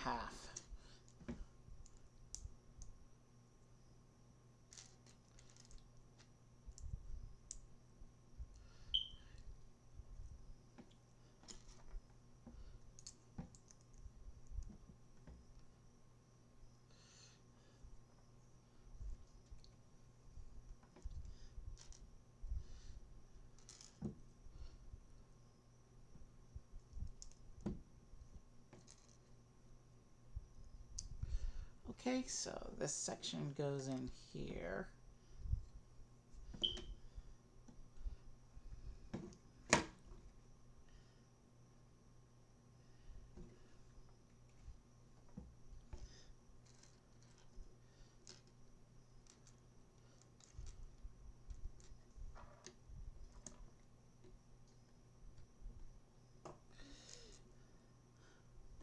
Across the 6 cars, we've seen an assortment of really interesting building techniques today. That's one of the things I like about Speed Champions. We'll see what 2026 brings in terms of cool new cars.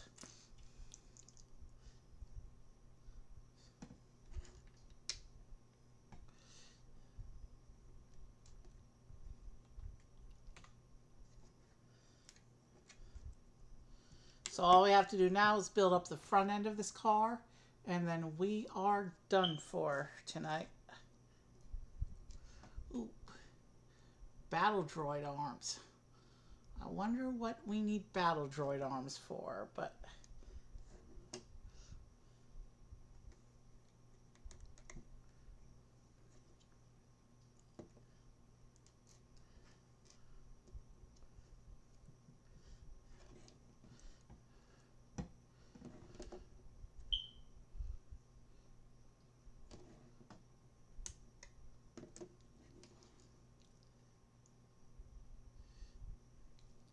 and of course the wheel arches.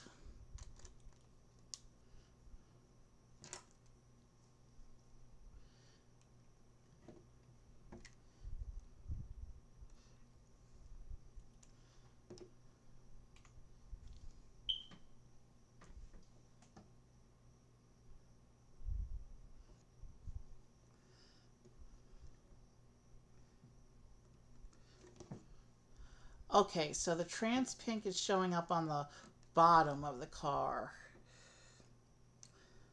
but it doesn't look like it's going to be visible from the regular display angles of the car, which is interesting. Maybe it represents engine glow, maybe? That's the best I can think of. Okay, these two stickers.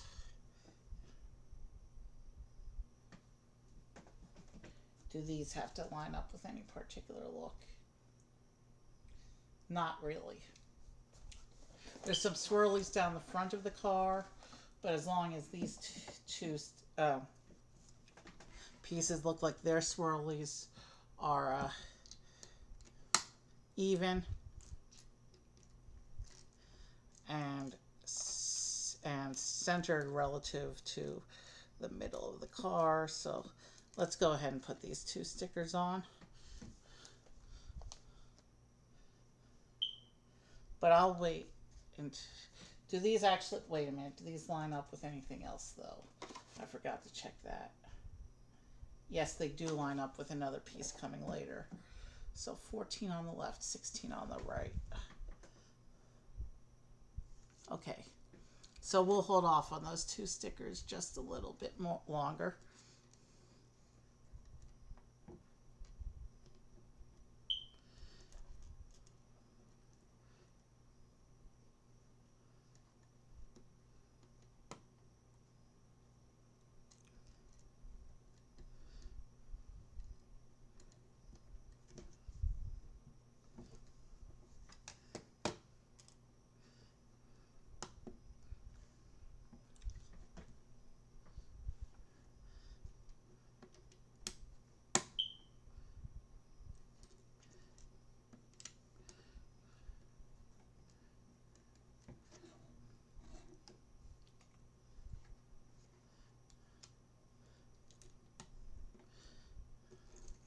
So yeah, this is probably a section that I'll be stickering all at once to make sure everything lines up.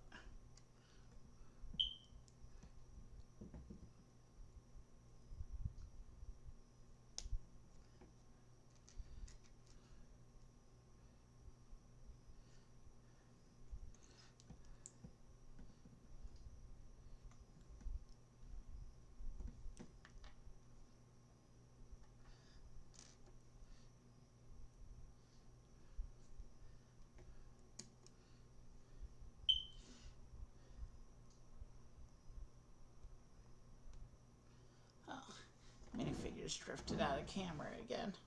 Sorry. Let's...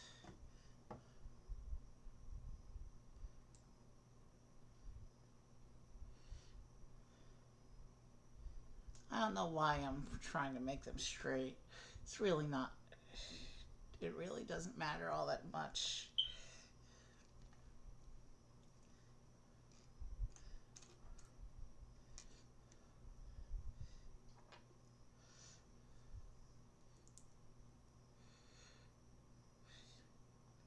So that's the number 26 sticker. And I'm going to hold off on doing that one as well, just in case.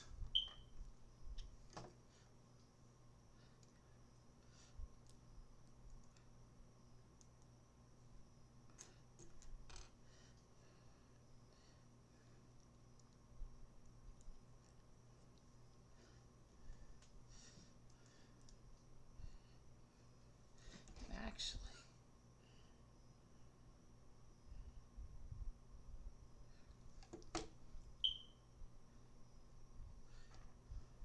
I need to see where this assembly is going to end up going. Okay, so that sticker doesn't look like it connects. Yeah, that sticker is not going to connect to anything, so I can go ahead and put that sticker on. This is the number 26 sticker, which is the grill pattern.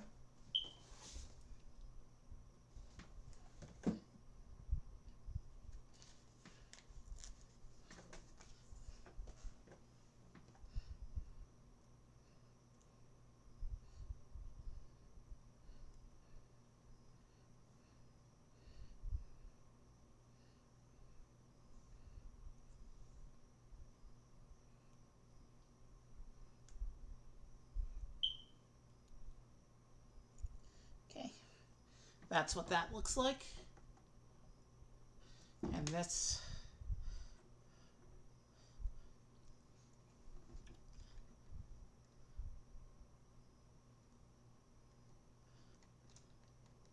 is going to go there.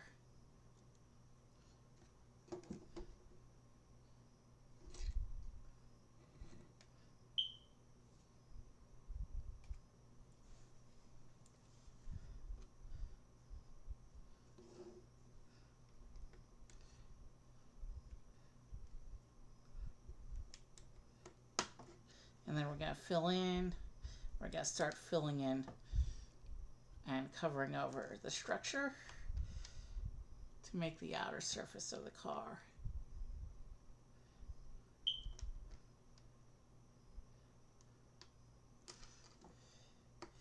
This tile is incorrectly placed, but quick fix there. Now this can go on correctly.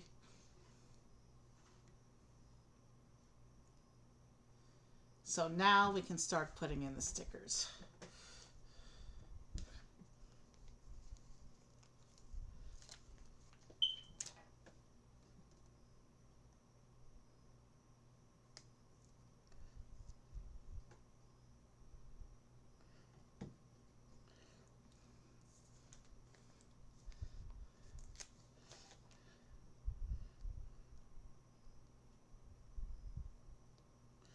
Again, they're not all on the same layer, so they're not going to line up perfectly, but at least I can get them pretty close.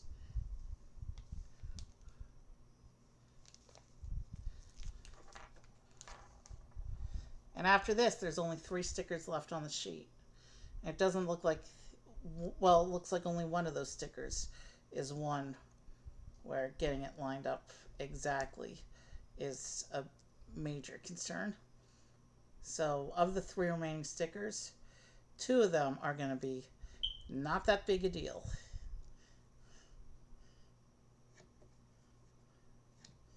Okay.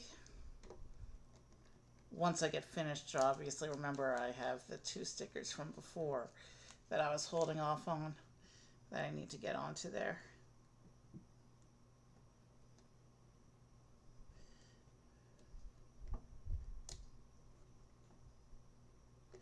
Oh, hell no, that's not lined up.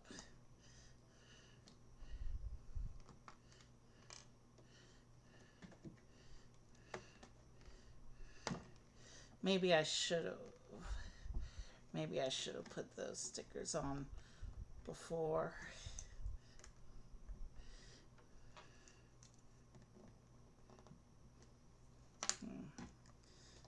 Yeah. The way those 2 particular pieces are.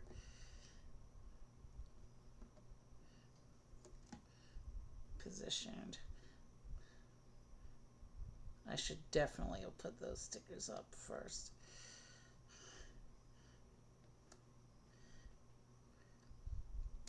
since they're not going to line up perfectly anyway, I should have gone to those two stickers first.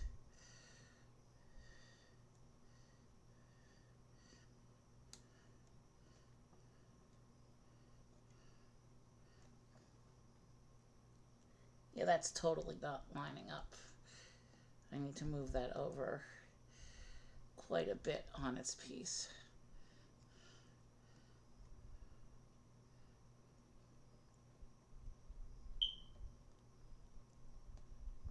Yeah, that's better. No, that's not better. It's crooked to the point where it's coming off the piece.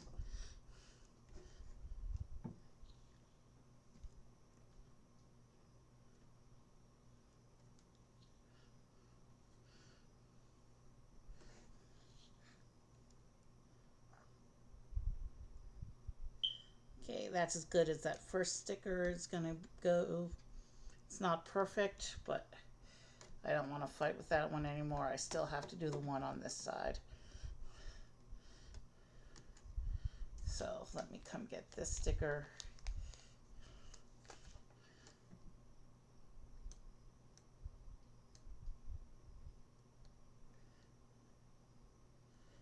And since I knew what to expect with that particular pair of stickers, the second time it went on a little closer. Still not perfectly lined up. That sticker, the big long sticker behind it, is a bit off center. That's also bugging me out quite a bit because it's coming off the end of the piece. So let me adjust this sticker, and actually adjusting this sticker lines up some of the other swirlies that were out of alignment before, but also knocks one that was in alignment out of alignment. So yeah, it's not going to be perfect, but it's a little bit better than it was overall. Let's get these last couple pieces back on that we took off. And doing all those stickers, doing all that sticker work for the front of the car got us right up to the 9-hour mark of stream. So we're caught up on stickers. Let's go into the home stretch now. We just have a few details left to go. Obviously, we're going to do a pair of assemblies that have the headlight stickers.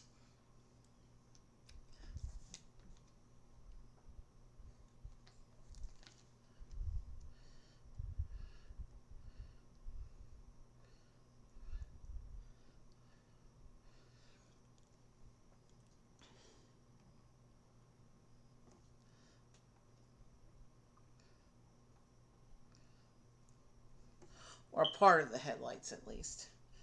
It looks like we also printed headlights as well.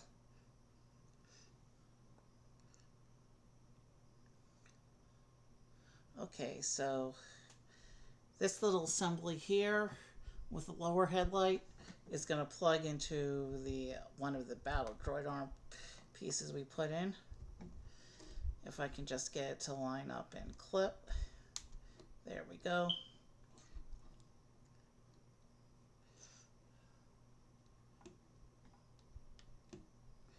And it's not coming in straight for some reason.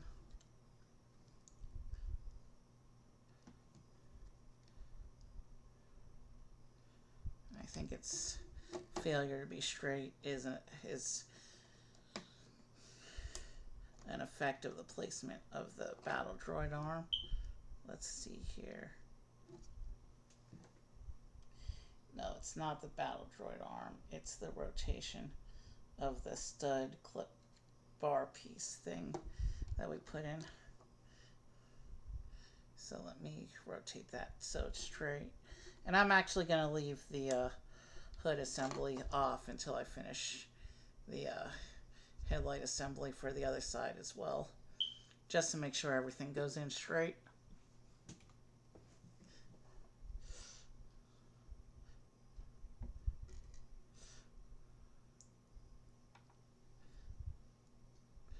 There's just going to be one sticker left after this.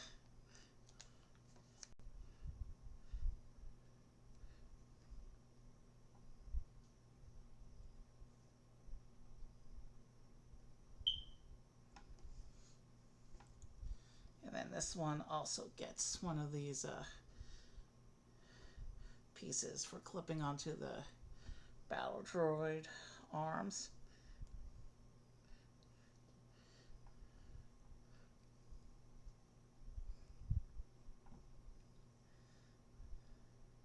And this one will clip into the Battle Droid arm on this side. And that one, I appear to have placed it straighter the first time. So we can now come back and take the rest of this assembly and put this assembly back up.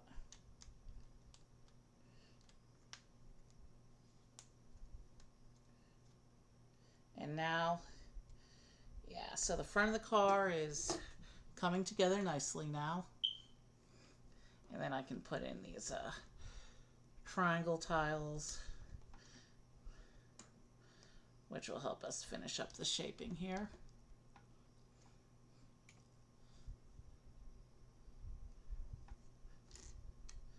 There's only one sticker left on the sheet.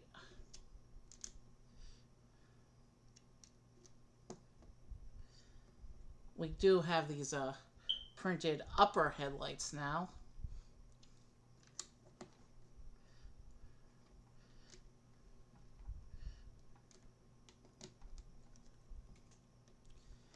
And so that's what the front of the car looks like with the headlights attached.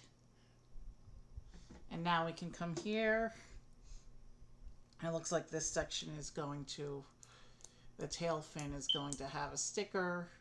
However, I do not want to put the sticker on yet because it's going to line up with the rest of the pattern we put on the back of the car. So let's put together the rest of the tail fin first, and then we will try and line up this last sticker.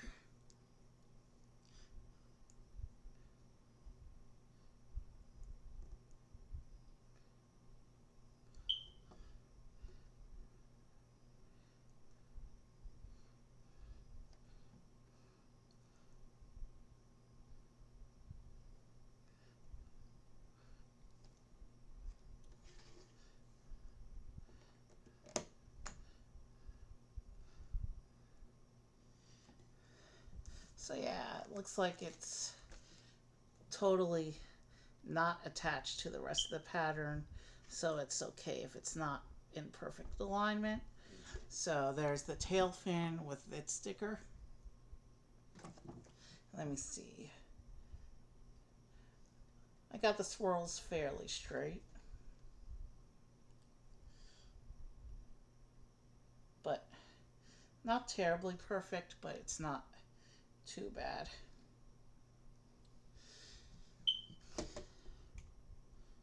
And then we have these little rounded tiles that represent the mirrors. Standard Speed Champions fare there. And of course we put the windscreen piece on. That's this piece here. We'll set that on.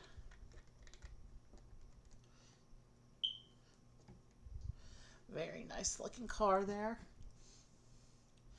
And now we get these last little spare bits out of the way, and we got to pull out our wheel caps.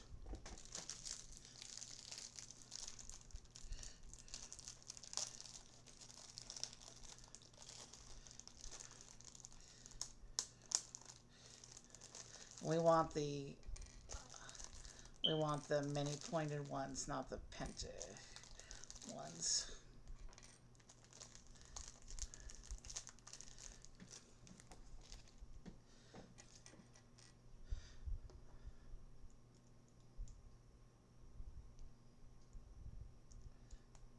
Oh, here's the empty sticker sheet. Let's get rid of that. And with that, that's our last piece of trash from this stream.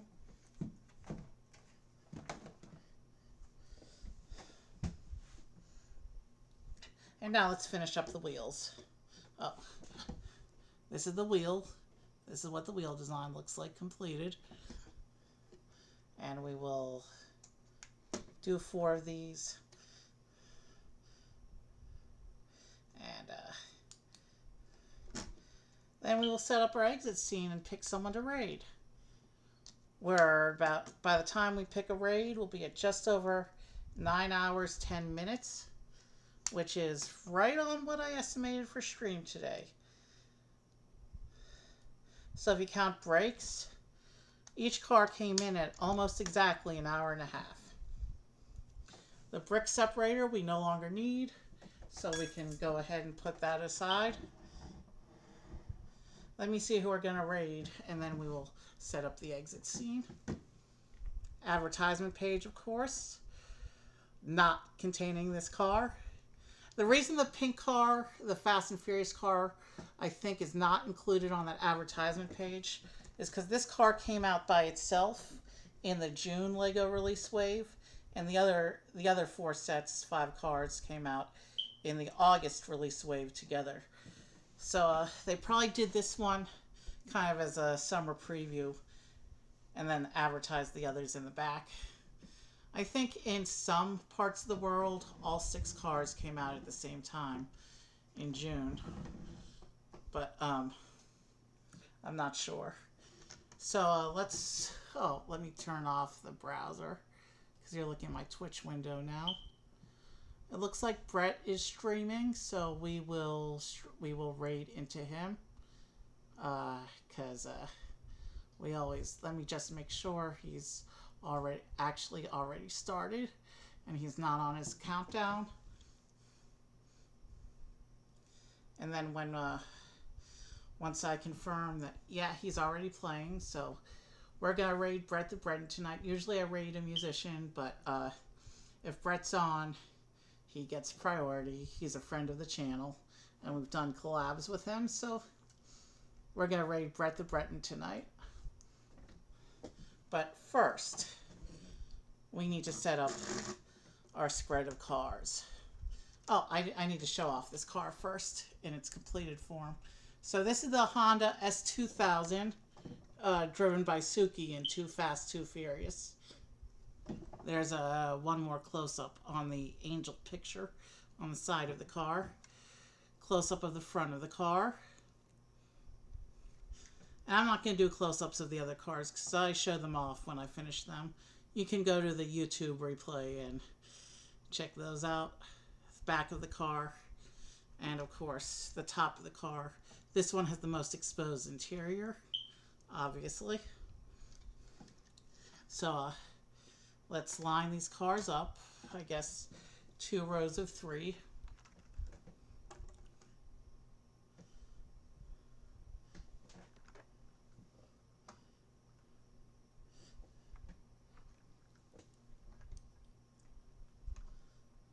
So once again, Honda S2000, Dodge Challenger Hellcat. This is the Bugatti Centodieci Hypercar. This is Lamborghini Revuelto, Lamborghini Huracan STO. And actually, let me put that on. Let me switch these 2 and you'll see why. Mainly just for better arrangement of colors. And we'll move them forward slightly as we move the drivers up. And the Porsche 911 GT3. And let me take the drivers so I can move these cars into safer positions.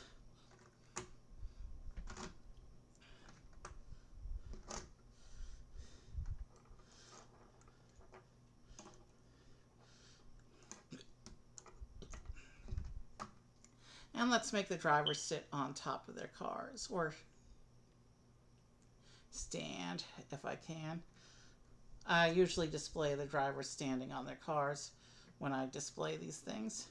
So there's a, there's the Dodge guy.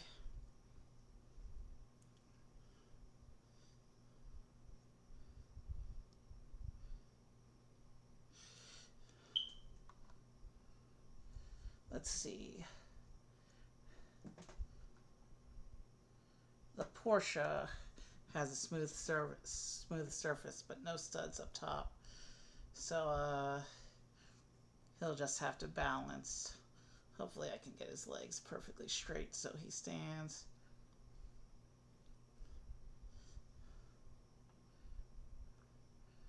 Without studs, he probably won't be perfectly centered.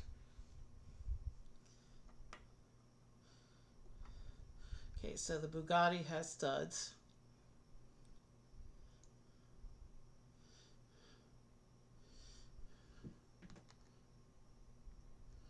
Let's see, the Revuelto and the Huracan both have studs up top. So only the Porsche has to balance, driver has to balance. But he's got a flat tile to stand on, so he'll be okay. So we have all the drivers standing on their cars the way I normally display them.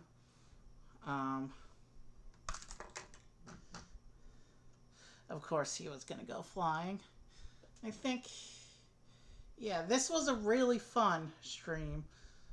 Definitely my longest Lego stream. We're probably not doing anything like this again. If we have bigger Lego sets, we'll probably split it up. Because this was... I'm not going to lie, I'm kind of exhausted now, so... Once again, Honda S2000, Too Fast, Too Furious. Dodge Challenger Hellcat. Bugatti Centodieci Hypercar. Lamborghini Revuelto. Lamborghini Huracan STO. Porsche 911 GT3. So, very nice assortment of cars. Very different in their looks and designs. All of them really cool and distinct. And these are going to make a nice addition to my garage, which is now up to, my Speed Champions garage is now up to 49 cars. And like I said, Speed Champions Generation 2 is technically up to 59. But if I do revisit those 10 F1 cars, I probably won't do them on stream because they're all too similar. But not a priority for me. I probably won't be doing that. We had some nice, unique things going on with our Speed Champions this time around as well. Like we had our first Speed Champions car with no stickers. And then we also have our one of our most elaborately decorated cars. Although there are some other Speed Champions cars that also have elaborate decorations. We have a nice assortment of colors here. I like how this spread turned out. These will be nice additions to my garage. So let's get, I've talked too long. We're going to have some more streams in the next few weeks as I catch up on my Lego build queue in order to make space for the incoming stuff. We have a lot of Mario to catch up on. We're going to be doing Animal Crossing. We're going to be doing a few more Star Wars sets. And then we have some big sets coming in as well that we're going to be looking at. So actually, one of the sets has a comparable piece count to this. So we might be marathoning that one. But yeah, let's call it a night. Let's raid Brett the Breton and call it a night.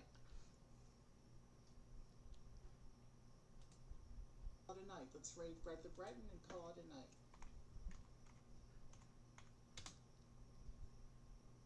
Let's raid Brett the Breton and call it a night.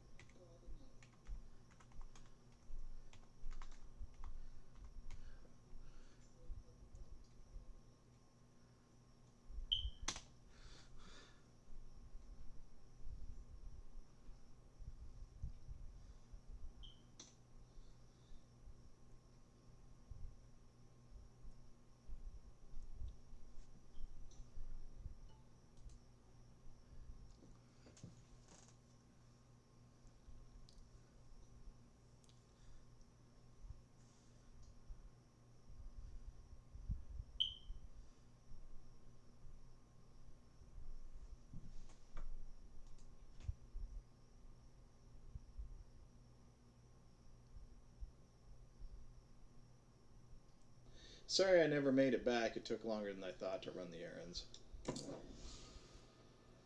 I was going to bounce in and check you out some more. Yeah, you missed me complaining about about my Lego. Candied nuts. I'll take some candied nuts.